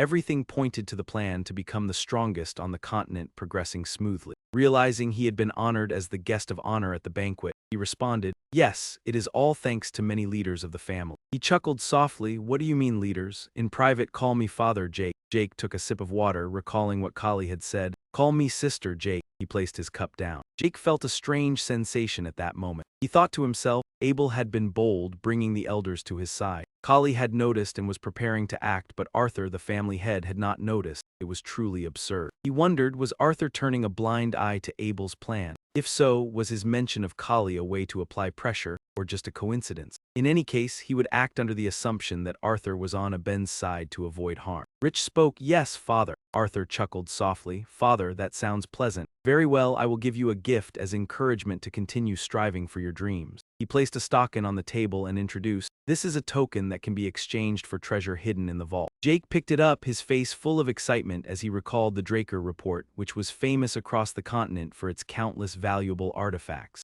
Arthur pointed and instructed, "But remember, alongside the priceless treasures, there will also be numerous things that appear to be treasures but are just trash." Ratch responded, "I will keep that in mind, Father." As he walked out, he was unsure of Arthur's intentions in giving him this, but he had reports about the Dragonslayer in the vault. He thought to himself anything could be useful and he would exploit it to the fullest. A girl standing nearby greeted him. "I have been waiting for you, Sir Ratch. Before you enter, I will briefly summarize the treasures here. Will you follow this way?" According to the Draker report, this place stored about 17,000 precious relics, and they could be exchanged based on quantity. She continued, "There is no time limit to select the items, but once you leave, you cannot return. So be cautious of this," she added. Jake commented that the precious relics were left unattended. She explained, "Because it's unnecessary. The magical protection system here is no less than the master's office." All relics were strictly managed with magic, making theft almost impossible. He thought to himself, as expected, not everything should be judged by its appearance. She extended her hand. "Now, please place your token in here." Zek inserted the token into the slot. A tremor spread throughout the space and the door slowly opened, releasing a gust of cold air. His lips parted slightly, surprised. Inside, countless shelves appeared. He walked in, secretly impressed by how much larger it was inside compared to the outside. Truly, this was Draker. She said gently, "Then I will excuse myself now." Jake remarked, "It would take a lifetime to check the function of each relic." He asked the system, "Can I organize the relics as I see fit?" The system replied, "Administrator's request confirmed. Activating connection to Dragon Eyes. Please use Dragon Eyes to record the items to be sorted." He was slightly confused. Record with Dragon Eyes. Rich chuckled softly in satisfaction, activating his bright eye socket. "I understand now, let's begin." A notification appeared. Dragon Eye assists in observing and reviewing detailed information about the target. Information about objects can be displayed as requested by the administrator. He stomped his foot hard on the ground and quickly dashed through the space, stopping at the end of the row. He asked if it was enough while the system displayed the items on the minimap.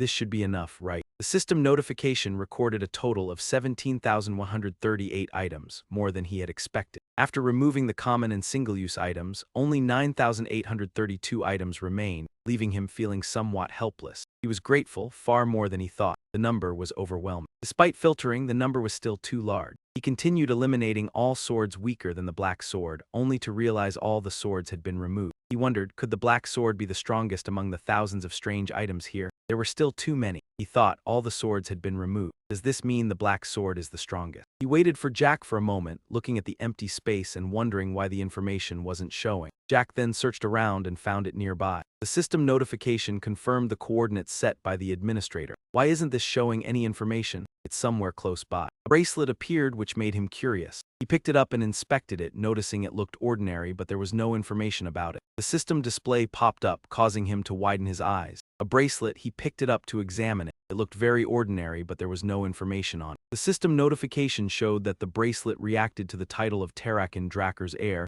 and Zek secretly smiled, realizing it was a relic of Tarakan. He looked at the stone on the bracelet. It reacts to the heir's title. That means this is a relic of Tarakan. The information displayed that the sacred guardian stone on the bracelet had the ability to summon guardian beasts, a power that matched the soul of the user. The stone contained the blessings of the Elven King and had been connected to the administrator. Special note: the sacred guardian stone contains the Elven King's blessing and has been connected to the administrator. He was informed that he could use the sacred guardian stone to summon a suitable guardian beast, making Ratch anxiously yell out about the connection. The notification confirmed that the item had been connected and could not be removed. Hey, wait, what is this connection? Who authorized it? Can't be undone. He cursed under his breath for not checking all the relics but decided to think positively. If this was a relic of Terrakin, it would surely be stronger than most other relics. Damn, I still haven't checked all the relics, this plan is ruined. Anyway, I have to think positively, if it's Terrakin's relic, it must be stronger than most others. He ordered the system to activate the bracelet's innate ability. The system confirmed and the sacred guardian stone began to glow, creating streams of light. System, activate the bracelet's innate ability. The sacred guardian stone is being activated to find a suitable guardian beast for the user's soul. The search range expanded to a higher level guardian beast, finding a suitable spirit beast and summoning it, creating a brilliant beam of light. The blessings of the Elven King, the search range expanded to even higher level spirit beast. The suitable spirit beast for the user's soul has been found, summoning the spirit beast. A beam of light shone down, creating a cloud of dust. The celestial lightning appeared and the spirit beast, the dragon horse, was summoned, making Ratch excited. The light shone straight down, creating a haze of dust rising. Celestial lightning crackled and a foot stepped out, a beast appeared from the glowing light. He was amazed by the power of the spirit beast, elated and wondering how many miraculous things Terrakin had possessed. This is a spirit beast. The power radiating from it is incredible. The heart and fangs of 3 Hamuts. Jack wondered just how many miraculous things did Terrakin possess. He realized the meaning of a spirit beast matching the soul and chuckled as if meeting an old friend. So this is what matching the soul means. It feels like meeting an old friend for the first time, he chuckled softly. Alright, I do like it. He and the spirit beast felt close, rubbing their cheeks together while the system asked if he wanted to name it. He suggested Bucephalus. They kept rubbing their cheeks together, laughing happily. Ratch looked up. A name, how about Bucephalus? The spirit beast jumped up and neighed a few times. He chuckled when he saw it liked the name and the system displayed the spirit beast's abilities. The horse jumped up and neighed a few times. He chuckled softly, it seemed to like the name. He thought to himself about the power of the ultimate spirit beast while it chewed on his sleeve. Jack thought to himself, the king of the dragon horse is really something. Just like the first time I saw a dragon horse in person, I didn't know how strong it was. Suddenly, Bucephalus lowered its mouth to chew on his sleeve. The spirit beast lifted him up and he was startled, asking about its actions. Hey, Bucephalus, what are you doing? Do you want me to get off? He realized the spirit beast understood his intention and bent down for him to climb on. He shouted loudly, demanding it to run at full speed. Truly the ultimate spirit beast, it read my thoughts. Then it bent down for me to climb on. He grabbed the reins and shouted, all right, Bucephalus, let's go full speed. Bucephalus charged at an incredible speed and he wondered why he didn't hear the sound of hooves. Bucephalus shot forward at lightning speed, faster than the wind. Just how miraculous is this creature I've tamed? Each step it took created a magical circle, which delighted him and reminded him of the memory when he was asked about this choice. Let's go, always to the peak, Bucephalus. Did you really choose this? He recalled the indifferent attitude of the guide when he wanted to take the bracelet, along with Arthur's warning about the treasures and useless items outside. The guide's attitude when I said I wanted this bracelet was so uninterested. This storage contains invaluable treasures, but also many flashy, useless items, so I have to be careful. He realized the bracelet was one of the armors Arthur had mentioned, and it was normal that no information was displayed about it. In other words, this bracelet is one of the armors Arthur talked about. Even the system can't display any information about it. It's not surprising that no one realizes its true value. He was surprised to have easily obtained a relic of Terrakin and was happy with the spoils after the battle. I thought Terrakin's relics could only be found in ruins directed by the system. I didn't expect to get this so easily, truly lucky. Anyway, this is definitely an incredible spoil. I'm really happy, especially after all the exhaustion from the battle at the banquet. He decided to rest, and a few minutes later there was a congratulatory message about him becoming a Knight of Draker, making him feel embarrassed. Today, I'll rest well. Congratulations, you are officially a Knight of Draker. Why are you speaking so formally? It makes me feel embarrassed. Flip Reinhardt explained the reason for the change in address, and Jack reminded him not to appear uninvited again. You are now an official Knight of Draker, so it's normal for me to change how I address you. Alright, but don't just show up uninvited like this again. Flip Reinhardt apologized for someone insisting on meeting Jack and emphasized that there was no other choice. Regarding that, I sincerely apologize. But actually, someone was adamant about meeting Sir Ratch at all costs. Melissa removed her veil and introduced herself as the owner of the Reinhardt Trading Association, Princess Alentia, the first princess. We meet again, Jake Rucker. Let me greet you once more. I am the owner of the Reinhardt Trading Association,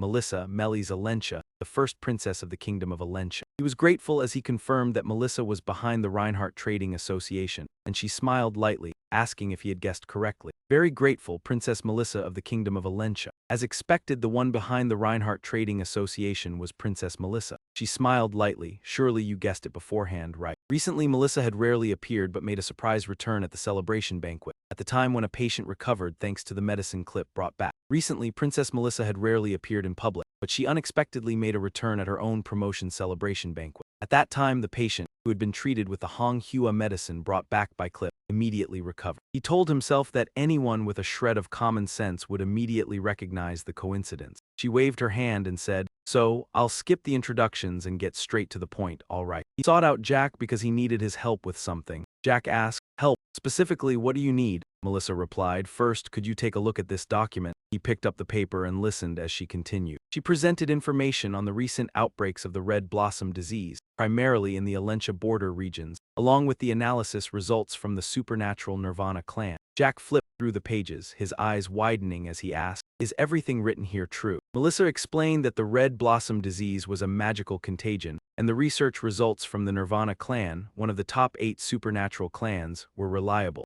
Zek clenched his teeth, deep in thought. The red blossom disease was man-made and spread much faster than previous rare epidemics. She added, "As you can see in the document, the red blossom disease first broke out in villages near the border between the Roman Empire and the Alessian Kingdom. But the disease didn't spread to the Roman Empire." Melissa continued, "It only spread in the direction of the Alessian Kingdom." He interrupted, "Wait, what do you mean?" Her gaze sharpened. "Yes, I think the same as you." She speculated that the Roman Empire might have created the red blossom disease and intentionally spread it toward Alentia. Zek became serious, realizing that the reason the Alessian Kingdom was so vulnerable to the Roman Empire before his return was because of the red blossom disease. Jake's gaze turned toward Melissa. He placed the document down and asked, "What the princess wants is the right to produce and distribute the red blossom cure on a large scale, right?" She nodded, "Yes, exactly." Melissa explained that in the previous contract, the guild only had the rights to manufacture and distribute the medicine nationwide, and an additional contract was needed. Furthermore, the princess proposed a highly attractive term. Still, she affirmed, "Of course I will proceed as agreed." As a merchant, revealing intentions early would be disadvantageous, but collaborating with him would hardly be considered a disadvantage. Upon hearing this, the corner of Zek's lips curled into a slight smile. He realized, as expected, that Melissa was indeed the head of the Reinhardt Trading Guild. She added, "The medicine will be distributed to the people as relief supplies." She assured him, "You don't need to worry about the formula being leaked. Of course, we will pay a reasonable fee. I will give you 20% of our guild's share." Zek's expression changed. The Reinhardt Trading Guild was still in the top 10 most reputable guilds. If it didn't collapse with Alentia, it would continue to grow stronger. 20% of the guild's share was worth at least several million gold. If a war could be prevented to allow the guild to expand further, that value could increase to tens of millions of gold. He fell silent, deep in thought. Zek spoke up, "This is truly an enticing offer. But first, I have some questions for the princess. What if I'm from the Empire? Why would the princess be so open in sharing information like this? And why would she offer 20% of the guild's share just for relief supplies? It doesn't add up." Melissa quickly explained, "I will answer each of your questions. I am certain that you are not from the Empire. If the princess has any strength other than her title, it is her sharp instincts honed through many past hardships." After the banquet, Melissa didn't leave immediately but observed from a distance. Though subtle, it was hard to miss. Zek showed indifference toward those associated with the Roman Empire, and more importantly, he refused to shake hands with the fourth prince of the empire. People might think that Zek simply chose to talk to others instead of shaking hands, but to Melissa,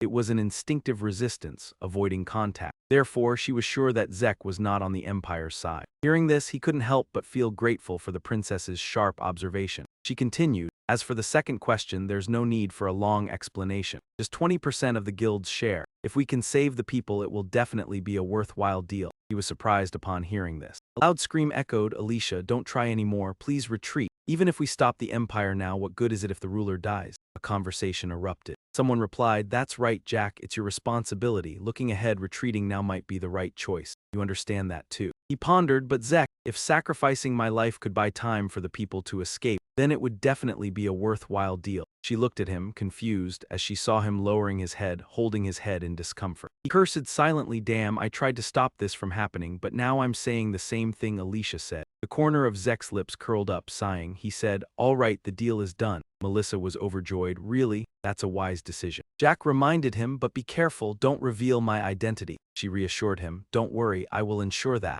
2 weeks later, in the basement training room of the mansion, he was practicing relentlessly. The slashes were unleashed with great force, Zek quickly executing powerful attacks. His body moved through the air, dust flying up, creating a vortex like a furious storm. He stopped and focused. The system displayed that he had successfully mastered the S-cup long sword technique. Jack asked, "Finally done, took about a month, right?" The system notification read, "Achievement task for the successor of Saturn completed." The notification showed that the achievement task had been completed, with the time added to the reward. The reward included the treasure coordinates of the Kingdom of Kronos, the title of the Swordsmanship successor, 500 karma points, and 2 random fruit boxes. He exclaimed, "2 random fruit boxes. That nearly makes up for the points I used when I burned the Miken vault." Zek sheathed his sword and said, "All right, let's check this first." The treasure coordinates for the Kingdom of Kronos appeared, and the system notification confirmed the administrator's request, followed by a red warning. The system notified that the coordinates could not be read at this time. A seal was needed to activate the coordinates, and the scattered seal fragments must be collected and reassembled. Once completed, the coordinates would be activated,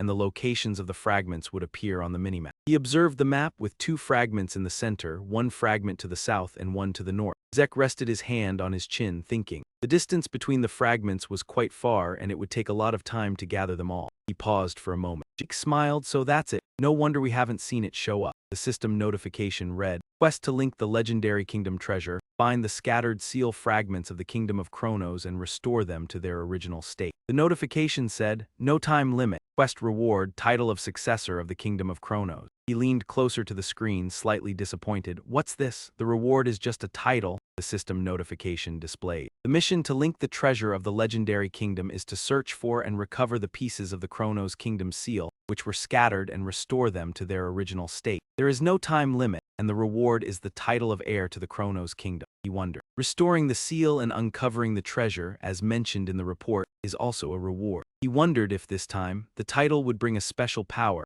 just like before when the artifact reacted directly to the title. Jack looked displeased. He put the compass away, deciding to leave it there and continue his work later. He turned and walked away, with no time limit, so there was no need to rush. He would deal with the important matters first and then figure it out later. Outside, he had just received news from the tree. Jack smiled wickedly. It had been a long time since he met the drug dealers in the southern region. The scene shifted to Gopa Harbor, a port village in the southern continent. He thought to himself, the smell of the sea mixed with the pungent scent of blood. The air in the south was still as bad as ever. People bowed their heads and shouted in unison, greatly honored to serve the deputy branch leader of the Renhat Association in the south. Jake waved back. They had worked hard. They shouted loudly, looking forward to the day when he would return as deputy branch leader. He tiredly replied, "Enough, don't say that." Jake walked on, telling himself that whether before or after regression, it seemed that nothing had changed. He looked around, at least the sea smell hadn't changed. Jake thought to himself, "I need to focus on this task." At that moment, someone waved and called out to Murray.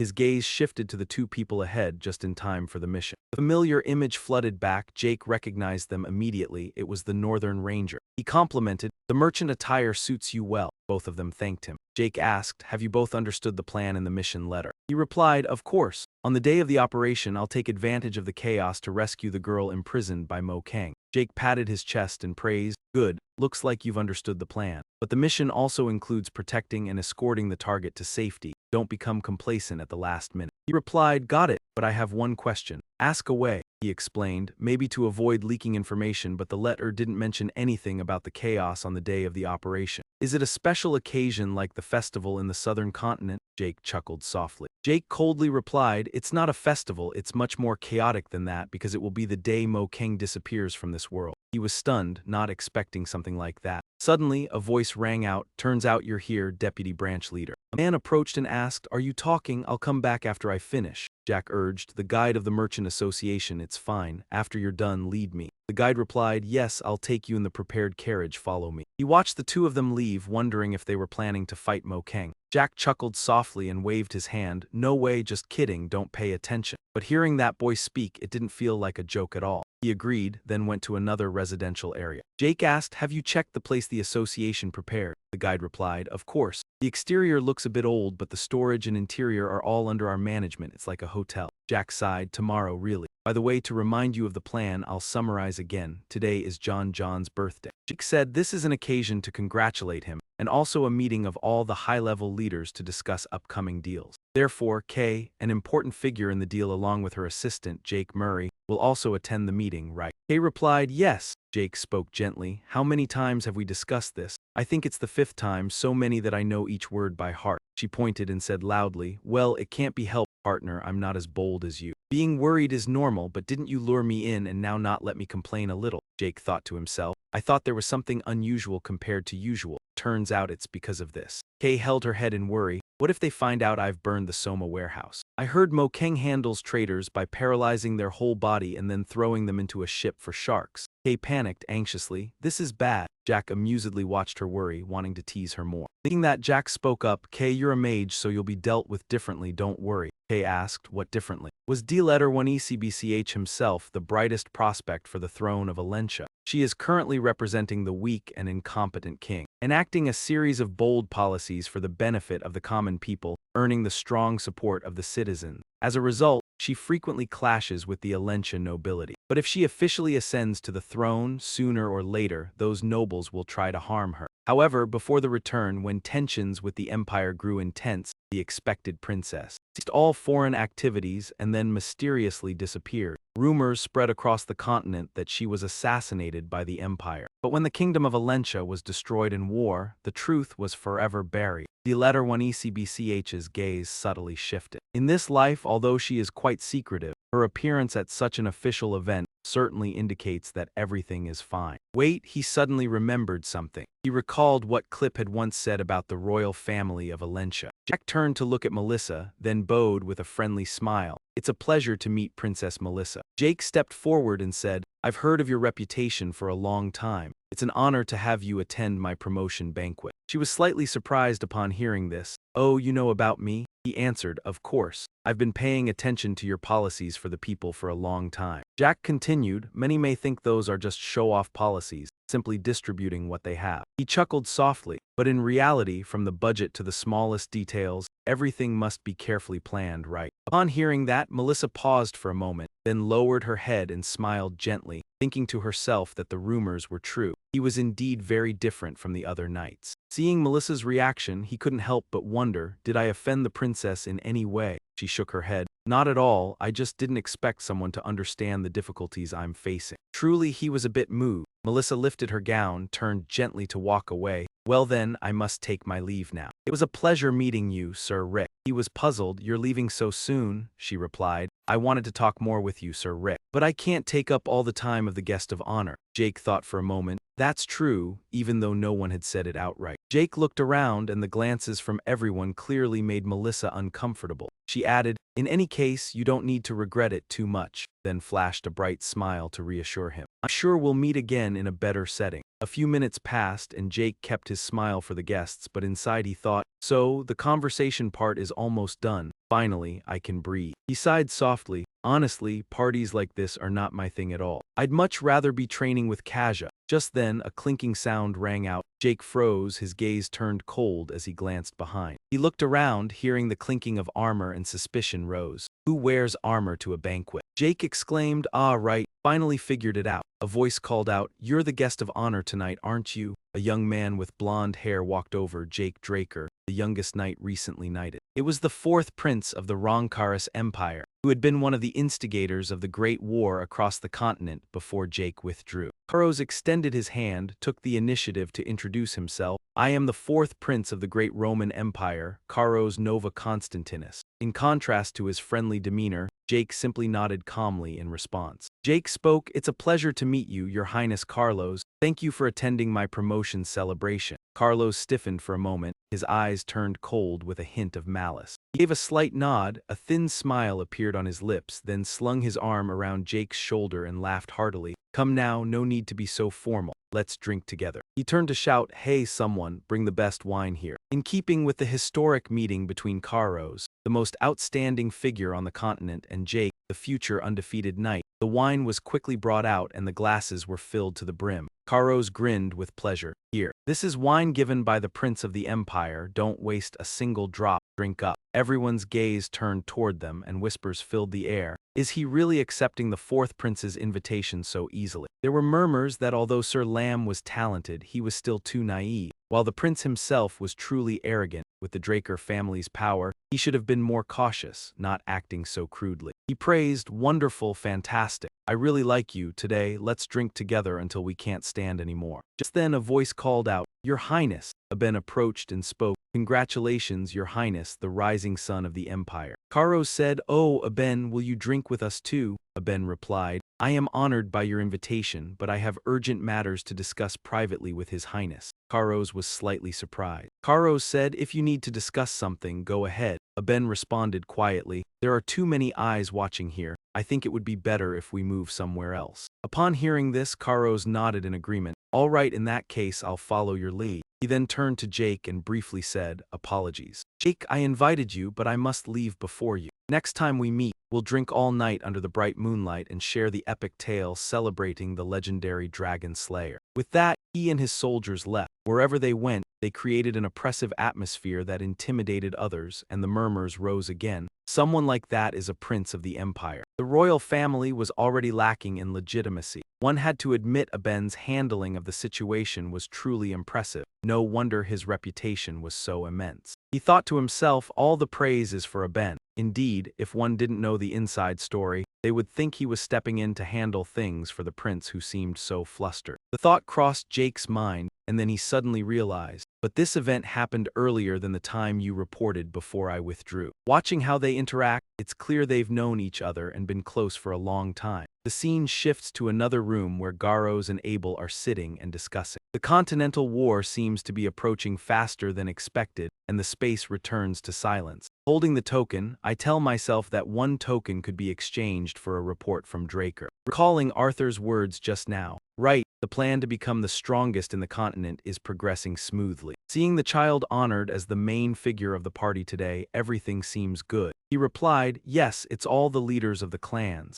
He chuckled softly, "Leaders, in this private place. Call me father for intimacy." Jake lifted his glass and drank, reminded of when Kali asked to be called sister for closeness. He set the tea down. "Now I understand that strange feeling back then," Jake thought. Abel was acting boldly enough to pull even the elders to his side. Kali had noticed and was preparing to respond. Yet Arthur, the clan leader, did not see it, which was absurd. This means he is ignoring it despite knowing Abel's plan. I ponder, perhaps his repeating of Kali's words is to pressure me, or just coincidence. In any case, I will act under the assumption that Arthur is on Abel's side to avoid losses. Thinking this, I spoke, "Yes, father." Arthur smiled softly. "Father, that sounds pleasant. All right, I will give you a gift as encouragement to continue pursuing your dream." He placed something on the table. A stockin appeared. Arthur introduced, "This is a mark that can be exchanged for treasures hidden within the synchronization." I picked it up, excitement on my face. This is the synchronization mentioned in Draker's report, famous across the continent with countless precious artifacts. He pointed sternly, "But remember, alongside the true priceless treasures are countless worthless things that just appear shiny." I replied, "I will remember that, father." Stepping out, unclear what he intended by giving me this. But the report on the Dragon Slayers in Golden Treasury City shows anything can be utilized. I will exploit it fully. A girl standing beside raised her hand. "I've been waiting for you, Mr. Rick. Before you enter, I will briefly summarize this treasure. Can you go this way?" According to Draker's report, this place stores about 17,000 valuable relics, which can be exchanged in quantity. She continued, "There is no time limit to choose, but once you leave, you cannot return. So be careful." Jake noted that no one seems to watch over these treasures.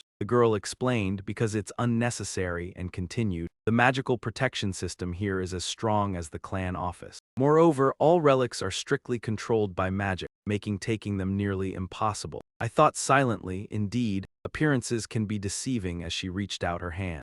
Please place the issued token here." Jack approached and inserted the token. A tremor spread through the space. The door opened, cold air rushing out. A slight smile crossed my lips as countless shelves appeared inside. I stepped in, quietly admiring. Inside is much larger than it looks from the outside. Truly Draker, the girl said softly. Then I will take my leave, Jake spoke. Checking the functionality of each relic could take a lifetime. System, can I arrange the relics as I wish? The system confirmed the administrator's request, activating connection with the long label. Please use the long label to record items for classification. Slightly confused, I recorded with the label, then Rick smiled in satisfaction. I extended my arm, eyes glowing brightly. Understood, let's begin. Notification appeared. Long dragon label assists observation and viewing detailed target information. Information on the objects can be displayed upon administrator request. I stomped my foot on the ground. I rushed through the space, stopping at the end of the row, speaking, "This should be enough, right?" The system reported the items recorded on the minimap. The quantity is 17,138. I felt grateful, more than expected. Remove ordinary items and single-use items,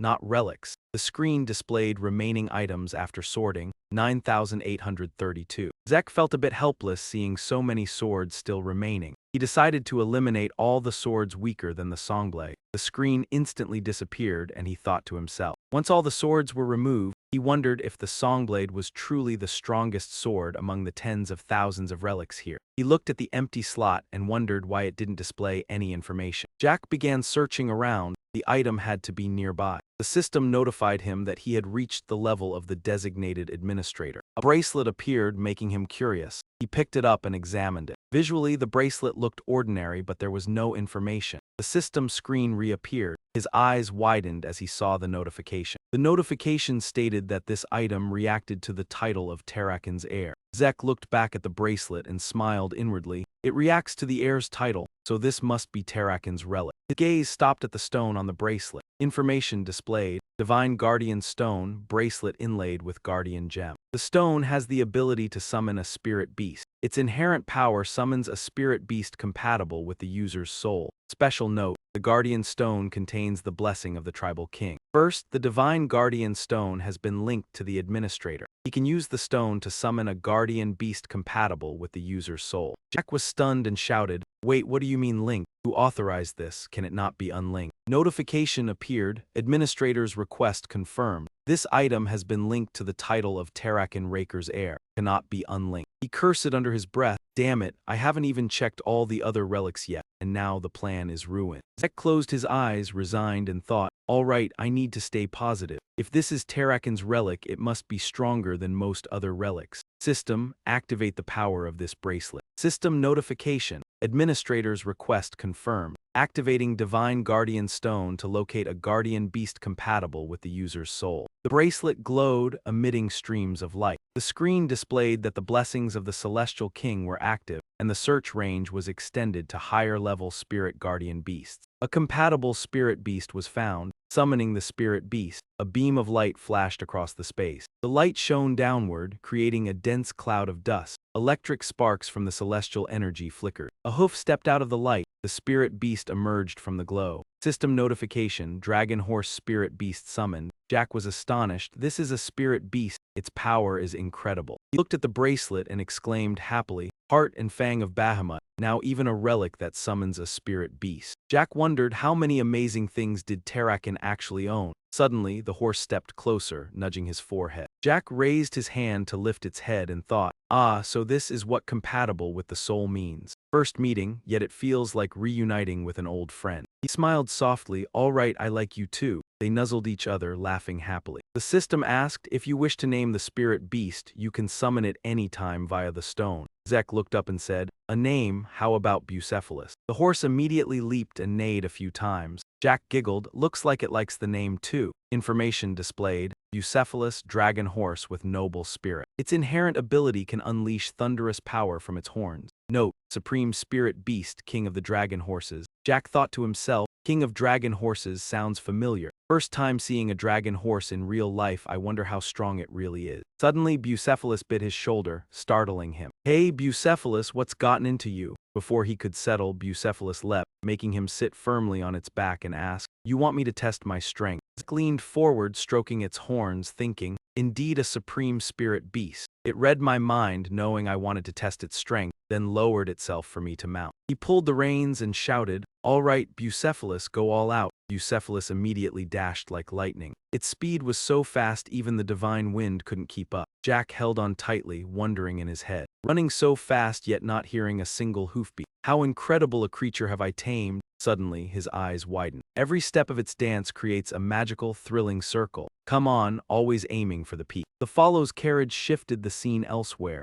memories flooding back as she asked if Sir really chose this. He sat in the carriage, pondering silently. He recalled the instructor's cold attitude when he wanted the ring, and Arthur's words that this vault contained both priceless treasures and flashy but useless items. He translated his thoughts. This ring is one of the trash items Arthur once mentioned. Makes sense before the reaction title, even the system didn't show information about it, so it's no wonder others didn't recognize the ring's true value. He was surprised, thinking Terrakin's relics were only found at system-guided ruins, yet he got this easily. He clasped his hands behind his head and said casually, "Anyway, this is definitely a huge loot." After the exhaustion from the battle at the party, he felt elated and decided to rest. A voice echoed, "Congratulations, sir, you are now officially a Knight of Draker." Jack complained, "Suddenly speaking so formally makes me feel awkward." He added with a slight smile, "You are now an official Knight of Draker, so changing how I address you is normal." Jack sat down, scratched his hair, sighed, and reminded, "All right, but from now on, don't just show up like that." He explained gently, "If anyone discovered our relationship, all future plans could collapse. I sincerely apologize, but someone insisted on meeting you at any cost, so I had no choice." A person removed their hat. Melissa spoke. "Meeting again, Jake Rucker." She smiled brightly. "Let me greet you once more. I am the head of the Reinhardt Trade Guild, Melissa Alentia, first princess of the Kingdom of Alentia." He thought, as expected, the person behind the Reinhardt Trade Guild is Princess Melissa Alentia. Melissa smiled lightly. "You probably guessed it already, didn't you? Princess Melissa has rarely appeared publicly recently, but unexpectedly reappears at her own promotion celebration." He thought, right when patients are injected with the red flower cure and instantly recover, everyone will notice the coincidence. He spoke, "Exactly." She waved her hand and said, "Then I'll skip the introductions and get straight to the main point. Okay, the reason I urgently sought you, Jake, is to ask for your help." He wondered what kind of help exactly. Melissa replied, "First, could you review this document?" He took the document, hearing her continue. "This contains information on recent red flower cases, mainly in the Alentia border region. Accompanied by analysis results from the Nirvana supernatural clan." Jack flipped through each page carefully. He was surprised and asked, "Is everything in here true?" Melissa explained, "Red flower is a magical pathogen. These are results from the Nirvana clan's research." Jake clenched his teeth, his face grim, deep in thought. He realized red flower is man-made and spreads much faster than previous rare outbreaks. Will my regression change this? She added, "That's not all. As you can see in the document, red flower first broke out in villages near the border between the Rome Empire and Alesia Kingdom, but did not spread to Rome." Melissa continued, extinguishing her cigarette. "It only spreads toward Alesia." He interjected, "Wait, do you mean?" Her eyes sharp. "Exactly, I share your thought. It's likely the Rome Empire created red flower and intentionally released it toward Alesia." Jake became serious, thinking, "This is serious. The reason Alentia Kingdom struggled against Rome before my regression was precisely because of red flower." He looked directly at Melissa, understanding why the princess needed his support. He set the document down and said, "What the princess desires is certainly the production rights and mass distribution of the red flower cure, right?" She nodded, "Yes, exactly." Melissa explained, "In the previous contract, our guild only had the production method to distribute the cure nationwide. A new contract is needed to add this." She also proposed an extremely attractive clause, but I had no intention of breaching the contract. She said cheerfully, "Of course, I will act accordingly too. As merchants, the side that reveals its intention first is at a disadvantage. But cooperating with you may not be a disadvantage." Hearing this, a faint smile appeared on his lips. He thought to himself that, as expected, the true leader of the Reinhardt Guild wasn't there by coincidence. It was no surprise that the guild had become so powerful. Melissa said, "The medicine would be distributed to the people as relief supplies. You don't need to worry about the formula being exposed. I will pay a proper reward. I will give you 20% of our guild's share." Ditch's face changed immediately. The Reinhardt Guild was still among the top 10 most reputable guilds. If it hadn't collapsed with Alentia in the Continental War before his return, the guild would have continued to grow stronger. 20% of the guild was worth at least several million gold. If the war could be stopped for the guild to develop, its value could increase to tens of millions of gold. He fell silent in thought. Ditch lowered his head and said, "This is truly an attractive offer. But first I want to ask the princess a few things. He became serious. What if I'm from the Empire? Then, the princess sharing such information so openly. And using 20% of the guild's share just for relief supplies, that confuses me. Knowing Jake was worried, Melissa quickly said, I will answer each of your questions. She spoke frankly as if reading from a script. I'm sure Lord Ditch is not from the Empire. If the princess has any strength aside from her title, it's her sharpness honed through many hardships. In fact, after parting ways with Lord Ditch at the party, I didn't leave immediately but observed from afar, though very discreetly. It was hard to notice, but he had shown indifference toward those related to the Empire. More importantly, he refused to shake hands with the fourth prince of the Empire. Harris thought that Lord Ditch was simply being polite by choosing a different greeting, but to me, it was an instinctive resistance. A disgusting gesture as if avoiding contact. So I'm sure Lord Ditch is not part of the Empire. Hearing this, he couldn't help but feel impressed. The princess's observational skills were as sharp as a god's. She continued, there's no need to explain the second question in detail. With only 20% of the guild's share, Melissa's eyes revealed seriousness. If we can save the people, that would definitely be a worthwhile deal. Upon hearing this, Ditch was taken aback. The shouting grew louder. Alicia called out, please stop, withdraw, even if we can stop the Empire right now. But what meaning does it have if the king dies? The conversation went on, that's right, Jack, that's your job. Looking at the future, retreating now might be the right choice.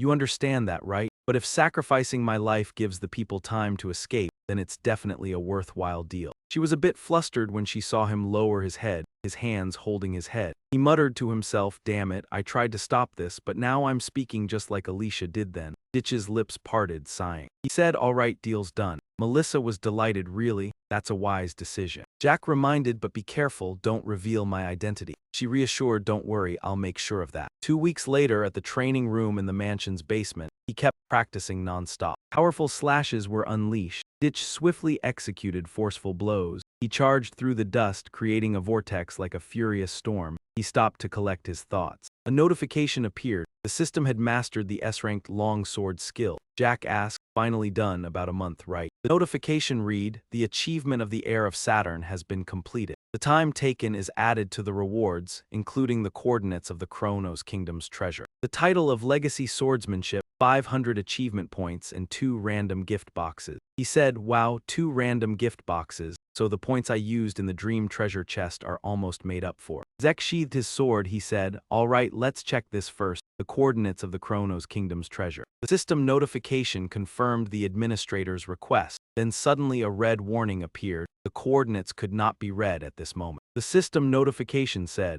the seal must be found to activate the coordinates by collecting and assembling the scattered seal fragment. The coordinates will be activated when the seal fragments are connected and displayed on the small map. He observed the map. 2 fragments were in the center, 1 fragment to the south, 1 to the north. Jack rested his chin on his hand, thinking, the distance between the pieces is quite far, it will probably take quite a while to collect them all. He paused for a moment. Ditch chuckled, so that's it, no wonder it hasn't appeared. The system notification read, Legendary Kingdom Treasure Linking Mission, find the scattered seal fragments of the Chronos Kingdom, and return them to their original state. There is no time limit, and the reward for the task is the title of heir to the Kingdom of Chronos. The screen suddenly appeared, prompting him to move closer. Jack felt a little disappointed. Is it just a title? The system notified that the mission linked to the Legendary Kingdom's treasure required finding the scattered pieces of the seal of the Kingdom of Chronos and restoring them to their original state. There is no time limit, and the reward is the title of heir to the Kingdom of Chronos. He wondered if restoring the seal and discovering the treasure mentioned in the report was a reward itself. Or, like previous times when artifacts reacted to titles, would this title also have some special power? His face tightened, clearly not pleased. He packed up the compass, putting that task aside for now. Jack turned and walked away. There's no time limit anyway. Let's handle the important matters first, then look into it further. He stepped outside, luckily just getting news from the tree. Jack grinned wickedly. It had been a while since he encountered the drug dealers in the south. Indeed, he thought, shifting to Gopa Port, the southern port village. He thought the smell of the sea mixed with the scent of blood was still pungent. The air in the south still hadn't changed. Everyone bowed respectfully and shouted loudly. It is an honor to serve Vice Branch Chief of the Renhart Guild in the south, they shouted. Congratulations, you've worked hard. They shouted, we hope you will return to your position as Vice Branch Chief. he helplessly responded. All right, stop overdoing it. Jack walked away thinking whether before or after regression, things seemed unchanged. He glanced around, at least the sea smell was unchanged. Jake realized he needed to focus his mind on the mission. Just then someone waved and called out, Murray. He looked towards the two people standing ahead just in time for this mission. The old image resurfaced. Jack recognized them as Northern Rangers. Merchant attire suits you,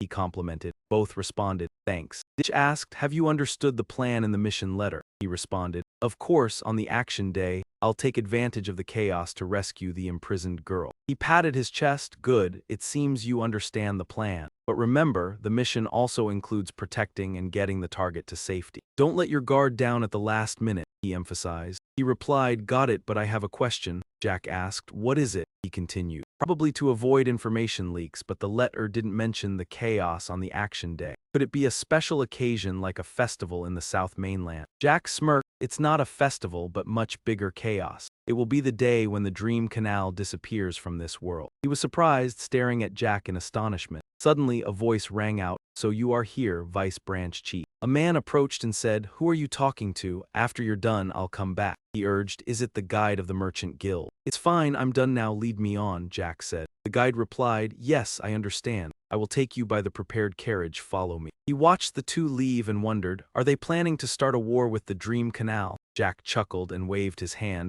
Not at all, just kidding, don't mind it. Looking at that guy's words, he didn't seem to be joking. He replied, agreed. After a while, they arrived at another residential area. He asked, have you checked the place the guild prepared? The guide answered, of course, the outside looks a bit old, but the storage and the interior are all managed by us. It's like a hotel. Ratch sighed. Really? He said. By the way, to recap the plan, I'll go over it again. Today is John's birthday. This is the time to congratulate him, and also the high-level leaders meeting to discuss upcoming transactions. So Kay, the key person in the transaction, along with her assistant Jake Murray, will also attend the meeting. Right, both replied, that's right. Ratch lightly grumbled, how many times have we discussed this already? This should be the 5th time, so many times I've memorized every word. She pointed and said loudly, well, it's just words, partner. I'm not as brave as you, worrying is normal. Aren't you going to let me complain a bit after you dragged me in? He's thinking about something unusual today. It turns out it's because of this incident. The tree holds its head, trembling anxiously. What should we do if we're discovered involved in the Soma warehouse fire? I heard the punishment for traitors is to paralyze them completely and throw them into a ship for the sharks. Her mind is in panic. It's really not good at all. After making such a thorough smoke screen, surely no one will notice, right? He enjoys seeing her anxious, wanting to tease her more. Thinking so, he spoke up. Tree, you're a mage, so you'll be handled differently, so don't worry. Tree asked. Handled differently how? Ratch smiled brightly. Southern rumors said that anyone with a mage's body could resist the curse. No one would waste such a body as fish bait. Surely the limbs would be cut off and sold to those who needed them. Hearing this, she was shocked. The tree shouted. So the rings the members had long dreamed of weren't replicas, but actual fingers. What would they do with mine? You just sit there causing chaos. If that happens, partner, please gather my body and bury it somewhere sunny. But how do you know this? Rich thought silently. Of course I would know. I understand the South better than anyone. I also led both the rise and fall of Moken as a hired assassin. I had a grudge against Moken even before returning, expelled from the academy, captured by slave traders, and sold to Moken's Soma farm. This farm didn't just grow Soma on orders. It held countless complications. Sometimes I was even used as a human shield in wars. Only I survived and was lucky enough to return. At the time, I only felt relief at being alive without thinking. But in retrospect, my survival instinct must have unconsciously triggered my healing ability. After surviving 5 or 6 missions as a human shield, John began training me as a mercenary assassin. And look, John's keen eye was right. The job suited my abilities perfectly. When the opponent was off guard and poisoned, taking down a Scarlet Knight became easy. But with a Blue Knight, it was different. Even approaching stealthily, he could sense the magic, and even with poison, he could adjust his aura to burn or neutralize it. But the Blue Knight was still human.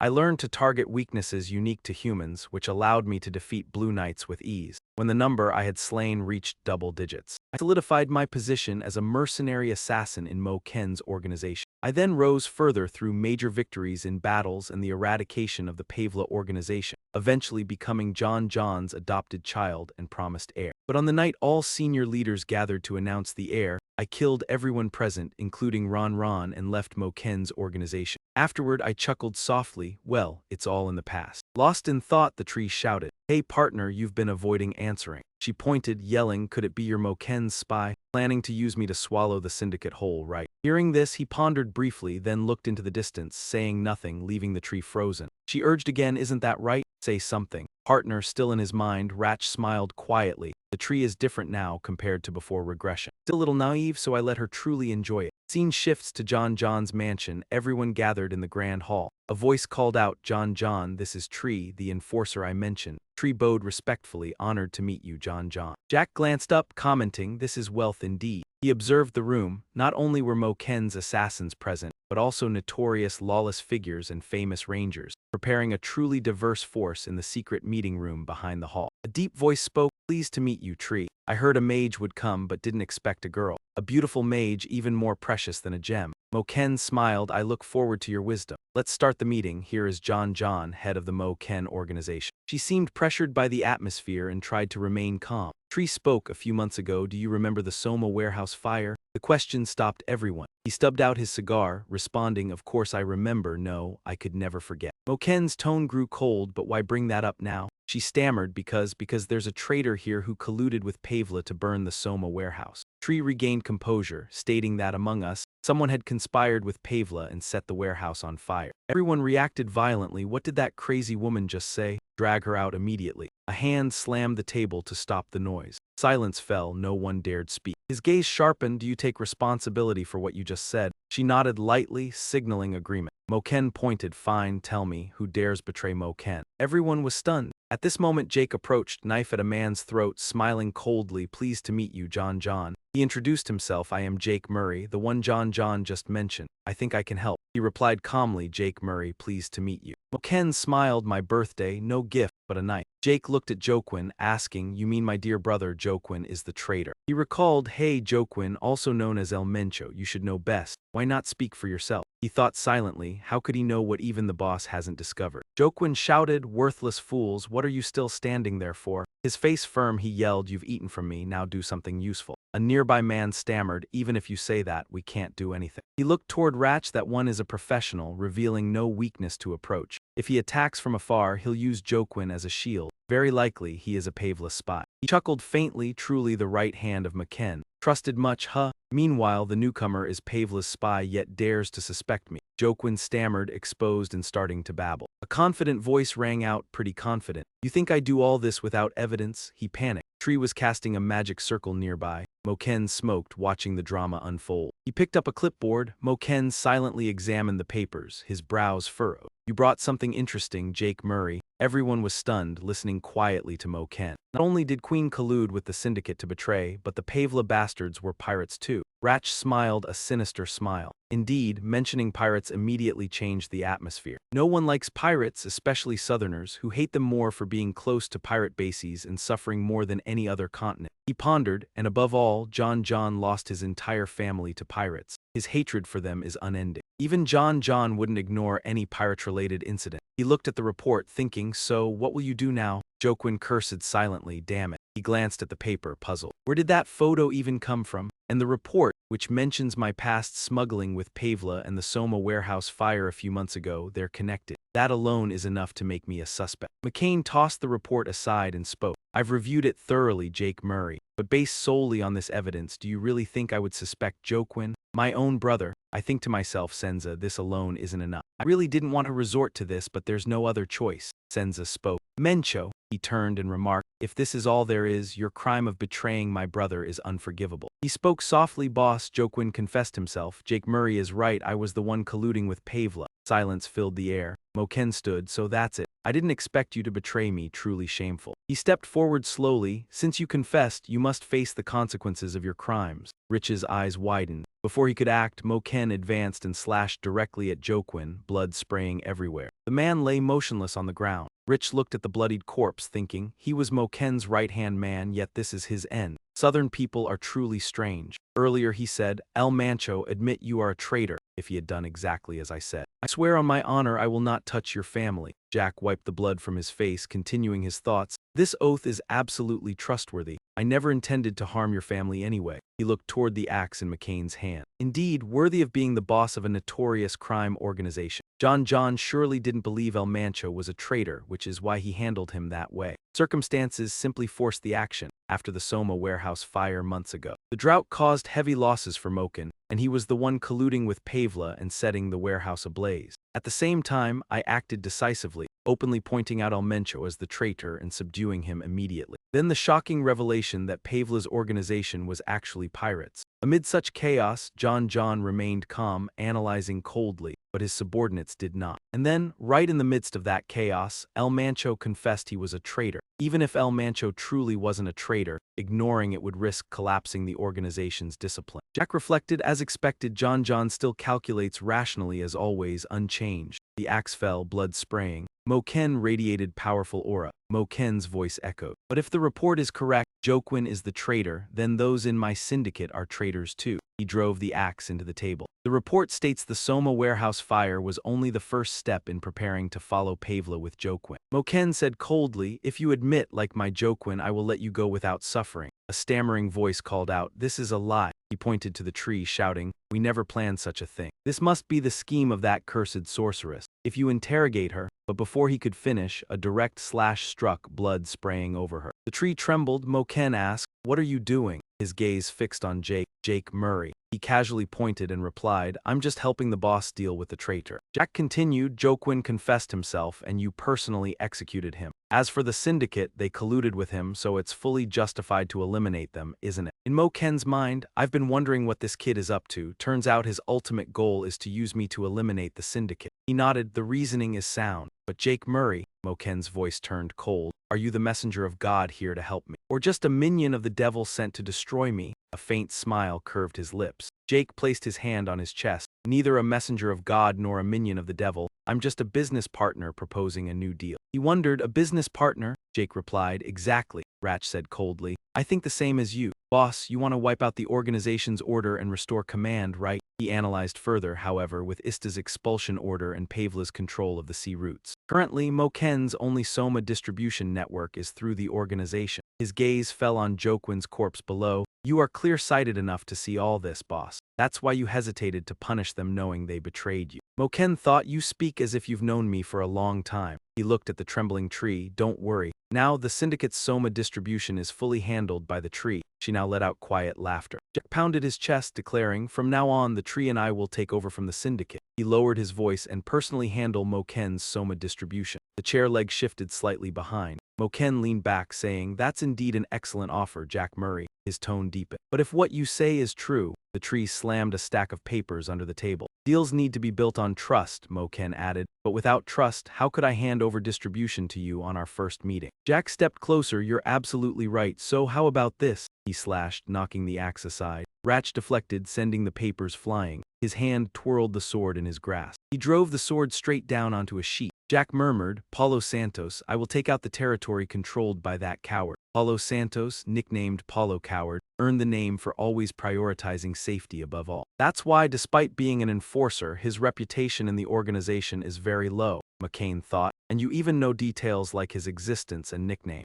As long as it benefits me, I don't care. He spun the chair. All right, that earns my trust. Moken stood. But although I'm impressed by your boldness and courage, that place is still too dangerous for a solo ambush, so I'll send Moken's assassination unit to support you. Hearing this, Jack sneered openly. Support my ass, they'll just watch me, he added, and while you prove your bravery, it's just precautionary. Moken gestured to the tree. This young lady will be under the protection of, his eyes sharpened, a long way of saying she's taken hostage. Jack spoke, understood, please take care of her. Boss, night has fallen. Pavla Kadio Soma decided to send Moken's elite assassination squad to support him. With a raised hand, the ragged assassins advanced, and he signaled them to stop. One of them thought to himself, even as the leader, he must obey this man's orders, a fact he hadn't realized before. This is Manuel, the leader of the assassination team. Manuel reflected that after witnessing his skills, only a fool would defy his command. He possessed endurance far beyond ours and moved with unmatched speed and precision. He seemed to know this northern forest by heart, and above all, he had countless combat techniques. Even when facing powerful beasts, he could easily defeat the most expensive mercenary. The wolf in the tribe assessed him as a true monster. Jack spoke, and everyone waited to follow. Manuel stammered, but we were only here to observe, not participate. He repeated, this is the only place with a clear view of the factory.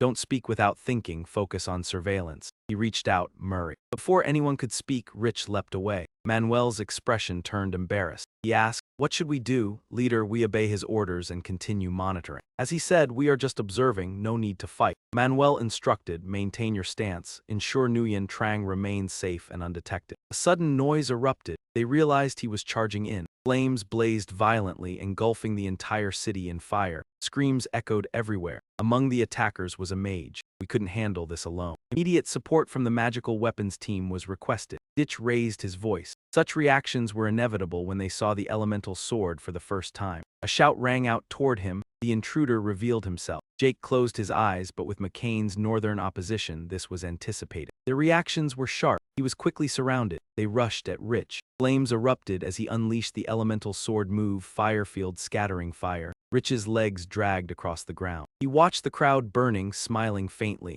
But this wasn't enough to trigger the next stage. A sound drew Rich's attention. He remembered Paulo, the cowardly one, truly a madman. Now tanks aimed directly at the source. He wondered, had he tapped into the magic reservoir? How much money had been lost? Wouldn't hiring mages be cheaper? Explosions erupted, bullets flying everywhere. Jake spoke little, drawing his sword to slash an incoming bullet. It instantly ricocheted, creating a massive explosion from the tanks. He observed, unless one is a criminal, no one would accept this exchange. Ditch launched the elemental sword move, Winfield, the blade descending. He smirked. Before regression, he could have escaped seeing the magic reservoir. Jake ignored the explosions behind, turning to move forward. But now things were different. A low door opened to a basement. All guards were eliminated. A strong force charged at the remaining man. He aimed at his head, striking. Jack entered calmly. After handling the situation, it was time for him to appear. An arrow shot swiftly from above. He intercepted it, but the arrow shattered, releasing its internal gas. The system notified that the H-Mamba poison had been detected, immune to all toxins. The arrow and gas fell. A notification displayed, Administrator Command confirmed. The temporary healing class skill was suspended. Wretch thought finally the person had revealed themselves. What was the underground army doing?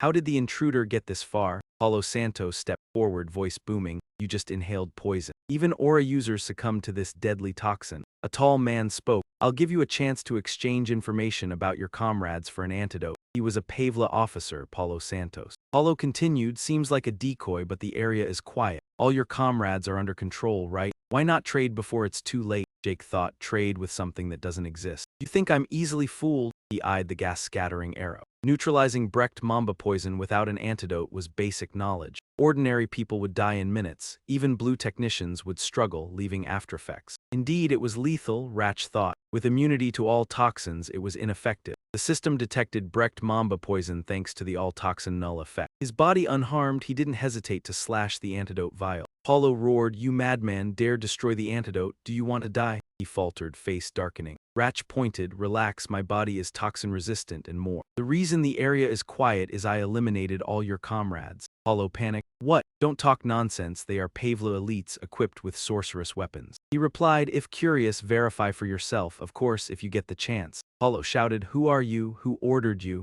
Ratch smiled faintly, you've probably guessed some of it. He stepped closer, could it be Moken? He exclaimed, sharp perception. Paulo analyzed, the only one capable of shaking Pavla like this was Moken, yet they were supposed to respect boundaries. Why do this suddenly? Jack smiled faintly, shameless as ever. He was stunned. What? He said coldly, respecting Pavla didn't mean just sneaking into their distribution and waiting for a chance. Ditch ignored his attitude, continuing. Pavla crossed the line, that alone is reason enough to declare war. The boss declared no halt, Pavla would be wiped out. He also swore to purge the dirty pirates from the southern continent. He thought silently, even knowing their origins as pirates. He tried to flee, damn it. Rich gave no mercy, chasing. Do you think you can escape? He moved alone through the vast space. Rich looked up, thinking the chase might end here. But where was this? Completely different from the previous mine. The path was filled with traps. He had to pretend to trigger them to avoid suspicion, truly troublesome. He glanced sideways. These traps weren't from the ruins, seemingly newly set. His brows furrowed, cursing silently. Damn Pavla, what are they doing here? At that moment, someone had been secretly following him from behind. Seizing the opportunity when he wasn't paying attention,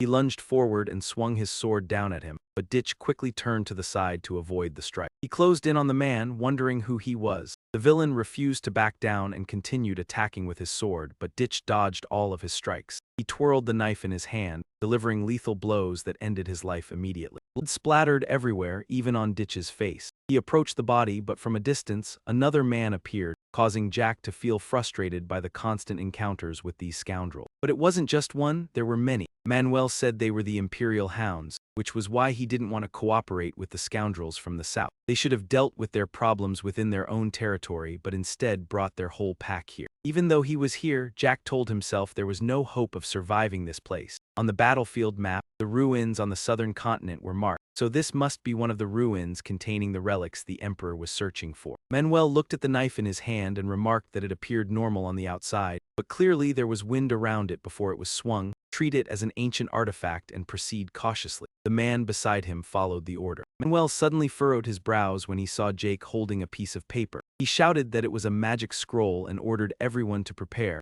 tossing it behind him. Jack explained not to be too afraid. It was just a soundproofing and protective barrier magic with no lethal power. For the next 30 minutes, no matter what happens, nothing would leak out. He reminded them not to worry about being discovered, and that there was an opportunity to test out new techniques, so they should enjoy it to the fullest. The black sword was now raised by Ditch with a soft chuckle, leaving Manuel confused after hearing it. "I feel something strange," said Manuel. "It doesn't seem like a medium connecting to another space, but rather something created directly from the void." His eyes widened as he recalled the strange weapon from earlier. Clearly he was a mage but could wield a sword. Manuel hesitated, showing a stunned expression. The black sword transmitted electricity into his hand, and his inner power surged violently. The man panicked, wondering if that man was a blue knight. A slashing beam descended, attacking all the assassins. Manuel was immediately struck, blood spurting out, and the spatial door opened brightly, binding him. In the end, everything was reduced to ruins. Jack held the sword with a flame in his hand, thinking that if the body was burned, it would be hard to find any traces, and people would think Moken hired both mages and knights for the ambush. He thought this could escalate the conflict between Merkel and Pavla. Recalling the reason why Pavla and the Roman Empire appeared together, it was likely a collaboration to search for ancient southern ruins. Before returning, when they arrived here, there were no signs of anything. Of course, that was 3 years ago compared to the present, so perhaps they had already taken the relics and withdrawn. Jack sighed. He told himself that as long as the results were good, it didn't matter if he just happened to interfere. He had already ruined the Emperor's plan. He turned away, but suddenly a sound made Ditch turn back. A footstep approached, followed by a soft chuckle. A red-haired man appeared, saying he sensed a fierce aura, but it then disappeared, so he came to check. He walked closer to Jack, saying there was an uninvited guest. The atmosphere became oppressive. Jack observed that the armor seemed to be Hidan, granted to the Red Knight of the Roman Empire. He thought it was a treasure. Hidan had many supportive magics, from weight reduction to self-healing, but his armor was different from the Empire's. Jake asked, "Who are you? The armor you're wearing looks just like Hidan. Are you a Red Knight of the Empire?" Suddenly, a force lunged at him. Jake quickly defended, drawing his black sword. Ken attacked, but the black sword was able to block it just in time. Ken's eyes gleamed as he watched Ditch resist. The strong attack knocked him back, slamming into the wall, cracking it, and dust flew up. Before he could regain his footing, Ken lunged again, creating a collision throughout the underground chamber. Two swords clashed, ringing loudly. Jack thought to himself that this power was like that of a monster. His foot slid across the ground.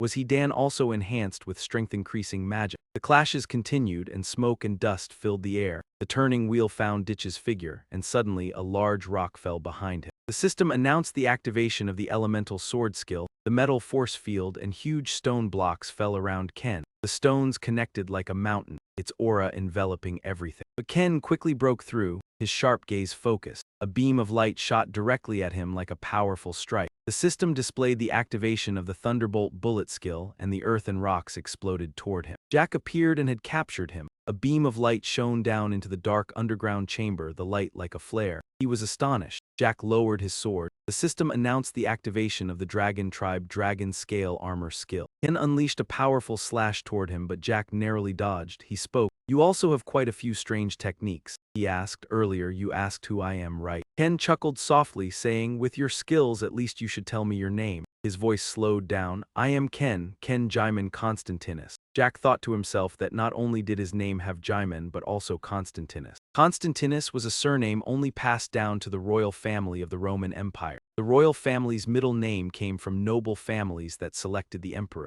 Zek stroked his hair, thinking that the Jaimin family, a great family of Draker, was one of the noble families that selected the emperor for the empire. Suddenly, a flash of earth appeared across his face. The system announced the detection of demonic energy, and if the wielder of the demonic energy was eliminated, a reward would be given. Jack raised his hand to block, unsure of what demonic energy was. A sudden realization emerged, but it was clearly very dangerous. The atmosphere around them rose like a strong wind, the sound echoing through the space. "To encounter a knight with powers equal to mine in this desolate place, I will adhere to the rules and go all out, giving you a death you deserve." He was somewhat surprised, realizing that he could no longer fight with regular skill. Even with the elemental sword, his level was still far from sufficient. His foot slid lightly on the ground, and if that was the case, there was only one option left. He unleashed a powerful sword strike, his gaze intense, but it still wasn't enough. A thought crossed his mind. The opponent's defensive capabilities and strength were so powerful that they could easily repel even the sword aura. Even if he continued, he wouldn't be able to seriously harm him. What mattered now was to bring him down to his level. The system notified him, activating the skill Mana Reflex. Seeing this, the enemy immediately stopped. "What?" He was surprised. "What did you just do?" Ratch feigned ignorance. "What? I have no idea what you're talking about." Ken laughed loudly. "Interesting. If you don't want to answer, then so be it." He immediately launched a powerful attack, seeing combat as a way to explore his opponent. Both charged forward, attacking with all their strength. The collision created a loud boom, shaking the very air. Everything around them was drowned in the intense aura from both sides. The attacks were so fierce that no one dared to intervene. After a while, all that remained was the wreckage and debris, with sparks of fire and dust drifting through the air. His hand dropped to the ground, blood staining the earth, and he panted heavily. "Damn it!" The system notified him that the mana level in the administrator's body had exceeded the limit, reducing the effectiveness of his healing element skill. Jack was badly injured, his entire body in ruins.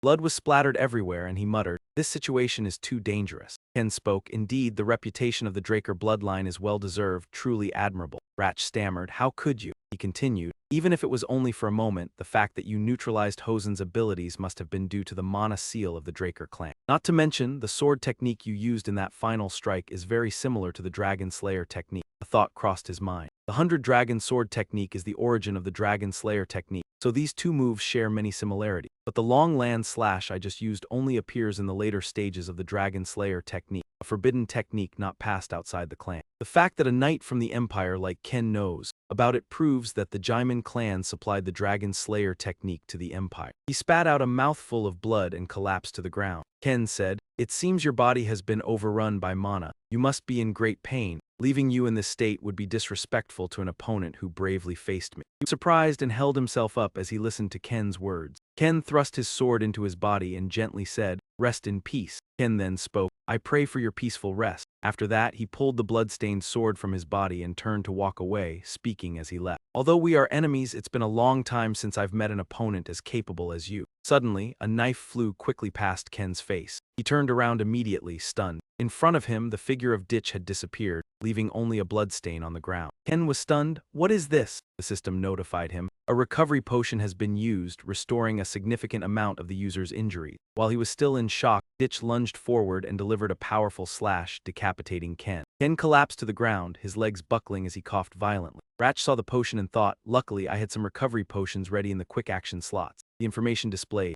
Roy is a masterpiece from Jabaleo Ibn Hassan, a supreme healing elixir that instantly heals fatal wounds and restores vitality. Warning, the potion is too potent and will be ineffective if used by someone who has already consumed it, with some unidentified side effect. He sighed, "That was close." A thought crossed Ditch's mind, but the internal injuries from the aura still haven't subsided. The system warned, "You have overused your skills and your fatigue level has exceeded the red alarm threshold." He leaned his sword on the ground, thinking, "If I pass out here," the system notified him, "to preserve life, the administrator's consciousness connection will be severed." Jack panicked. "No way." His gaze shifted. "I need to recover more." Just then, Jack looked toward Ken's body on the ground. By any means necessary, he collapsed to the ground. The Dragonslayer spirit flew up, wrapping around Ken's headless body. The system notified him the Dragon Clan's violent truth skill is activated. The demon's soul has been swallowed and absorbed. Ratch's body was lifted and the information displayed. Stamina, mental energy, and mana are being replenished. The bloodline power of the consumed demon is being absorbed. The C-class static electricity skill has upgraded to a class electric shock. He lay flat on the ground, trembling intensely, causing Ditch to wake up. He sat up, holding his head. I thought I was done for. Ditch looked at the armor in front of him, puzzled. What is this? Could it be Ken's battle armor? The system notified him armor has been obtained. Do you wish to register ownership for this armor? He was confused. Why isn't the item's name showing? Jack raised his hand and pressed the screen. The notification displayed, user registration for the armor has been confirmed. The armor's form can be customized based on the owner's will. Out of the 28 great magic formations engraved on the armor, 3 are currently available for activation. He smiled slightly. This item is incredibly light. It's hard to believe this is high-grade armor. Ratch stored the armor and thought, if I put this on now, the Empire would recognize me immediately. For now, I'll store it away and change its appearance later to use it. What's urgent now is to get out of here. Suddenly, he smelled something, the stench of blood and corpses. Ditch's gaze turned toward the nearby room. Curious, he entered the room. They're conducting experiments on live bodies here. Jack gritted his teeth. Furious, those damn imperial bastards. One of them noticed and shouted, "Intruder!" Tom led him away. He yelled angrily, "How dare you use human lives as test subjects?" The system notified him. Toxic substances synthesized from magic detected. This poison exceeds the resistance of the invulnerable body and has entered a state of poisoning. Jack said nothing more, biting his lip, applying the antidote. The system notified him, high-grade antidote has been used. He nearly growled, then you'd better be prepared to pay with your lives. After a while, Ratch wiped everything out with a blaze of fire. He picked up a piece of paper and thought, I need to loot all the research materials here. This was the Empire's laboratory, and it might hold clues to the Crimson Flower disease. Suddenly, a figure emerged from the dust, interrupting Ditch's thoughts. You, an old man with a face full of wrinkles, spoke, the one who destroyed my laboratory. He didn't waste time with words and immediately launched his dark sword to attack. Gilliban quickly recognized the sword aura. He immediately raised his hand, casting a magic circle that emitted a powerful bolt of lightning. The energy surged wildly, spreading through the space, but Ditch was faster, moving in and slicing across Gilliban's body. Blood splattered as the intense aura surged upward. He dropped down behind the enemy after the powerful strike to regain his strength. A thought crossed Ditch's mind. Looking at those patterns and that magic, it's definitely the Desert Scorpion clan, experts in forbidden techniques. A level 6 officer with a class magic circle. This guy looks tough, didn't expect the Empire to be working with these people. The system notified him mana separation skill has been activated. The old man quickly regained his mana, shouting, "Damn it, are you a pureblood Keku?" Gilliban screamed. If that's the case, his power erupted and the earth trembled like a raging storm. Instantly, Gilliban transformed into a massive, grotesque creature, resembling a hybrid chimera, leaving him stunned. A booming laugh echoed, challenging every being. Behold my greatest masterpiece.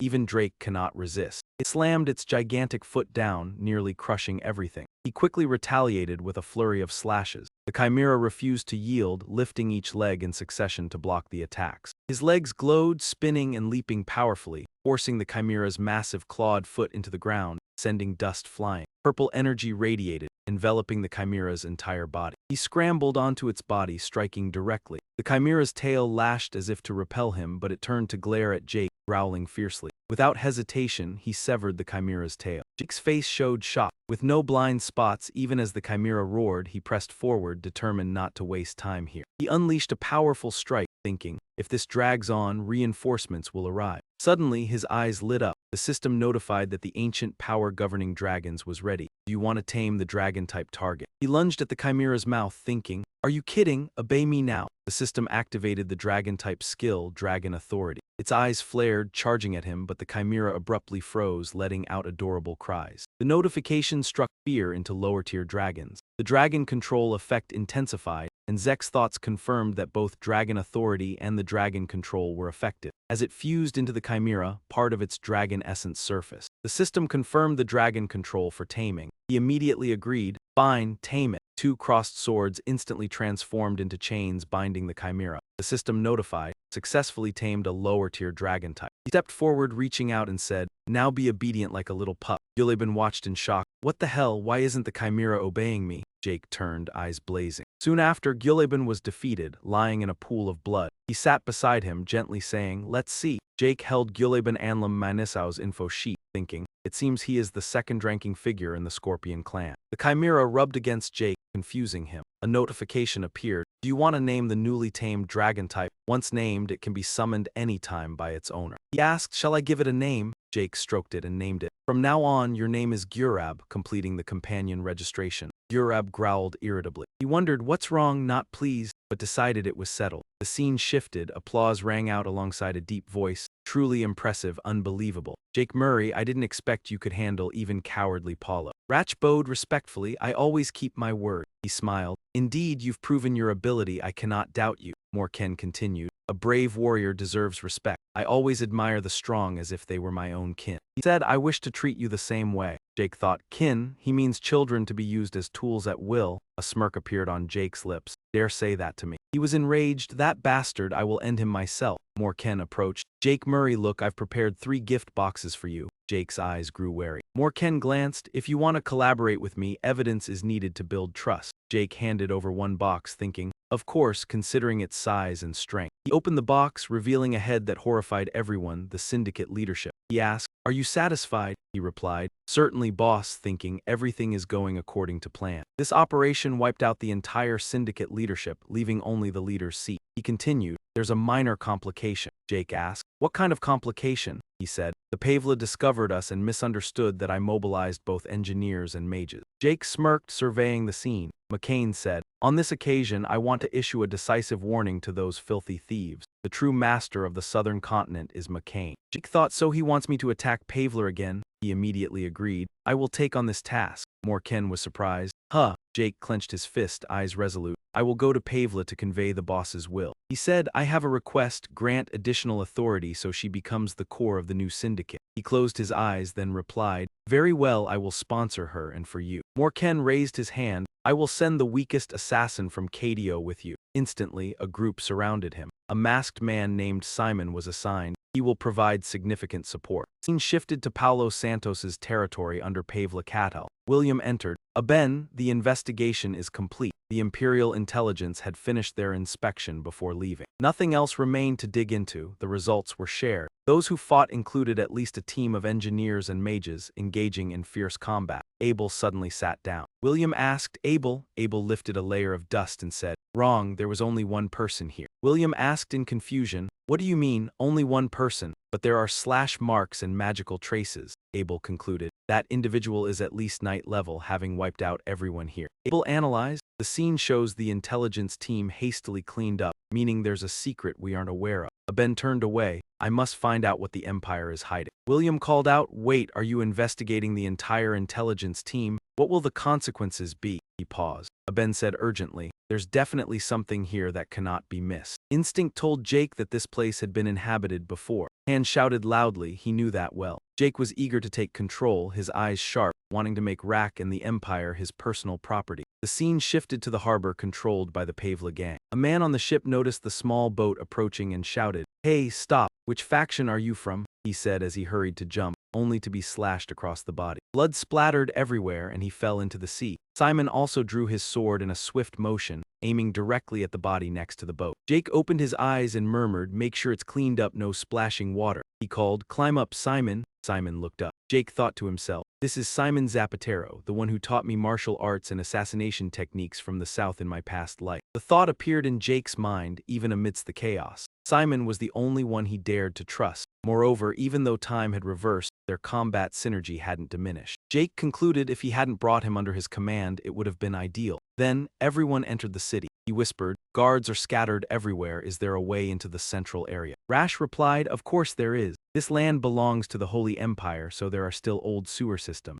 Jake thought, taking the sewer route sounds absurd. How could we navigate this maze of sewers? He walked carefully, believing that every problem had a solution. The notification system activated, guiding them to Mateo's sewer. Rash smirked. This navigation feature made the maze simple. Jake looked at the screen and noticed many guards ahead, deciding to take a detour. Moreover, those at the level of chain knights and higher didn't appear on the map, requiring caution. The previous encounter happened because of this oversight. Jake reminded, we're almost there, split up. You guys set up explosives at multiple points, I'll handle Mateo directly. Everyone replied, understood. They then scattered while he continued with the mission. Jake arrived at a place filled with black plastic bags, clinging to the iron door frame, thinking to himself, if I take down Mateo, the Pavla gang's boss will go mad. At that point, Merkin will have to go to war with Pavla. The iron door was broken by Jake and he ran into the sewer. He wondered, does John really want this? Would he purge his subordinates just because the organization's discipline was shaken? No, he wants everyone sent here to die, never to return. He used this ambush as an ultimatum to warn Pavla while showing that small sacrifices meant nothing to him. Jake walked casually through the sewer, a wicked smile on his face. But things wouldn't go as planned because he would really take Mateo's life. He jumped out and charged, startling the person below. One person shouted, "What the hell, who's there?" He rushed out to attack, slashing through Pavla's subordinates. His sharp eyes noticed Pavla had allied with the Empire, but there was no sign of Imperial soldiers, and the map didn't show any alerts. Suddenly, a bright light shone directly into Jake's face. He realized he was invisible. The soldiers rushed in, shouting, "Get him!" They quickly jumped up to avoid a lethal slash. He didn't hesitate, striking and killing all the soldiers. One last man raised his hand to assist with magic, shouting, "Magic team, fire!" But before he could do anything, Jake shattered the magic circle. He used his knife to deliver a series of slashes like spider threads covering the space. Jake thought to himself, these guys are weaker than Imperial soldiers, just cannon fodder, but the military support is still ensured. He stood up and said, "Listen up, the fire is rising, this is your last chance." The system announced, the skilled dragon's roar activated, his eyes cold. "Get out of my sight if you want to live." Rash shouted, "Otherwise, charge to your death." A few minutes later, soldiers lay scattered, blood spilling across the floor. He wondered, why did the Empire come all the way to the south for this? From Jack's arm, a dark-colored hidden weapon flew up. He looked up, hearing a voice from the mist. A small being was hindering his grand plan. Jake was surprised. When did he appear? Jake hadn't sensed any presence before. He asked, "Who are you?" He didn't answer, raising his hand to release energy toward the soldiers lying on the ground. The soldiers seemed to revive, standing up and turning into ferocious monsters. He ordered, "Capture him. Dare to hinder my grand plan, I'll drain your soul." Rash launched an attack, killing. Jake thought to himself, he can summon large numbers at once, he's a dark mage. He looked at the person standing above but didn't see any faction signs or magic circle. Jake launched an attack, sighing. This trouble had been dealt with by the system, which had subdued the undead knight infected with demonic energy, earning 10 karma points. He paused, then smiled with delight. The points were still worth it. Blood sprayed, with the system notification constantly adding points. He slashed powerfully, glancing at the screen, wondering, was that the last one? He glanced up to the upper floor and saw him slowly dissolve like dust, making Rash confused. Why did he run off? He turned and walked away, thinking to himself, next time I'll convert him into karma points. The area was cleared. Jack moved on, getting closer to Mateo's office. He looked up, it was almost time. Suddenly, something flashed past his head. He saw the knife at his neck, saying, "I'm waiting for you to come here." His voice was cold. "Please go ahead." Jack was a little surprised. "I didn't think you'd come," he concluded. "John must have sent you to eliminate me before the big event." The knife in Simon's hand slowly lowered, switching to the other hand. Simon still kept the knife at Jake's throat, saying, "Uncle wants to destroy the Pavla gang. In that plan, there's no place for someone from the central continent like you." He blinked frankly and said that without him, Pabella could take over your supply lines. He added that the Alliance would keep trying, understood. This meant the person didn't necessarily have to be human. Jack chuckled, really. He reached out, the system notified that the admin approval was granted, and the continuous activation of the healing class skill would temporarily stop. Jack pulled the war knife to his neck and spread his stance. "So, what are you waiting for? Come here and kill me." Museong typed, "Shadowless soul." Simon grew confused. How did you know my old nickname?" He whispered, "Simon Zapatero." Jack said, "I know your past and why you operate under John John." He froze. "What are you talking about?" He cut in to protect the last bloodline of the Cusco kingdom. His tone was cold, right? Simon's gaze sharpened. "How did you know that?" He thought silently, coming, leaping forward. He summoned the knife in his hand and swung down, blocking Simon's sword, his eyes icy. He stammered, "How much do you know? Who are you?" Jake chuckled, "My identity? Fine, I'll tell you." He introduced himself. "I am one of the main bloodlines of the Draker family, Jake Draker. Please follow my orders." "Jake Draker," he exclaimed in shock. "Impossible, the youngest ever knighted lamb sap." Simon assessed that if the Draker family intervened in the southern continent, it would be catastrophic. Jake denied it. "No, my family does not interfere at all. This is my personal decision, so you don't need to worry." He wondered, then why did you reveal your name so easily? You could have kept it secret until the end. The two swords were raised again. He used force to knock Simon's sword away and shouted, "Direct your loyalty to me instead of John John. I will help you protect the Cusco bloodline and even restore the kingdom." He looked at his hand in confusion. "What?" A sword was plunged straight behind him. He continued, I know this is hard to believe instantly, but you know, relying on Meccan won't help your future. Jack analyzed, think about it. If you killed me under that order, what would you do with the Pebella forces on their way? Did Dudon send reinforcements to you and your team? He stammered that, no, you must survive on your own. He added, and after the Cusco kingdom fell, the criminal group took over your homeland. John truly wanted the royal knight, but you had to sacrifice. Because then he could sell the abandoned princess to the Cusco rebels at an exorbitant price. The story recounted that 10 years ago, when the Cusco kingdom collapsed, Simon fled to the outskirts with the newborn princess. There, to become stronger, he became a criminal, waiting for the day to wipe out the rebels and restore the princess. He even became an assassin under John for that reason, but John had already learned Simon's past. In his previous life, John saw Simon as a risk and eliminated him, while the princess was sold to the rebels. Before dying, Simon begged me to find and protect that princess, but when she was found, everything had turned to ashes. Jack thought silently, that's why I want you to avoid Meccan. Simon said, there's no time, so I won't ask how you knew this. He hesitated slightly, but McCain, where I thought I'd stay for life, is changing. Simon revealed everything for you since the Master's birthday party and Pebella's involvement. Everything is turning chaotic. What is your goal, Jake Rucker? He sighed. Earlier you said there was no room from the central continent, right? Whatever, first I want the two gangs to tear each other apart. Then his gaze sharpened. Once this is over, I will go to Meccan. Simon was stunned, so your real target is John.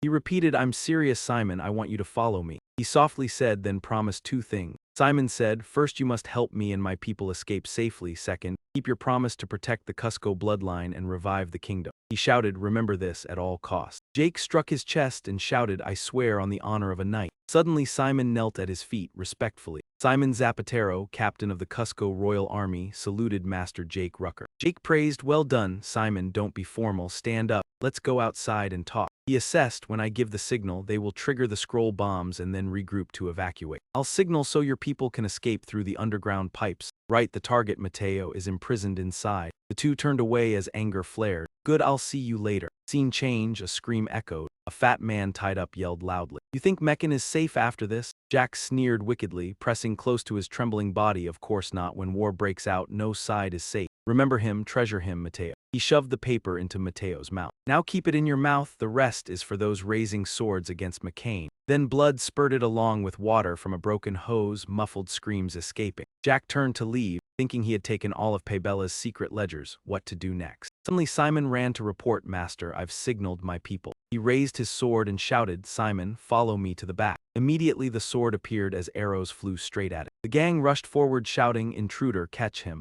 Zick's sword erupted in a fierce blaze, light flashing. He swung his sword at the gang. The clash echoed through the space. Minutes later, a voice spoke with respect, this is our new master. 4 rows of people bowed respectfully, welcome the new master. Jack reminded, we'll explain later, we have to move, they'll catch up soon. Everyone ran, he glanced back, judging they've arrived. Jake ordered, stop, split up here again. I'll distract them, get your people out. When you get out, regroup with the alliance, say my name, she'll understand. He hesitated, but the princess is still with the gang. He smirked, you think I didn't prepare for that? Remember, earlier I said you memorized the action plan attached to the request, right? Of course, rescue the girl taken hostage during the chaos on execution day. Good, do you remember? He chuckled, the princess has been saved. Scene changed to John Hong's mansion, southern continent. A loud shout rang out, do you think these words sound pleasant? Fists slammed the table. A month had passed since we attacked Pavla. A roar echoed violently, and for the past month, Morken had been seething with rage and cursing nonstop. Those bastards had attacked us repeatedly, he shouted. Half of McCain's staff had been sacrificed. McCain sat down, cradling his face in his hands, speaking softly. Damn it, those two are too dangerous. That's why we wanted to assign them an impossible task to deal with them immediately, but unexpectedly, they managed to provoke Pavla and drive them insane. Someone spoke up, boss, causing McCain to pause and reply, what? If we could leave Morken for a while, what do you think? Morken asked back. Do you mean you want me to flee? The man explained, no, the pirates, blinded by hatred, will rush into Morken themselves. We will take advantage of that. Morken frowned. You mean lure them here and wipe them out? The man nodded, yes, and you will command from the mansion in Tahuhani. McCain found it reasonable, nodded and said, all right, as you know, danger always makes us stronger. Exactly, this time will be the same, right? Everyone stood and shouted in unison, yes, boss. They departed, but as the man stood up, a strange sound suddenly occurred. He praised, well said. The man stammered, I did exactly as you instructed, lured the boss to the mansion at Tahuhani. Before he could finish, McCain ordered, offline now, still saying, well done. his eyes cold and sharp. Thanks to you I can now enjoy the main course, McCain said. The scene shifted to John Hong's mansion in Tahuhani. McCain stepped down from the carriage, sighed, and thought, they dared push me all the way here, I will wipe out these pirates. Night enveloped the mansion. McCain sat pensively by the window. The door opened. Morken did not turn around but said, I did not call the logistics outside. When the door still did not close, McCain lost patience, turned and shouted, I told you, call no one, go out. Morken stopped when he saw Rich appear, looking grim. He pulled a cloth over his face and said, still resting, huh, things aren't looking good. McCain was shocked. Jake Murray. Then he coldly took a bottle of wine and said, do you think I climbed to this position without facing threats like these? Pouring wine into a glass, McCain sneered, ridiculous. But before he could finish, Rich drew a knife and stabbed the glass, shattering it. Rich praised, good, I was worried you'd start begging for your life. McCain replied, that wouldn't be interesting for a man seeking revenge. He stood, shouted, impudent brat, how dare you? Guards, make him kneel before me. Rich laughed, no one will come. McCain froze, what? Rich continued, because I've already killed them all. Killed? In my past life, I never had the time to make you feel enough pain, but I always regretted it. Rich stabbed the knife into the table. Even now, I still dream about living like a dog at your feet and having to kill those I was ordered to. McCain panicked. What did you just say? Stop talking nonsense, I never forced you to do that. Rich asked, do you know what they said to me in the dream? He quickly pushed McCain into the rear glass, delivered a punch and said, please save me, save me. They begged me to spare them. They begged the man who sat atop their blood and flesh for riches like you, Rich said, raising his knife. They begged just like that. McCain, terrified, denied, no, I am chosen by the gods, thanks to me, the poor people. Immediately, one of McCain's ears was cut off, Morken's scream echoing. Rich wiped blood from his mouth and calmly said, all right then, taste the pain you were supposed to endure and slowly die. The brutal night passed and the sun began to rise. Bloodied footsteps lined the floor. Rich shook off his bloodied cloak and asked, all done? What about the syndicate side? The lieutenant replied, you mean the report we sent up? Everything went according to the plan you outlined. The officers were accused of colluding with Pavla and were killed by John Hong. I handled the real work, so no discipline occurred. Presented a stack of documents. Good, from now on the syndicate will handle this. What's this? A contract, a private guild? She removed her wig. I heard the guild plans to establish a new pharmaceutical company. Jack said, we will produce high-quality soma and distribute it there. Good soma can be used for many medicines, the rest you handle transportation. She gasped, where will it be produced and how will it operate? Under our name, public transport isn't possible. Jack calmly stepped outside, we will assist the kingdom of Cusco. In return, they will grant us cultivation licenses. I have plans for the rest, but explaining everything takes time. See you later, she called out, hey, partner. Later, Jack walked along the forest path thinking, time to get things done. He reached into his pocket, pulled out an envelope containing an invitation from His Highness Caros Nova Constantinus. Decker reported, after the banquet the prince has not returned, still staying in Atlas. Jack studied the paper. It will take at least a few days to reach the continent's center. He pondered, if I arrive late, the prince or someone will suspect me. Jack thought perhaps they suspected me earlier, which is why I was summoned. Though a small possibility, he could not let anyone detect his traces and had to create an alibi. Rich smirked, please designate the teleport location. System notification, designated location, Atlas Ruins. Jack vanished quickly. Display info, 100 points used. Scene shifted to Skylodge Atlas Hotel. As Jack entered, applause rang out. Look, Jake's here, over here, Jake. Karus waved. Jack thought, Karus, just as I thought, he is here too. A voice called out, you're here, Jake, a Benraker. Rich spoke, Sidraker following the summons has arrived. Your Highness, did you call me for something? Karos smiled. I summoned you for an important matter. He draped an arm over Jack's shoulder, holding a bottle of wine, saying, here it is. Carlos said, William and Abel work very well, but unfortunately they cannot drink. But you are generous, so I invited you here. Jack muttered, damn, when did I leave such an impression? He looked at Abel and William, thinking it over and deciding to set that matter aside for now. He could already guess the content of their conversation when his gaze landed on William's cold expression. Feeling that Abel had something to say, Karis interrupted his thoughts. Come on, don't be so formal, just have a drink, he said with a light smile. All right, then. The two glasses were raised and clinked as they cheered. Here's to a good time. Carlos passed out first and was helped back by William. The system detected the alcohol and the detoxification effect was triggered. Jack thought it was strange that he was the only one still sober, feeling a bit guilty. Abel approached and said,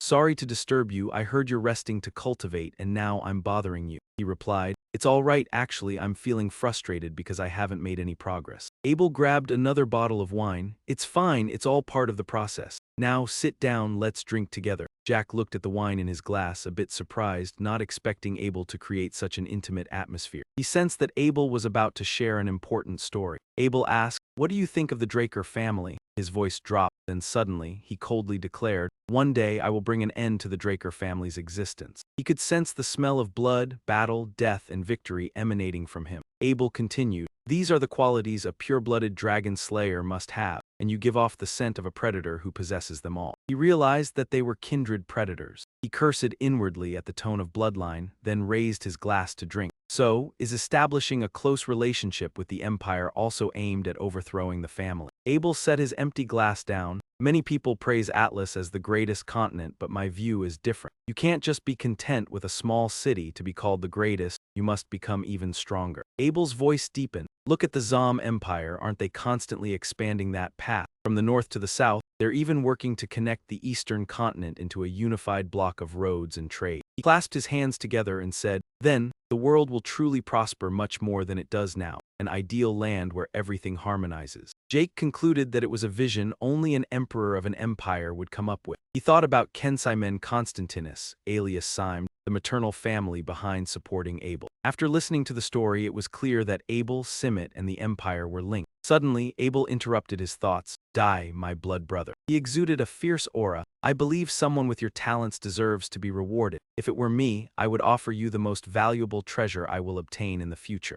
Join me, and together we will accomplish a grand scheme." Jack wondered if he meant for him to become the second in command in his faction. He respectfully replied, "I appreciate your offer. However, I've already decided my own path, so that may be difficult to accomplish." Immediately a group jumped down, surrounding him. One masked man named Simon. He said he would provide much support. His gaze shifted to that person as the scene moved to Paulo Santos' territory in Pavla, Cadio, with footsteps slowly entering inside. William said, "Abel, the investigation is complete." He reported that the Imperial intelligence had finished their inspection and left, nothing left to dig into. "We also received the shared results." The combatants included at least a team of knights and mages. They fought fiercely. At that moment, Abel suddenly sat down. William, puzzled, called out, "Abel." He scooped up some dirt, saying it was wrong. Abel explained there was only one person here. He was stunned. "What?" William asked. "What are you talking about? How can there be only one? There are both slash marks and magical traces." He assessed that this person had at least the skill level of a high-ranking knight and was the one who wiped everyone here. He analyzed while Abel listened, confused. There were signs that the intelligence unit had hurriedly cleaned the scene,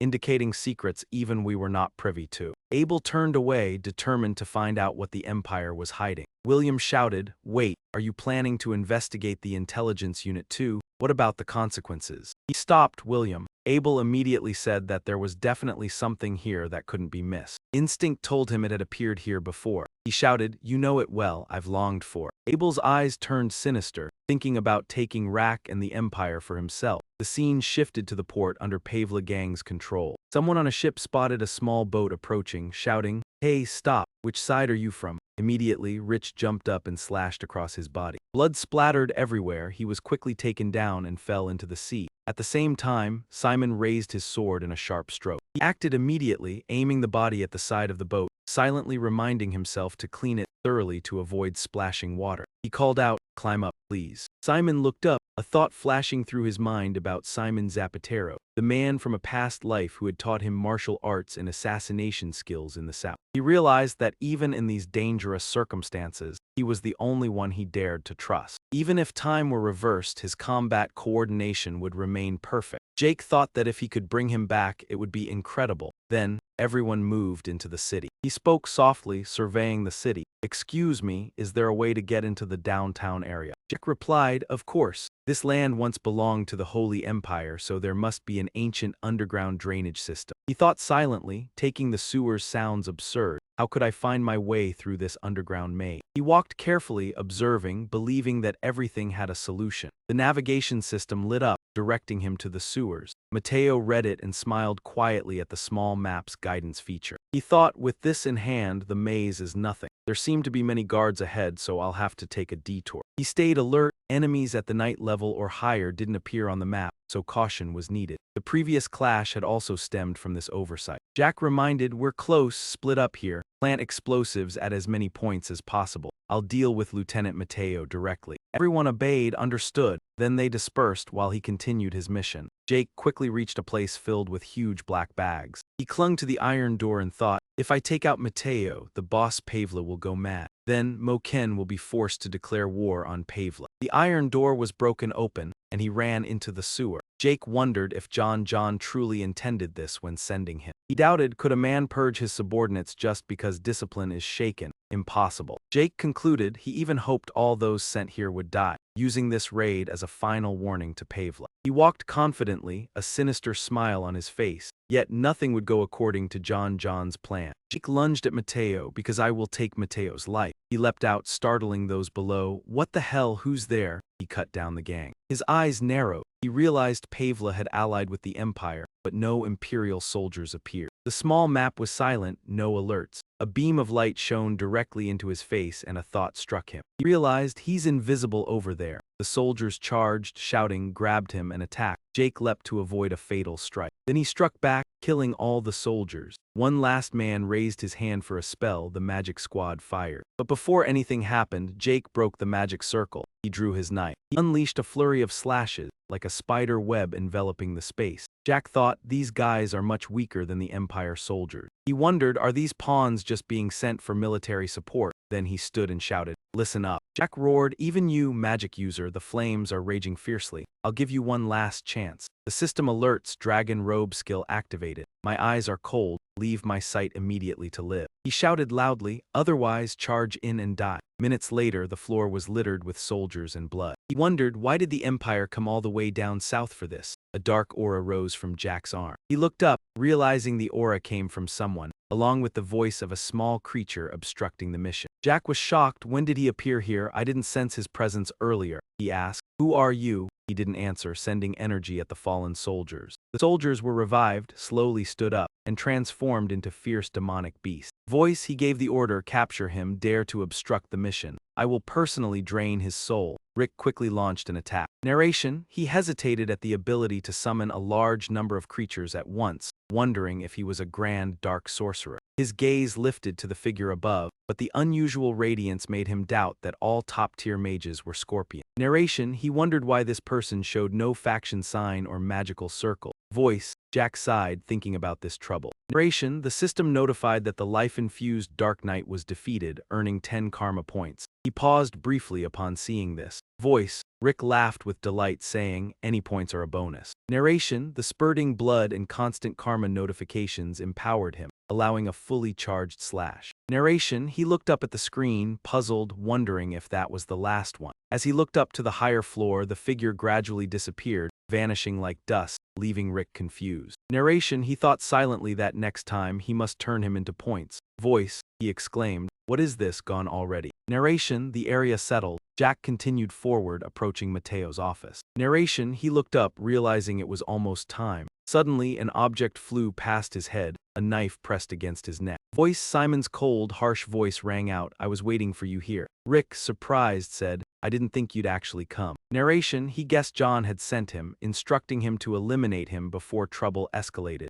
Voice, Simon slowly lowered the knife. Narration, he switched the knife to his other hand. Voice, Simon said, Uncle wanted to crush the Pabella gang in that plan. There's no place for someone from the central continent like you. Voice, he responded frankly, without me, Pabella could take your supply lines. He added that the Alliance would continue trying, meaning the person didn't necessarily have to be human. Voice, Rick smiled slightly, I see. He reached out, saying, system notification, administrator request approved. Narration, continuous activation of the elemental healing skill would pause. Voice, Jack drew the knife close to his neck and then extended it outward. Voice, Jack challenged, what are you waiting for? Come kill me. Mu Xiang recorded, shadowless soul, may it cause confusion. You, how did you know my old nickname? Voice, he whispered, Simon Zapatero. Voice, Jack said, I know your past and why you operate under Crispin. Narration, he froze, interrupting to protect the last bloodline of the Cusco dynasty. Voice, Rick's voice turned cold, right? Narration, Simon's gaze became fierce.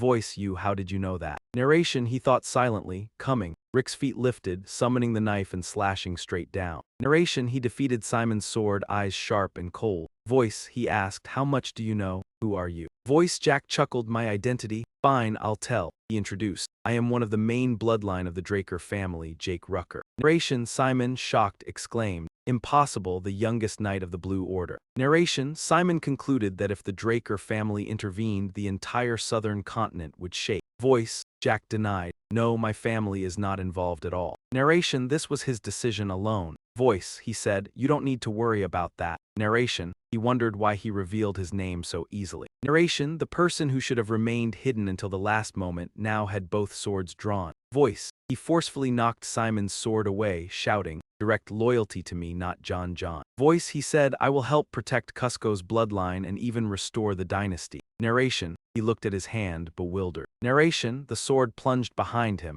explaining that this was immediately hard to believe. Narration, he worried about the Paybella forces en route. Voice, he stammered, did don't send reinforcements to you and your team. Narration, he added that Simon had to survive on his own, and after the kingdom fell, the criminal group took over their homeland. John John wanted knights like him to sacrifice themselves to sell the princess to the Cusco rebel. 10 years ago, when the kingdom fell, Simon brought the young princess to the frontier and became a stronger outlaw. Narration, he waited for the day to wipe out the rebels and return the princess to her place, becoming an assassin under John John with that same reason. Narration, John John soon learned Simon's past. In the previous life, Simon was marked as a risk and eliminated, while the princess was sold to the rebel faction. Before he died, Simon begged me to find and protect that princess. But by the time I found her, everything had turned to ashes. Jake thought to himself that this was why he wanted you to stay away from McCain, Simon. Simon said, there's no time, so I won't ask how you know this. He hesitated slightly, but McCain, the place I once thought I'd stay for life, is changing. Simon said, it's all because of you, ever since the Master's birthday party and the Papella incident. Everything is turning into chaos. What is your goal? He sighed. Earlier you said there's no place for someone from the central continent. Well, never mind. First, I want the two gangs to tear each other apart. Then when it's over, order will be restored. I'll go to Meccan. Simon froze, so your true target is John Hong. Jake repeated, I'm serious, Simon, I really want you to come with me. He lowered his voice, then promised me two things. Simon said, first, you must help me and my people escape safely. Second, keep your promise to protect Cusco's bloodline and revive the kingdom. He shouted, remember at all costs. Jake slammed his hand on his chest, shouting, I swear on the honor of a knight. Suddenly, Simon knelt respectfully before him.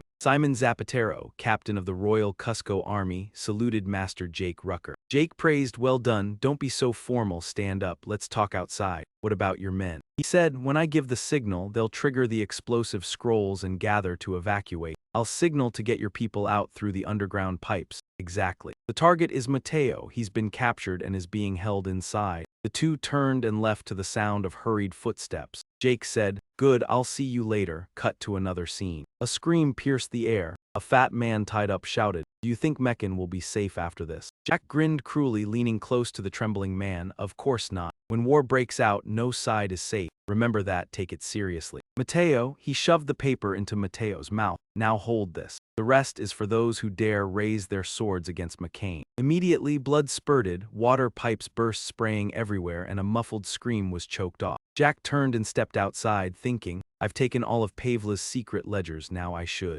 Suddenly Simon ran up to report, Master, I've signaled my men. He raised his sword high, shouting loudly, quick, follow me. The moment the sword appeared, arrows shot from nowhere, embedding into it. The gang charged, shouting, intruder, catch him. Jack's sword blazed with fire, his eyes burning bright. Jack swung his sword into the crowd. The sound of clashing echoed through the air. Minutes later, a voice called out, show your respect. This is our new master. 4 rows of people bowed respectfully, shouting together, welcome, new master. Jack reminded, no time for greetings, we must move now, they'll catch up soon. Then everyone ran and he looked back, realizing they had arrived. Jake ordered, stop, we split up here again. I'll distract them, you get your people out. When you leave here and join the allies, tell her my name, she'll understand. Simon stammered, hesitating. But the princess is still with the Meccan gang, Jake whispered. You think I wasn't prepared for that? He recalled what he had said before. You've memorized the action plan and requirements, right? Of course. Rescue the princess taken hostage by Meccan during the chaos on execution day. Good, do you remember? He smiled faintly, the princess has been rescued. Cut to John Hong's mansion in the southern continent. A shout rang out, do you think these words will please anyone? A fist slammed the table. It's been a month since we attacked Pavla. The roar was loud, yet for that whole month. McCain cursed angrily. Those bastards have ambushed us countless times. He shouted, half of Meccan's officers are dead. Meccan slumped down, covering his face, whispering, damn, those two are too dangerous, so I plan to give them an impossible task while cleaning up. But unexpectedly, those bastards incited Pavla, making them go mad. At that moment, someone spoke, Master. The call pulled him from his thoughts, he answered. Aunt, he suggested the idea of temporarily leaving Morgan for a while. What do you think? Morgan asked. He means we should run away. He explained that's not the case. The pirates are mad with hatred, and right now they're blindly charging toward Morgan,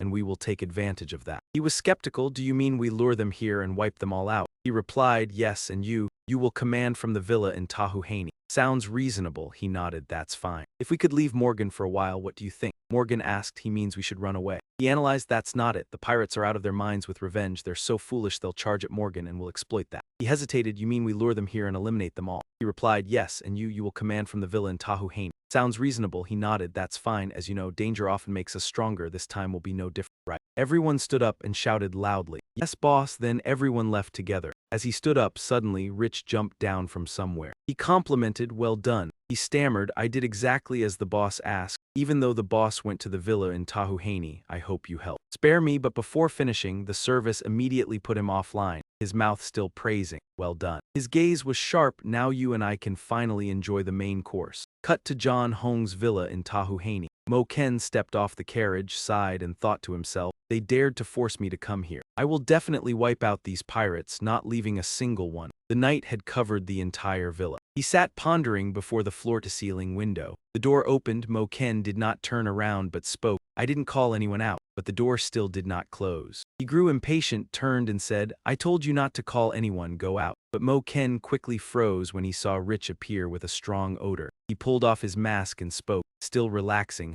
John Hong, things don't look good. He gasped, Jake Murray. Then he regained his composure, picked up the wine bottle and said, do you think I climbed to this position without ever facing threats like this? Wine was poured into the glass with Mo Ken's quiet laughter. Ridiculous. Before he could finish pouring, Rich arrived and plunged his knife straight down, making the glass shatter and fly through the air. He complimented, well then, that's great. I was worried you'd be crying and begging for mercy, John Hong. That wouldn't be fun for someone seeking revenge. He stood up abruptly, shouted, impertinent. A kid dares to, guards, make him kneel before me. Rich chuckled softly, no one's coming. Mo Ken froze. What? He explained, because I killed them all. Rich recounted, in my past life, I didn't have time to make you suffer as much as you deserve. I've always regretted that. He drove the knife into the table. To this day, I still dream those dreams. The dreams of the time I had to live like a dog beneath your feet, and the people I had to kill just because you ordered me to. He heard that and was panicked, stuttering, what the hell did you just say? Stop talking nonsense, I never made you do that. Rich asked, do you know what they said to me in my dreams? He quickly controlled Mo Ken against the glass behind.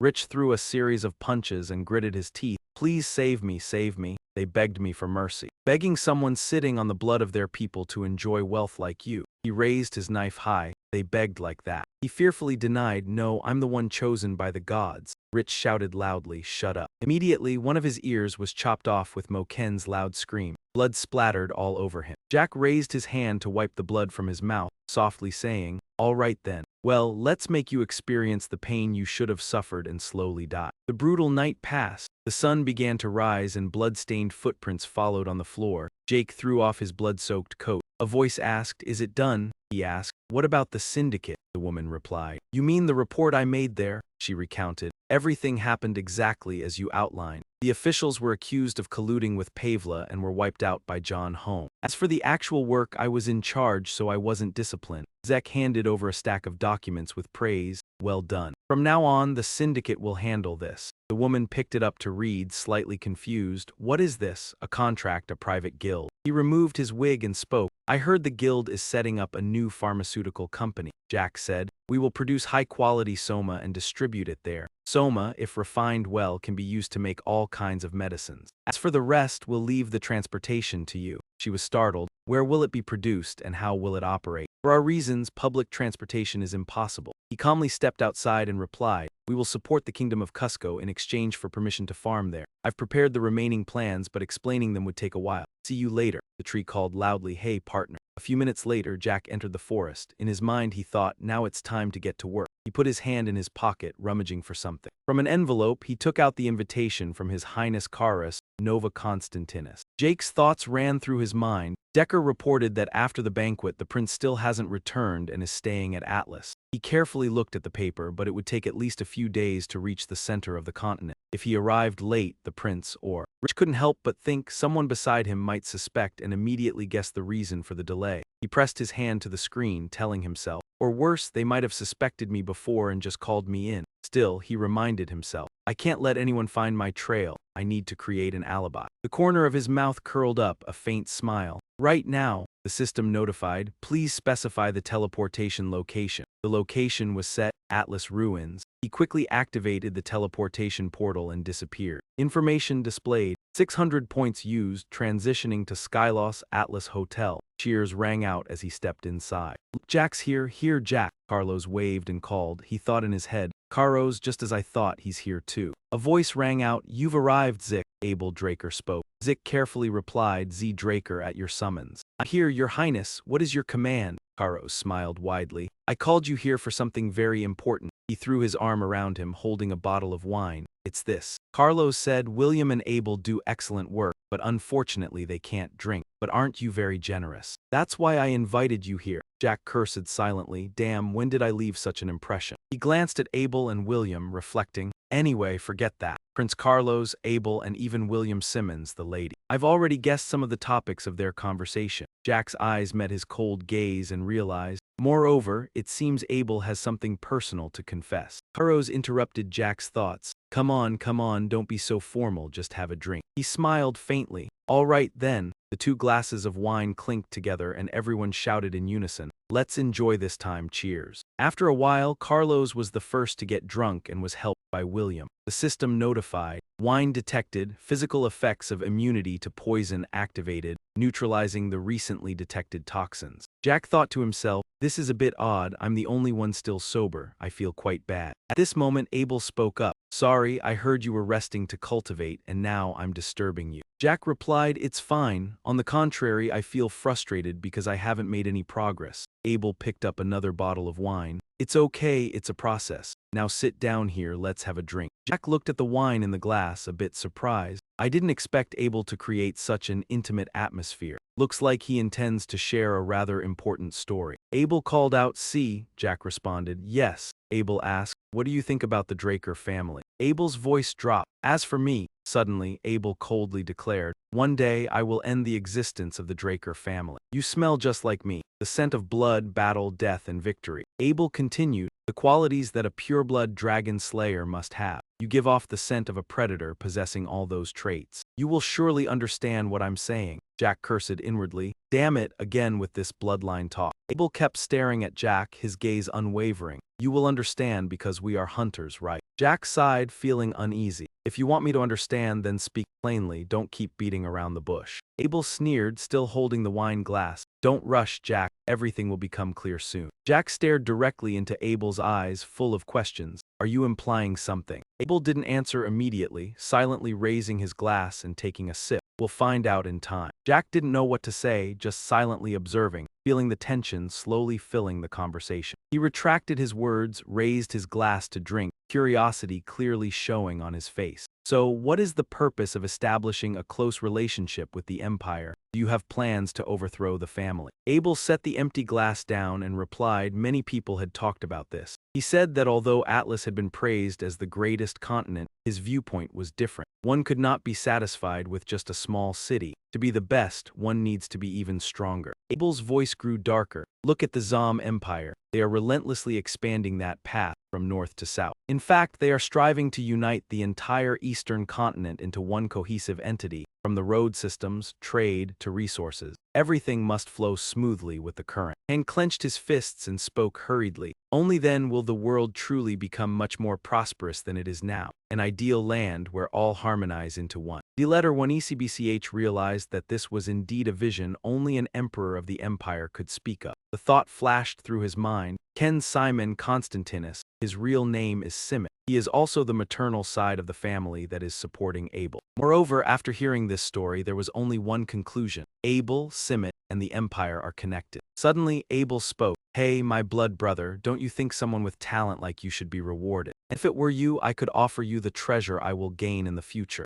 Join me, DC. We will carry out a grand scheme together, Jack pondered. He meant that he wanted me to become the number 2 figure in his faction, right? Jack thought, then lowered his head respectfully. I truly appreciate your offer. However, Jack turned and walked away. I have already decided on my own path, so that is unlikely to happen. Ben sternly asked, "Are you sure you're not regretting this decision?" His companion replied, "No regrets." Rich's teeth ground together, his anger clearly visible on his face. He wondered if he was becoming a ruthless killer, like a meaningless pawn. Ben realized he had been wrong. At that moment, William, having dropped Carlos off to rest, returned. He was a bit confused. Why was it only him? Where was C? Ben, burning with anger, nearly shouted, "That dear little brother of mine said he'd choose a different path from mine." Then William, "I suppose there's no choice but to eliminate that seed now, right?" William recalled the confusion in his heart. He chuckled lightly. Clearly, I already gave him his final chance. The scene shifted to the principal's office door at Valhalla. Jack pondered inwardly. I'm already 17, a second-year student at Valhalla. Of course, I don't intend to finish all 5 years before graduating. My application for early graduation is because,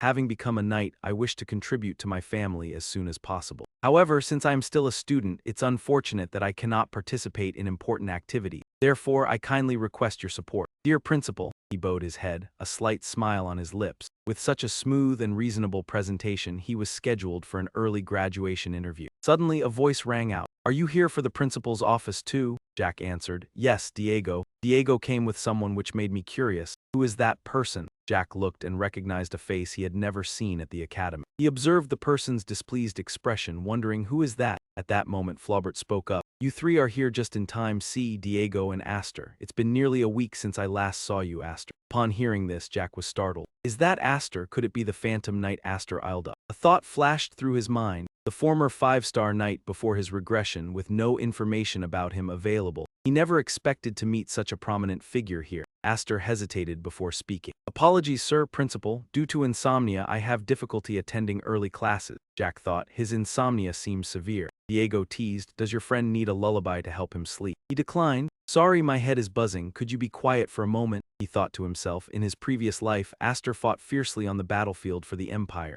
If so, Rich's gaze sharpened. "Now I just need to recruit him to my side, just like I did with Diego, and it will be perfect." He spoke again. "The reason I called you three here today isn't for any other matter. Since you all submitted early graduation applications at the same time, I've called you together." Other professors also agreed that there were no issues with the graduation conditions of the three of them. "Therefore, I've decided to assess your abilities through this mission." He looked at the cooperation document from Delbar. Flaubert asked, "Have you ever heard of the Black Knight Demon?" Jack replied, "As far as I know, they are outlaws considered enemies by other organizations who wish to eliminate them. Enemies, targets whom the entire continent views as foes to be eradicated. The Black Knight Demon is one of them. Recently, he has been hiding in Delboa." The principal explained that their mission was to cooperate with the Delboa Knights to eliminate him. Lawless individuals who have awakened aura with the sole purpose of murdering innocent people. Their fighting style is different from that of knights. Therefore, they require only those at the death tier or higher. Flaubert reminded, "This mission is very brutal and dangerous. If anyone wants to back out, speak now." Diego asked, "How many rounds are there in this academy's test?" He answered, "There are 3 rounds in total. This is the first." He chuckled lightly, "And there are still 3 more rounds?" Flaubert asked, "Any other questions?" Seeing the silence, he smiled brightly.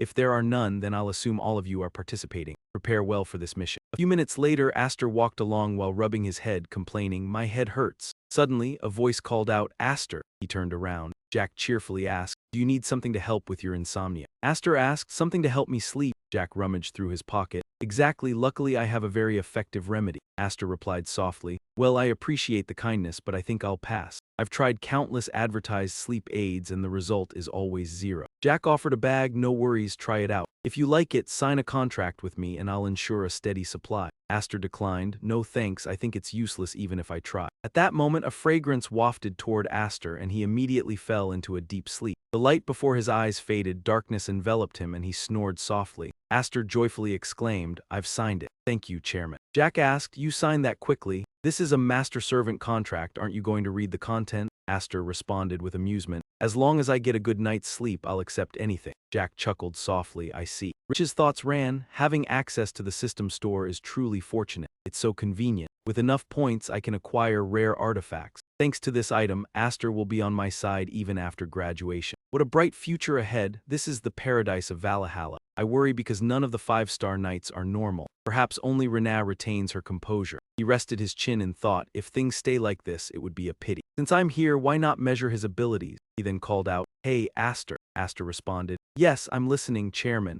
Rich swung his massive sword. Before we head out on the mission, let me see your talents firsthand. Moments later, the spear stabbed into the ground, then Aster spun it in his hand like a top, the spear coiling with energy as it shot forward. He thought to himself, the moment he grasped the spear, his aura changed completely. Rich shouted, "Go all out, don't hesitate to use your aura." Aster chuckled lightly. "If that's the case, I won't hold back." Both rushed at each other, launching their attacks. Thoughts surged through Rich's mind. With the spear's advantage, the range of control is vast. His ability to block my sword strikes is quite impressive. He seems to prefer a defensive approach over actively attacking. If that's the case, I'll use the shadow step. Jake crouched and leaped into the air, swiftly evading Aster's strike. At that moment, he appeared behind Aster, preparing to deliver a powerful blow. Jake went straight for him, slashing with full force. Suddenly, he reached out, snapped something, and Aster's sword snapped in half. He swung his sword down horizontally, but unexpectedly, he appeared behind Aster, raising his sword to strike. The spear's tip suddenly split, its trajectory unpredictable. Aster charged forward with a fierce strike, the blade embedding into the ground. Rich flipped backward, thinking, this is clearly an offensive technique, usually seen only in dangerous criminal. The corner of his mouth curled in a slight smile, intrigued. Rich said nothing more, swinging his sword towards Aster. On the other side, Aster thrust his spear upward, then spun it in his hand, leaping off the rock to charge forward. A figure shot upwards into the sky, preparing to twist the shaft of the spear. He lowered his sword and thought to himself, should he continue attacking? However, this strike could not be countered in the same way as before. Jake immediately lunged forward. He slammed his sword into the ground for momentum and unleashed the dragon slashing sword technique. Chapter 2, Section 1.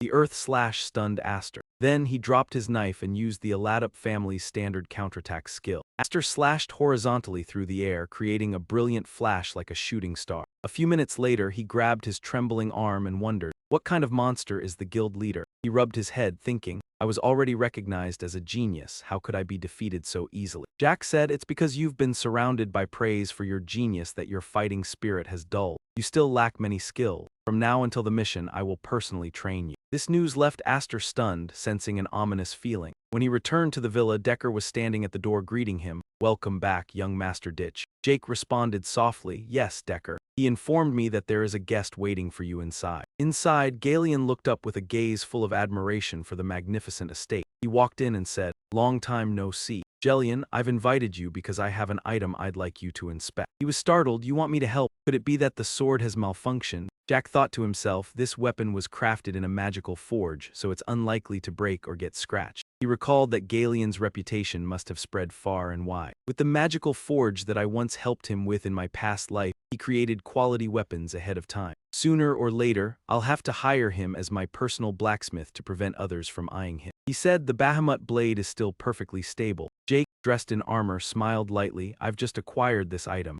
Galeon was stunned when he saw this. He exclaimed, my God, what is this before my eyes, sir? Jack replied, I'm not sure myself, that's why I need you to assess it. This is something I don't want to investigate publicly. His voice was soft. Could you examine it closely for me? Galeon took the armor and agreed. Yes, of course. A few minutes later, his voice rang out. Galeon said, I'm truly sorry, sir. Among the modern relics I know of, none resemble this. Did you notice any distinguishing features to help identify the material? Jack pondered, a thought emerging in his mind. He remembered when he fought against the canal, his armor was torn, resting his chin on his hand, suspecting the armor had the ability to reflect the sword's radiant aura. He suddenly stood up and asked, did you mention the radiant sword? Jake remarked, there is only one material in the world capable of such a miracle. This metal is still regarded as a divine material. Galeon recognized it, it's Orihan coal. Upon hearing this, he was astounded. He exclaimed, impossible, I can't believe I'm seeing Orihan with my own eyes. Jack asked, is this metal really that valuable? Galeon confirmed,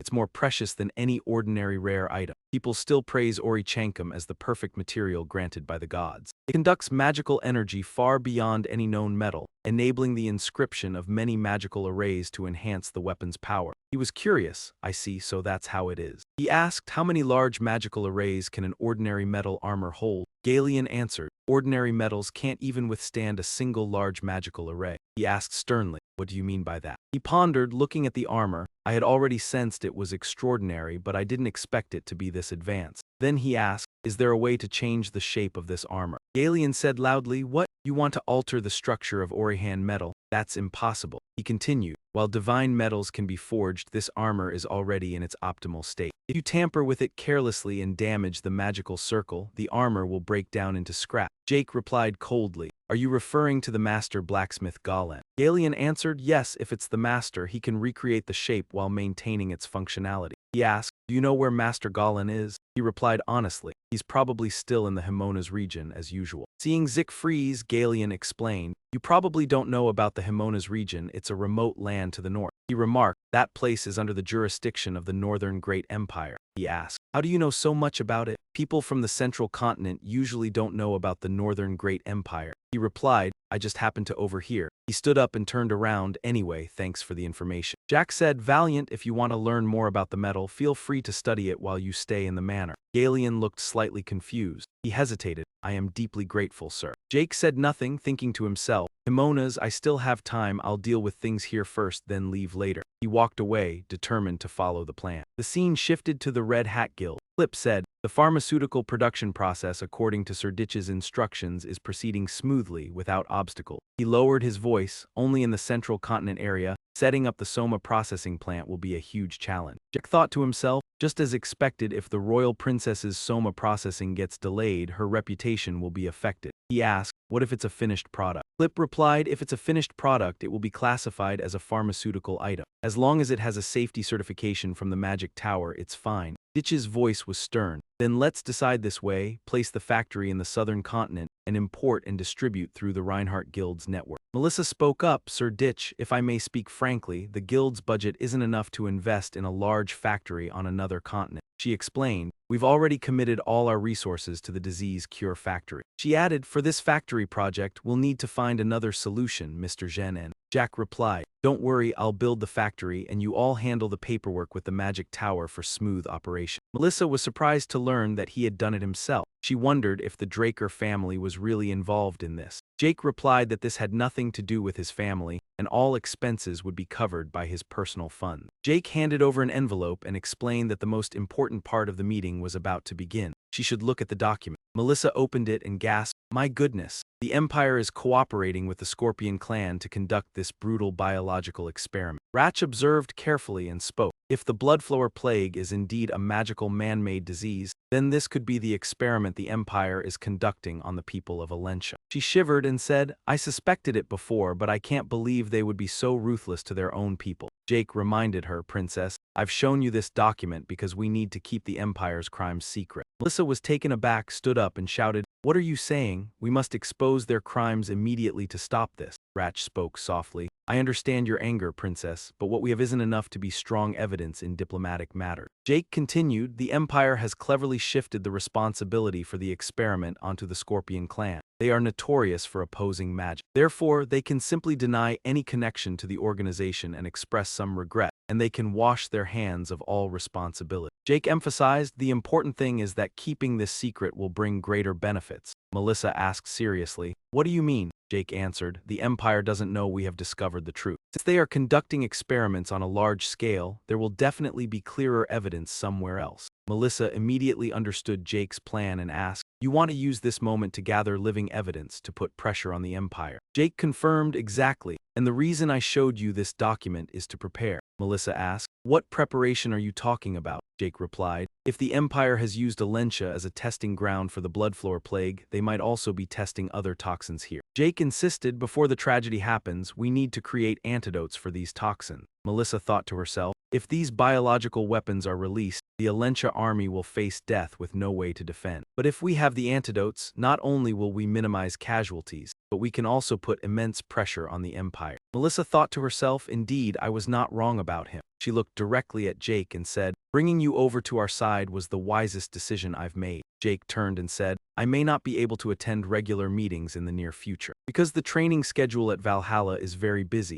Melissa smiled lightly, "I understand. If I get the chance, I'd love to welcome you to visit Alentia." Jake asked, "Alentia? That's the place with beautiful mountains and lakes, right?" Melissa asked in surprise, "Have you been to Alentia?" Jake smiled softly, "I've only heard people say it's a place worth visiting. If I get the chance, I hope you'll show me those beautiful sights." Melissa immediately replied, "Yes, of course." She bowed respectfully, wishing you a safe journey. The scene shifted to the training room where Aster was breathing heavily and Diego was also exhausted, lying down and complaining. Diego said, "Jake, I'm sure I'll be dead before I even finish the mission." Jake reminded him, "Don't sigh like that. Instead of wasting your energy complaining, why not swing your sword one more time?" Diego angrily responded, "You really are a demon. The cold-blooded Draker bloodline is unmistakable." Diego yelled loudly and attacked. Jake chuckled softly, thinking, "Indeed, you have to stimulate the nervous system to get the motivation for training." After a week of training, Aster and Diego had become more synchronized and in tune with each other. Jake's gaze carefully observed their every move, especially Diego, who was now very different from his earlier mocking attitude. After several training sessions, Diego had become more skilled and obedient. Suddenly a voice rang out, "Everyone is really putting in their best effort, huh?" A man stepped forward. Jake spoke, "Professor Andre, what brings you here?" Andre announced, "I'm here to deliver important news for the three of you." Jake asked curiously, "What news is so serious?" Andre replied, "All three of you will join the campaign to eliminate the common enemy of the continent." Andre continued, "Of course, I won't let you face danger alone. I will accompany you on this journey." The ship continued moving, and Vang spoke, "I didn't think you guys would be joining this campaign." Andre replied, "As I said, I can't leave everything to you. Besides, I have some important information to pass on." Jake asked, "Have you heard of Delcoa?" Jack replied, "I've been exposed to it through theoretical classes." Andre stated,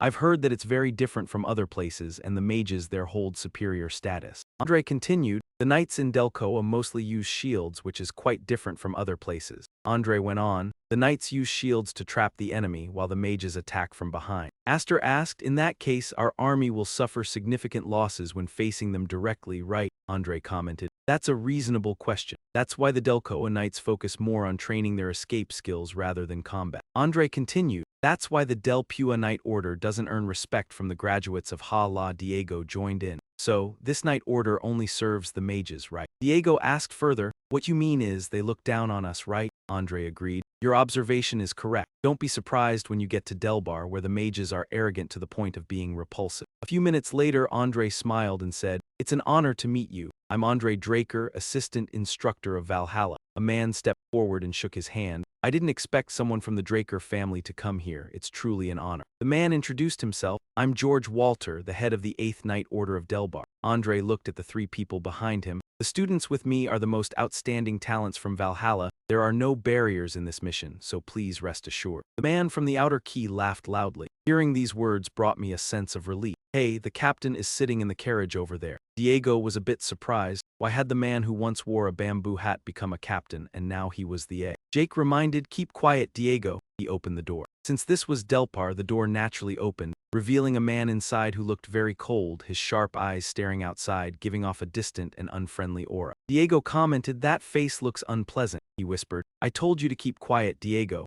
Zek observed and thought to himself, that man was the leader of the wizard squad wearing poisao. He looked at Outer's attitude with suspicion. Was it possible that even a knight captain had to be this submissive? At this moment he spoke. "Actually, the captain ordered that he wanted to travel separately. Perhaps you'll have to prepare another carriage for yourselves." Diego was stunned. "What?" he angrily grumbled. "What the hell is going on? Is he treating us like garbage and just leaving?" Diego shouted. "No matter the reason, this action is unacceptable. We came all this way for this joint mission." Before he could finish, he was kicked to the side by a stone. Diego painfully held his leg and muttered, "Damn you, you devil. Why hasn't even Professor Andre spoken out against this?" Andre spoke up, "Once you graduate and follow the path of a knight, you will often encounter situations like this." He looked toward the carriage and reminded, "Remember the experiences you are about to face from this moment onward." Then everyone entered inside. Night fell and a sigh echoed. Jack lay on his back, staring at the ceiling and lamenting, "This is such a huge contrast." He thought to himself, "Our accommodation is shabby, poorly prepared." In Rich's mind, thoughts emerged, while the wizard factions along the way were luxurious and extravagant. In truth, he hadn't expected much in terms of luxury, but due to his insomnia, he got up and went outside to breathe in the air to calm his mind. Rich silently stepped outside, walking while thinking. He wasn't too bothered by the poor reception. After all, in his previous life, he had encountered far worse things. His eyes were thoughtful, but what truly concerned him was the campaign to eliminate the Black Knight demon. The images of the day flooded back from the strategy meeting, from Captain George to the knights. Everyone remained silent, obeying the commands of the wizards. Rich sighed, though he had anticipated it. He hadn't expected things to be so sluggish. Suddenly a voice rang out, "What are you doing here alone?" He jumped in surprise and glanced over. The person was Jack, reflecting on the wizard captain from earlier.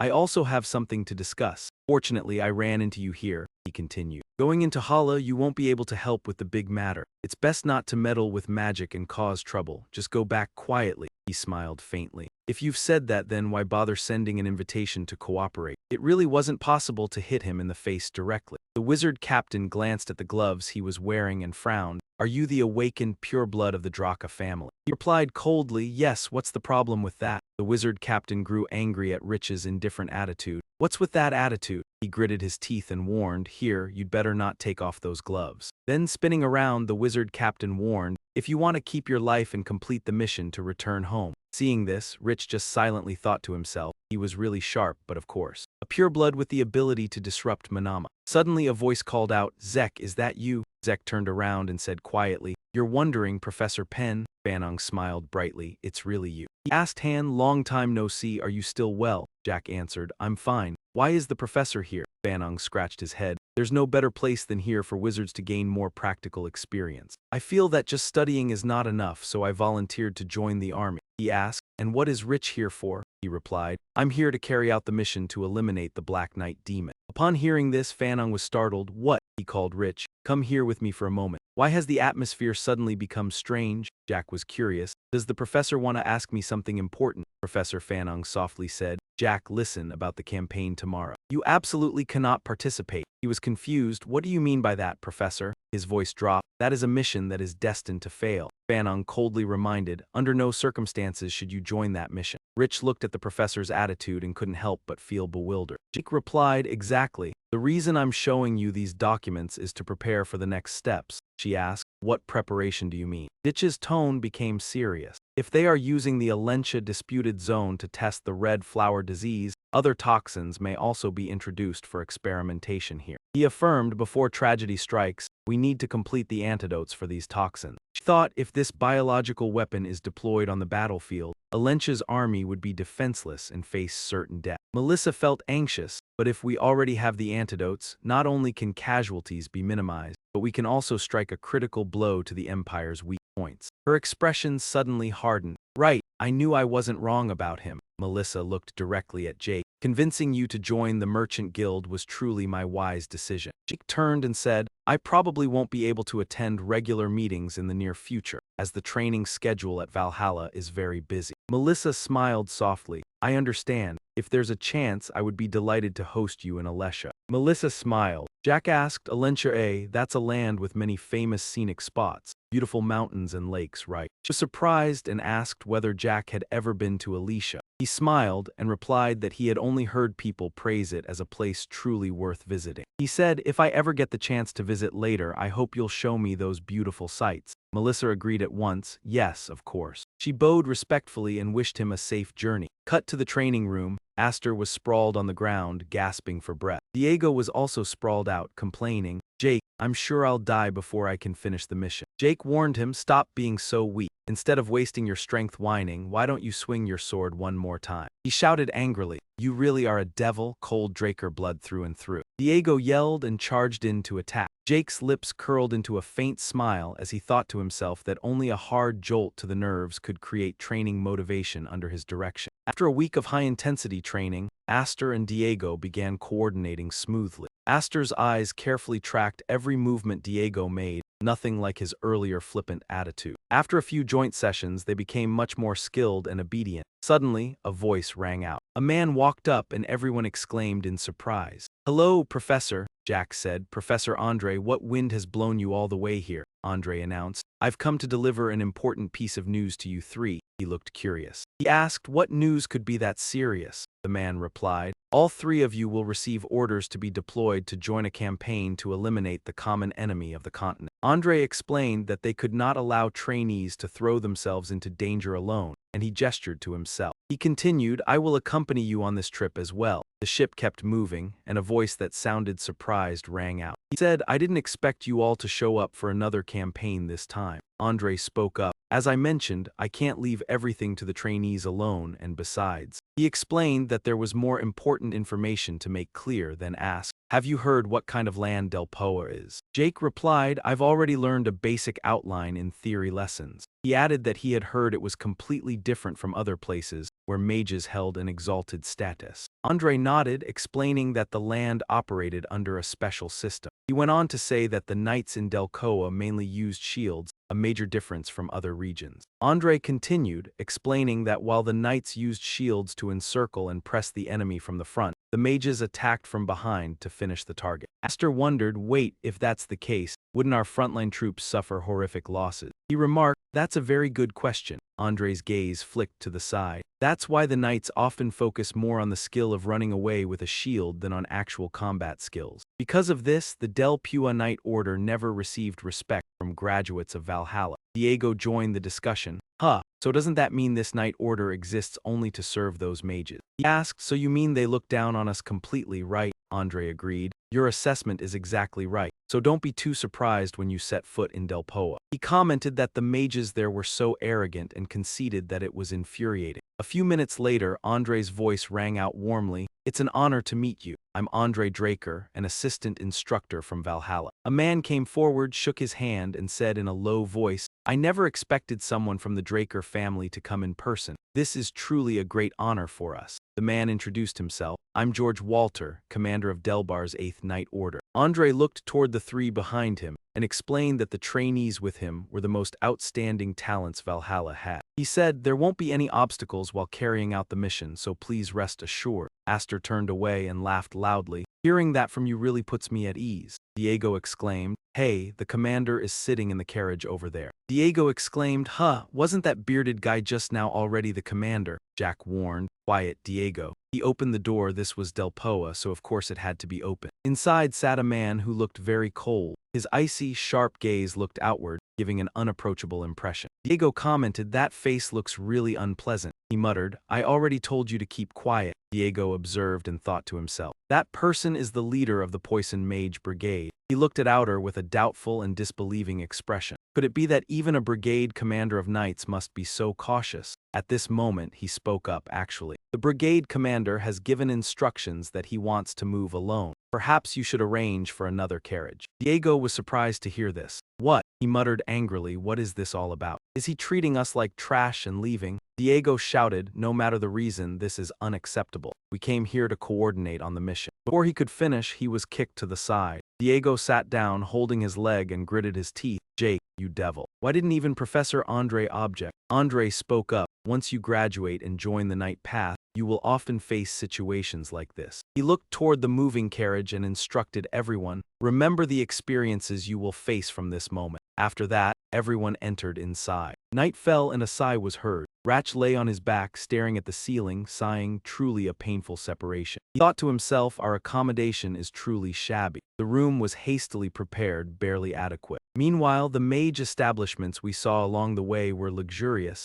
extravagantly wasteful. Honestly, I didn't expect much from this treatment, but unable to sleep, he got up and went outside for some fresh air. Ratch silently walked out, deep in thought. I don't mind this poor reception too much. After all, in my past life, I've gone through far worse. His gaze grew solemn, but what truly worried him was the mission to eliminate the Dark Knight demons. The images from the strategy meeting earlier still linger. During the entire strategy meeting, from Brigade Commander George to the Knights, everyone silently obeyed the mage's instruction. Jack sighed. Although he had anticipated this, he didn't expect things to move so slowly. Then, a voice suddenly spoke. What are you doing here alone? He jumped in surprise and glanced up. Who is this? Ratch looked at the man in front of him and thought. The Mage Brigade Commander from earlier. The Mage Brigade Commander spoke. I have something to say. He continued, in Hala, you won't be able to help with the big task. So it's best if you don't interfere with magic, don't cause any trouble, just quietly return. The corner of his mouth curled into a faint smile. If that's what he's saying, then why even invite cooperation? Honestly, I can't stop myself from wanting to punch him. The Mage Brigade Commander looked at the glove Ratch was wearing. His gaze paused, then furrowed in concentration. Are you the awakened pureblood from the Drago family? He coldly replied, yes. Is there a problem? The Mage Brigade Commander, hearing Ratch's indifferent attitude, angrily said, what's with that attitude? He gritted his teeth and warned, while you're here, don't take off that glove. Then the Mage Brigade Commander turned and walked away. Consider this a warning. If you want to keep your life and complete the mission, then don't take off that glove. Ratch remained silent, observing the scene, thinking to himself, he really is sharp. It makes sense though. A pure-blooded person has the power to disrupt Manama. Suddenly a voice called out, Ratch. He turned around, softly responding, Yes, Professor Fanung smiled brightly, it's you. He asked, long time no see, how have you been? Jake replied, I'm doing fine, but how come you're here, Professor? Fanung scratched his head, there's no better place than this for a mage to gain practical experience. I feel that merely studying isn't enough, so I joined the army. He asked, so why are you here? Ratch replied, I'm here for the mission to eliminate the Dark Knight demons. Upon hearing this, Fanung was shocked. What? He called, Ratch, come here for a moment. Ratch curiously asked, do you have something important to tell me, Professor? Professor Fanung spoke softly. Jack, do not participate in tomorrow's operation. He was confused. What do you mean, Professor? The professor replied slowly. That mission is destined to fail. Fanung coldly reminded, so absolutely do not participate. Ratch looked at the professor's serious attitude and couldn't help but feel uneasy.